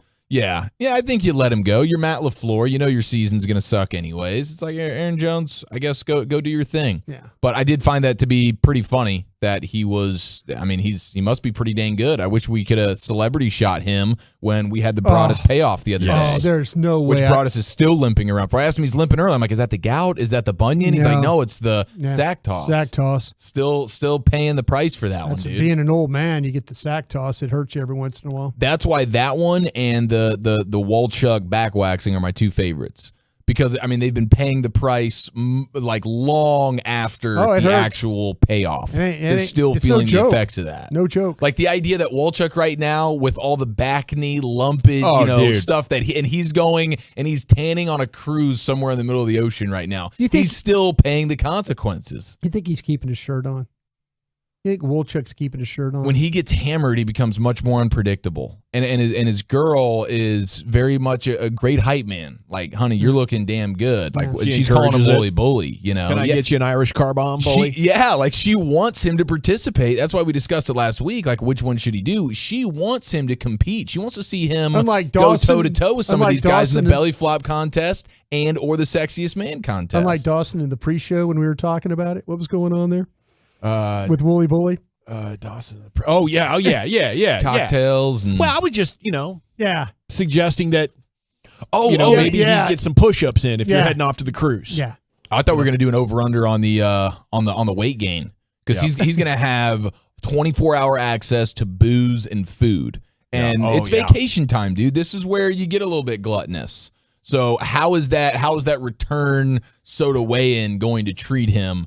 I think you could be talking about anywhere from 5 to 7 pounds. It's a snapback situation is what you're looking at. The body wants to get back to where it was. No question. And he's fighting against that. It might take this week as the signal. His soda counselor is going to be so ticked off, but it's going to be glorious because it'll be a comeback story for the ages. See, that's the thing. That's what we're going to have to hype him up on. Yeah. Like, it's comeback time. Yeah, 28-3 in the Super Bowl. Let's go Tom Brady on this. I would bet 8 pounds, though. I'd take the over on your 5 to 7. Okay. Yeah, and I think I was being generous there. It's 12 pounds. It's all you can eat 24/7? 24/7, Well, he's on this trip. He got the drink package. He got the drink package. He's on this trip 4 days. He's on I think it's a 5-day bender. It's the way he described it. And a binger. This thing's going 12 to 15. He's going 12 to 15. No way. Okay, what's the line on this? 4 pounds a day. I think the line is 4 pounds a day. Hey, those high sugar calorie drinks, they'll pack it on you. Drinks, all those meals he's going to have. He's going to like at night, he's going to, with alcohol consumption. I think you're right. I think you're talking about off the boat weigh-in would be somewhere in the neighborhood of 15, but he is going to Hail Mary 48-hour fast it or something. He'll do a detox. He'll clean the pipes and shave 5-6 pounds off this thing before legit soda weigh-in. That's something you got to keep in mind. I was thinking 4 days, anywhere between 2.5 to 3 pounds a day. I told him, and it's unfair, but I told him I was going to be disappointed if he stepped off that boat without broadest foot. Because you got access to steak 24/7. No. He should be consuming red meat at a ridiculous rate here. If he doesn't have gout, I'm going to say you didn't do it right. It's not going to be the meat thing that's going to be the problem. They're going to have like ice creams. They're going to have a pasta station. Pizzas. He hadn't had donuts. pasta and all that, and pizza and all that. He's going to come off that shit bloated like you've never seen before. He is going to be miserable because he's like, all this work, and he's going to put on 12 to 15 more pounds. Yeah. He kicked things off with a tequila sunrise, by the way. He wanted to let the people know that was cocktail number 1 of choice. And so, way to start a day. Yeah, I'm happy for him. Now, Deebo Samuel was just seen. The do-it-all offensive weapon for the San Francisco 49ers was on the treadmill. Apparently didn't warm up. He stepped up on that bad boy. 17? 18.6 MPHs. Okay. Slow day for him. Yeah, I mean, people were super, super impressed by it. And then I went and was like, okay, I mean, is there anybody, if he was out in a hippo situation where he had to run from something that was trying to take his life, would he succeed? And the answer is really, like, as I look at a fair share of land animals, he's not outrunning any of these bad boys, other than it would be neck and neck. Okay, 18.6 miles per hour. Deebo Samuel is just as fast as a polar bear. That's not very fast. It's not very fast when you consider, like, dude, I wasn't prepared for a zebra to tip up at 40 miles per hour. No. Wow, that's moving. Zebra's going 40 miles per hour. They're going to take Deebo Samuel down in no time. He's got no chance. Have you ever seen, like, they show those clips of those animals, in the jungles and areas, those open areas, and they're trying to outrun other animals? It's impressive. Yeah, they got jukes. It's impressive how the side cutting of the gazelle. Like the gazelle. There's some agility there. The front legs are going one way, the hind legs are going another. To try and by any means necessary, man. This is for your life. Now, for the record, Deebo's record for next gen was 20.37. Does that move him ahead of anybody? Because I think in a life or death situation, he might hit 21. All that does is secure victory against the polar bear. Okay. He's still going to be, it's going to be as close a finish as you've ever seen with the brown bears tipping off 21.7. But he'd whoop a zebra. I don't think you have to worry about a zebra. Now, a donkey, on the other hand, in a fight? Yeah, he can handle it. He could survive a zebra attack. Okay. Yeah, we need to look at what a donkey. Well, actually, I have the Mongolian wild ass. That's I mean, I don't know if that's more like unicornian than a typical jackass, but a Mongolian wild ass is tipping off at 39.8. That's in the donkey family, maybe a little bit taller, it appears. But those donkeys can kick some serious ass, dude. Pun intended. Wildebeest, 39.8 miles per hour. He's going to smoke Deebo. The ostrich, what do you think the ostrich is pulling? 60. 43.5. That's amazing. Grizzly bear, 34.8. That's going to be a problem. And elk trees too. Elk is 45 mph. They're not aggressive mostly. The horse, 54.7. Dang. I bet on a few of those. A lion, 49.7. Yeah, you got to hope they're full. Let me ask you this: if you're out Deebo there, Samuel's losing to all of these. you just give up. If you're trying to run, you just give up. Against several. Most animals, I don't think your adrenaline will allow for it. You got to fight the black bear. I know with the grizzly bear, your only hope is to give up. With like a cougar or a mountain lion or something like that, you got to fight his ass. You got to try to hurt him in some way. Gouge an eye. Yeah. Yeah, it's prison rules at that point. Yeah, wasn't a guy that just like choked out a mountain lion? Yes. Yeah, he choked out a mountain lion, bro. Go to sleep. Go to sleep. Amazing. Just put him in a little sleeper That is hold. amazing, bro. Yeah. That's awesome. You pick them up, their legs are kicking out like this. It's over They for can't them. reach around and get you. He tells that story at the bar. Nobody believes him. This line SOB right here. Yeah, I was pretty impressed with the speed of some of these animals. That's We what I'm don't give saying. them credit where credit's due, man. These things are moving. Well, I'm going to be moving tomorrow at Hurtado. We're going to do the show tomorrow at Hurtado. We wanted to get out to Arlington and live it up at the official barbecue partner of your Texas Rangers. And then we'll be at the Rangers game on Friday as they return to action. We hope to see you there as we'll cheer them back to victory. Okay, have the Mavs done enough at 877-881-1053? They appear to have concluded the majority of their major moves. They did go quantity over maybe top-end quality. Did they get it right? And we have early returns from Summer League to discuss as well. Then Chief has the best of the weekend coming up at 3:40 right here. It's the G-Bag Nation on 105.3 The Fan. I hope you're having a great time this summer and you have energy to do whatever you need to do. The family can be very demanding. I mean, I was like in charge of entertainment and recreation for 5 or 6 days. I get home, and as soon as the key hit that door, they had a list of honeydews for me. Even my daughters call me honey now. They're honeydew this, honeydew that. It's quite a scene there in the Dawson household. And I want to thank Men's Tea Clinic for supercharging me, giving me the energy and the drive, the stamina to do whatever task that the family needs. Now, if your dauber's down a little bit, you're having a hard time getting out of empty, check into mensteaclinic.com, 5 DFW locations, cash and insurance options. They will optimize your hormones in a way that's going to leave you feeling great. And the rest of the summer, you'll probably end up working out again. And doing a bunch of work around the yard, and just stay active. You're going to like it. You're going to get back to that younger, more energetic version of yourself. It starts at Men's Tea Clinic, 972-GO Men's Tea. It's not just the testosterone. They will optimize your total men's wellness. You're going to love it just like I do. And we want to congratulate them on 9 years here in North Texas, absolutely dominating the testosterone scene. It's mensteaclinic.com. Salute. Miss any show segments? Tisk, tisk, tisk. But fear not. You can go back and listen to our fan shows, and it's easier than ever on the Odyssey app. Check it out. Can't beat the final boss? Been there. Gaming is fun and all, but in real life, there's one mission you'll never lose. Saving lives by donating blood with Carter Blood Care. In just 1 hour, you can save up to 3 lives. Patients in your community. Now that's a real win. Level up your life. Donate blood with Carter Blood Care. Find a donation location near you at carterbloodcare.org. Colos, I'm here to bring you the good news. Cousins Barbecue has expanded their all-you-can-meat deal. Now it's Monday to Saturday, 6 days a week, all day. You can get your prime Texas barbecue, the quality and the quantity that you desire. 3 DFW locations. Stop in and tell them Chia Follow sent you. If new Heineken Silver was a bitter breakup song. I feel so betrayed by you, like a broken shell that can never be glued. Heineken Silver, sip great. But who needs that glue when you got great friends and that barbecue? Who needs that glue?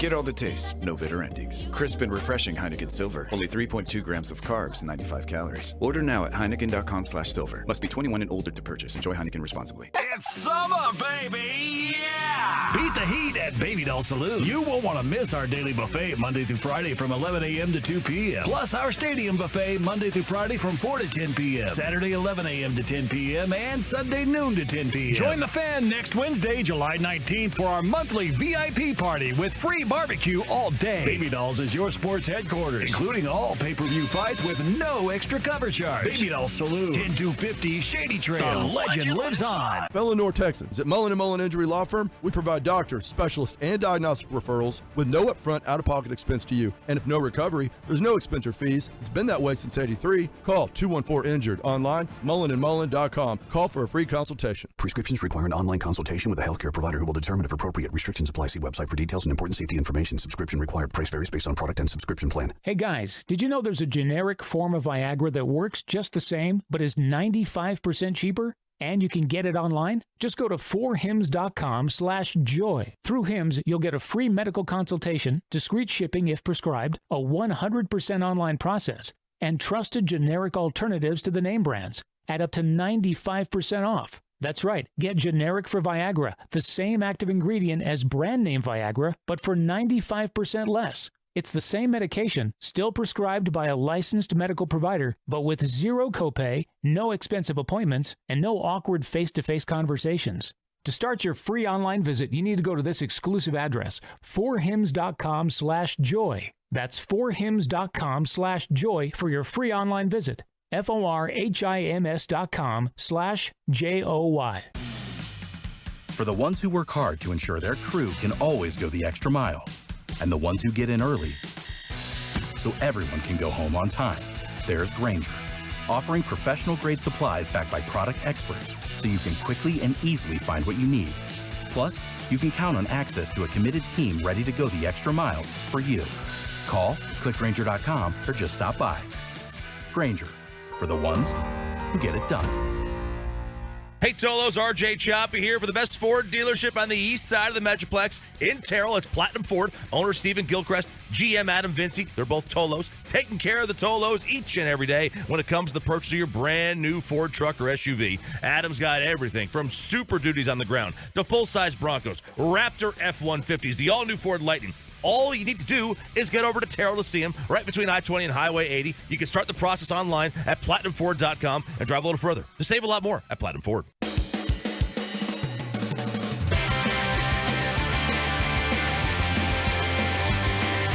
Oh, welcome back, G-Bag Nation. Sorry. I was looking at this gal on Twitter. She's rocked. I mean, she's like stronger than a dude. And I was look at that, Brian. Look at this gal. Is that real? Man, that's a weightlifting chick. Oh wow! Yeah, those are. Is she a powerlifting lady? Belts. You doing something? You into muscle worship or something like that, bro? I'm not that muscle worship vibe? I'm not judging. Brought us, you know what it is. I just retweeted it at G-Bag Nation. By the way. You into it? If you want to catch that retweet. Oh, look at here. Yeah. You guys into that? Muscle worship? No, I'm not against it. Yeah, that's kind of the way I feel about it. Yeah. It's not weird or anything, but it's not effeminate. I'm more into like a traditional beautiful. You watch those gals run track though. Oh man, yeah, that's different. That's not muscle worship. Those are nice bodies. When they line up, you're just going, okay. I remember when we used to go out to. All right, tell us how you really feel, bro. Okay. What is it? Yes. No, we used to go out like those girls at LSU. I remember going out. They were 3-time national champs in women's track.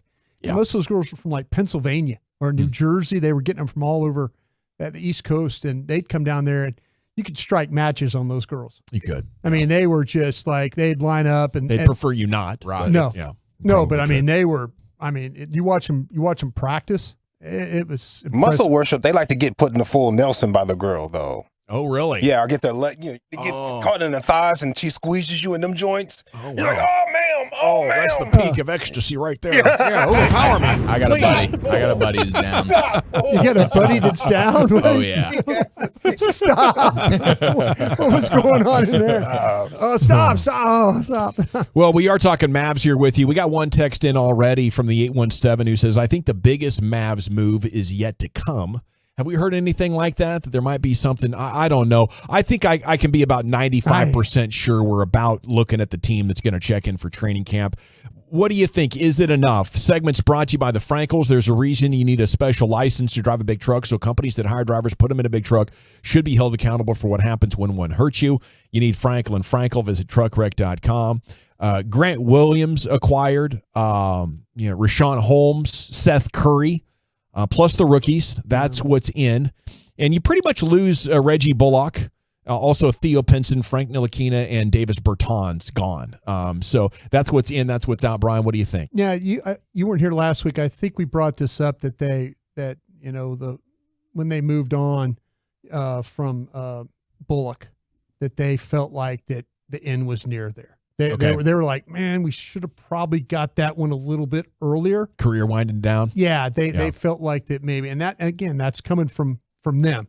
It's not from anything I'm saying or anything like that, but they were saying, they moved on from Bullock. They feel like they got him maybe a little bit later than they wanted to, but they, what they got back in return, they feel good about.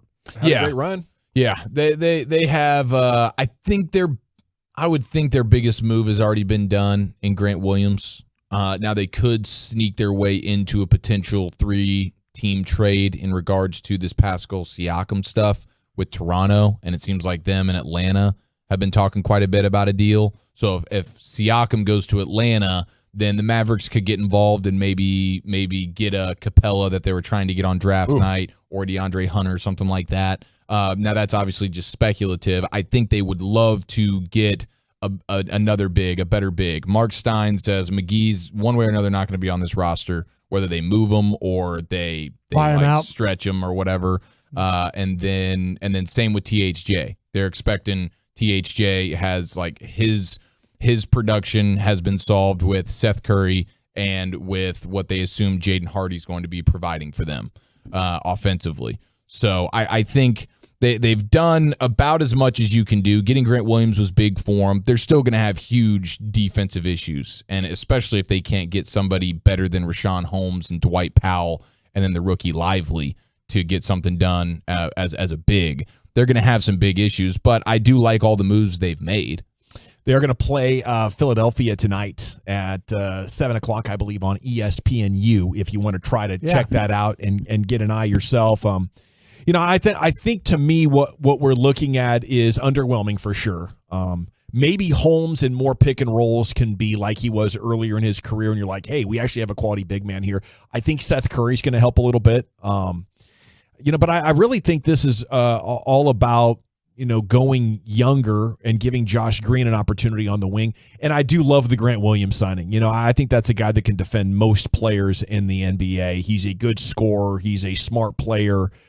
He can help you on the perimeter defensively and in the paint. But man, we're waiting for young guys to develop right now. It's Green, it's Hardy, and then it's the rookies. The rookies. And I don't know when that's going to happen. I feel confident that it will, but coming up this year, I put them in a range of like 45 to 50 wins or something like that. Kind of an okay playoff year is where I'm expecting right now. Brian, how about you? Man, I'll tell you what, I think you're being ambitious myself, but that's, I appreciate the enthusiasm there. I just think that to me, there's so much questions really about what they're going to do defensively here. Yeah, you're never really going to have more than two guys on the floor at a time that are like above average defenders. Yeah, maybe this thing turns into just, Kyrie plays at a fast pace. Luka realizes they need to play at a faster pace himself. They kind of, that flips around a little bit. But I think on defensively, there's going to be a lot of struggles here. Even on the bottom end of that range, 45 is too much. 45 and 37. I kind of feel like that. So it's a continuation of last year. I kind of feel like it's probably a 500 team. That's kind of what I'm thinking right now. As currently constructed, I think you're probably right about that. Unless their offense is just, like number 1, 2 in the league, so dynamite that they can outplay how bad their defense is going to be. But that's going to be a big challenge, especially when there's times where Luka's out, Kyrie's out, and then it's like, oh my gosh. Now, do you get a big jump from Jaden Hardy? That'd be nice, but he's not giving you anything defensively. You're going to need the big jump from Josh Green.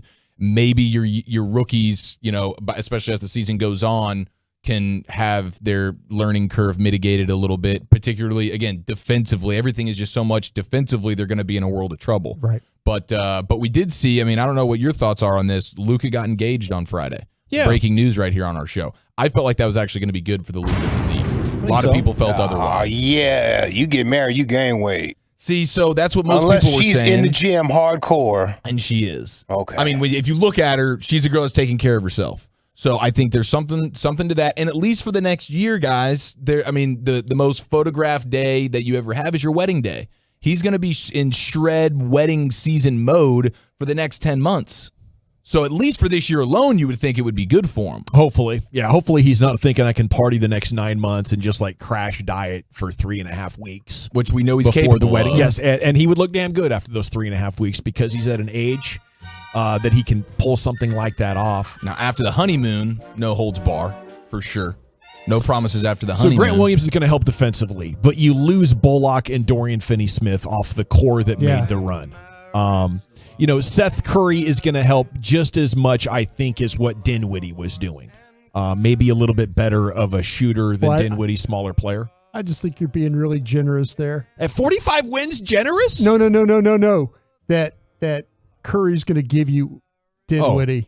I think Seth Curry's a pretty good player. I think Seth Curry... He is a good player, but he's not a good defensive player. No, he's not. For sure. That's what I'm saying. I mean, if you tell me, he's be on the court and he's just going to knock down shots, I'm dancing with you. I think he can run some pick and roll for you and be a bit of a third ball handler for sure. But everything he provides for you is offensively. Right. So that's what I'm saying. Anything on the floor that you say he has to do defensively, I kind of felt like Dinwiddie, not a great defender, but better than Curry. Yes.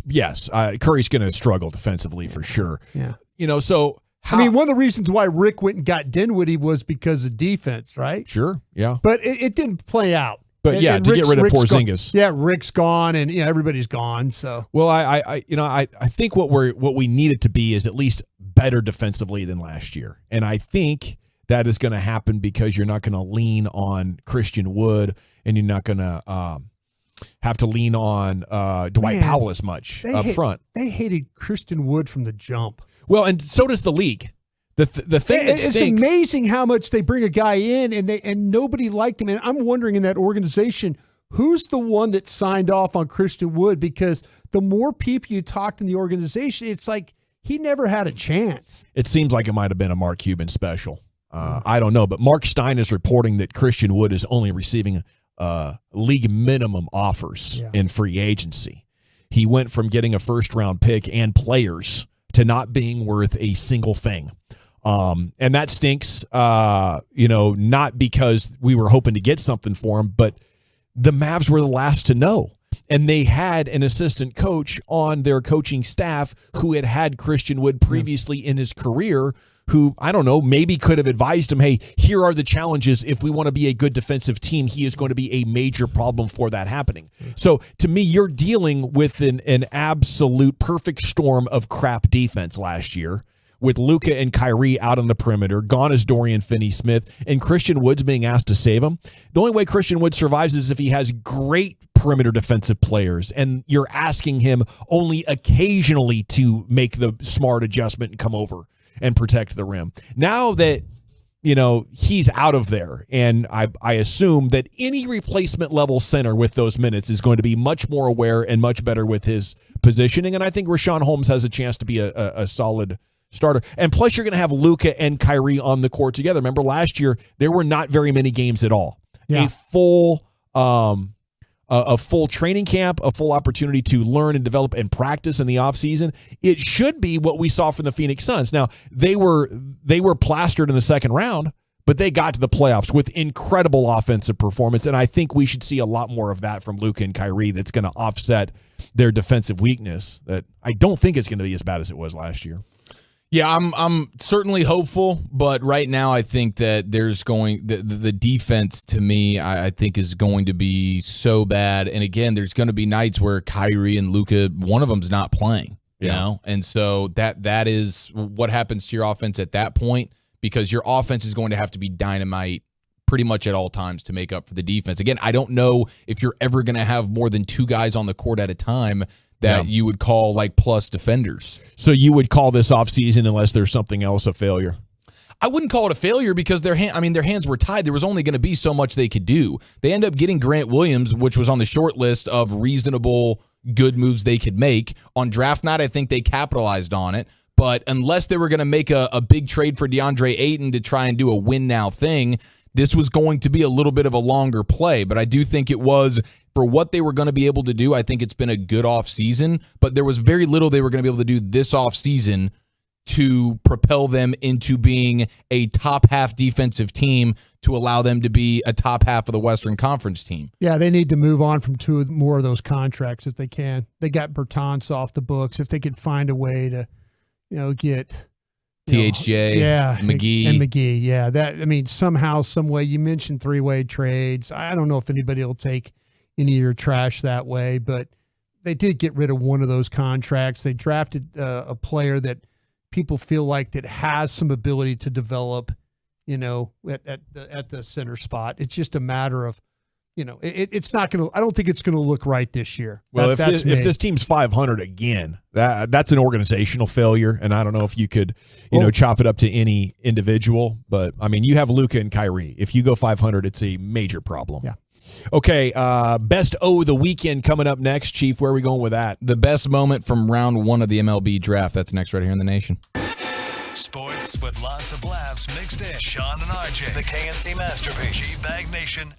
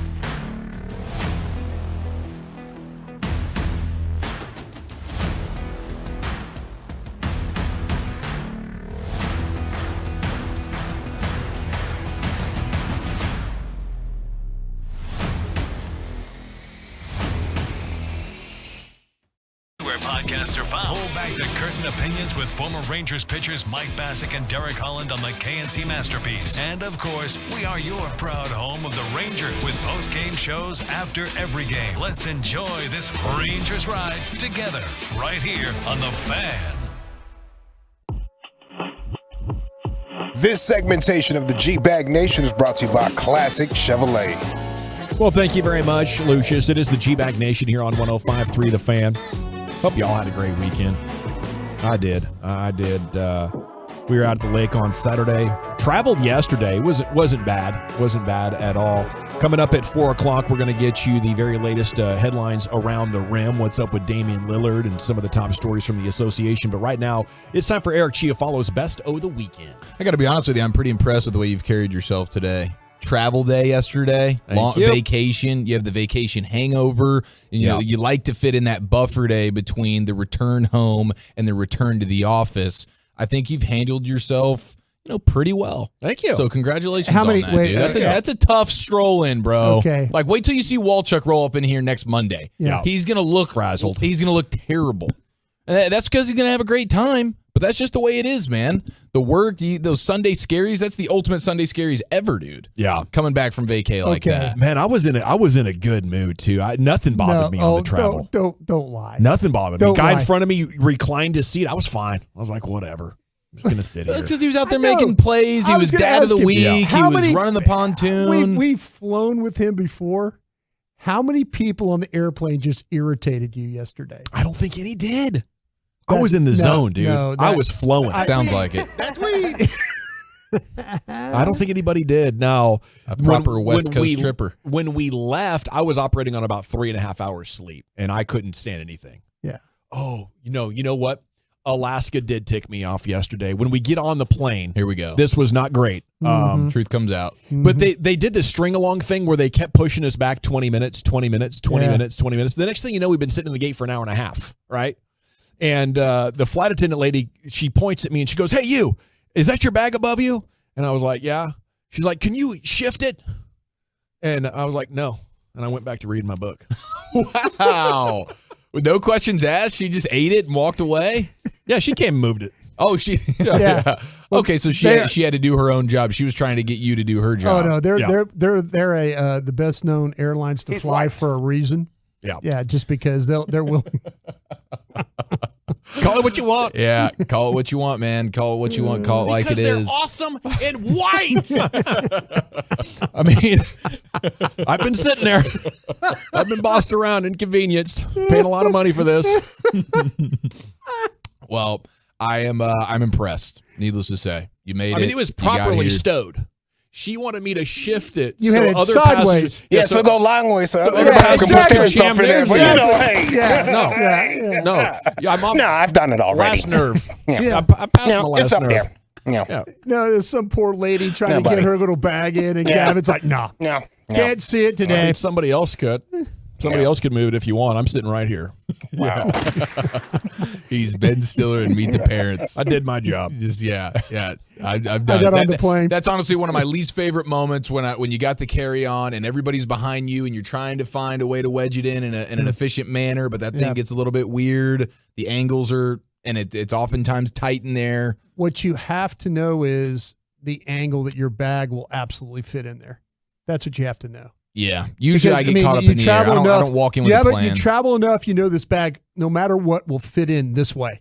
And that's what you try and do. Just try and always create that little gap that you need. That your bag knows, okay, I just got to move one thing that way and boom, it'll go right in there. My favorite part of the weekend was last night during the MLB drafts round 1. Rob Manfred got up to the microphone and he got the Goodell treatment. Oh, he got the Goodell treatment, but it was a dual booing, and it took. I believe this is the 1 seed for draft night boos. I think across sports. Now maybe I'm wrong. Yeah. So I know these rabid fan bases get upset when their team takes a player they don't want, and they end up being like, "Oh, J.J. Watt," and he ended up being a good player. Yeah, the Jet fans back in the day. Wasn't it the Eagle fans with McNabb? McNabb did that. Yeah, they wanted Ricky Williams. They wanted Ricky Williams. Yeah, Okay. yeah. Well, here's all of MLB in Seattle last night just booing Manfred and the Astros as Manfred went up to announce the Astros selection.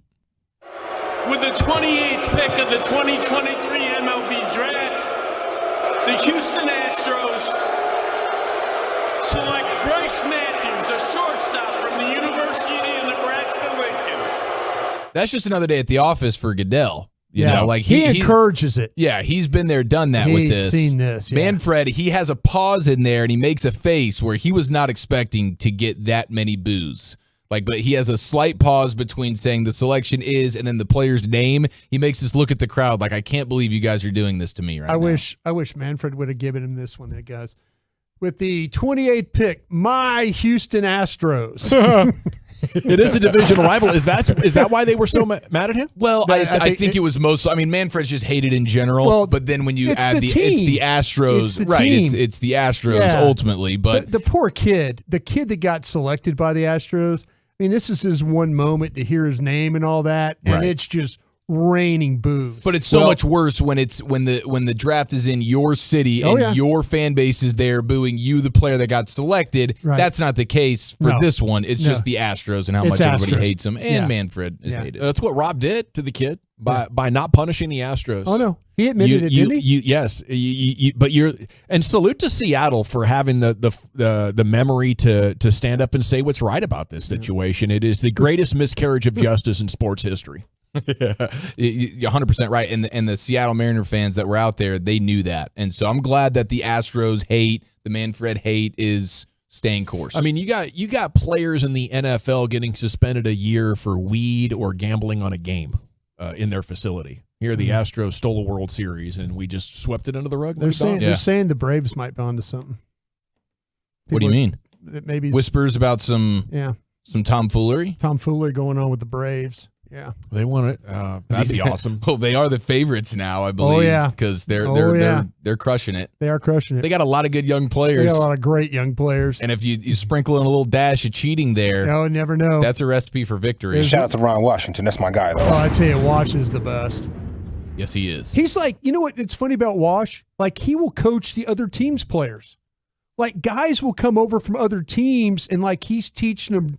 Like drills, he's doing like fungo bat drills with them to get them. If I was a manager, I'd cut that out real fast. Hey, you run over here, baby. Yeah. Over here this side. But no, like you forgot what jersey you got on? Seriously, there are players that are going across the diamond to get washed to kind of help them with a little footwork drill or glove drill or stuff like that, and he's doing it.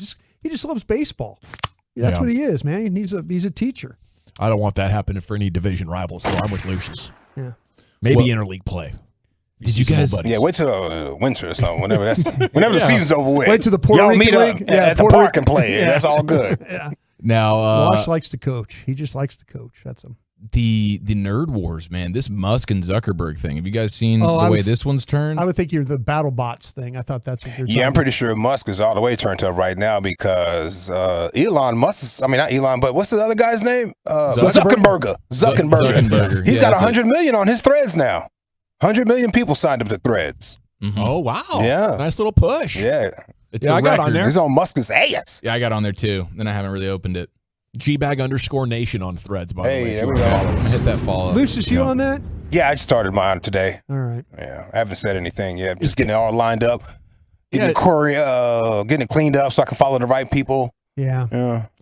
Guess I need to do it then. Well, I mean, that's the problem is with the threads thing. You're seeing even people you don't follow. You're seeing all their stuff. So there's things to be worked out. I don't know if it's actually going to work, but it's hella beta right now. Yeah.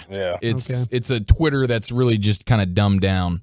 But it's worked out for him in terms of getting all the subscribers or whatever, getting all the users. But Elon Musk, he went on a Twitter. You're gonna sue him, right? There is going to be. Yeah, there's some legal ramifications here because it looks like a copy and paste of Twitter for this threads thing a little bit. Yeah, I thought about that, but okay, so maybe it is, but like all the other kind of apps are in a sense. And then he made it like people act like it just got made 2 weeks ago. There's no way you can launch something that fast, so I'm pretty sure he's been cooking on it for a while. Maybe when it started getting, a little wobbly over there at Twitter, they was like, we got to come with something fast. And then they started poaching. Because remember, sure did. Musk started cleaning house. He's fired them folks. And then all of them were just like, okay, we know how to make this, so Zuckerberg will make it for you. I wonder if they got no compete clauses in that situation because I would have put a no compete on your ass. Dang right. And if Musk and Twitter was smart, they would have. Now Musk is doing the he's rhyming now. Zuck is a C word that rhymes with Zuck. He's just tweeting that. And then he says, I propose a literal bleep measuring contest as opposed to the cage fight. So he's got some hubris about what he's packing. Yeah, I think so. He feels more confident that he could win that. I don't know if that's more of an indictment on Zuckerberg and what he's packing, or if this is Musk feeling like he's the real MVP. You know, he's got a little Serge Ibaka on him or something. He is South African. You know, and so Walchuk packs he swings a big stick. It helps some, not others. So I was not expecting that this weekend. I also wasn't expecting Jonah Hill, the famed actor, and he's the lead dog in maybe one of the greatest comedies ever. It's Superbad. But his ex-girlfriend just decided to reveal all the screenshots from his over-controlling nature as a boyfriend. Oh, no. Where he's got the itemized list of things you can and cannot do. Oh, jeez. And he just got roasted in a big way all weekend long. And I'm sure the guy who got crushed last week for not letting his girlfriend wear certain things, and I don't even remember the when she was dancing with Usher? Yes. Keke Palmer? Keke Palmer. Yeah, her cheeks was out, though, and like she did like a little moon dance towards Usher and everything. She was out of pocket, bro. I agree. She was a little out of pocket. Is this But in the internet will Vegas? tell you that the boyfriend was out of pocket. Yeah, no, he went all the way out of pocket. He should have kept that at home instead 100%. of telling everybody on the internet how you felt. No question. Because everybody Well, was just calling you leave her. insecure and everything. Well, It's baby mama. She's pregnant with the. yeah. And it's Usher. Yeah. Yeah, they don't. Well, he does this. He has he has Vegas, right? Yes. He does a thing in Vegas. Residency. And thank you. It's Monday, bro. So yeah, and this little same spot that everybody sits at, he goes over there and he'll sing to you, and everybody gets serenaded by Usher. Okay. This time Keke Palmer was out with her girls, got serenaded by Usher, but she did a little too much. Got rubbing him behind the neck as he was singing, rubbing the back of his fade, turned around and showed her cheeks and everything, was dancing, and then she was all like zooming in on his abs as he was up there singing. She was like, "Oh, greatest night of my life." So as a dude, as they call him, the baby daddy or the babysitter, and they call him. Aisha Curry's really opened things up for these ladies. Yeah, she's a trendsetter. Jonah Hill in the screenshot to his now ex-girlfriend says, plain and simple, if you need surfing with men, boundaryless, inappropriate friendships with men, to model, to post pictures of yourself in a bathing suit, friendships with women, this is my favorite one, friendships with women who are in unstable places and from your wild recent past beyond getting a lunch or coffee or something respectful, then I'm not the partner for you. If these things bring you to a place of happiness, I support it and there will be no hard feelings, but these are my boundaries for a relationship. So that was the talk of the internet, and then he's capitalized. Really easygoing guy. Shout out to the businessman that he is, because he is now gone full-fledged with like attire, hats and stuff that are it's unrelenting control, and that's like it's complete unrelenting control. He now has apparel for it, and it's he's branding. So it. he's capitalized on it. Ooh. He was down in the first half. He's come back in a big business way. Shout out to Jonah Hill. Congrats to Jonah Hill. That is a big win. A big win for him. He might have had the best weekend. Might have. Figured out a way to pivot out of that. Lemon to lemonades. We'll have the best Tuesday in the Metroplex guarantee because we're going to be at Hurtado Barbecue tomorrow. Please come say hi, pick up a delicious plate, and chow down with us. And we'll be at the Rangers on Friday. Now, I believe Chiefs going back to back here because little rim sessions next. Where are you taking us? All the Wemby news, all the Zion news, and the latest on Dame and what's going on with the Heat and that trade situation next right here in the Nation. It is not coming back. It's out of here. Bye-bye to that baseball into the second deck. Those sweet Ranger sounds of summer are right here.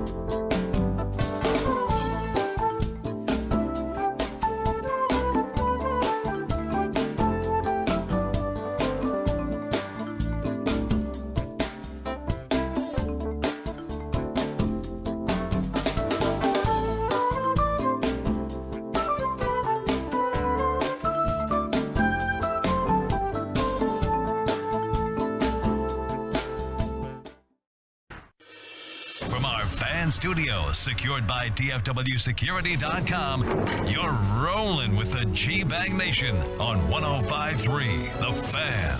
Welcome to the nation. Shoot ya out. It is hour 3 of the G-Bag Nation here on 105.3 The Fan. We'll be going a full 7 hours for the next 4 nights, all the way until 7 o'clock. And then the 6:30 shows will resume on Friday when we'll be out there with your Texas Rangers at the Globe. And we hope you can swing by on Friday tomorrow at Hurtado's Barbecue. It is time now for the Chief to update us on a very busy weekend in the association. Here he is, Eric Giafalo. You got that look on your face, Broadus, of confused. Did he say 7 hours? Yeah, and I'm only paid for 3. I don't know how the hell we're going to do 7. We're already do 5. Ooh, I thought you said we're doing full 7 hours? Full 7 hours. Wow. I was a lot like, of hours. Surprise. Here we go. It's a full work day. Yeah, you know, it really is. Reg and KG have the night off. We rocking and rolling. Boys and girls, we cut the lights out. We put the kids to bed. G-Bag Nation's going all 56 inches around the rim. Let it ride. Rain dance. I got a joint here, man. I've been saving for a special occasion. It's always a special occasion when Mavericks first-round pick Derek Lively II gets second place in the Call of Duty competition at Las Vegas Summer League. Did you guys know they did this? No, didn't know about that. I didn't know. Fun. I guess it's the, well, it might be the 3rd annual one, but Las Vegas Summer League with all the rookie basketball players, they do some level of Call of Duty competition. And Mavericks own Derek Lively II, friend of the G-Bag Nation. His favorite barbecue item is, of course, steak. He is the number 2 rookie when it comes to, I guess, getting a buttload of kills. Well, that's great. I think that couldn't hurt. You know, that's mental processing, that's quickness, that's coordination. Hand-eye. Woo, that's tough. These video game players are skilled. And honestly, I think that's probably the hobby you want your guy having. He's going to have some off time. Yeah. He's 19. Is he what is he winning? Okay, he's 19 years old. Yeah. So his opportunities in theory could be a little bit more limited. He can't go out drinking. But the guy who's staying home and doing his thing with the video games, I think that's probably the best sort of hobby he can have. Video games have been keeping guys home since 1983. Yeah, man, it keeps you out of trouble for sure. As long as you're not super overdoing it, like you're obsessed with like it. That guy at Arizona quarterback. There is something that can keep you out of sleep. You know, there is a line. You have to draw a line. Yeah. It's bad for mental health if you're playing like 10 hours of video games a day. I'm sure the people at Duke aren't too happy about hearing this. My man, he was the best video game player, or the second best. Like, hey, even smart kids like video games. He went to Duke for 1 year? Yeah. Could have bailed on Duke. That's right. Hey, look what we go got. Make some real money. My man, Lively. Yeah. He wasn't a very good student, but man, what a video game player. I'm sure Duke is really happy to hear about. I just want him to start rebounding, please. 12th overall pick. I don't know if he's going to get on the court this year that much. Would it make you feel better if he was really dominant at like 2K? I don't think so. Or does it not change things? I think actually, Call of Duty is much more quick twitch and awareness based. I agree. I want that kind of ability to shift your focus and regain it. So congratulations to Derek Lively for that. Story of the weekend, of course, when it comes to NBA Summer League was Victor Wembanyama and his debut. And that thing was sold out. It was a packed house. You had people buying tickets for almost $1,000 a pop. NBA Summer League, like what is going on here? And it was a bit of a dud. I went home. It was appointment television for me. It's Friday night, and I'm watching Wembanyama look like a newborn baby giraffe out there, struggling mightily. And so much so that they didn't even want to put up whenever they did the rookie graphic of like all their stats of like the 5 main guys. They didn't want to put the field goal makes and misses for Wembanyama because that first game was a little tough for him. But they just put up the totals.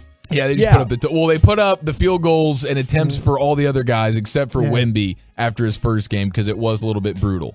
And people overreacted, of course, especially Britney Spears stands. They were coming after. Now, you were obviously in the mountains. You probably didn't have on your vacation sports bingo card of Britney Spears and Victor Wembanyama coming together. These 19-year-old guys don't know who Britney Spears is. No. Yeah. And have you seen her lately? Oh, I'll push it back too. Hey, yo, back up, lady. Yeah, okay. that view from behind was kind of chilling. Yeah. It was just a soccer mom who was coming into their area. Like, honey, stand back. Don't you know who I am? No, we don't know who you are. And we don't care. So that's sad. That's the latest fall from grace there for Britney Spears. At that point, are you only letting 10s past that line there, Lucius? Or No, are you I like 5s. I like 5s and up. Yeah. Oh, okay, all right. And so Brittany doesn't because you put 2 5s together. What is that? That's gonna be that's 10. That's how your boy been living life for a long time. Good math right there. It's all about that quantity, baby. Yeah, bowling in the gutter. Have you? Am I wrong about this? Maybe I am. Good-looking women don't normally hang out with other good-looking women. Is that? There's only like 1 or 2 per group. Is it? Did you notice that? I don't know. I feel like they come in groups, little hot girl groups, hot girl summer groups. I kind of feel like I've seen more where like those are the insecure pretty girls. Right. Yeah, so they can be the flyest one in the that's group. what I was saying. Like, and there is a lot of that. I just wondered if I was the only one that ever kind of noticed that. Like, you see a group of women, it's like one really and then the others are kind of like me. If I looked like a girl, that's what I'd be like. Kind of a deal. Wow, Yeah. I wish you wouldn't have painted You'll that love her picture for me. personality. Yeah. She's amazing. Really She good knows all cook. the Seinfeld. Makes the bed every morning. Knows how to cook. She's a really, really sweet girl. Now, Victor Wembanyama was also the guy who skipped the summer players party because that dude Michael Rubin, who throws the giant celebrity the all white party for July 4th, he threw an NBA players party for in Vegas, and so all these guys obviously could have gone. Wemby was number 1 on that list of people they would have wanted to be there, but it was after that struggle performance in Game 1. So he was probably, I'd like to think he was in there putting shots up because he bounced back yesterday, bounced back in a huge way. And now we're not going to see him anymore. Two games and done. End on a high note. I get it. If you're the Spurs, Wembanyama's not going to play any more of these summer league games. But he had a really, really good performance yesterday, and he was making shots that made you feel like, okay, you saw some glimpses of what they were talking about there. His size and length is so much so that he's falling into rebounds and putbacks just because he's just longer than everybody. Yeah, I'm here and I'm just going to grab this ball and dunk it, and you have no chance. It's like a high school older brother playing against his 6th grade little brother. Yeah. There is that much difference. It's going to be interesting. Can he make threes off the dribble? Can he make threes at all? Like last year, he shot them at 29%. Yeah. And I know this is something that can really, really develop, but I don't think it's a sure thing. You think Holger was there helping him out from one game to the other? Hey, if he was like smart. Holger showed up in the members only jacket and kind of took it off and like worked on some drills. Yeah. Got him right. I'd be making that call if I was Wemby. Why not? Why not get all the help you can? But he was 9 for 14 yesterday, 2 of 4 from 3. One of them was super wide open, but he made some really tough shots in the mid-range, had some nice moves, around the rim. So looked good. It was fun. Obviously, it sucks that he's on the Spurs because I am rooting for him personally. Like, it's going to be fun to see this guy if he maxes out his potential. He's gonna be special. But a lot of rookies played well. That Cason Wallace, who the Mavs could have drafted at 10, they flip him to OKC, and he came out guns a-blazing, dude. OKC might be a team. Yeah. There's certainly a team on the rise. When you think about the Western Conference, we'll see what happens with Memphis, but they were that young team that was like, okay, are they about to explode? They've obviously had some weird stuff go down with Morant and the Dillon Brooks stuff. Now they get Marcus Smart. So that's another young team you think is sort of on the rise, but the Kings were that team last season. Maybe it's Oklahoma City. That's the other problem when we talk about the Mavs and like what they're going to be capable of. The West, I mean, there's still these teams. OKC, the top teams aren't necessarily getting worse, and then these younger teams like the OKCs and the Sacramento Kings are just getting better. So the competition is tough in the West. That's the thing, that OKC was supposed to be the tanking team, right? And they came out and they were kind of playing, 500 ball to start out with, and then you'd watch them play, and it's like, man, they got a lot of young players. They got all those draft picks too. Yeah, and they got Houston's pick next year. Yeah. And they got Houston's pick next year. Yeah, it was the long game for Sam Presti and company with the Thunder. But Holmgren's looking like a dang player, and they're freaking loaded. Yeah, they're loaded with young dudes. So that's gonna be another tough team right here in the division. Now we got the Portland Trailblazers, and their general manager is talking. Now the reports are that they have a desired trade package of 4 first-round picks in the neighborhood. They're wanting 4 first-round picks and 2 what they call quality players in return for Damian Lillard. Now, we know at this point this is going to be probably a 3-team trade, and Shams already said there's teams that are willing to give Miami a first, at least 1 first, for Tyler Hero. and they can make it work that way. Miami gets another first-round pick that they end up just sending to Portland. So will be interesting to see how this trade ends up looking. But their general manager, the Trailblazers, Joe Cronin, is finally speaking. He just made his way to Vegas, and he says if it takes months, it takes months.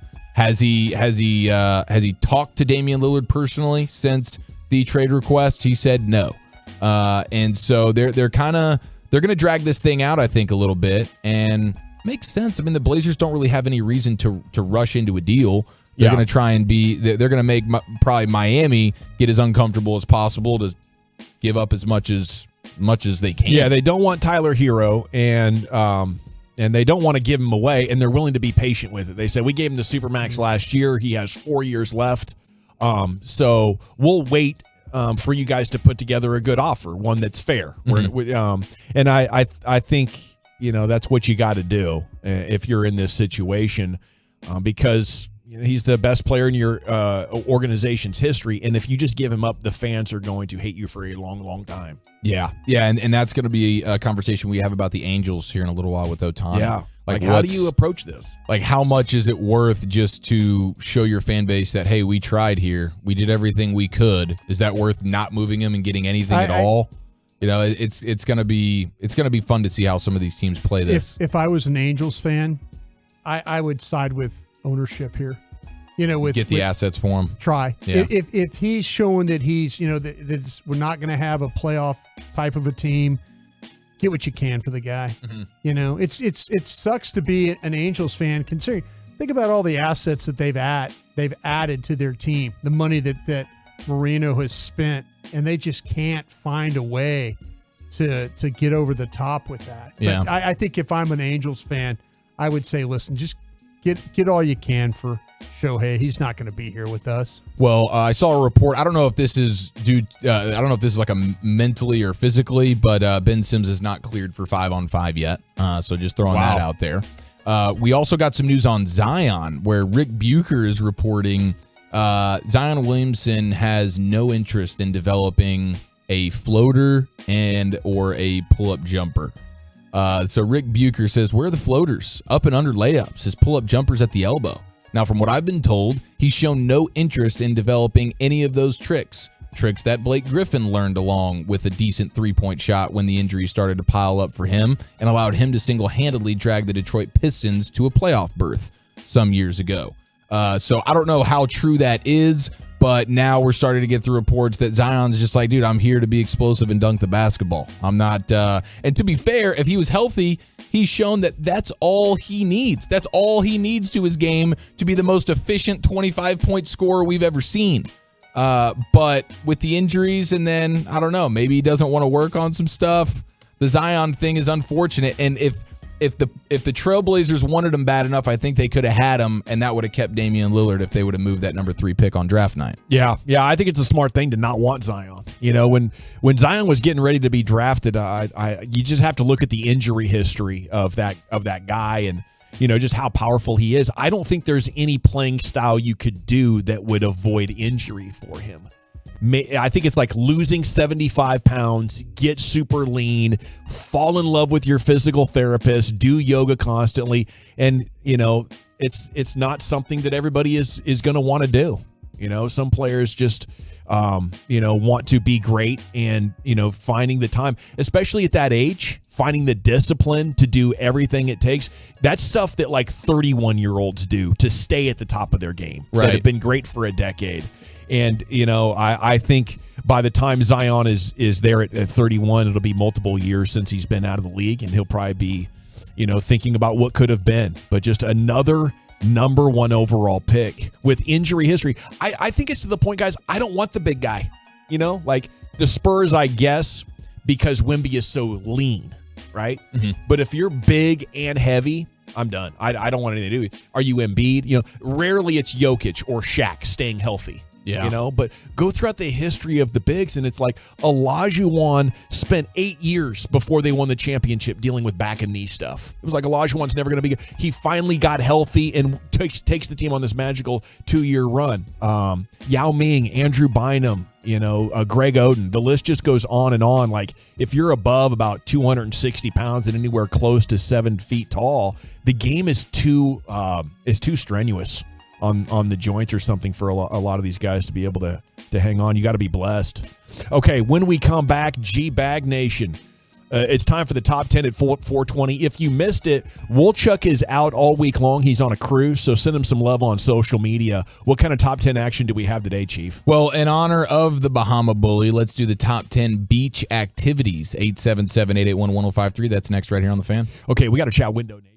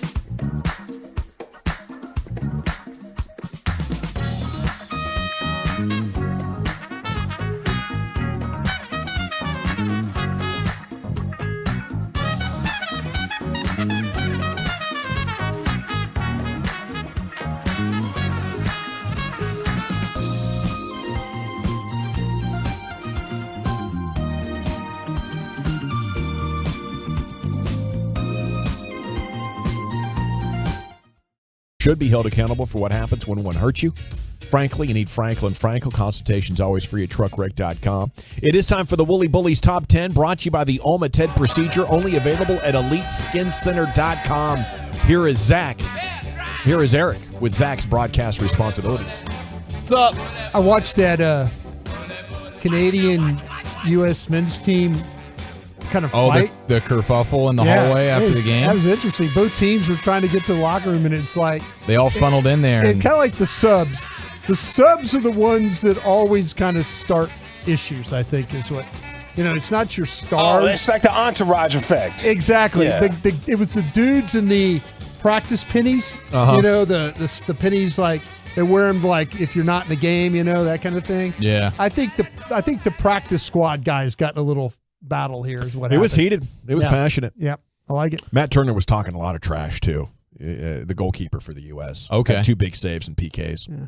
Turner's the man. He is. I've always loved that guy. In Turner we trust. Yeah, in Turner we do trust. Okay, 877-881-1053. What are the best beach activities? It is beach season. Now, I do think we've evolved maybe over the last couple of years in vacationing, or maybe it's just been new to me, but it seems like the summer used to be synonymous with the beach. It's becoming more and more synonymous with the mountains.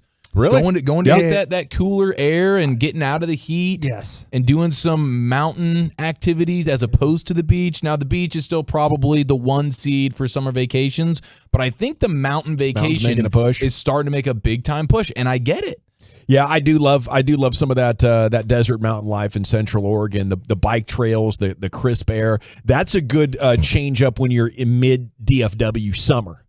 Mid DFW winter, I need the beach. Ooh, okay. Yeah. You do like a Christmas beach vacation or something. That's nice. And then it you is do the kind of summer weird. Mountain. It's kind of weird, like when you jump in a hotel like elevator on a vacation around Christmas, and they're playing Christmas music while it's 82 degrees and you're on an island. Yeah, that doesn't feel right. A little different, but no, that's the way I do it. That's the way I'll do it. I'll beach vacation in the winter. Hell, we've had some Christmases around here where it's been high 70s, Yeah, it's 80s nice. degrees. I mean, we were doing like some of those Cowboy pregame shows out there, and it was nice and sunny and feeling good. A little bright. Yeah. It's a little week to week at that time of year. It was a little week to week, but But not bad. Walchuk is out sailing the Atlantic Ocean, going to the Bahamas, and he's sipping on Mai Tais and enjoying himself, having some cocktails, having some drinks. So I figured the best beach activities, because he'll be at a beach at some point. You get off that cruise ship and you can go beach around for a few hours. From the way I understand it, I've never done the cruise, but we've all done the beach thing before. What's your favorite thing to do out on the beach, Lucius? I don't know. The man on the fan text said he was out there for 8 days at the mountain situation. High of 67 for the whole week. No, sir. Yeah. Not a That's a little vacation to chilly. me. Not a vacation to me. But I mean, hey, if it's climbing up the charts, up one spot to 101 now, it's a mountain vacation. Not a mountain guy yourself? Yeah, but I wouldn't do it like a vacation situation. I got to vacate. You ever gone skiing? Uh, Snowboarding? Yeah. That's more like recreating. None of that sounds. Yeah, it doesn't sound. Well, I do like a It's good taxing. I do like a good bodyboarding. Yeah? You know, I don't know if that goes under surfing, but that's a fun thing to do. That's adrenalizing to be at the top of the wave and actually have it work where you're sliding down it. That's pretty dang cool. Man, that would be that's on the bucket list of like what I would in a different life if I could do that. Like I'm not doing the surf stuff now. You're Like not start- yeah, you gotta start I'm like past 10. it. Yeah. Yeah. But, like, Parasailing? yeah. Is it better than jet skis? Yeah. It's better than jet skis. Yeah, I think so. Okay, wow. Yeah, the gravity pulling you in. Seize him. Yeah. I mean, jet ski's pretty cool. But when you like, the jet skis doing all the work. Yeah. When you on that surfboard make it happen on a wave, you catch a good wave and that seems like it would be one of the coolest feelings ever. It is Or a like lot of work. riding when you see them when the wave has now like made its full arch and they're in the wave. Yeah, and they're getting barreled. That's crazy. Yeah, and that looks so cool. It's a lot I'm of gonna work. watch it all from a jet ski too. Look at that guy go. yeah, that's where the photog is, Yeah. getting the shots. It's a lot of work, like to swim out into it, and they're breaking in front of you, and you got to go under it 2 or 3 times, and you're out there, and you're waiting for good waves, and sometimes they don't come. You're just sitting out there wondering if a shark's staring Yeah, and at the you. tiger shark's waiting for you too. Yeah. Your little legs are dangling under the board. The tiger shark figures out how to get under the wave that you're under. Yeah. Look at that human on a cracker. Oh look. Oh look, he looks like a seal in that wetsuit. Yeah. Now, my favorite thing, I think the favorite activity on the beach. It's just watching people. I mean, the people watching for sure. You get under the umbrella, you get the pina colada, you kick back. Yeah.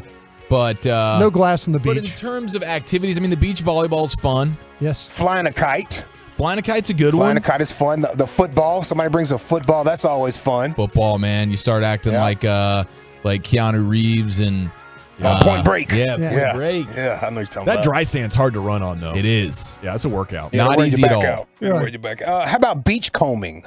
Like you comb the beach for like people that left items. You just Like like, the metal graze- the metal Yeah, detectors? you're just on the beach just looking. Beep, beep, beep, beep. Damn, look at that. I found a Treasure. Movado watch. That's relaxing. You throw the headphones in, you're doing your thing. Yeah. And I see a lot of those in the morning. Beach combers. Yeah, beachcombers. I didn't realize they had a name like that. That's fantastic. I like frisbee.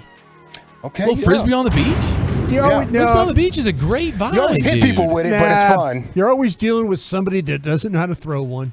That's true. You can't do it on a crowded You beach. can't be like a good frisbee player and then deal with somebody that can't throw because it's always a lot of walking. Yeah. Like, I got to walk all the way over here to get the frisbee because you couldn't get it to me. Yeah. Well, I do have the top 10 Paddleball? here. Paddleball? Paddleball? Which, I mean, It's almost like tennis. small, like a ping pong, bigger ping pong, smaller tennis. Yeah, exactly. Yeah, some level of pickleball. Pickleball on the beach is what it is. Yeah. So there's some here that I'm not completely familiar with, but there's some good beach activities. The outside looking in, honorable mention, classic, just digging a big hole. Oh yeah, big old hole. You put your body in it, so it's just your head sticking out, something like that. Yeah. Is that the sandcastle thing? Yeah, I put my son in there. Yeah. Sandcastles usually get accompanied with you dig the big hole and then you build the castle next to it kind of deal. That's a classic. Thunderstruck is what they call an all-time drinking game. Now, this is not one I've participated in, but this Good sounds song like by AC/DC. and that's what it is. You throw on Thunderstruck by AC/DC. Everybody gets in a circle. Every time the thunder lyric is said, the next person in the circle starts to drink. Oh. It starts off just a few 3-second chugs, but eventually someone ends up getting stuck with a whole minute.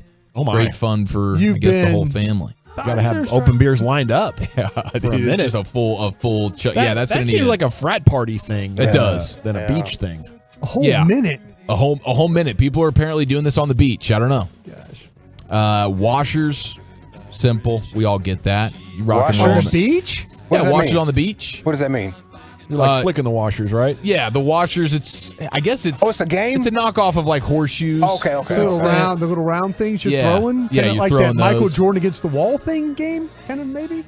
Michael Jordan. I don't know. Well, no, Michael Jordan, he was playing against the security guy. He was trying to pitch coins. Oh, yeah, because he was gambling on everything at the time. I don't. Lucius, you're better than that. No, the Michael Jordan thing. You know what I'm talking about? You're better than that. Michael man. Jordan I thing want off to the shake your wall. hand. Yeah. Yeah, I'm not totally sure about that. Horseshoes is mentioned. I hate That's all number you. 9. Are people really setting up horseshoes at the beach? No, they're not. It's I like Walker, personally it's the am Michael not. Jordan thing. I personally am not. I Maybe want at to the keep it RV simple. park across the street. Yeah. Come on, bro. This is the white trash beach game. yeah, West y'all need to Virginia, stop. West Virginia Beach. West Virginia Beach. Those games get a little bit more They've intense. taken strays twice today. Cornhole? You play cornhole on the beach? That's pretty Cornhole fly. on the beach, huh? yeah. There I'd you be go. able to do that because you can put the boards down. Yeah. You know. But for me, I'm trying to keep. I want to bring the volleyball. I want to bring the Bocce frisbee, ball. the football. Let's make it simple here. I don't want Yeah. to bring a bunch of boards and Because you got to pack it up later with your Yeah. cooler and your umbrella and all the other goofy stuff that you brought with you. sucks. Unless you're staying, you I got guess, your like gal on the for. sand, you know. But Yeah. like anytime I've gone to the beach, I've had a fair walk to get to where I got to go. So you want to be as minimalistic You need as to possible. stay at a better place. Now, okay, well, thank What's you. going on, bro? I guess that's really shots fired at my parents more than anything because I wasn't fronting these. I'm not fronting a beach vacation. Top rope. People are doing wiffle ball, number 8 on the beach Yeah, activity There you go. list. Yeah. I was going to say that earlier, but I'd already said enough things. Wiffle Yeah, ball's that's great. fire. Beach wiffle, I never did that As one. long as it's not too windy. If it's too windy, that ball can get moving on you too much. So you bring the And wiffle so you ball. look throw like guys ridiculous trying to swing at it. Well, more. I mean, you can hit it, but like throwing it and catching it becomes difficult. It's moving around too much. Velcro catch, says the 817. Velcro mitts with a tennis ball. That's the thing with that's the old round 90s. circle. Yeah, the Yeah. circle with the hand. Yeah. Let's Like a see. Michael Jordan Hypercolors? game. Yeah. People want us to put respect on washers. By the way, people are like, "Hey, washers." I was trying to is respect awesome. it. I was. You guys weren't. Sandcastle's getting a lot of love here. They're also throwing out, fornication in various different Oh, words. yeah. Overrated, but yeah. You gotta have a lot of blankets and everything late at night on the beach. You don't want. How about a lawn chair? It's crazy. Can't bring a chair out there for that? Yeah. I get. Yeah. One of you absolutely got to be could. in shape. Yeah. What are you trying to say You over there? perform well in chair. Good for you. Come on, man. We make livings out of this stuff. Seeing who can throw the ball the furthest. That's number 7 on the list. That's a hospital I like visit. that. That's fun. Yeah, torn That's labor. a hospital visit. I guess, yeah. Oh, There's an damn. age limit to this Oh, game. gee, just rip tendons. And, no, You better that's do a- some that's warming a- up. No, That's that's you a don't wanna do hospital that. visit. No. That's 25 and under. How about skipping rocks though? Skipping rocks. Okay, now I've On done the that on beach? the You can lake find a rock. or the pond, That's a bad beach. You got rocks all over it, right? maybe in the No, you calm. can find some smooth rocks in the surf. Yeah. Now, do you guys ever do the snorkeling thing on the beach? You guys into Yeah. doing a little Yeah, snorkeling? I've done, I yeah, thought I for was sure. going to kick some coral over that was like 1,000,000 years old with my size 14 flipper. I was a little worried about that. I was hovering above it, and my flipper was like really close. I would love and to you could see see you. the panic in their eyes, like your flipper's really close to that coral. You need to move over here. So when you were doing, because you're a perpetual shirt-on guy, no matter what the situation. Oh, 'cause Remember I've you got- yeah, showered in well, your T-shirt at LSU? No, I didn't. Yes, you did. Idiot. So when you go to the beach, do you wear a shirt when you snorkel? Are you wearing a shirt or are you freeing the nipple? I've got like spots that have been cut off my back, so yeah, I have to wear a shirt. I've got skin problems on my back. Oh, okay. From okay. like the sun. From the sun. Because at one point you weren't a shirt-on guy. It's a hereditary thing. It's just Okay. bad. It's a bad deal. Yeah. Bocce ball, you mentioned. Bocce. Bocce? Bocce ball. Oh, bocce. Excuse me. I guess bocce ball is what we got going on here at Bocce Global ball, I Feel. yeah. I've never played bocce, so I don't know how fun that is. But apparently that's a gentleman's game, and it's pretty fun on the sand. A trip to the Pharmacia. Ooh. Trip to the Pharmacia before you hit the beach is always fire. That's a great I can get all of this? Okay. beach volleyball, obviously coming in number 4. Not like they do in Top Gun with jeans on and no shirt. That's a bad look. Jeans on this beat at the beach it makes no sense at all. Polish horseshoes is apparently one of the most elite things you can do. It's like it's backwards? also known as Beersby or Frisk knock in some corners of the world. But basically what really sets this game apart from the rest of the bunch is the fact that this one is truly catered towards drinking. So there's a little more skill involved than some of the other games, so you really get to keep this as an exclusive game to everyone who's actually good at it, apparently. But this is a pretty good competition with some booze involved. You got to hold a beer the whole time. Okay, so you're holding a beer the entire time while having to. It looks like a frisbee or something with the photo that I'm seeing here. Yeah, there's throwing and catching involved in this Polish horseshoes or beers. I don't know many of the details though. Then we get the can jam, which is also a frisbee, and then you have like a little trash can in front of you, and you're trying to either not let the frisbee get in the trash can or you're trying to get it in the trash can. I'm not totally sure, but it's a disc game that people are playing on the beach as well. New age style. Spike ball's that had a good run. It has. Cornhole is number 2. Cornhole's number 1. Oh, wow. They're saying cornhole's number 1 on the beach. I thought beach volleyball would be a runaway. Wow, no surfing activity? No, I think this is like on the sand. Or rock skipping? Just cooler of beer? Yeah, yeah. Just chilling. Cooler of beer under the umbrella. Alcoholism. Reading a book, maybe. Yeah. Number 1. Yeah. Fishing? Yeah. No fishing. I think this was specific to on the sand. Okay. Sand What about activities. throwing a Vomiting? stick for your dog? Yeah. Oh, Fetch. letting the dog Where's run into the fetch at water? on the board? There's like a lot of time. There's a lot of beaches that won't let you run your dogs out there. No, that's not the beach That's for me. un-American. Yeah. Wow. What type of beach is that? I need to look up bottle Soviet. bash, by the way. Clearly. A lot of people like bottle bash on the text. Sounds so like that's what a you big do one. at 2 in the morning after Glass on the drinking all beach, that day. ain't good. All righty. Well, thank you, Chief. Filling in welcome. for Woolchuck's Top 10 all week long here. It's the G-Bag Nation on 105.3 The Fan. We are coming up on the 5 o'clock hour. I'm going to have some Cowboys Twitter, actually, for you. Dak talking in the over the weekend. Is it time to maybe take a look at a little bit more preseason action for Dak? Let's talk about that coming up at 5 o'clock. But what future have the Rangers set themselves up for with their epic draft pick from yesterday? We'll get you a little Rangers talk here coming up next. G-Bag Nation, The Fan. My friends at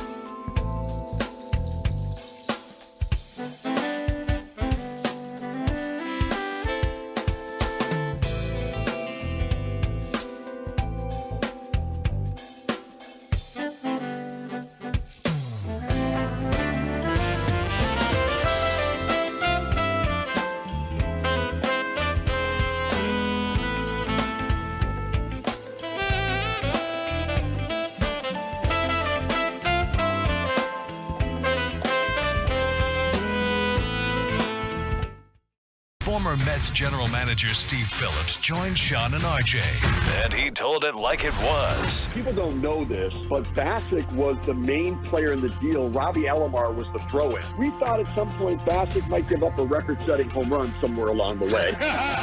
You never know what you're going to hear next. Sean and RJ on your home of the Texas Rangers, 105.3 The Fan. This segment of The Fan is brought to you by Classic Chevrolet. Well, thank you, Lucius. G-Bag Nation. Well, let's talk a little Rangers with you. I know it's disappointing. They've lost, I think it's 11 of 16. Let's talk about their draft from yesterday, though. And if you're thinking they need to get more pitchers, their next 4 picks were pitchers. So hopefully some of those guys can work out. But I think the pitching is coming from the trade market. CY is in competitive mode. You look at the kind of players he's brought in, Simeon and Seager and Chapman and DeGrom. I mean, this is going to get really exciting over the next couple of weeks. But I just wanted to talk about yesterday's draft pick and what it has the potential to do, and give you some excerpts from an article written by Mike Pilucci. Did a great job of summarizing this story for you in D Magazine. Every now and then, D Magazine just has a great sports story, and that's what you're looking at right here, G-Bag Nation, at 877-881-1053. Rangers fans, I know you're bummed out, but are you stoked about this draft pick? Looks like some of you really, really wanted a pitcher. That's not the way it felt to you. They were like, hey, we're going to take the best pitchers right here off the top. Meanwhile, they were talking about the pick going number 1 overall. He ends up going 4th overall. According to Keith Law, all 5 of the top players selected would vie for number 1 in a normal year. So you had a hell of a year to have the 4th pick and getting a guy that would be comparable to other years' number 1 overall pick. It was stunning to see Wyatt Langford fall out of the top 3. The best hitter Texas has drafted since Mark Teixeira 22 years ago. He hit .373 in a loaded SEC as a junior. He's the only hitter to crush 3 400-foot bombs in College World Series history. Yeah. He walked 18.4% of the time while striking out 14.5. He's widely regarded as a 70 runner on the traditional 20 to 80 scouting scale. 80's rare. Like Teixeira, about the only knock at his profile upon signing is a glove that might someday tick down a notch on the defensive spectrum from center field to left. Although also like Teixeira, Langford's bat is so impressive that it will not matter. They have Evan Carter at center field anyway, so him at left or Tavares in left. They have a ton of assets now for their outfield. Langford will immediately check in as the 9th overall prospect in baseball once he signs. That's what that blew my mind. I was not expecting that. Like, my gosh, this dude is a top tier prospect. I'm pumped for him. He is the first player to crack the McDaniels top 10 out of the draft since Baltimore's Adley Rutschman, who went first overall in 2019. Langford then is the sort of special player who validates the premise all on his own. He'll be the future of the Texas outfield and lineup because he's part of baseball's future too. Mike Bassick said he'll probably step in and be the cleanup hitter. And we'll have to see how everything sorts out. But with him and Carter, Langford and Carter now, you have 2 absolute premium prospects for outfielders, and you also have Garcia and Tavares, and even Ezekiel Duran, who's looked pretty good in left field. What is it, 6 or 7 really great prospects materializing after years and years of us just hoping one would fall from the heavens. If you look at what Langford did in the SEC, whether it's LSU pitching, Vanderbilt pitching, Tennessee pitching, I mean, there was pitchers all up and down in the SEC. All he did was hit all the top pitchers in the SEC. And I was talking to a couple of teams last night about him, and they were surprised, number one. They were surprised that Detroit, they felt at 3, Detroit was going to draft a college player. Instead, they took Clark, the high schooler. So that really if you want to say the draft gods, because there's a lot of guys and gals before the draft that were saying Langford could go, he could be, if it wasn't for the two LSU kids, Skeens and Cruz, he very well could have been that guy. I mean, everybody seemed to have the two LSU kids at the top of the board. I also heard that that the Pirates tried to go lower in the slot at 1 to draft Langford. And he's like, why? Whoa, why should I shouldn't have to go lower. I shouldn't have to go lower in the slot here. Wow. I shouldn't have to. Well, I know a lot of fans would have preferred a pitcher, didn't fall to you, or you wanted a high school kid because it has more upside, but an absolute dominant prospect to take right as your team is ascending, maybe skyrocketing. We'll see how the second half plays out. But this is I believe, the icing on the cake of a great team building job CY's done. Yeah, I mean, that's one of the cool parts is the way the team is constructed. There's a fair amount of youth, maybe even more impressive youth on the roster right now than we would have anticipated coming in with the way some of these guys, Josh Young and Jonah Hyman, the way some of these dudes are playing, but and Leody Taveras and stuff like that. But you have a lot of veteran dudes where you are in a win now mode with the way that you've constructed this roster a little bit, and he's a guy that could step in and next season actually potentially give you some help, immediately, which is cool. And offensively, this dude, like, legit power. He's apparently, like, if it wasn't for the lack of the glove, I think he'd be even higher rated than Dillon Cruz was. He's more athletic. He's more explosive. He's faster. And at the plate, this dude is an absolute animal. Yeah. Is he the guy that ended the TCU run with that catch at the wall? I think he was. That was a center fielder. Yeah. I think that was. But this kid, everybody was talking about him. Everybody's like, well, those LSU kids are going to go 1-2, and then we'll see where Langford falls in. The build-up over the weekend, I think it was Keith Law that projected him to go number 1 overall, and there was some late push towards him being up there. So I think what should be a really good player with the potential to be great for this team for a long time, right as everything is clicking, you get to add a player like this and maybe create one of the best outfields in the game here in the next couple of years. Okay, it is the G-Bag Nation here on 105.3 The Fan. It's great to be back in with you. We have 2 more hours to go. Coming up next, Cowboys Twitter. Is it time to see this guy in a more significant portion of the preseason? We'll discuss it with you next year on 105.3 The Fan. Got to chat Men's T Clinic, though, because if you want to get back to being you, if you want to get your edge back, Men's T Clinic is ready to get you loaded up. Go to mensteclinic.com. Cash and insurance options, 5 DFW locations, or call 972-GO-MENS-T and ask them, hey, what do you have for me to get my edge back? I was tuned into the G-Bag Nation, heard Gavin Dawson talking about you guys. I want to know.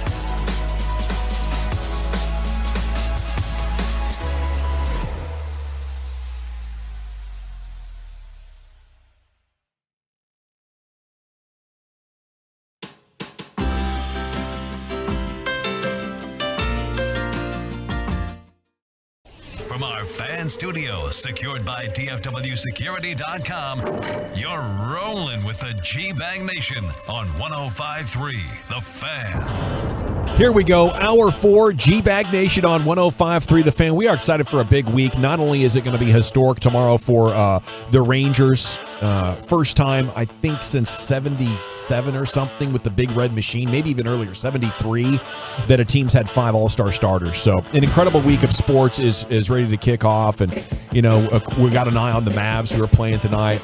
But obviously, the Cowboys are never far from our sports minds, and we're now 16 days from seeing you in Oxnard. Okay, let's do a little bit of Cowboys Twitter here. Top tweets going viral about America's team. General at your service. There's Brian Broaddus, the former Cowboy scout, NFL executive, Emmy Award winner at DallasCowboys.com, #1 influencer on Cowboys social media. Lucius Alexander is in the Pimp Cup over there at Master Control, dreaming of a beach somewhere. Definitely not a mountain. There's Eric Chiafalo. He is without his nosebleed brother, Zach Wolchuk, who's on assignment on a cruise ship. He's getting to the bottom of that story. You'd have Carter Freeman coordinating your video. 105thefan.com, Twitch, and YouTube. You can watch us if you want. Yeah, Dak had his youth camp talking over the weekend. Got a youth camp every year up there at the Star. Must be awesome for the kids that get to go to that. Let me ask you, with a changing offense, with a new wide receiver, Zeke's gone, is it time to see maybe number 4 in more significant preseason action? The TruckWreck.com fan text is open for this subject and others that we'll cover here inside Cowboys Twitter.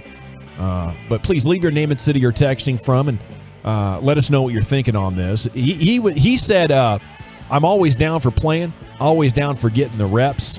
I'm going off their schedule. If I get action in the preseason, I'll be all for it. And if I don't, I'll make sure I'm preparing and getting those reps in practice. This is a good opportunity that you'd like to see the quarterback learning this Tex Coast offense get a little bit more reps than what we've seen, Brian. I'm going to say I'm always up for the quarterbacks and others getting to play in preseason games. I think he'll be more challenged and put under more stress in practice against Dan Quinn's defense. I think the coverage will be better. I think the pressure, he won't get hit. Of course he won't get hit.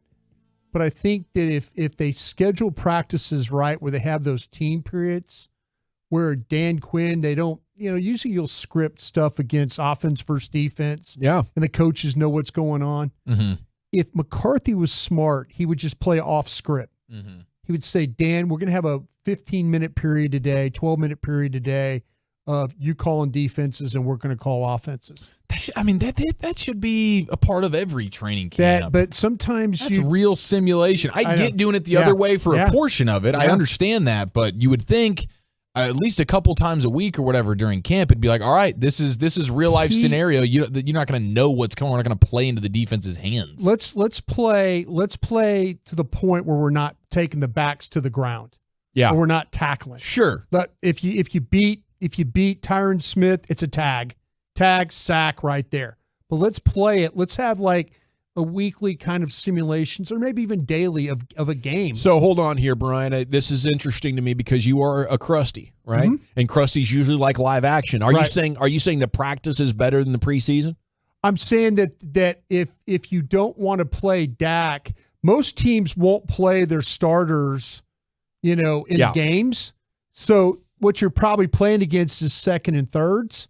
So if I'm Dak, I think it was important in 16 and 17 when Dak was learning, he's now, 7-8 years? Aren't you back there, though, learning a new offense? We're back in learning mode. Yeah, I'm to the point where I'm going to let – I think that the competition that he's going against in practice is better than what he's going to see in a preseason game. I hear you. I appreciate your perspective. It's much more learned than mine. I think there's something to live action, and I think you got the Giants September 10th. Yeah, and there's an energy to it when you see the guys in the other uniforms that you're not familiar with. That is, I think, going to prepare you for dealing with live action. We got to hit the ground running.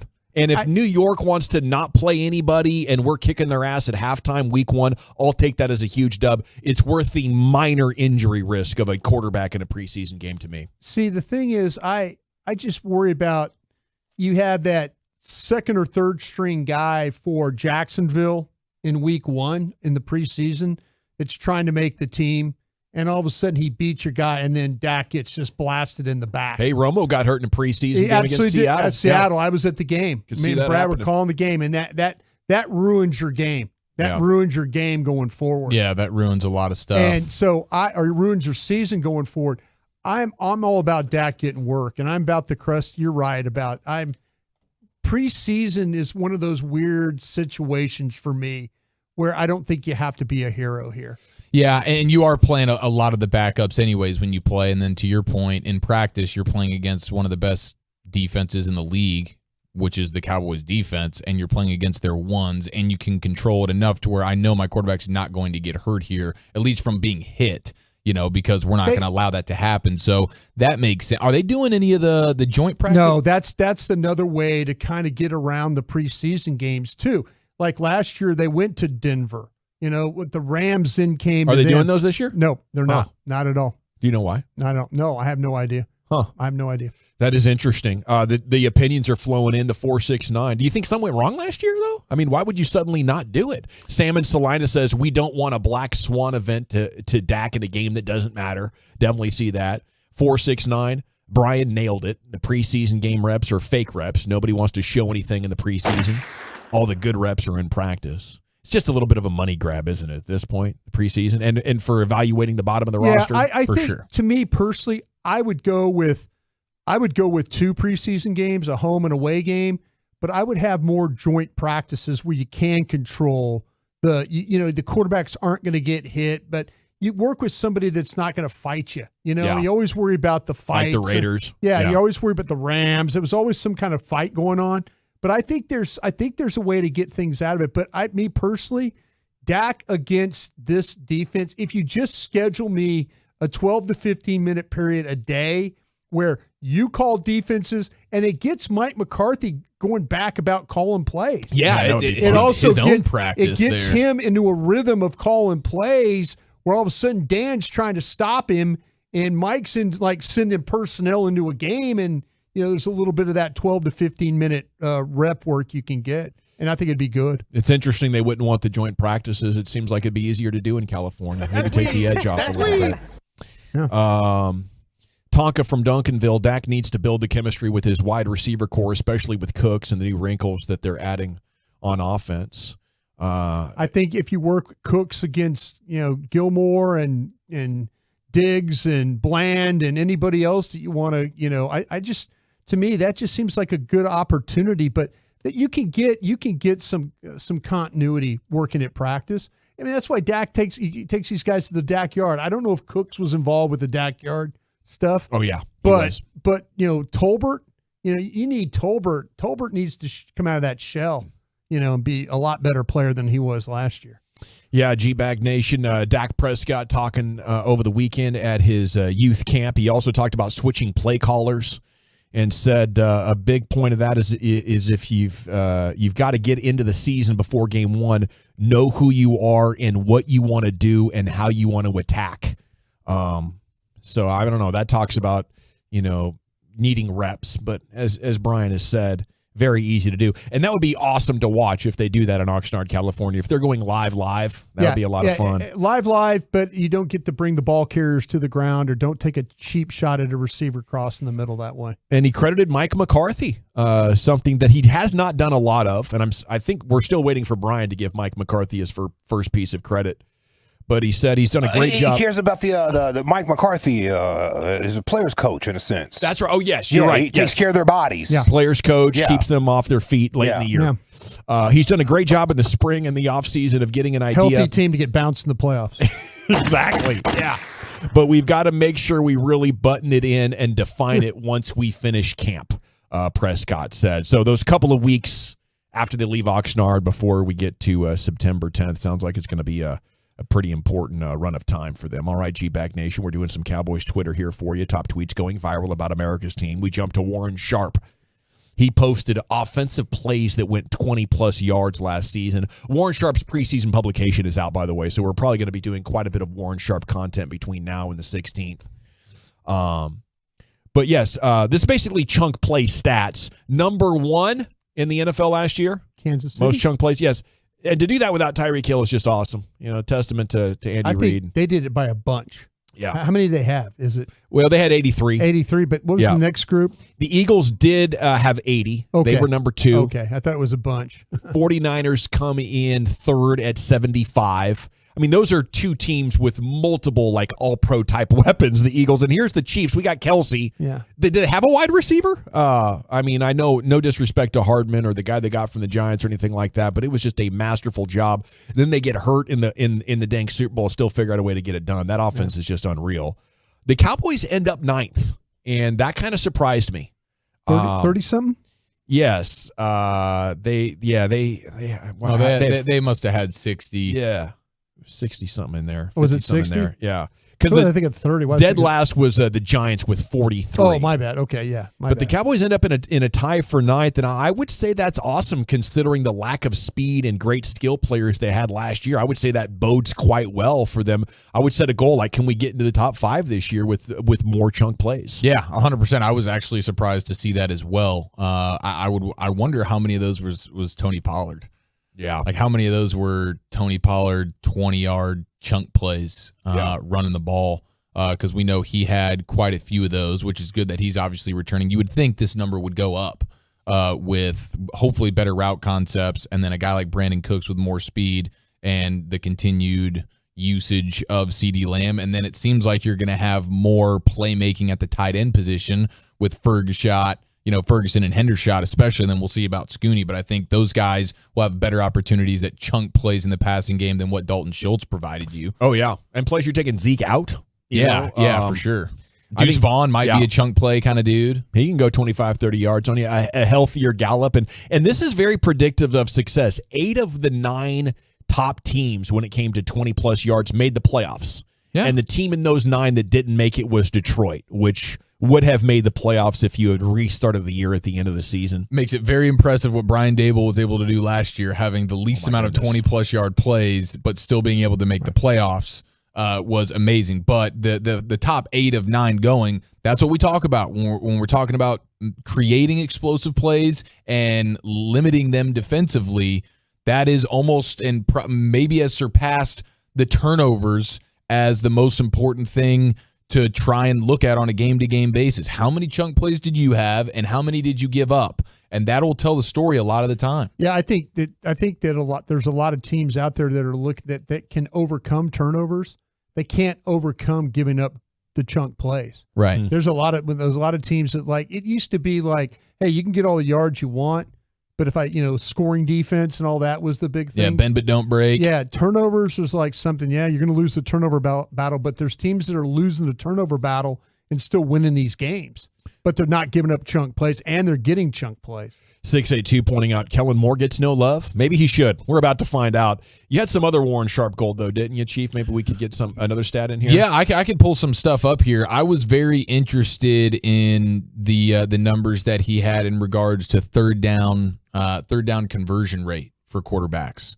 And we know that was something big when we were talking about the differences between Dak and Cooper Rush, because Cooper Rush steps in, they're winning games. What sets Dak apart from Cooper Rush? Why couldn't they just keep this Cooper Rush thing going? And a lot of it came down to the third down difference. Like historically, Dak has been a really good third down quarterback, like some of the best in the league. And so Warren Sharp is, he's teasing his book, and so he's giving you little bite-sized things to try and get you to want to jump into the entire book. And one of them is ranking the quarterbacks on what their third down and long conversion rates are. So when you were in a 3rd and 6 or more, how often were you converting that thing? And how high do you think Dak ended up on that list? How do you think that list looks? I'll go 6th. I'm going to say he's probably pretty good at this. I'm going to say he was 4th. So number 1 is, no surprise, Pat Mahomes. And all the numbers that Warren Sharp has come out with, like efficiency from in the pocket, efficiency from outside the pocket, who goes out of the pocket and still doesn't get sacked, and all these things. And Mahomes is just number 1. Yeah. There's just like, you don't really find a weakness to his game, which is just insane, and we all understand that. But Dak came in at number 2. No. Nice. Dak was the second best quarterback in the sport at converting not just third downs, but third in obvious passing situations. Yeah. The defense knows you've got to throw the ball to get this first down, and Dak was second only to Pat Mahomes in that scenario. And I knew Dak was good at it, but I wasn't expecting that good. Yeah. I mean, my gosh, dude, that's a heck of a trait if you got a quarterback that's consistently converting third and longs. And Kellen Moore was putting him in a lot of third and long situations. Remember the situations with T.Y. Hilton? There were several times when T.Y. Hilton came on board where they were throwing the ball down the field with like a 3rd and 31 they converted. I think they ended up. Yeah, it was a huge play. Yeah. It was a huge play. Exactly. I'm trying to remember what game it was, but might have been was it the Eagles game? Might have been the Eagles game. Might have been the Eagles game. Yeah. But yeah, and it's only a percentage difference. Pat Mahomes is converting third and more than 44% of the time, at least last season, and Dak's 43% of the time. Wow. That's outstanding. I don't know how you throw shade at that if you're a Dak fan. I think it's complicated. It's a difficult evaluation. There's things about Dak's game that you would want to be a lot better, but it's clear he does a lot of things great. You got something else? Well, I just saw this one as well, the passing from the pocket, like the efficiency passing from the pocket, and Dak was number 9 in that scenario. Pat Mahomes, once again, is number 1. But you'll see, Josh Allen's in the top 5. Jalen Hurts was number 6 in this scenario. But let me see where Jalen Hurts ended up on the third and obvious passing situations. Let me see where he's on in that list, because that's something that you don't think Jalen Hurts would be all that great at. And guess we'd be pretty close to right on that one, 31% of the time. So wow. Jalen Hurts, 12% less than Dak. 12% less than Dak in third and obvious passing situations. And so that's going to be the question about Jalen Hurts, and even Josh Allen in that scenario, tied with Jalen Hurts, 31%. Yeah, wow, that's surprising. Yeah, I mean, I am fairly convinced. I'm 100% convinced Dak is going to be the better quarterback than Jalen Hurts when all is said and done, and we're just not giving enough credit to that incredible offensive line the Eagles have put together. And he's got 2 number 1 wide receivers and a star tight end. Okay, thanks, Chief. Warren Sharp, by the way, is the guy whose information we are referencing. If you're wondering, you can Google that publication, and he does an incredible seasonal preview, what they struggled with. He looks at, what analytics teams should be paying attention to more and what the weaknesses are. I think every team owes it to themselves to, if not read Warren Sharp's preview, have a staff of guys that essentially do the same thing and kind of check your work, self-scout you from an analytical place and see how much of that you can apply to your game plan or your play calling. I saw today the New York Times shutting down its sports desk. They're going to use The Athletic. They're going to work along with The Athletic to deliver sports content. So I know that's got to be tough for a lot of the journalists who have worked at the New York Times. Big opportunity for The Athletic, though. They needed some cash flow, and they definitely got that. And then the other thing to look at is there's a podcast called The Play Callers. Kyle Shanahan, Sean McVay, Matt LaFleur, Mike McDaniel, the faces of the young coaching family whose offense permeates the NFL. They're also fated or doomed, depending on who you ask. And this podcast went live today. I've been seeing people talk about this for the last month or so. You're getting 4 of the top offensive minds in the NFL sitting down and talking about what they believe has made them successful and what it takes to run a good offense in today's NFL. I think that's incredibly valuable content to check out. I can't wait to listen to that. And speaking of podcasts, Brian and Bobby Belt doing 11 at the start tonight. Yeah, right after the show, we'll hopefully you got your questions in to Bobby or myself on Twitter. We'll answer those for you and dig in on like you said, what 15 days away, 16 days? Yeah, 16 days away, July 26th. Yeah, so we're getting really close to this. We'll get you a little bit closer to training camp coming up here soon. Can't wait to listen to that. Okay, when we come back, it's time to hit the expressway. We'll take a trip around the bases and get you every big headline that's developed throughout your broadcast day. It's next here on the G-Back Nation. I want to talk Diamonds Direct, though.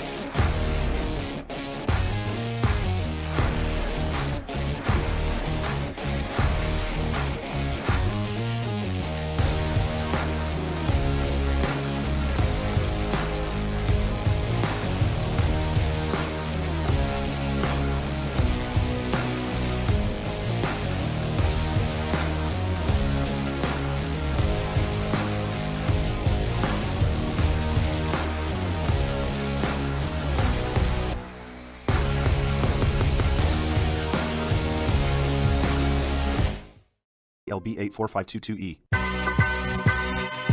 Welcome back, Nation. It's time to hit the expressway. 35 minutes of uninterrupted sports content. Big headlines here. We're going to go around the bases here in just a second. It is a night for it. Home Run Derby coming up this evening. Segment is it's brought to you by Diamonds Direct and Window Nation. So salute to those guys for sponsoring this expressway. Kevin Sherrington, Morning News, writing about Adolis Garcia in the event. Don't know if Adolis will win the Home Run Derby, but let's hope he doesn't pick up any bad habits in the effort. Exhibition has wreaked havoc on hitters in the past. Adolis has enough trouble maintaining his composure in the box as it is. He is a big swinger. Now I understand this is a story, but it's so damn fun. You know, you just go for it, and as a fan, you hope for the best. Yeah, and I didn't realize this. Maybe you guys did, but Adolis Garcia and Randy Arozarena are former teammates, and really? They're Cuban bros. Cubans. They didn't. Cuban B. They didn't know each other in Cuba. They said they played against each other, but they didn't really know each other at all up until they both were members of the St. Louis Cardinals. And this would have been back in like 2018 or so.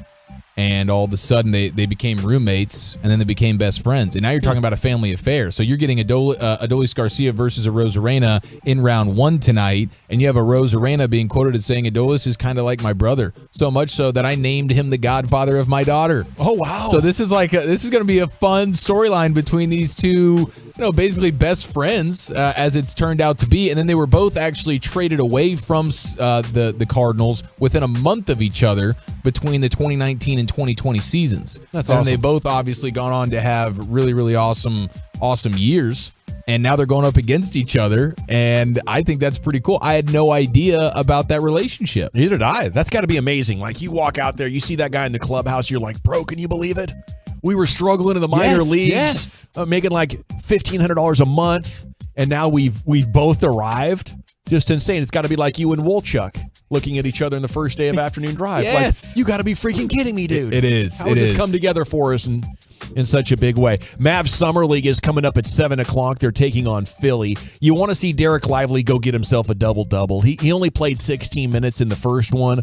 I don't know if they're ramping him up or whatever, but I want 16 points and 10 boards from this guy Lively so I can start to get a little bit optimistic about what he could do his rookie year.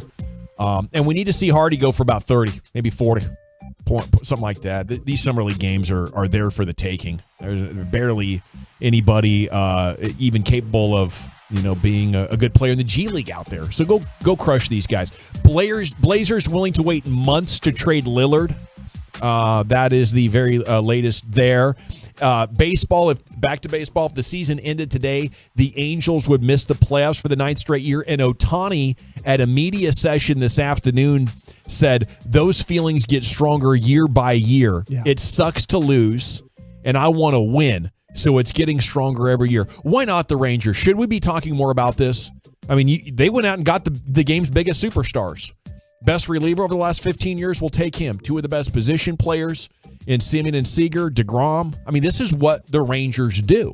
I don't know if the Angels are going to move him, but if they do, I would expect the Rangers to be right in there for him. Okay, well, this is perfect because John Heyman of the New York Post was reporting that the Angels are, quote, starting to move away from their no-sell stance when it comes to Ohtani. Yeah. And just last week, it was Ken Rosenthal who was basically saying, like, don't expect an Ohtani trade. The Angels are in this weird predicament where they know it's very unlikely that they're going to be able to retain him once the season ends and he becomes a free agent. But is it worth it to your fan base if you're the Angels to say, hey, we gave him the best offer we could. He didn't want to be here anymore because do you want to be the team that traded away the greatest player of an era? And it's similar a little bit to what the Blazers are dealing with Damian Lillard, where it's like, okay, we know we're not he doesn't want to be here. There's nothing we can do to really keep him, but we don't want to give him away for nothing, at least for the Trailblazers standpoint. And then for the Angels and Ohtani, they're going, do we want to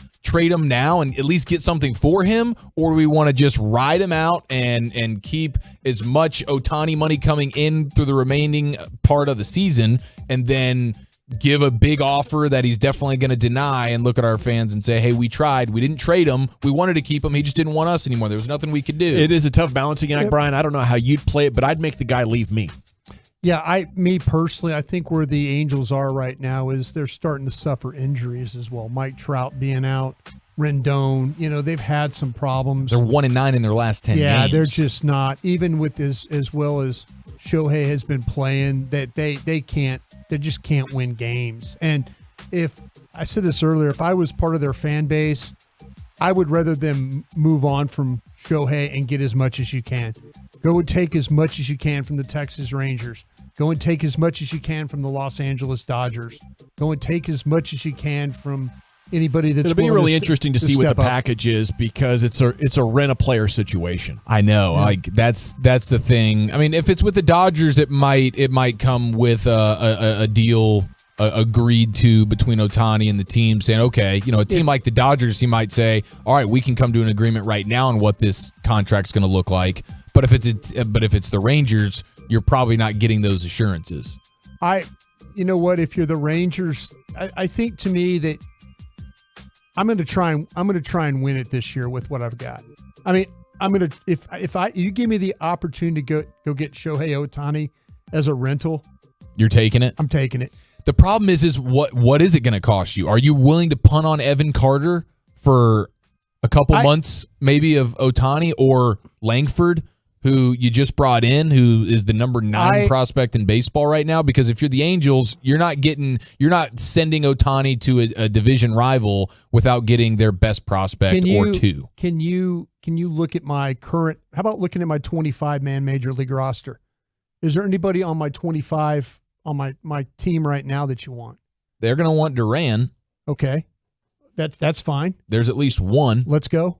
And then I don't know. I mean, I could say there's probably, okay, now there's probably certain players that are going to be in the minor leagues that you're not. Okay, the one guy you do not want to give up is Carter, right? Yeah, Carter and Langford. And Langford now, okay. I mean. Okay, you're probably going to say you're going to keep Langford, keep Carter. With everybody else. Leiter and Rocker. The Rangers are stacking up on pitchers right now throughout this draft. They're probably becoming more willing to punt on some of these Leiters of the world. I'm to that point right now where these guys are a couple of years in, and are we any closer? Rocker's got the Tommy John, right. So he's no help right now to our trade talks. Leiter, do we feel any better about that? I know that we're looking he had on a good month. Yeah, I know. Well, he